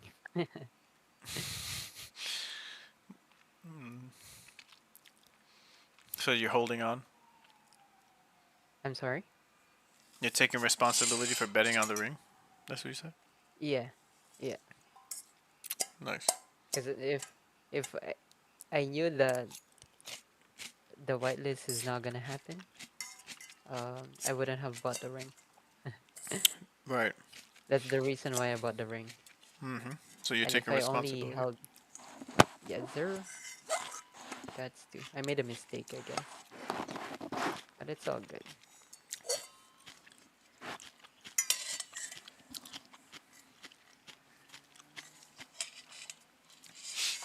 Yeah, but it's not totally your fault, because clearly, how long was it then at the point that they realized, why don't we just have this private list sale of land be the gotcha, and anyone who wants to do to get a land, they're gonna have to play and grind, maybe half of half of the time.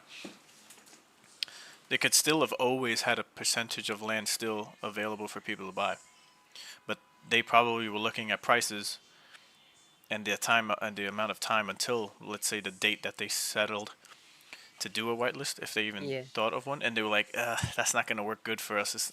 The optics is going to be terrible. I feel like you're on point. I feel like that's what happened. I feel like they don't want to sell the land for too cheap, because that's gonna contradict the mana pack inside the game, right? Yep.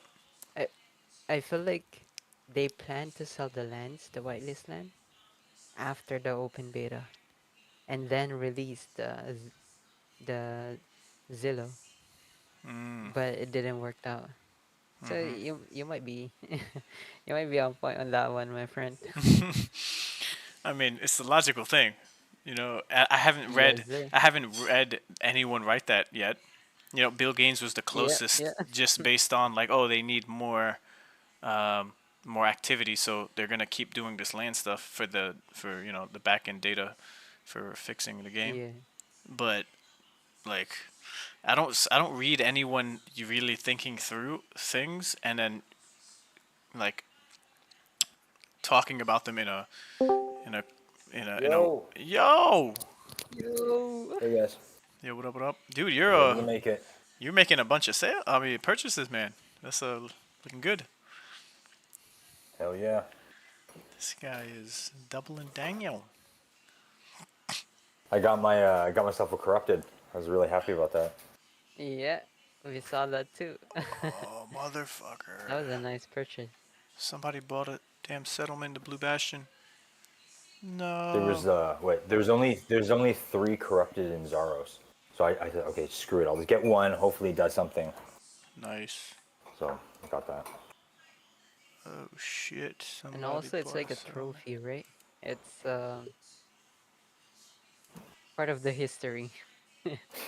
It's something we could talk about in the future. So what I Already? was really hoping is that they do an event, or like they somehow show that on the map, and that gives me maybe some chance to put some stuff around that one. That's what I'm hoping. But who knows?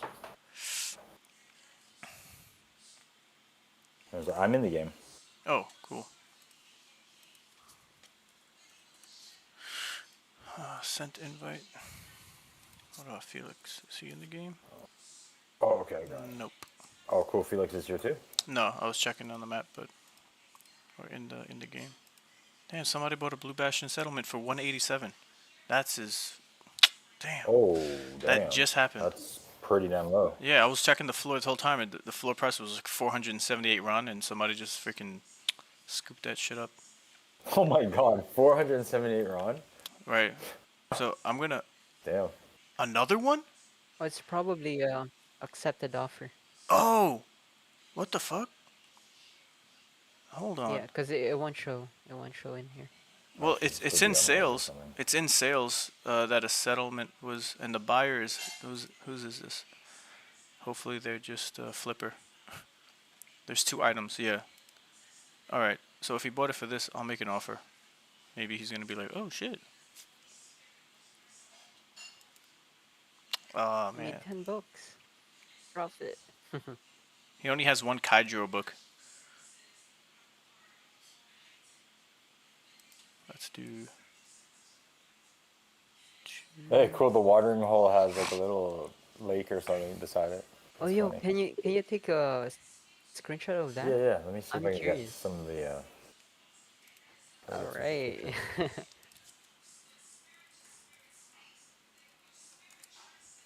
Give me back my land. And there's also. Sorry. There's also a Tangled Tropics on the floor. If that moves your gear. Give me back my land.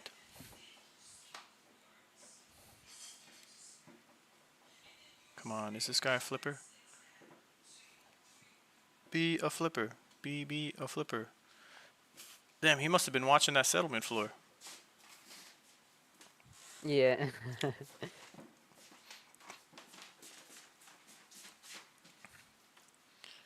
pains me.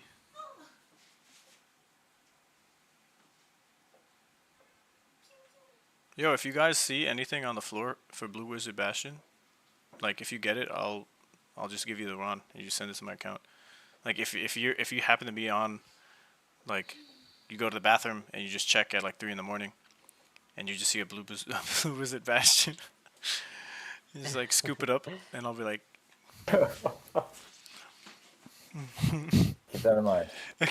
Like when you're in the toilet taking a shit, you know, and you just happen to look at changing your diaper, you know, and you just happen to look at the market. Queue up a green wizard, queue up a blue bastion. Done. Yeah, like we could do 1-for-1 swaps, and the difference in Ron, you know, it's like whatever. Okay, I'm gonna jump in here, go farm while. Yeah, there's a lot of movement though. I noticed. Like some of these people are picking up stuff really fast. Yeah. Yeah. People are watching. People are watching, and you take a look at the addresses and the run. There are a lot of new ones. A lot of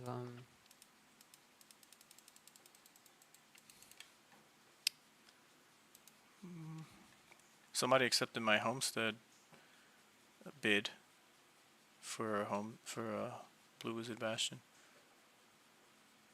so that's nice. But Oh damn, we'll have to get the screenshot after. I thought I took a screenshot, but it didn't save. okay, It's all good. It's all good.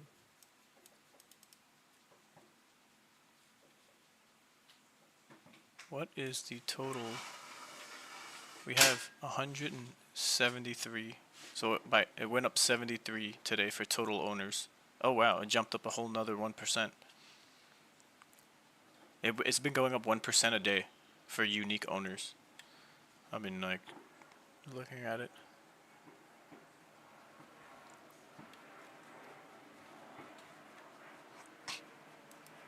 Who I've been waiting for? Binary assets. Yeah, like he's been in the server. You know, we've exchanged a couple Yep. words, and I've been waiting for him to move. I got kicked out, by the way. Sorry. like reloaded. You reloaded. Yeah. Okay.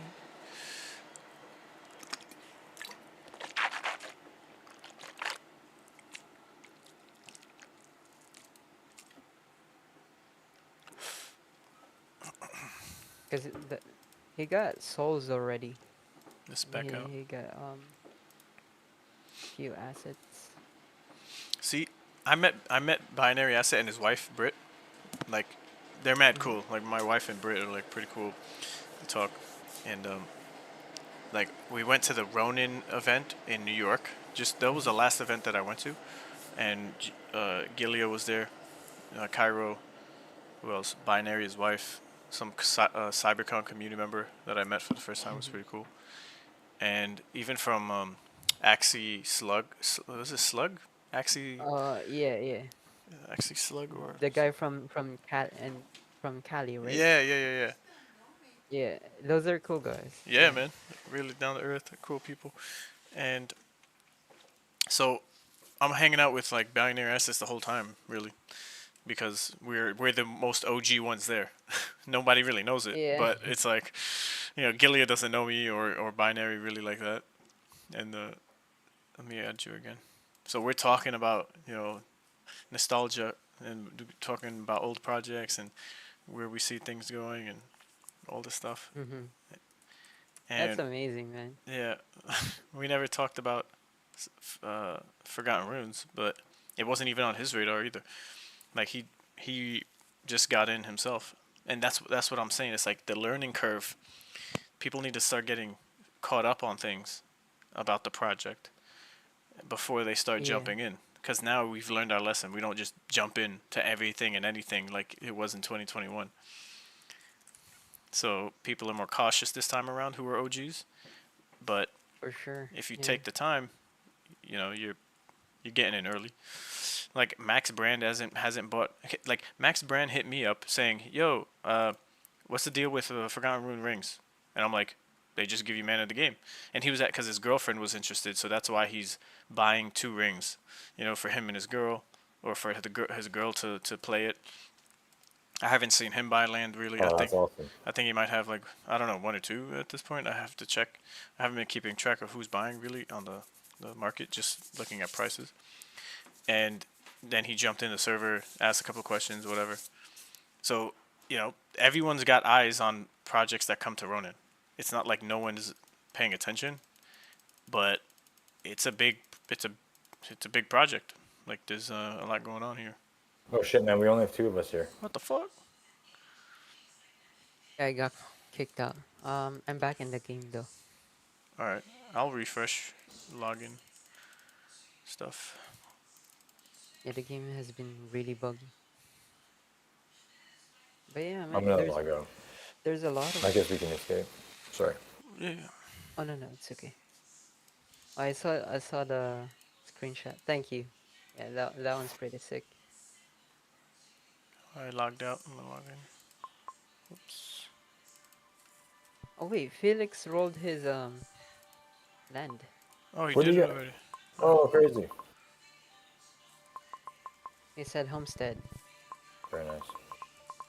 Is it a Blue Wizard Bastion homestead? No, just homestead. No, if it was, he would have tagged me. He'd have been like, bro, $2,000. I'll be like, I don't think so. Friendship premium. Yep. It's a special land because we played together.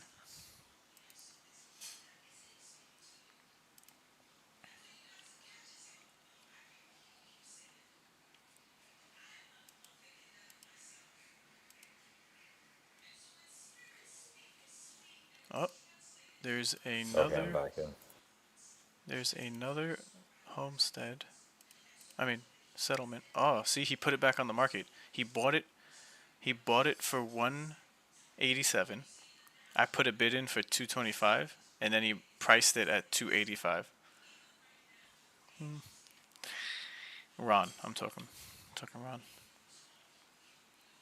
Now, now the next one up from Blue Wizard Bastion, the next price up is 478. So, in the world of Blue Wizard Bastion settlements, that is a steal of a price. Blue Wizard Bastion much is land. it? So, he bought it for like $200 around there, like a little under $200, and now he's pricing it at $410. But then the next leg up is $688 for settlement Bastion land. Because you bought them all, man. Because you Right, bought them all. because I have majority. Prices just skyrocketed. So You come before, I man. control the floor. I am. So he saw my bid, and then he priced it just like close to $80 above that amount. People So are doing this now. yeah. So it's like, do I risk? See, now if I check out the settlement floor, like the actual settlement floor, before you get to Blue Wizard Bastion, you got to go through 1, 2, 3, 4, 5, 6, 7, 8, 9, 10, like close to 10 or more, 10 or 11 lands. So the floor with settlements, without you choosing a name or a region, it's pretty hefty. You know, who's gonna fly through these unless somebody sweeps? Because settlements are a little bit more expensive. But there's some Yeah, people. I feel like no one wants the Alisaur's Keep. Alisaur's Keep? I see people dumping that all the time. Yeah, it's a weird one. I'm in a match by myself. I don't know. What I'm happened? in the game now. I exited Yeah. and left. I didn't I'm get in an the invite game. though. Oh shit! All right, let me back out again. So I'm just kind of thinking out loud, like, okay, if anyone wants a Blue Wizard Bastion for settlement, I guess that's a great deal compared to the next price up. Yeah. I literally pumped the price of Blue Wizard Bastion land settlements. Like, there's not enough of them.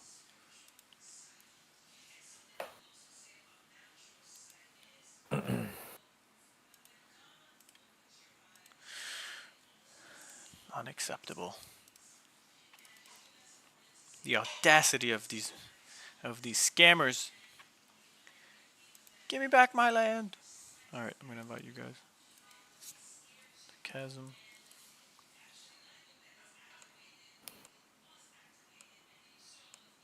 I gotta stay low key, man. If everyone knows me being the blue wizard bastion bandit, then they're gonna be like, yo, everyone boycott the blue bastion. Like, no one go. That's gonna be a thing, bro. It's gonna be like, oh, I know the majority of this land is owned by this person. I'm never going over there. I'll just look for that resource somewhere else. There'll be a whole boycott campaign going around. Like, dude, this guy, he pays his scholars only 10%. I mean, yeah, and he's a terrible person. I saw one guy that was buying a lot of the reds. Oh, I caught that too. I'm trying to see what it was. Yeah. And then I think there is a guy buying the green because like even the floor for the green right now is $504. It's $350 around. For But settlement? it's always been high. Yeah, like Shit. it's always been high. I don't usually see any of the green ones. Like someone else is buying them all. Huh.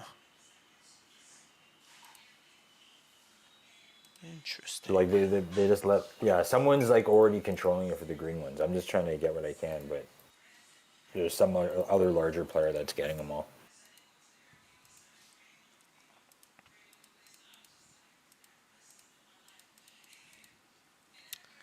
It's a risk. Yo, now Bald isn't It here. should. Are you in? Paul, did you disconnect? No, no, you never invited me. Dude, it says you're in the party. Alright, let's back out again. Really? Escape. Let me log out and log in. Okay, I'm gonna log out now. This is getting weird. Breaking. Breaking.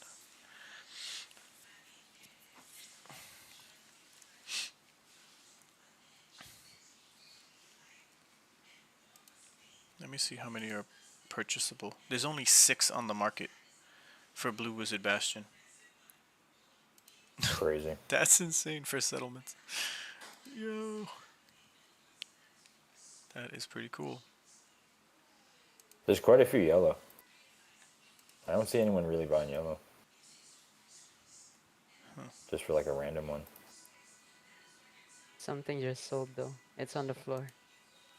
Merlina is buying. Who? Merlinog. Oh. I need to Oh yeah, that guy buys a lot. Shit. Yeah, he bought a couple.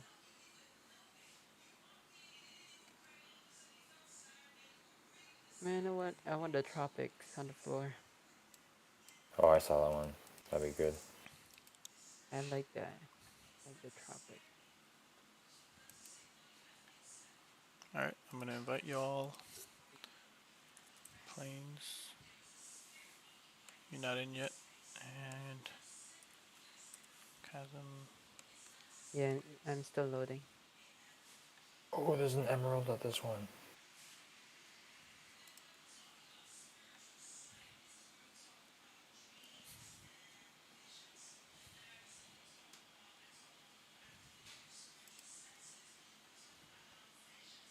Oh, just a 1 to 2.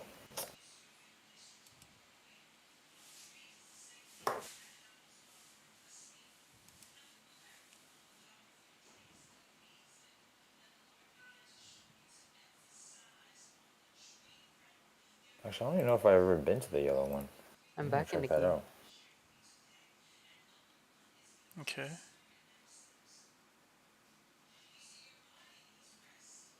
Lavender Steppy. Shit, I gotta...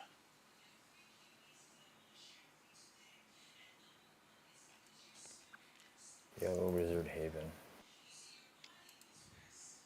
I gotta swap some shit. Planes. We gotta get settled in this dungeon so I could start focusing on this shit.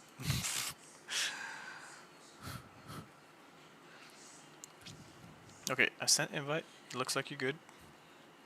Yeah, I'm Let's in now. try. I see all 3 of us. Hopefully it doesn't kick me out this time. Oh, the Yellow Haven place is sort of like sand themed, or there's like the buildings seem like that, like desert themed. Is it south? It's cool. Yellow. I don't know. Oh, I think it's a little bit north of the green. It's like in between green and blue. Oh. You got green, yellow, then blue. Pretty close to each other, actually. And then I don't know where red is actually. Red is on the west side. On the coast. Along the coast. Along the coast of the salt one. Just right of okay. the salt. Yeah. Oh, they're all within, like they're all sort of close to each other actually. Yeah. Red, green, yellow, blue. Yeah, they are. So it's like a diamond shape. It's like an Ethereum diamond. If you look at it. I wonder if they did that on purpose. Nice. That could be the region that we're gonna play in first. Like if you draw a circle around all of the blue, red, yellow, and green, this whole area could be what we're dealing with. True. Yeah. Yeah. Because those are where the most lands are. You got a whole bunch of the keep. It's such a big journey to go to green to red. Damn. Yeah, I want it to be hard.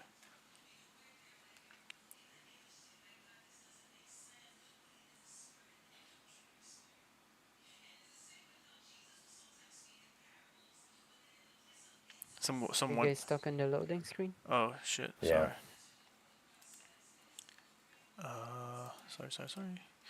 This one guy in the sales. Yeah, if you saw what sales channel said, this guy, he's like, I'm researching the elders here to see where the lands they have are located.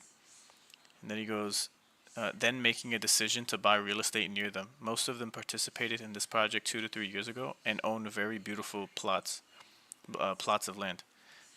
I'd say that's a terrible take because these guys who were OGs 2-3 years ago, like, probably don't know as much as you. You know, this guy who's writing this, unless he knows them personally. But just because you have land doesn't mean you know the value and you care. You know, so that's just my hot take on it.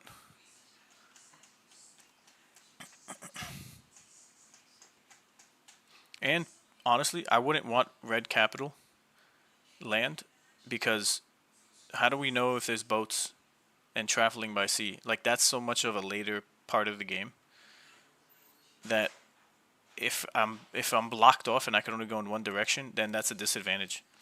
I want to be able to go in any direction to do something new. Because now you're just farther away from everything, just going in one direction. Call me crazy, but that's what my mind goes to when I think about red capital location on the coast.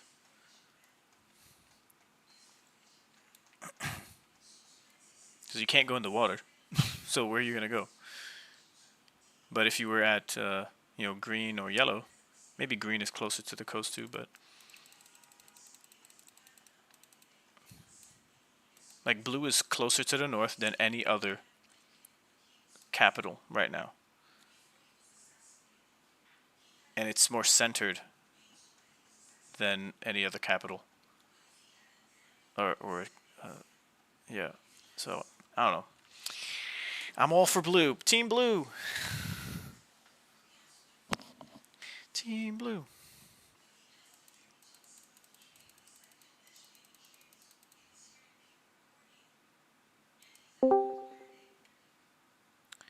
Hello.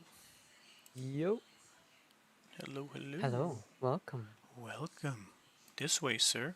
Follow me. I'll get you seated. Hey. What's up, everybody? Yo. Is Felix? Can I play with in about 10 minutes? Awesome. Bam. Homestead. Cool. You wanna farm mats, Jade? Yeah. Hey, we got a spot. Okay, cool. Ooh, another escape of a dungeon.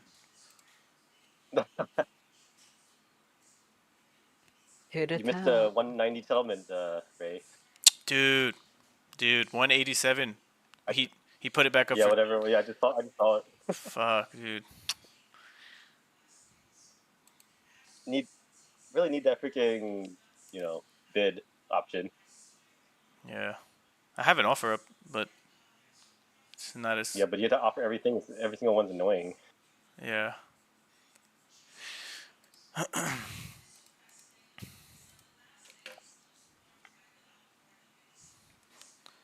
Okay, let me invite you, Jade. We're taking over the map. I'm gonna blow my own horn here. I'm gonna proudly say that I was the first to start cornering the market on capital land. Wizard capital land. I wanna see what percentage of the capital you have by the end of the test. Yeah, that would be pretty cool. But we don't know the total amount of what's going to be available in a capital, or any for that matter. So I hope it's not like thousands. We don't know a final number, but I think with projections, if they're minting at this rate, maybe probably around 50 settlements at the end of this playtest in each capital. I would love if it feels that's like the case. settlements are starting to. It feels like settlements are coming a lot more now. I think everyone's hitting their 30 timers. Okay, looks like we're good. We're going in. Tengu Gang is back. And Degen. Is there? Degen. Our guest. All right. That's our client. Right. He-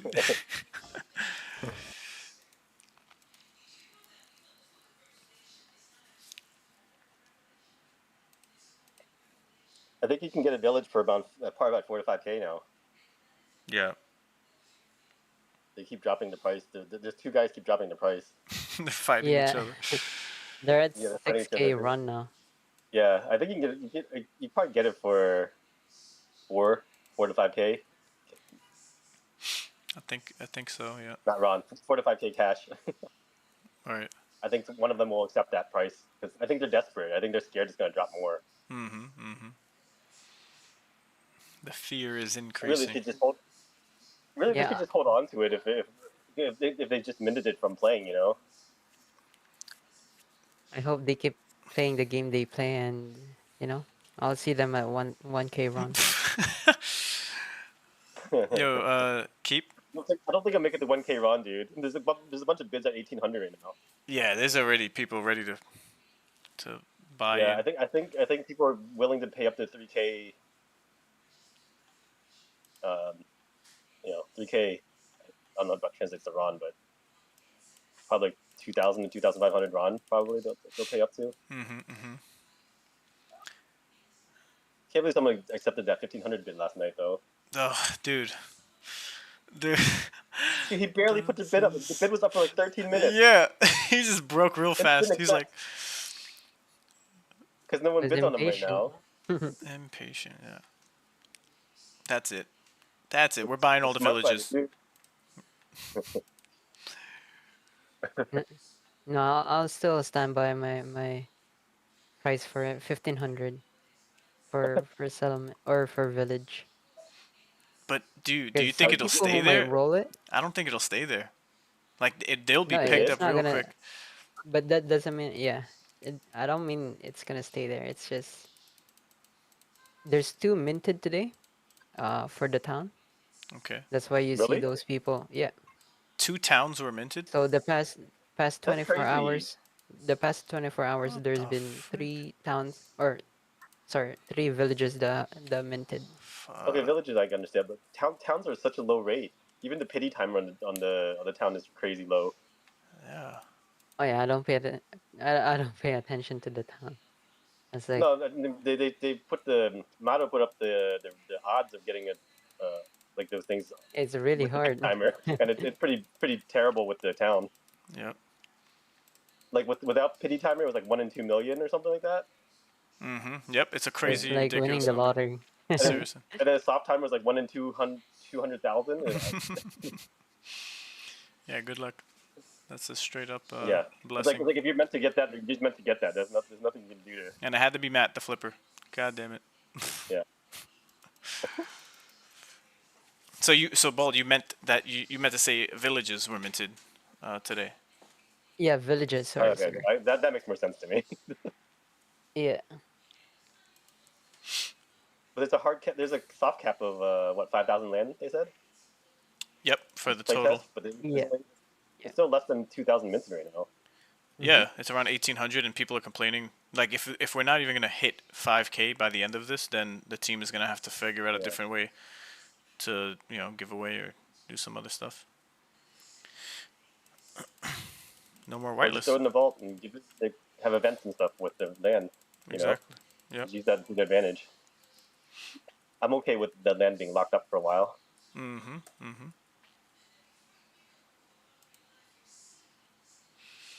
The Blue Wizard Bastion is open for business. Come on, come all. Here, he. Get your gems here. Get your gems. Oh, you went into battle. Oh, okay. So many good deals right now. That I wonder if it's gonna go lower. So should I wait? I'm telling you, man, it's one of those. The problem is I'm competing with you guys. The most We're active. just fighting each other. Well, what plots do you want to buy? Like, do you have a specific location, or are you just trying to get the best deals for?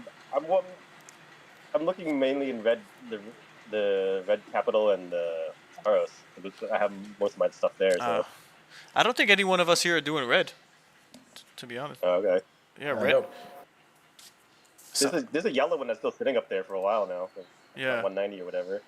It got bought up. What's that? Someone bought it already. Oh, they just bought it? Yeah. That's been up for hours. No one wants to be yellow. Oh man. Yeah, I think there's someone else who's trying to buy more red capital. There's like 2 people who I've been seeing when I just browsed who are buying red. None of us bought a red. I think I rolled a homestead and that's it, but I haven't done anything with it. Yeah, I was thinking, if the price is stabilized one more, maybe I want to trade like some homesteads to locations I'd rather be in. Mm-hmm.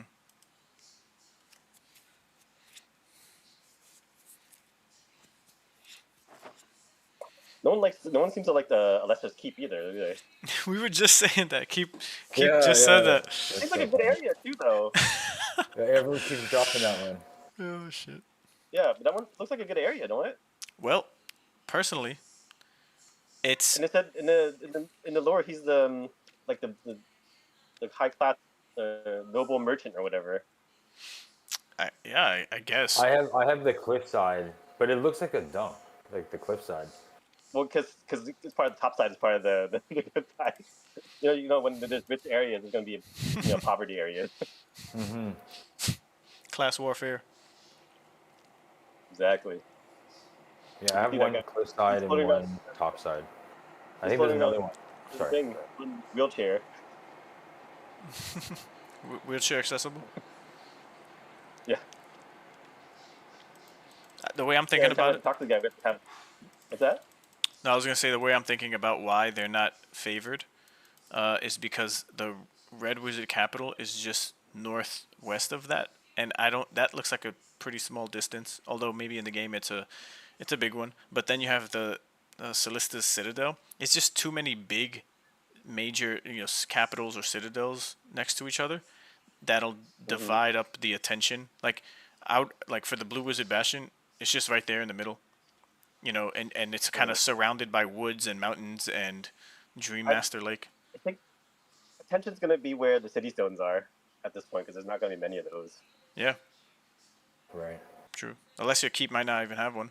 It's just maybe the capitals, and that's still a bet that I'm betting on for them to have. I don't know. I feel like Alessa's going to be part of the integral part of the story because they keep using him in quests. Oh, interesting. That could be a sleeper one, like those Right? locations. Because that's the only NPC I remember so far. Follow the lore. There might be something there. Yeah, when you go to the what do you call it? Because I have a dock side too, and when you go to the city, there's lore about Alessa. Oh, cool. I should check that out. It just basically says, he's a rich merchant. This is his city or whatever. Yeah, I thought the top side was nice. They have no affiliation with any wizards. They're neutral. Yeah, I like the top side.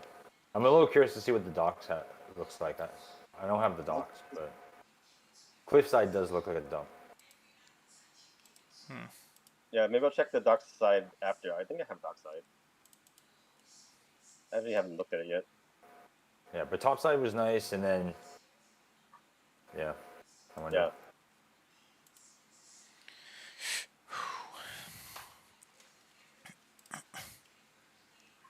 We're doing a little reshuffling of some funds.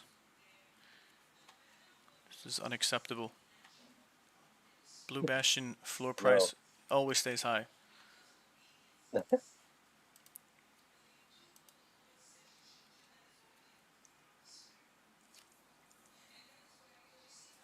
We wouldn't have this problem if we could have hate bids. Mm-hmm. Seriously. Because it'd be everyone's fighting each other.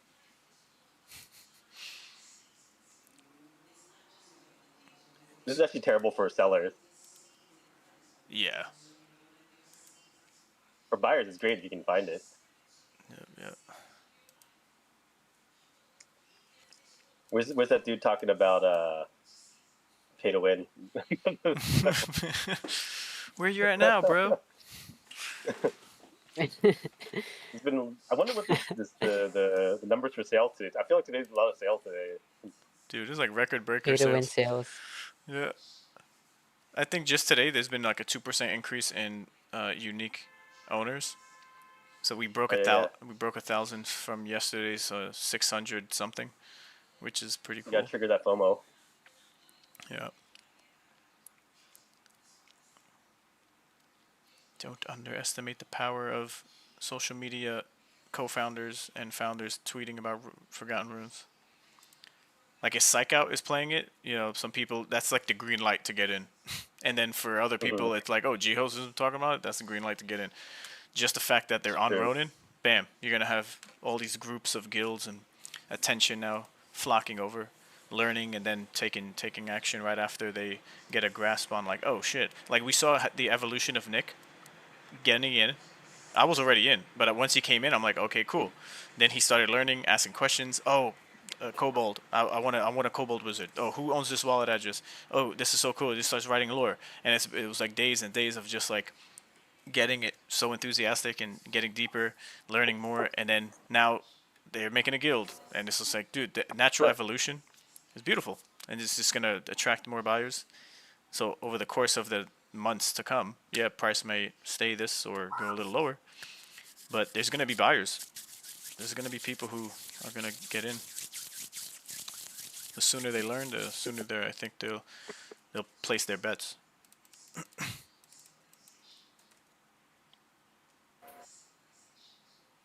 Not financial advice. Yeah, I see Keepsake buying a lot of stuff too. Yeah. Yep. He's been converted. Your buys seem more random to me. I'm not quite sure where you're concentrating. Yeah, I am sort of just buying random settlements around the map, and then I was just trying to get Green City, Green Wizard City.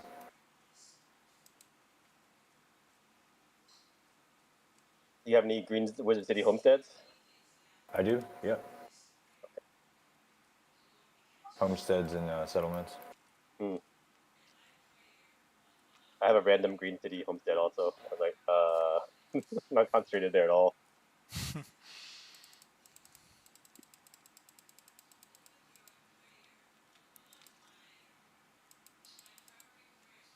But yeah, I'm thinking I'm just getting like settlements all over the map, and then hoping that stuff shows up around there. I think it's also a good idea to get like the settlements like in the passes, like Carnival Pass and some of those areas where people have to walk through, and it's like open world. You don't have to worry about like going into a map or anything. You're actually walking through it and forced to use the stuff there. Right. Checkpoint areas and stuff. Yeah.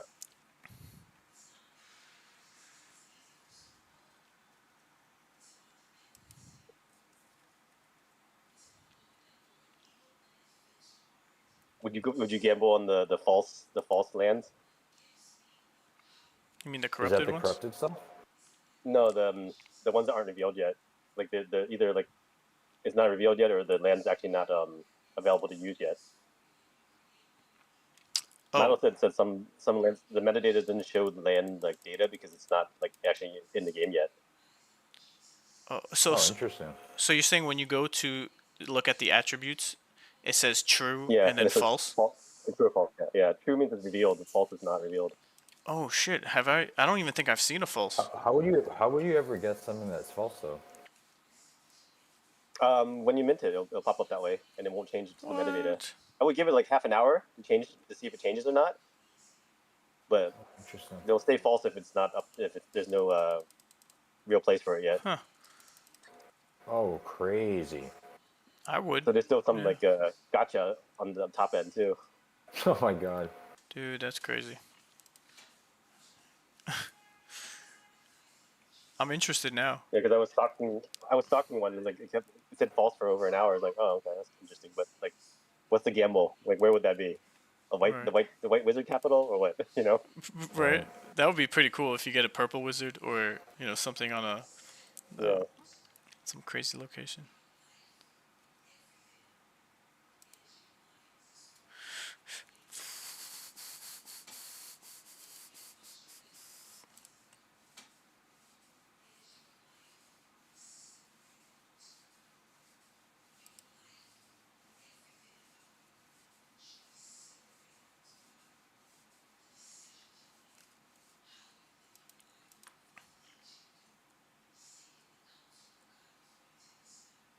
the 10 gold chop pick for 190.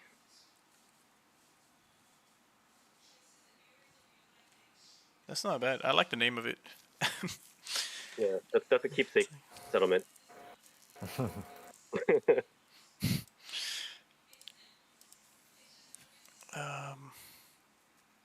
I need to transfer stuff.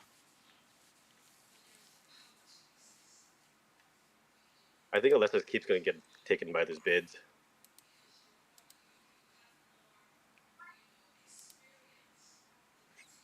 Bet you if you bid 160, you can get Alessa's keep. Right.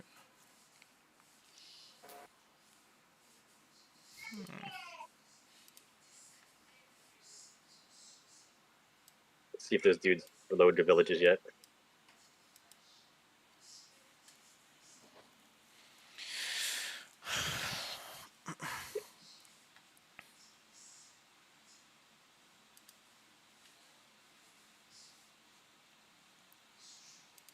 Switch networks.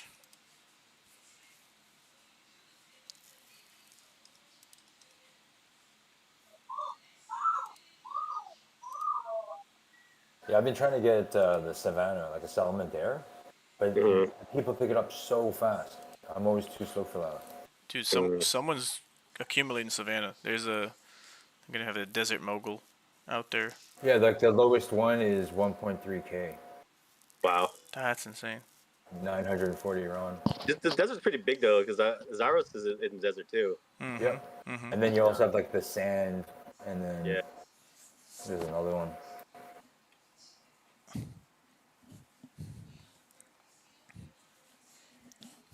Okay.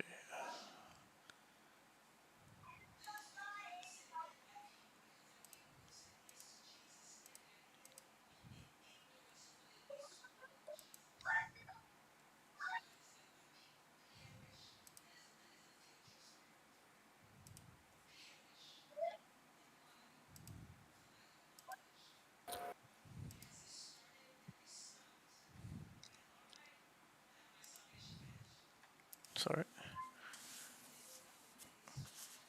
Make sure you claim your donuts too today. Every day. That's like it's a ritual at this point. It's almost over. No. I hope they don't continue to donut collecting every day. I can't handle checking it every day.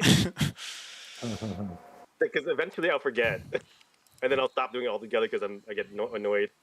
Yeah. Yeah, I had a couple close calls. I'm missing that.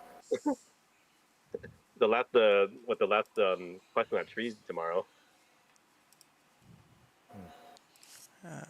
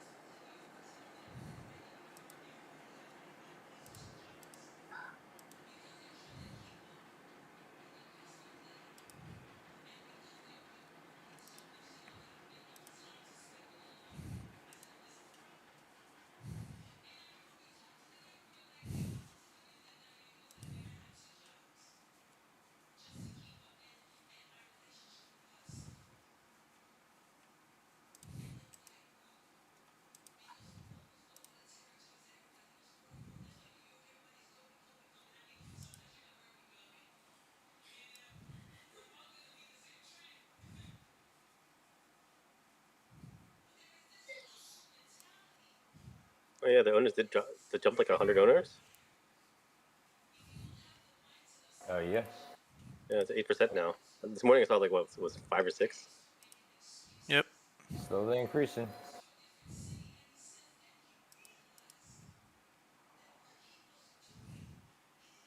I should be concentrating on the boxes since everyone's concentrating on land right now.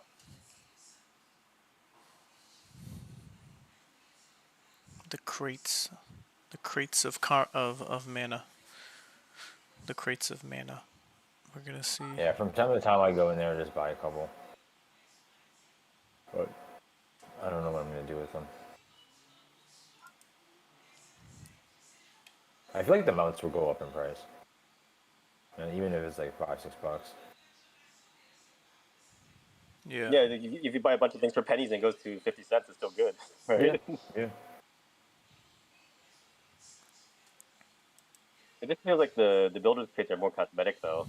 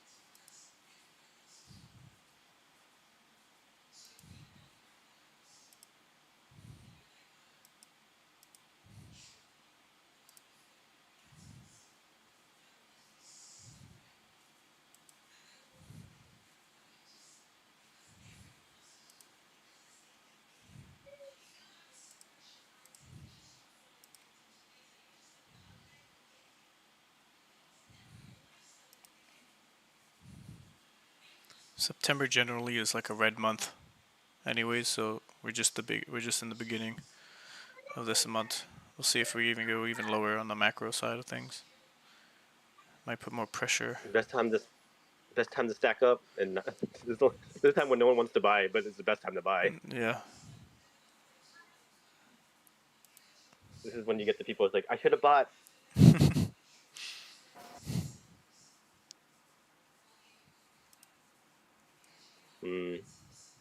There's too many bronze quantum boxes.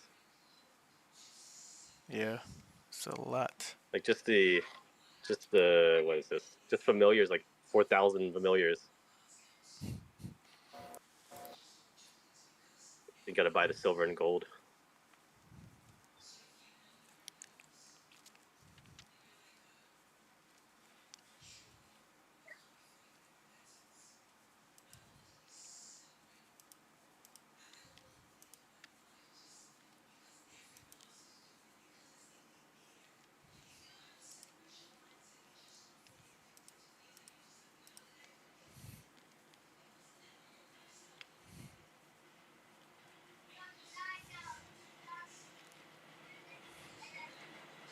You see all the panic in sales chat. People are like, the land's dropping. Yeah. And I don't really recognize those names. They're more like native, original Forgotten Runes members. Yeah, the people that complain are usually new people. The old people are kind of like conditioned to see bad prices. Right.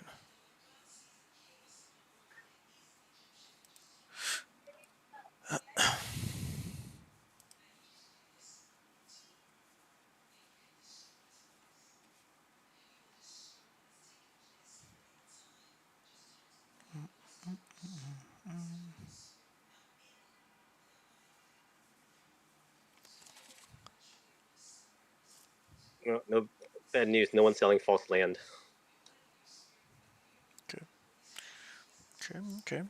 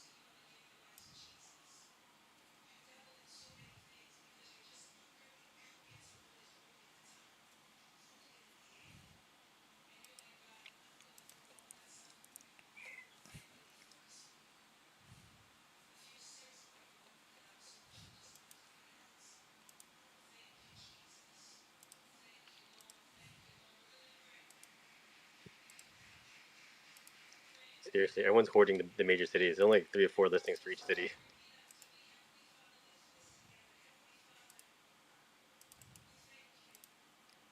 Either those people are geniuses, or it's gonna hurt them in the long run.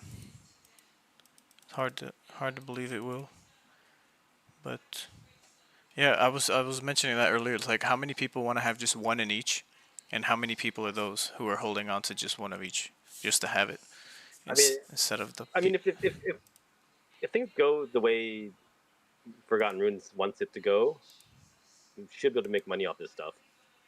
Because they do the IP sharing and stuff like that, right? If your wizard is being used in comics or shows, you get to check every time they do something with that stuff. All right.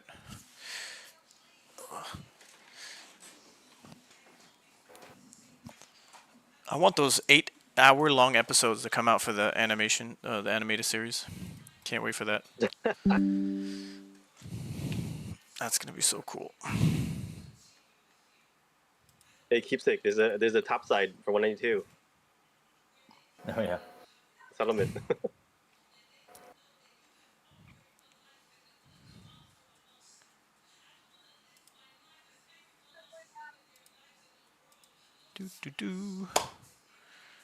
Also, I mentioned it just before you got in, when we were looking at the map.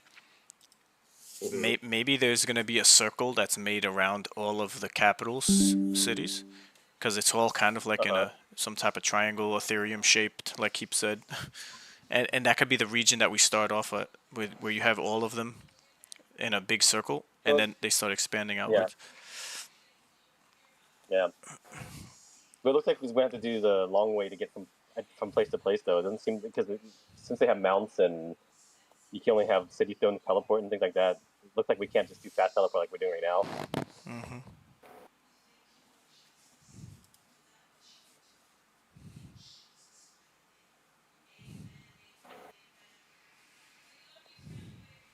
That should mess with farmers, though. You know, they can't farm the good stuff unless they actually play through it. Right. That's important.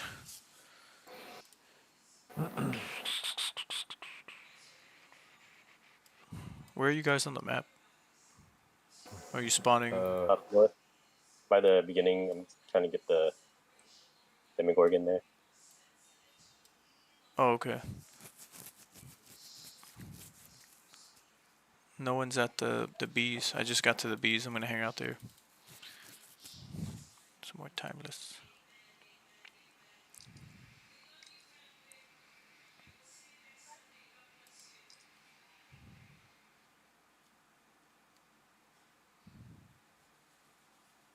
Oh.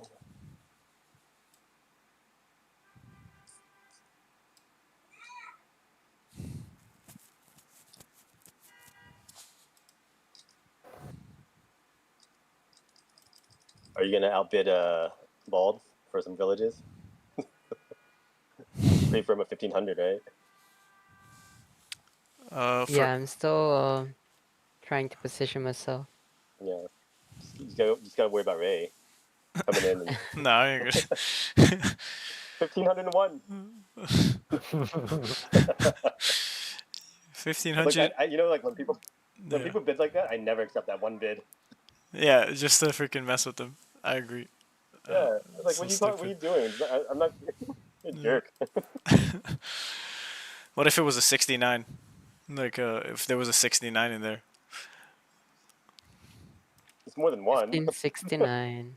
Look, 69 Ron is different than 1 Ron, right? Well, no, I meant in the sense sort of dot 69. Oh. Like a trolling bid. I would giggle but still not accept it. Okay. Because that's a jerk move, you know. Yeah. I kind of like saying like I'm only willing to pay a little more than the other person. Yeah, just to get in the front of the line. Yeah. Like that kind of bidding is better for like if you know that the seller's a bot or something, you know. But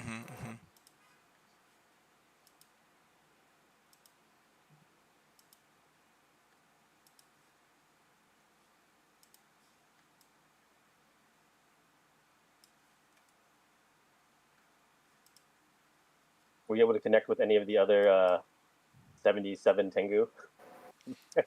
Anyone come forward yet? No, no, Yo. I haven't like looked on chain to see who they are in Discord and reach out, but so far we got just 5, but like I'd say 4 that are active, like Ronan, yourself, Bald, and I. Yeah, but Ronan means something else. He's ashamed to be a Tengu, I think. Ronan? Wasn't he the one playing with us as a Tengu in the pyramid, Bald?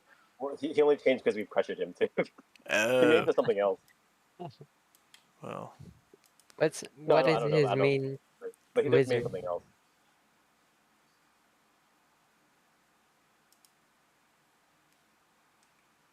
Oh, yo, Jade, remember when we tagged Dora yesterday or the other day? So apparently I won yesterday's jackpot for Oh, the cream really? donuts. Nice. Yeah. So it might be working. That means you have more than me now, right? Or was it 100,000 between the 10? Oh wait, what do you mean? Like, how many For donuts did you get? 10,000 or 100,000? Oh no, for the jackpot, that's only Yeah. like 2,000 cream donuts. Oh, okay. Yeah. Oh, gotcha. Still, it's kind of cool. Yeah. But That yeah, I'm means real far people are away from winning, right? 100,000 donuts, man. I'm not in that level. He's trying to sweep the donut gate under the rug.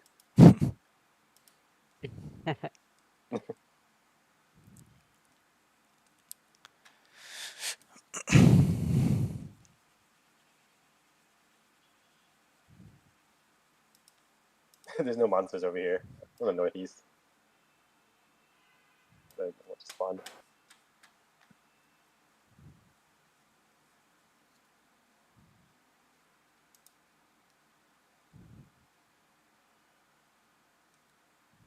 There's a yellow wizard for 180 now.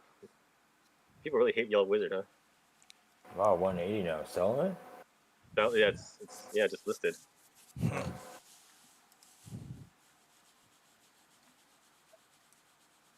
Oh damn. 180.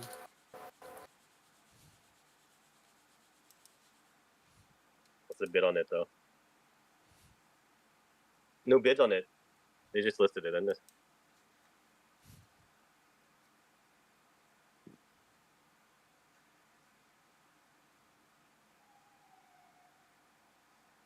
Where's yellow anyway? Oh, yellow could be good too. They're kind of by themselves, huh?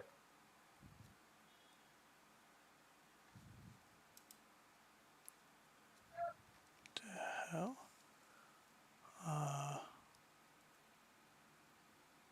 Yellow's in a good spot though, because you can go in any direction really.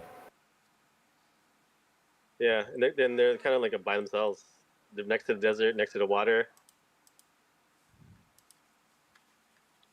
But they're going to be the first to be invaded by the shadows. Right, the quantum shadows right there. Oh yeah, damn. First to die, or become shadow souls.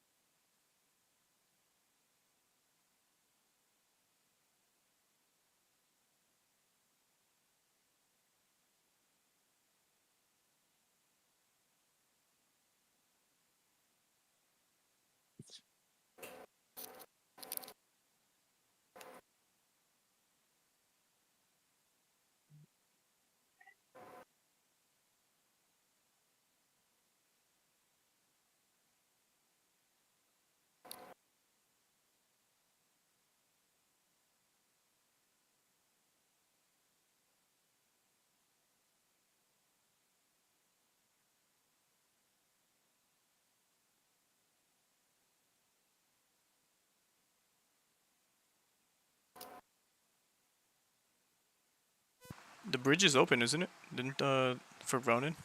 Didn't it open up like Yeah. yesterday or something like that? I'm still waiting on my USDC to go through, I guess. Coming for the village. Nah.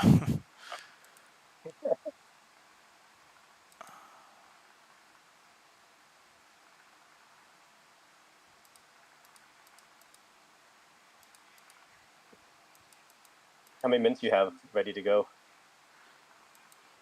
Well, I need 135 more to roll pity. Oh, nice. Yeah. Oh, you're grinding so much. You should be getting it by Thursday, right? Yeah, for sure. But I was thinking about stacking mana for yeah. for December. Yeah. Well, that's if you're planning to roll perfect weapons. Yeah, depending on what. Because Go ahead. it'll be harder to get land in December. Mm-hmm. I think it will. Well, they already said they're going to reduce the rate and all that stuff, and they don't want mana to be used primarily for land rolling. Mm-hmm.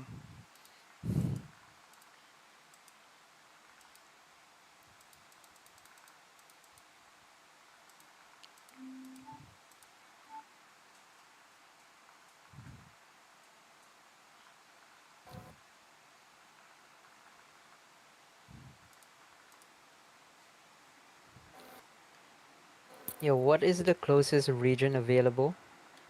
Near the secret tower.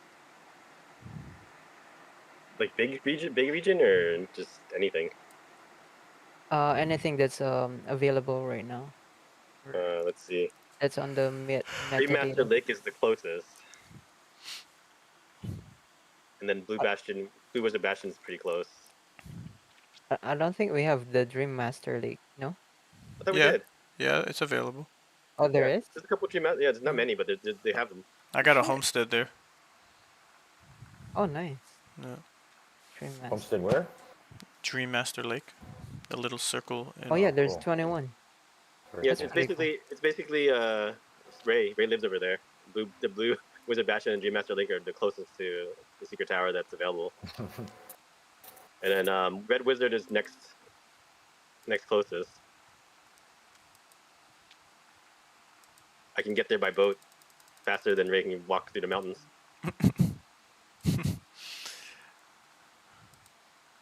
Yeah, Ray, you gotta go through the forest, the lake, and then mountains to get to the tower. I can just take the shortcut and go through the water. Damn it! Should have thought ahead.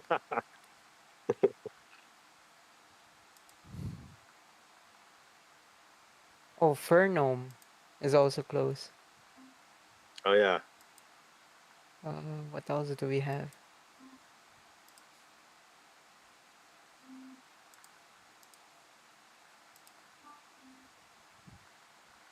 I'm just curious what the scale is gonna actually be though. Like, is it really close or is it further than it looks? Right. Mm-hmm. Do you know how they're going to do the map? Do you think is it just going to be the land connected, and we're just going through people's land to get to the destinations? So the world map is gonna be like that. So if you're going through like the forest and the mountains, it's gonna be just world map, and you go through people's places. And when you get to cities and stuff, it'll be like you would teleport in like the gardens, and then you would go between districts in the cities. Oh, that's awesome. So the cities you can't actually like walk around freely. You walk in certain areas, and then you have to teleport to different districts. Right. At least that's how I understand the way they were saying. Like say like you're walking from Goblin Town to the Blue Wizard Bastion. You have to go through the Carnival Pass, and you just walk through there like.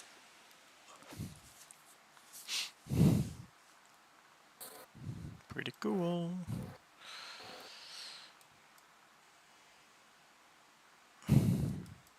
I think I have a homestead at Carnival Pass. I'll set up a house. I have a home. Yeah, I have a homestead there. Yeah, I have a homestead there too. Yeah, I don't see that come up too often. Yeah, it's only like 20 some I think right now of that. It might be more by now, but last time I checked was like 20 some plots. There's lots of there's a lot in the Fae though, right? Yeah, I noticed that one's been dropping a lot. I'm guessing people come from there, gonna come over through the pass to get to the main roads.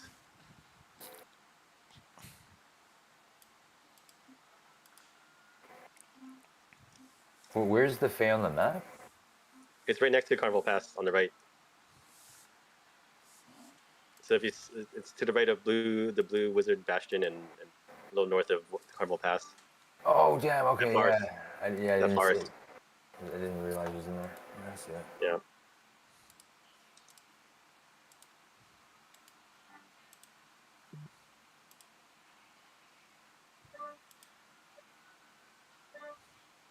Yeah, I've seen a lot of land show up from the Fae recently. Yeah. They're trying to balance a little bit more out as more people are minting and stuff.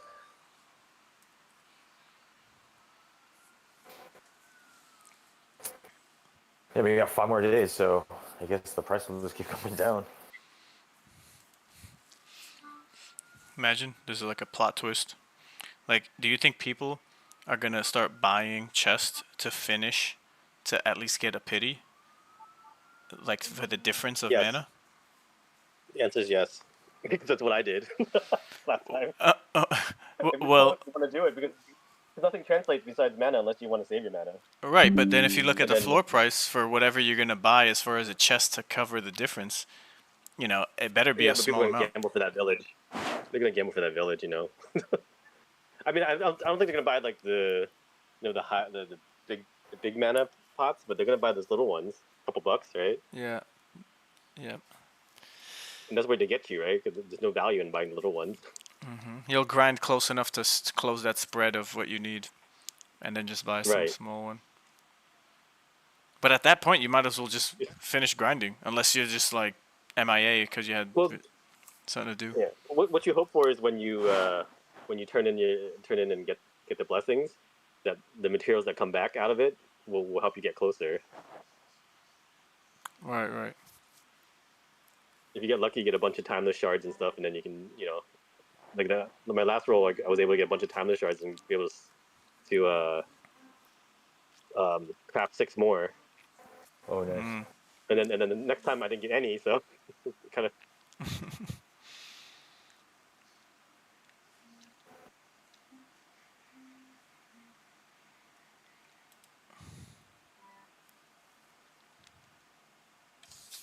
So how much do you get for burning a crate? It's just close to nothing. It's like 1.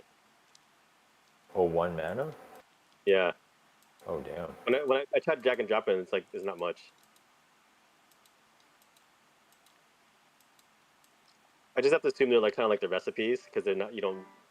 It's not like we don't know what's in it yet. I assume that once we're able to open them and see what's actually inside, if you burn from that, it should be more depending on rarity and stuff like that. You know. Mm-hmm.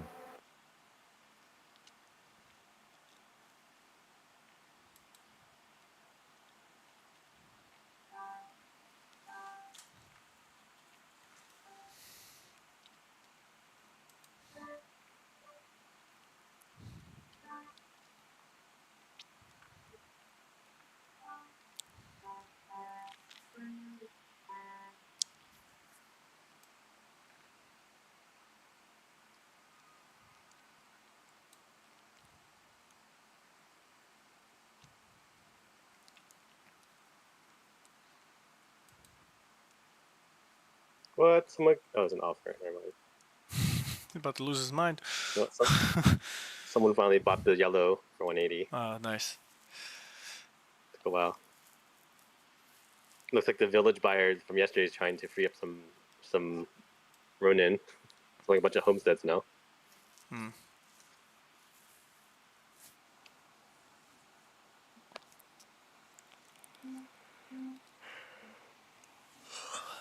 A lot of yellow settlements being minted.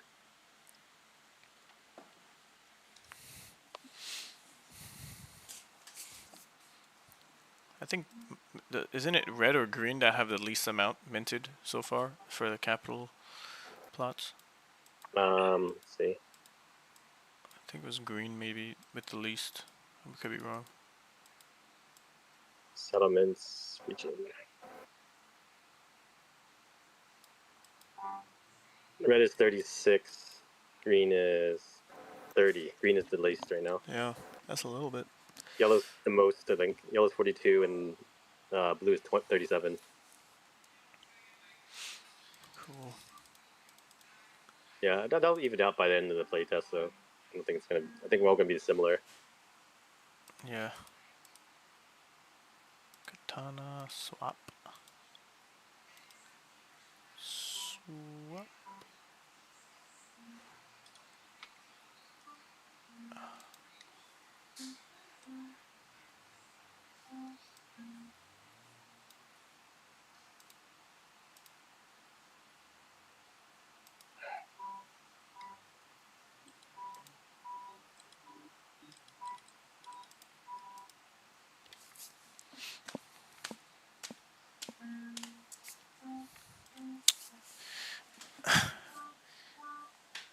I mean, how many more Blue Bastion lands are going to be minted in the next 5 days? Let's keep it low, guys. Come on. Let's work together. It's the most right now though. Most land is in Blue Bastion right now, 196. But let's not add any more to that. All right, let's keep it where it is. Yeah, I don't see that happening. Can we do that? Can we work together? Come on, team. Can the devs do something?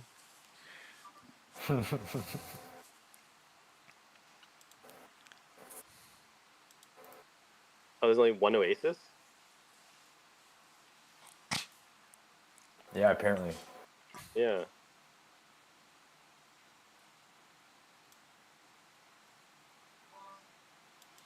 There's still a bunch of stuff that's under 10.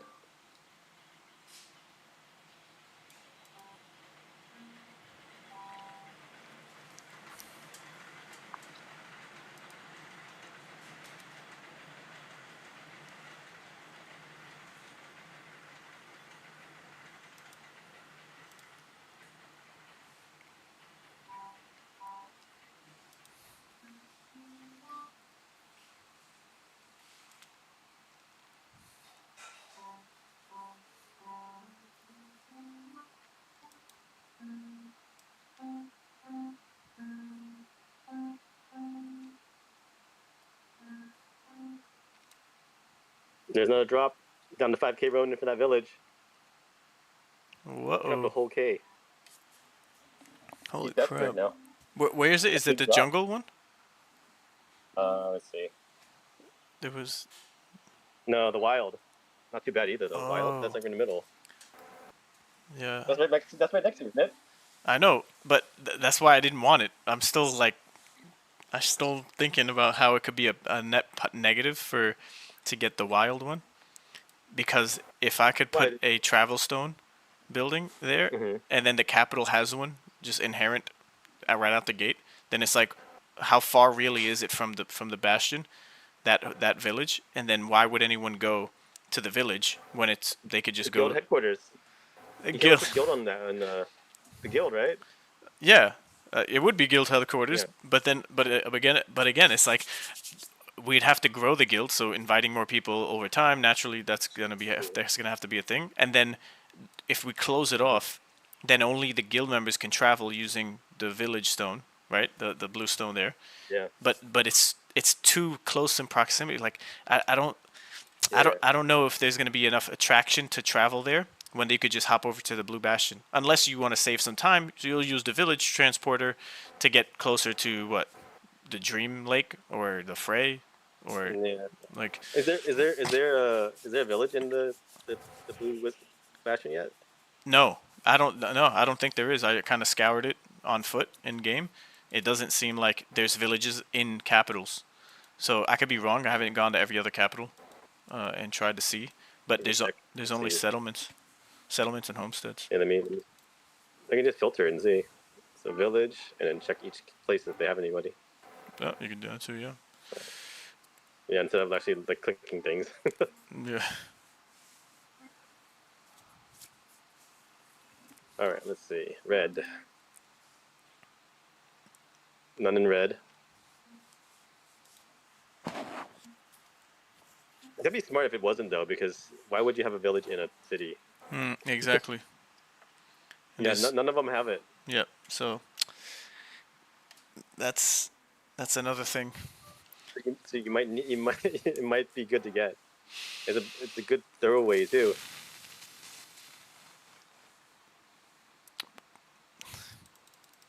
I don't know. Something inside me, man. It's like as bad as I want a village, I'm not trying to get one that's too close. Hold up. It just don't make sense, man. Like, I need more clarity on that. I'd rather get one so far away, like total north or total south, where when you travel, it means a lot. Like you're saving so much time, and and the bastion is in the middle of the map, give or take, right? Maybe a little bit more north. But if I get something all the way down south, then hell yeah, because now you could cross the whole map without going on your mount. It saves you time and money, and it's like bam. But the wild, what is that? Compared to the whole length of the map, dude, like that's so close. Yeah, you're gonna have to map out the 150 villages and see where they are. Yeah. And then the other problem is whether they'll actually build the portal there or not, or they're just gonna build a guild or whatever they want to build. Mm-hmm. I think early game there's got to be portal, right? Because no one wants to do guilds in the beginning. Guilds are gonna be difficult to do in the beginning. I don't think so. I challenge you on that. They're gonna be the first things that are gonna be out here. There's already guilds that are very large from the Ronin community, from different games, from Axie, from like, dude. They're gonna cut into people building the portals. Well, there'll probably be less portals online because you're gonna have permissions to keep it private just for guildmates. Like, look at Pixels if you were ever around that just recently, because that's a good example of what you'll be able to do via permissions to get you very granular on what you want people to do, what they could do, what buildings they could use or not use as guildmates. And if it is an open village transporting building, then people are gonna have to use it to get to that area. And no matter if it's a guild open or a guild close, like if it's guild open, it's still going to get used. Because it's just like you could get to that side of the map from a capital city if the capital has a teleporter. The other one's 5K now. The other gun dropped it too. Oh shit, dude! where and the other one isn't it Tangled? Funny. The Tangled something? Yeah, Tango Village or something. Or Tango. No, let's see. Someone's gonna just Tangle Tropics. Someone's gonna hit that bid eventually. Yeah. If they keep dropping like this. See now, where is Tangled on the map? Like, is that totally? I'm guessing that's close to the green capital. Just kind of resembles. Do we have any Tangled homesteads? Oh, you saw it on the map? I don't. Yeah, I saw the Tangled. Oh, did I see it? Oh no, I think I have a Tangled. Did I have a Tangled? Let me check. I probably went there. That's how I know where it is. But now I've forgotten. Let me see if I actually have a Tangled or not. Yeah, because if Tangled's farther, I'd opt for that. Just because I don't need it to be anywhere particular. And as long as it's not a false village, then we're good because you'll be able to use it. Apparently, if that's how they're going about it.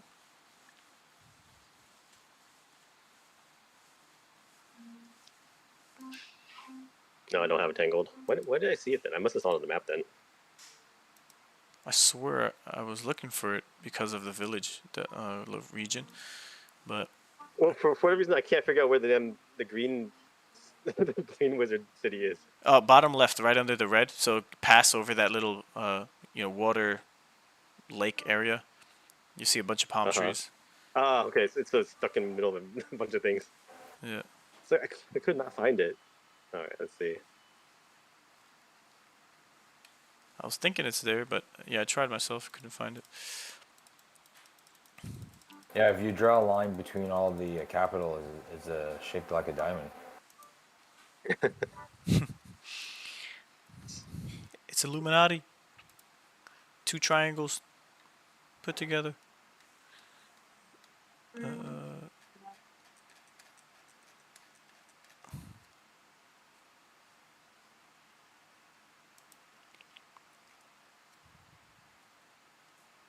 Congratulations to the land plot airdrop. They just dropped that at 9:14. September 6th daily donut winners.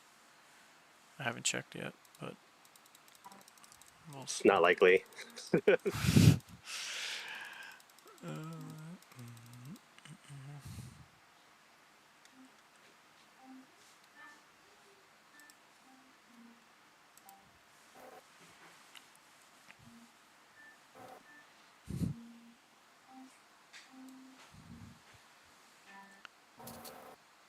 Between Kind Guild, YGG, Ronin, and Moku, between all those communities, that's like a force to not ignore as far as like the gamers and what's coming down the pike.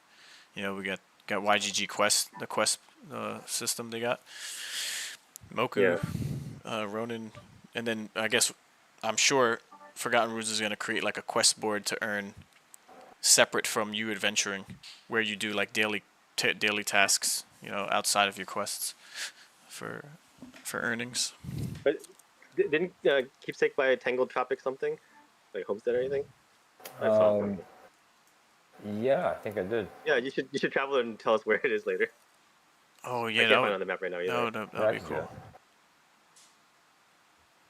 We should pool our resources and map out the stuff we have so we know where things are. It's on the world map. Yeah, you mentioned that last time, just to see just the where we have the land, not exactly where it is on the map. Yeah, but that's smart. Just an area, yeah, just general area, so we can decide what you want to do. My handle is Keepcase, by the way.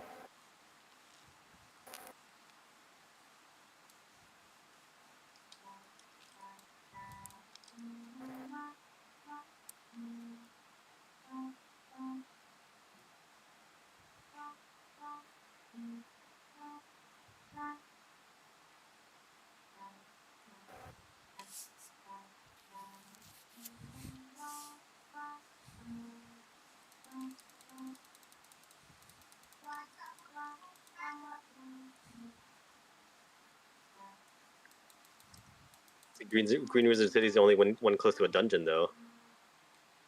At least a labeled dungeon.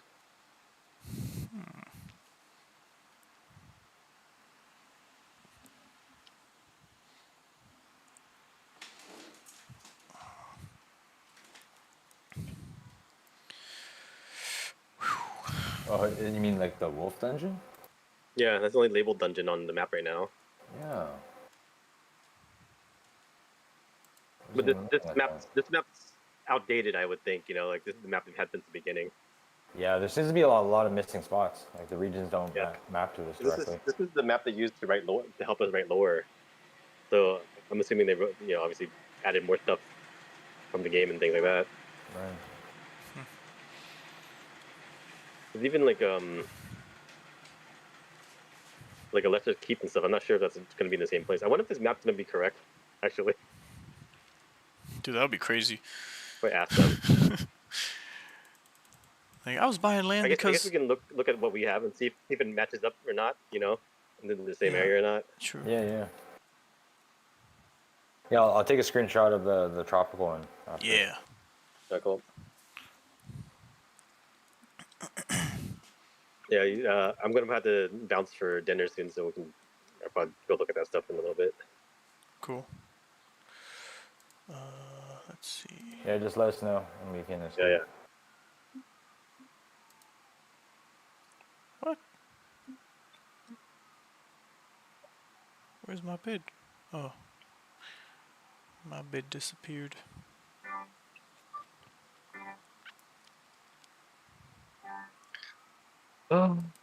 It sucks to be not liquid. It does. It's like I have to divide my attention between this and a different game. Which game? What's the other game? I play Fantasy Top. I don't know if you guys. No, it's on that near chain, the Blast chain or whatever. Oh, Blast, yeah. It's PvP with Twitter influencers. And they made the card game, right? Made the influencers into cards. Yeah, cards of everyone. Yeah, they made them into cards, and then You get It's called tournaments Fantasy weekend. Top? Fantasy Top, yeah. Fantasy.top. Crazy. Yeah. AK was playing that hard from I think Bald might know AK from the Yeah, Axie community. it seems profitable. Like everyone's like we're like kind of rolling, trying to collect cards in ETH each week and pile it on because it seems like this is gonna last for a long time. That's cool.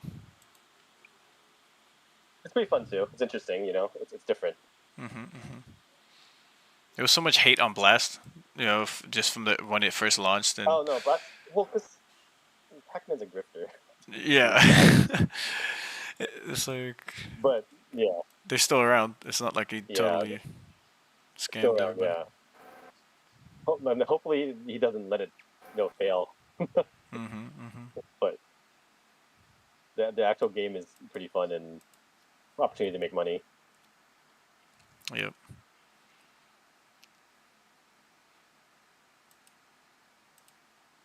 It's funny that like ever since this game started, some of the influencers are getting like annoyed because their fan base is like, why aren't you tweeting? We need you to tweet. First place is riding on you. Pump it up.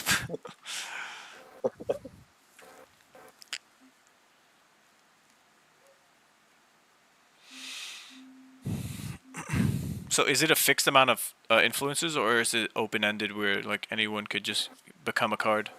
I didn't very So really. they have a fixed amount, and then every so often we'll vote out influencers that are either shitty or whatever, and then they'll put new people in. Cool. Like some people like they get on and they troll us. Like they'll only post on the days that the tournament's not going on. Great. So there's no points for that, Yeah. Or they'll go private all of a sudden. Damn. And then you have the tryhards, obviously.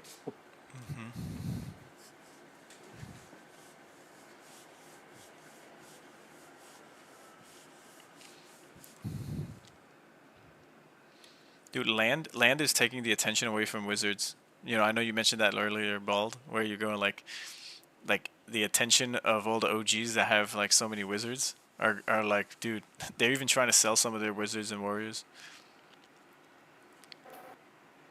Oh, that's a long time thing. It's just back and forth. You buy them, you try to sell them high, then you try to like expand your roster, whatever it might be. Yeah. Eventually, they'll buy them back if they can.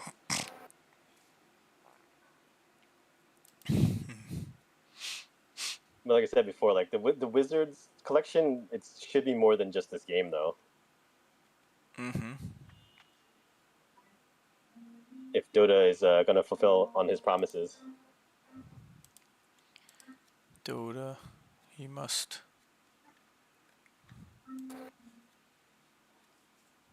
Yeah, I can see also like just watch for like if you write good lore. I don't see them. I see them possibly using your lore if they think they like it enough, That's cool. There used to be like I don't used to weekly this one main member used to go through people's lore each week and like, comment on what like she liked and stuff. Nice. I don't know if she still does it or not.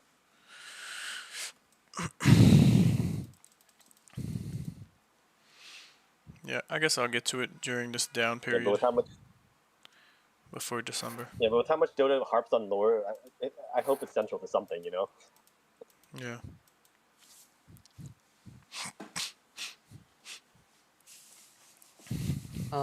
What are the promises they have made already? I mean, they just tell us that you'll want to own a wizard because it's going to be the collection that's going to be used for everything, like the game, the shows, the comics, other things, other events that happen. Yeah. They don't really promise outright. You'll just receive shit when they feel like giving you shit, like the flames and the rings. That stuff, like we don't know we don't know ahead of time. It's just like, oh, this is gonna happen. Do you see a world where the wizard will affect the economy of the game? Depends on what they do. Well, they should because you get more benefits. You can't access the secret tower without wizard or rings. Yeah, I'm so So curious about you're gonna that. need that. And then Yeah. they said they're gonna exclude warriors from access to the tower because they're not wizards. Wait, so Oh yeah, right. hold on, hold on. So they're gonna exclude wizard, but can people who doesn't have wizard, or sorry, they're gonna exclude warriors. So Yeah, does for the now, I don't know normal if they'll change their way mind to on that, but because warriors such a big collection mm-hmm. and it's too So probably the rest prices of too the low. player base are going to pay in mana to enter the secret tower, maybe. But I don't know. Yeah, I don't know if they're gonna gate it, but yeah, that would make sense if they gate it with some kind of currency, and then we basically get free access, right?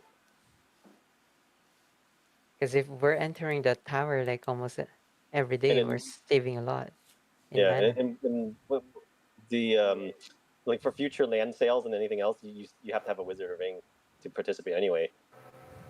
Yeah, there won't be any more land sales for holding a ring. That was already confirmed. I think it.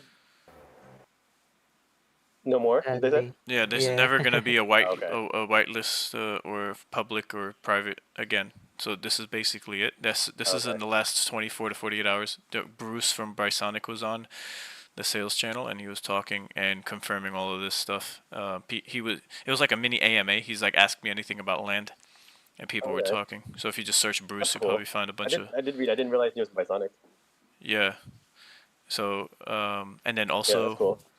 so that happened, and then now people were shitting on rings. The price kept going down a little bit, but you're still gonna be able to earn mana.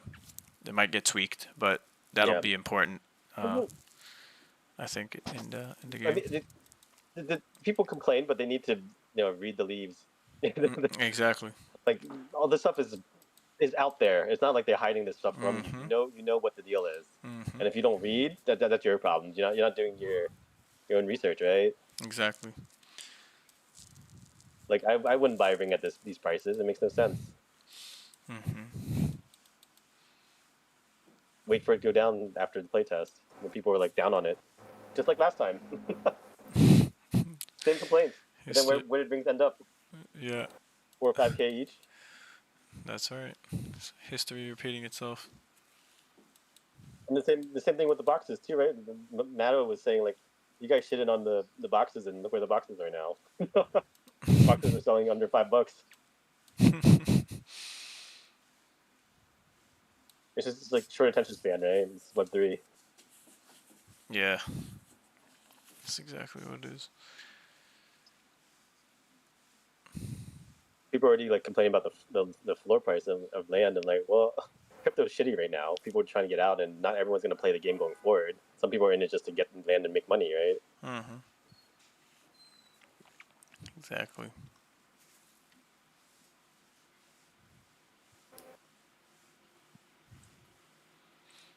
But it's a fact that, like I said earlier about the guilds, there's already a player base. So I'm going into this knowing that there's going to be active players in the tens of thousands, and that's like minimum. Yeah.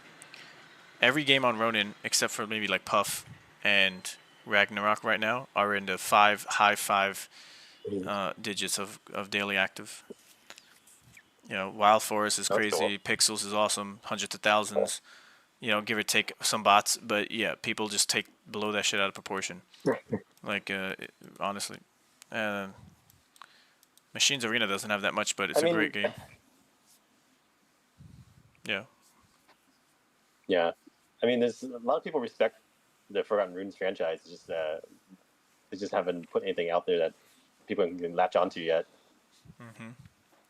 Besides, the Wizard Collection. This is it, man. This is the new beginning. It's gonna look it's gonna be good. Aprion is awesome too. Totally forget for the 3D models too. Yeah. When they make stuff for the 3D models, that'd be crazy too. Because they have everything in place. They just have to put it into action. Right. Is the game frozen for you guys? Yep. Can't. Okay. I'm in battle. I think so. Or just lagging. In battle, but not yeah, able I'm to in battle. Staring contest. I think the bee's gonna win. The slime. Right. Not on my watch. And the slime too. No, the slime's blinking. Oh shit! Yeah. Yeah. And the other thing doesn't even have eyes. Is my attack going through? The hell? No, the attacks aren't. There's no battle meter, you know. Oh damn. I'm almost done. Well, they're doubling up on me. Another yellow for 190. There you go. What Oh happened? wait. Someone killed. Someone beat What? it. Yeah, I was Someone battling beat it them for the whole us. time. You were Oh, okay. playing? Really? Nice. Yeah, I was the only one. I Then let carried me I, back I in. carried all you What the losers. hell? Thank you.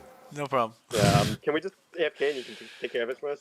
Yeah, sure. It's the hourly wage of doing that. Yo, I'm telling you, people are gonna get paid to do that too.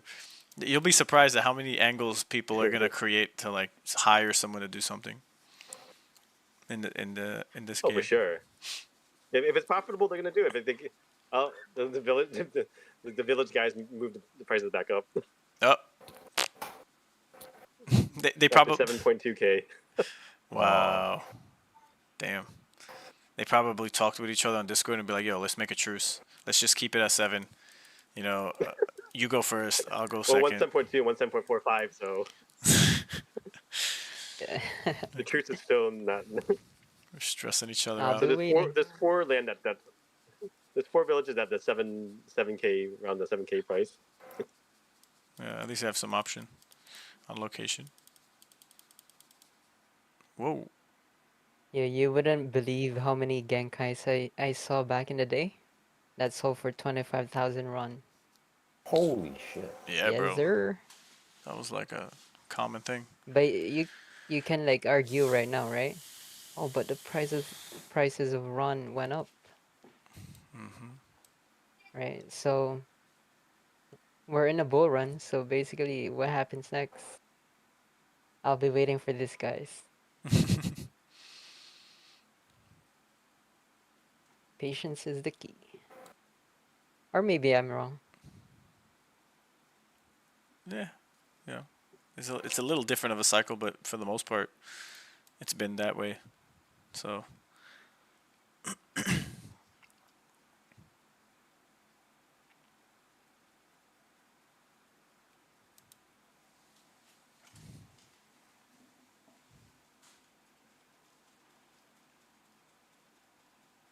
Oh, and yeah, Matt was one of those people who collected the spirits.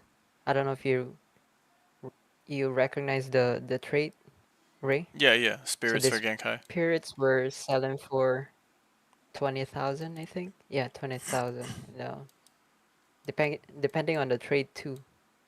Some were just like 15,000 and 25. Yeah. Crazy times back then, man. Holy.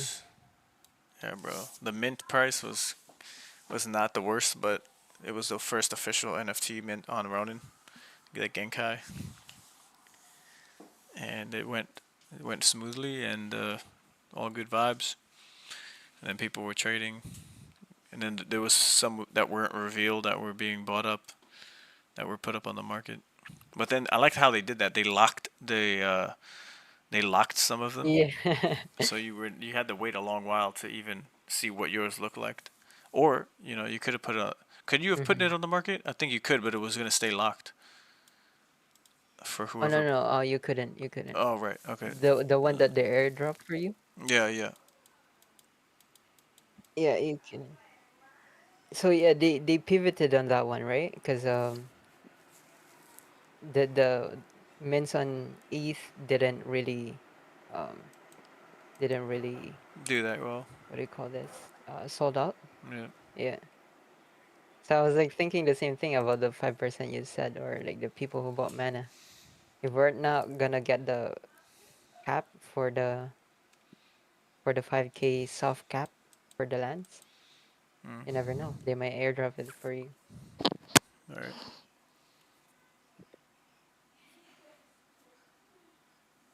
But it might be different this time. That was a nice So surprise. let me ask you, Ray, for those top 5%, Mhm. like what are you expecting? Not a village. which would be nice. But the 5% of people who spent Ronin on the last build. The F. Uh, Who sold another supplement for 120? The fuck? At Callista's Point. I don't even know where that is. That's right below Red Capital. Damn, Next I would to have it. loved to have that one. Next to It just sold a minute ago. I just looked. dude, what is wrong with people? I'm staring at the damn thing. I don't see it. What's wrong with people? Damn. Who's the seller? Let's see this idiot. He has stuff too. He played. He's doing the daily shit too. So how could he let it go unless he put the wrong number in?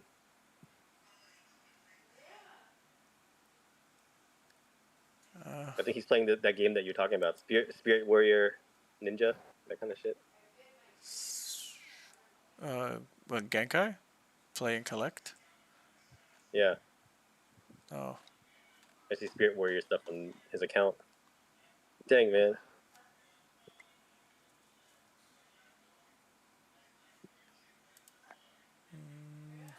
This Ibris guy has a lot too. I bought it. It's got like 18. Oh shit. 18 land. I don't see how many settlements he has. Damn, 3, 120 4, is 5. so He has like low. 4 or 5 settlements too. He just wanted to get rid of that Yeah. shit. Could have put it for 180 and it would probably would have sold just as fast. Yeah, people are bidding around that price. Yep. Yeah, I never Especially see that for, one. for the rare, like a rare location too.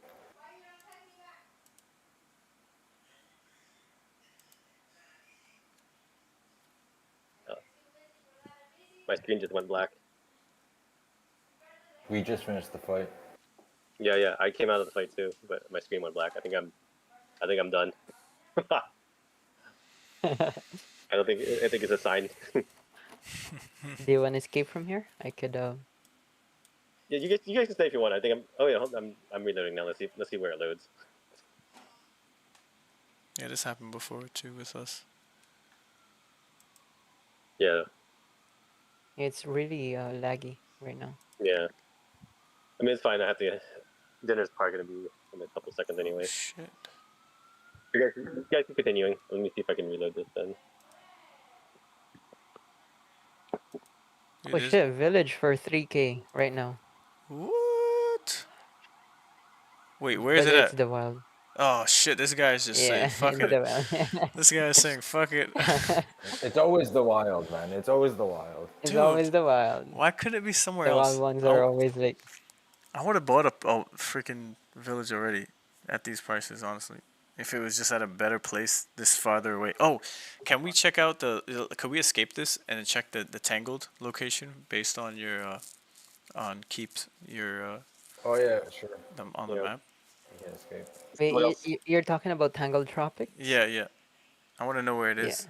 Yeah. Okay. I'll see what rare stuff I have or anything we don't have too. Let's see.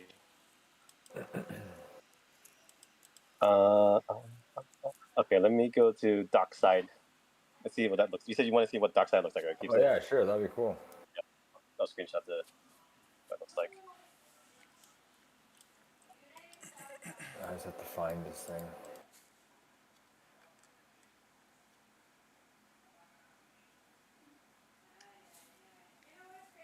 Is there a way to zoom out? I don't think so. Just so I could see more, of the land. Yeah. Homestead. Let's see. I thought I got this. I'm pretty sure I got one. Yeah, oh, there, I found it. Okay. Alright, so here's Dockside. It's like a bazaar or something. Oh, cool. There's like bamboo. Oh, here, let me.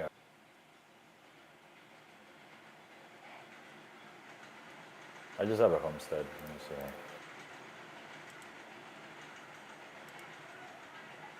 see. What is this, Jade? Lester's Dockside. Oh, that's pretty cool. So it's like a marketplace. Yeah, looks like a bazaar. No, I would assume. Oh, actually, cool. you can. Oh, let me go over and take a picture of the area. So it looks like it might be an area where NPCs come and like sell shit or trade stuff. Yeah. Let me see. That's nice. Here. Alright, this should mine. Oh, this oh my god, that's nice. Tangled Tropics. Oh, let me check it. Let me check it. I like that. I like that, man. Check it. it. Look, here's the. Oh, cool. Oh, that's cool. Yeah. So unless there's a place, we should probably buy the. So there. that looks like. Oh, the docks is way better than I thought it would be. Yeah, there's only one slum. It can't be 2 slums out of 3, right? Yep, that's the cliffside. The cliffside is the slums. Tangled Tropics. Green Wizard City, Zaros. Oh, sorry, I gotta show the map. Right, let me go to the map. That's what we wanted. That's what we really want. Oh, that's right. Yeah. Let me, That looks like the Green Wizard But how capital would- area. it's like way off over here. Check this out. One sec.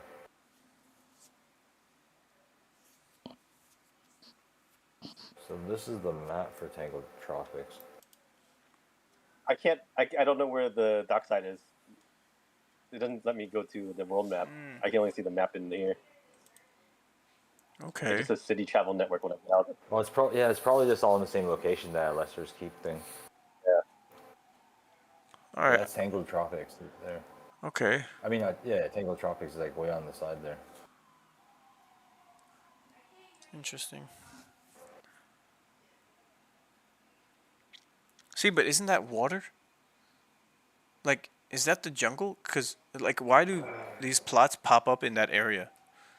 Like. Yeah, if you look at the map, because at first I thought it was a forest, but now when you look at the map, it looks like that's water, right? Yeah, that looks like it's water. It's like screwed up or something. The brine doesn't have waves, like the. Oh, I don't even have waves on my map. Were you? What map are you looking at, Jade? Because I saw waves on that. What map are you looking at? Because you have waves next to the Red Wizard capital that you showed a snapshot of. That was that's a map from the Forgotten Rune site. Okay. That's in the comic book and in the thing. It's not. Yeah. I'm gonna share a screenshot of like the same area on that map, and this is what I see. This is why I think I might be looking at the same map as Jade. Yeah, that's the map I look at. Okay. See, that looks like or it might be that little area on the side, but You're up there in Kelpie's Bay, right? Where you are, Kelpie's Bay. It's a little like the little icon thing above it. It's like in the water, right? If you're trying to compare the two. Yo, it might be north of Green Wizard City. Actually, yeah, maybe you're right. It's way north. It's up there by the Kelpie's Bay. The water's Kelpie's Bay. Oh no, you mean your little marker in the bottom? Yeah. The marker is where that's by Green Wizard down there somewhere. Yeah, I guess they just don't have the map for the Green Wizard. Yeah, I can see that. It's missing it. Here's my map.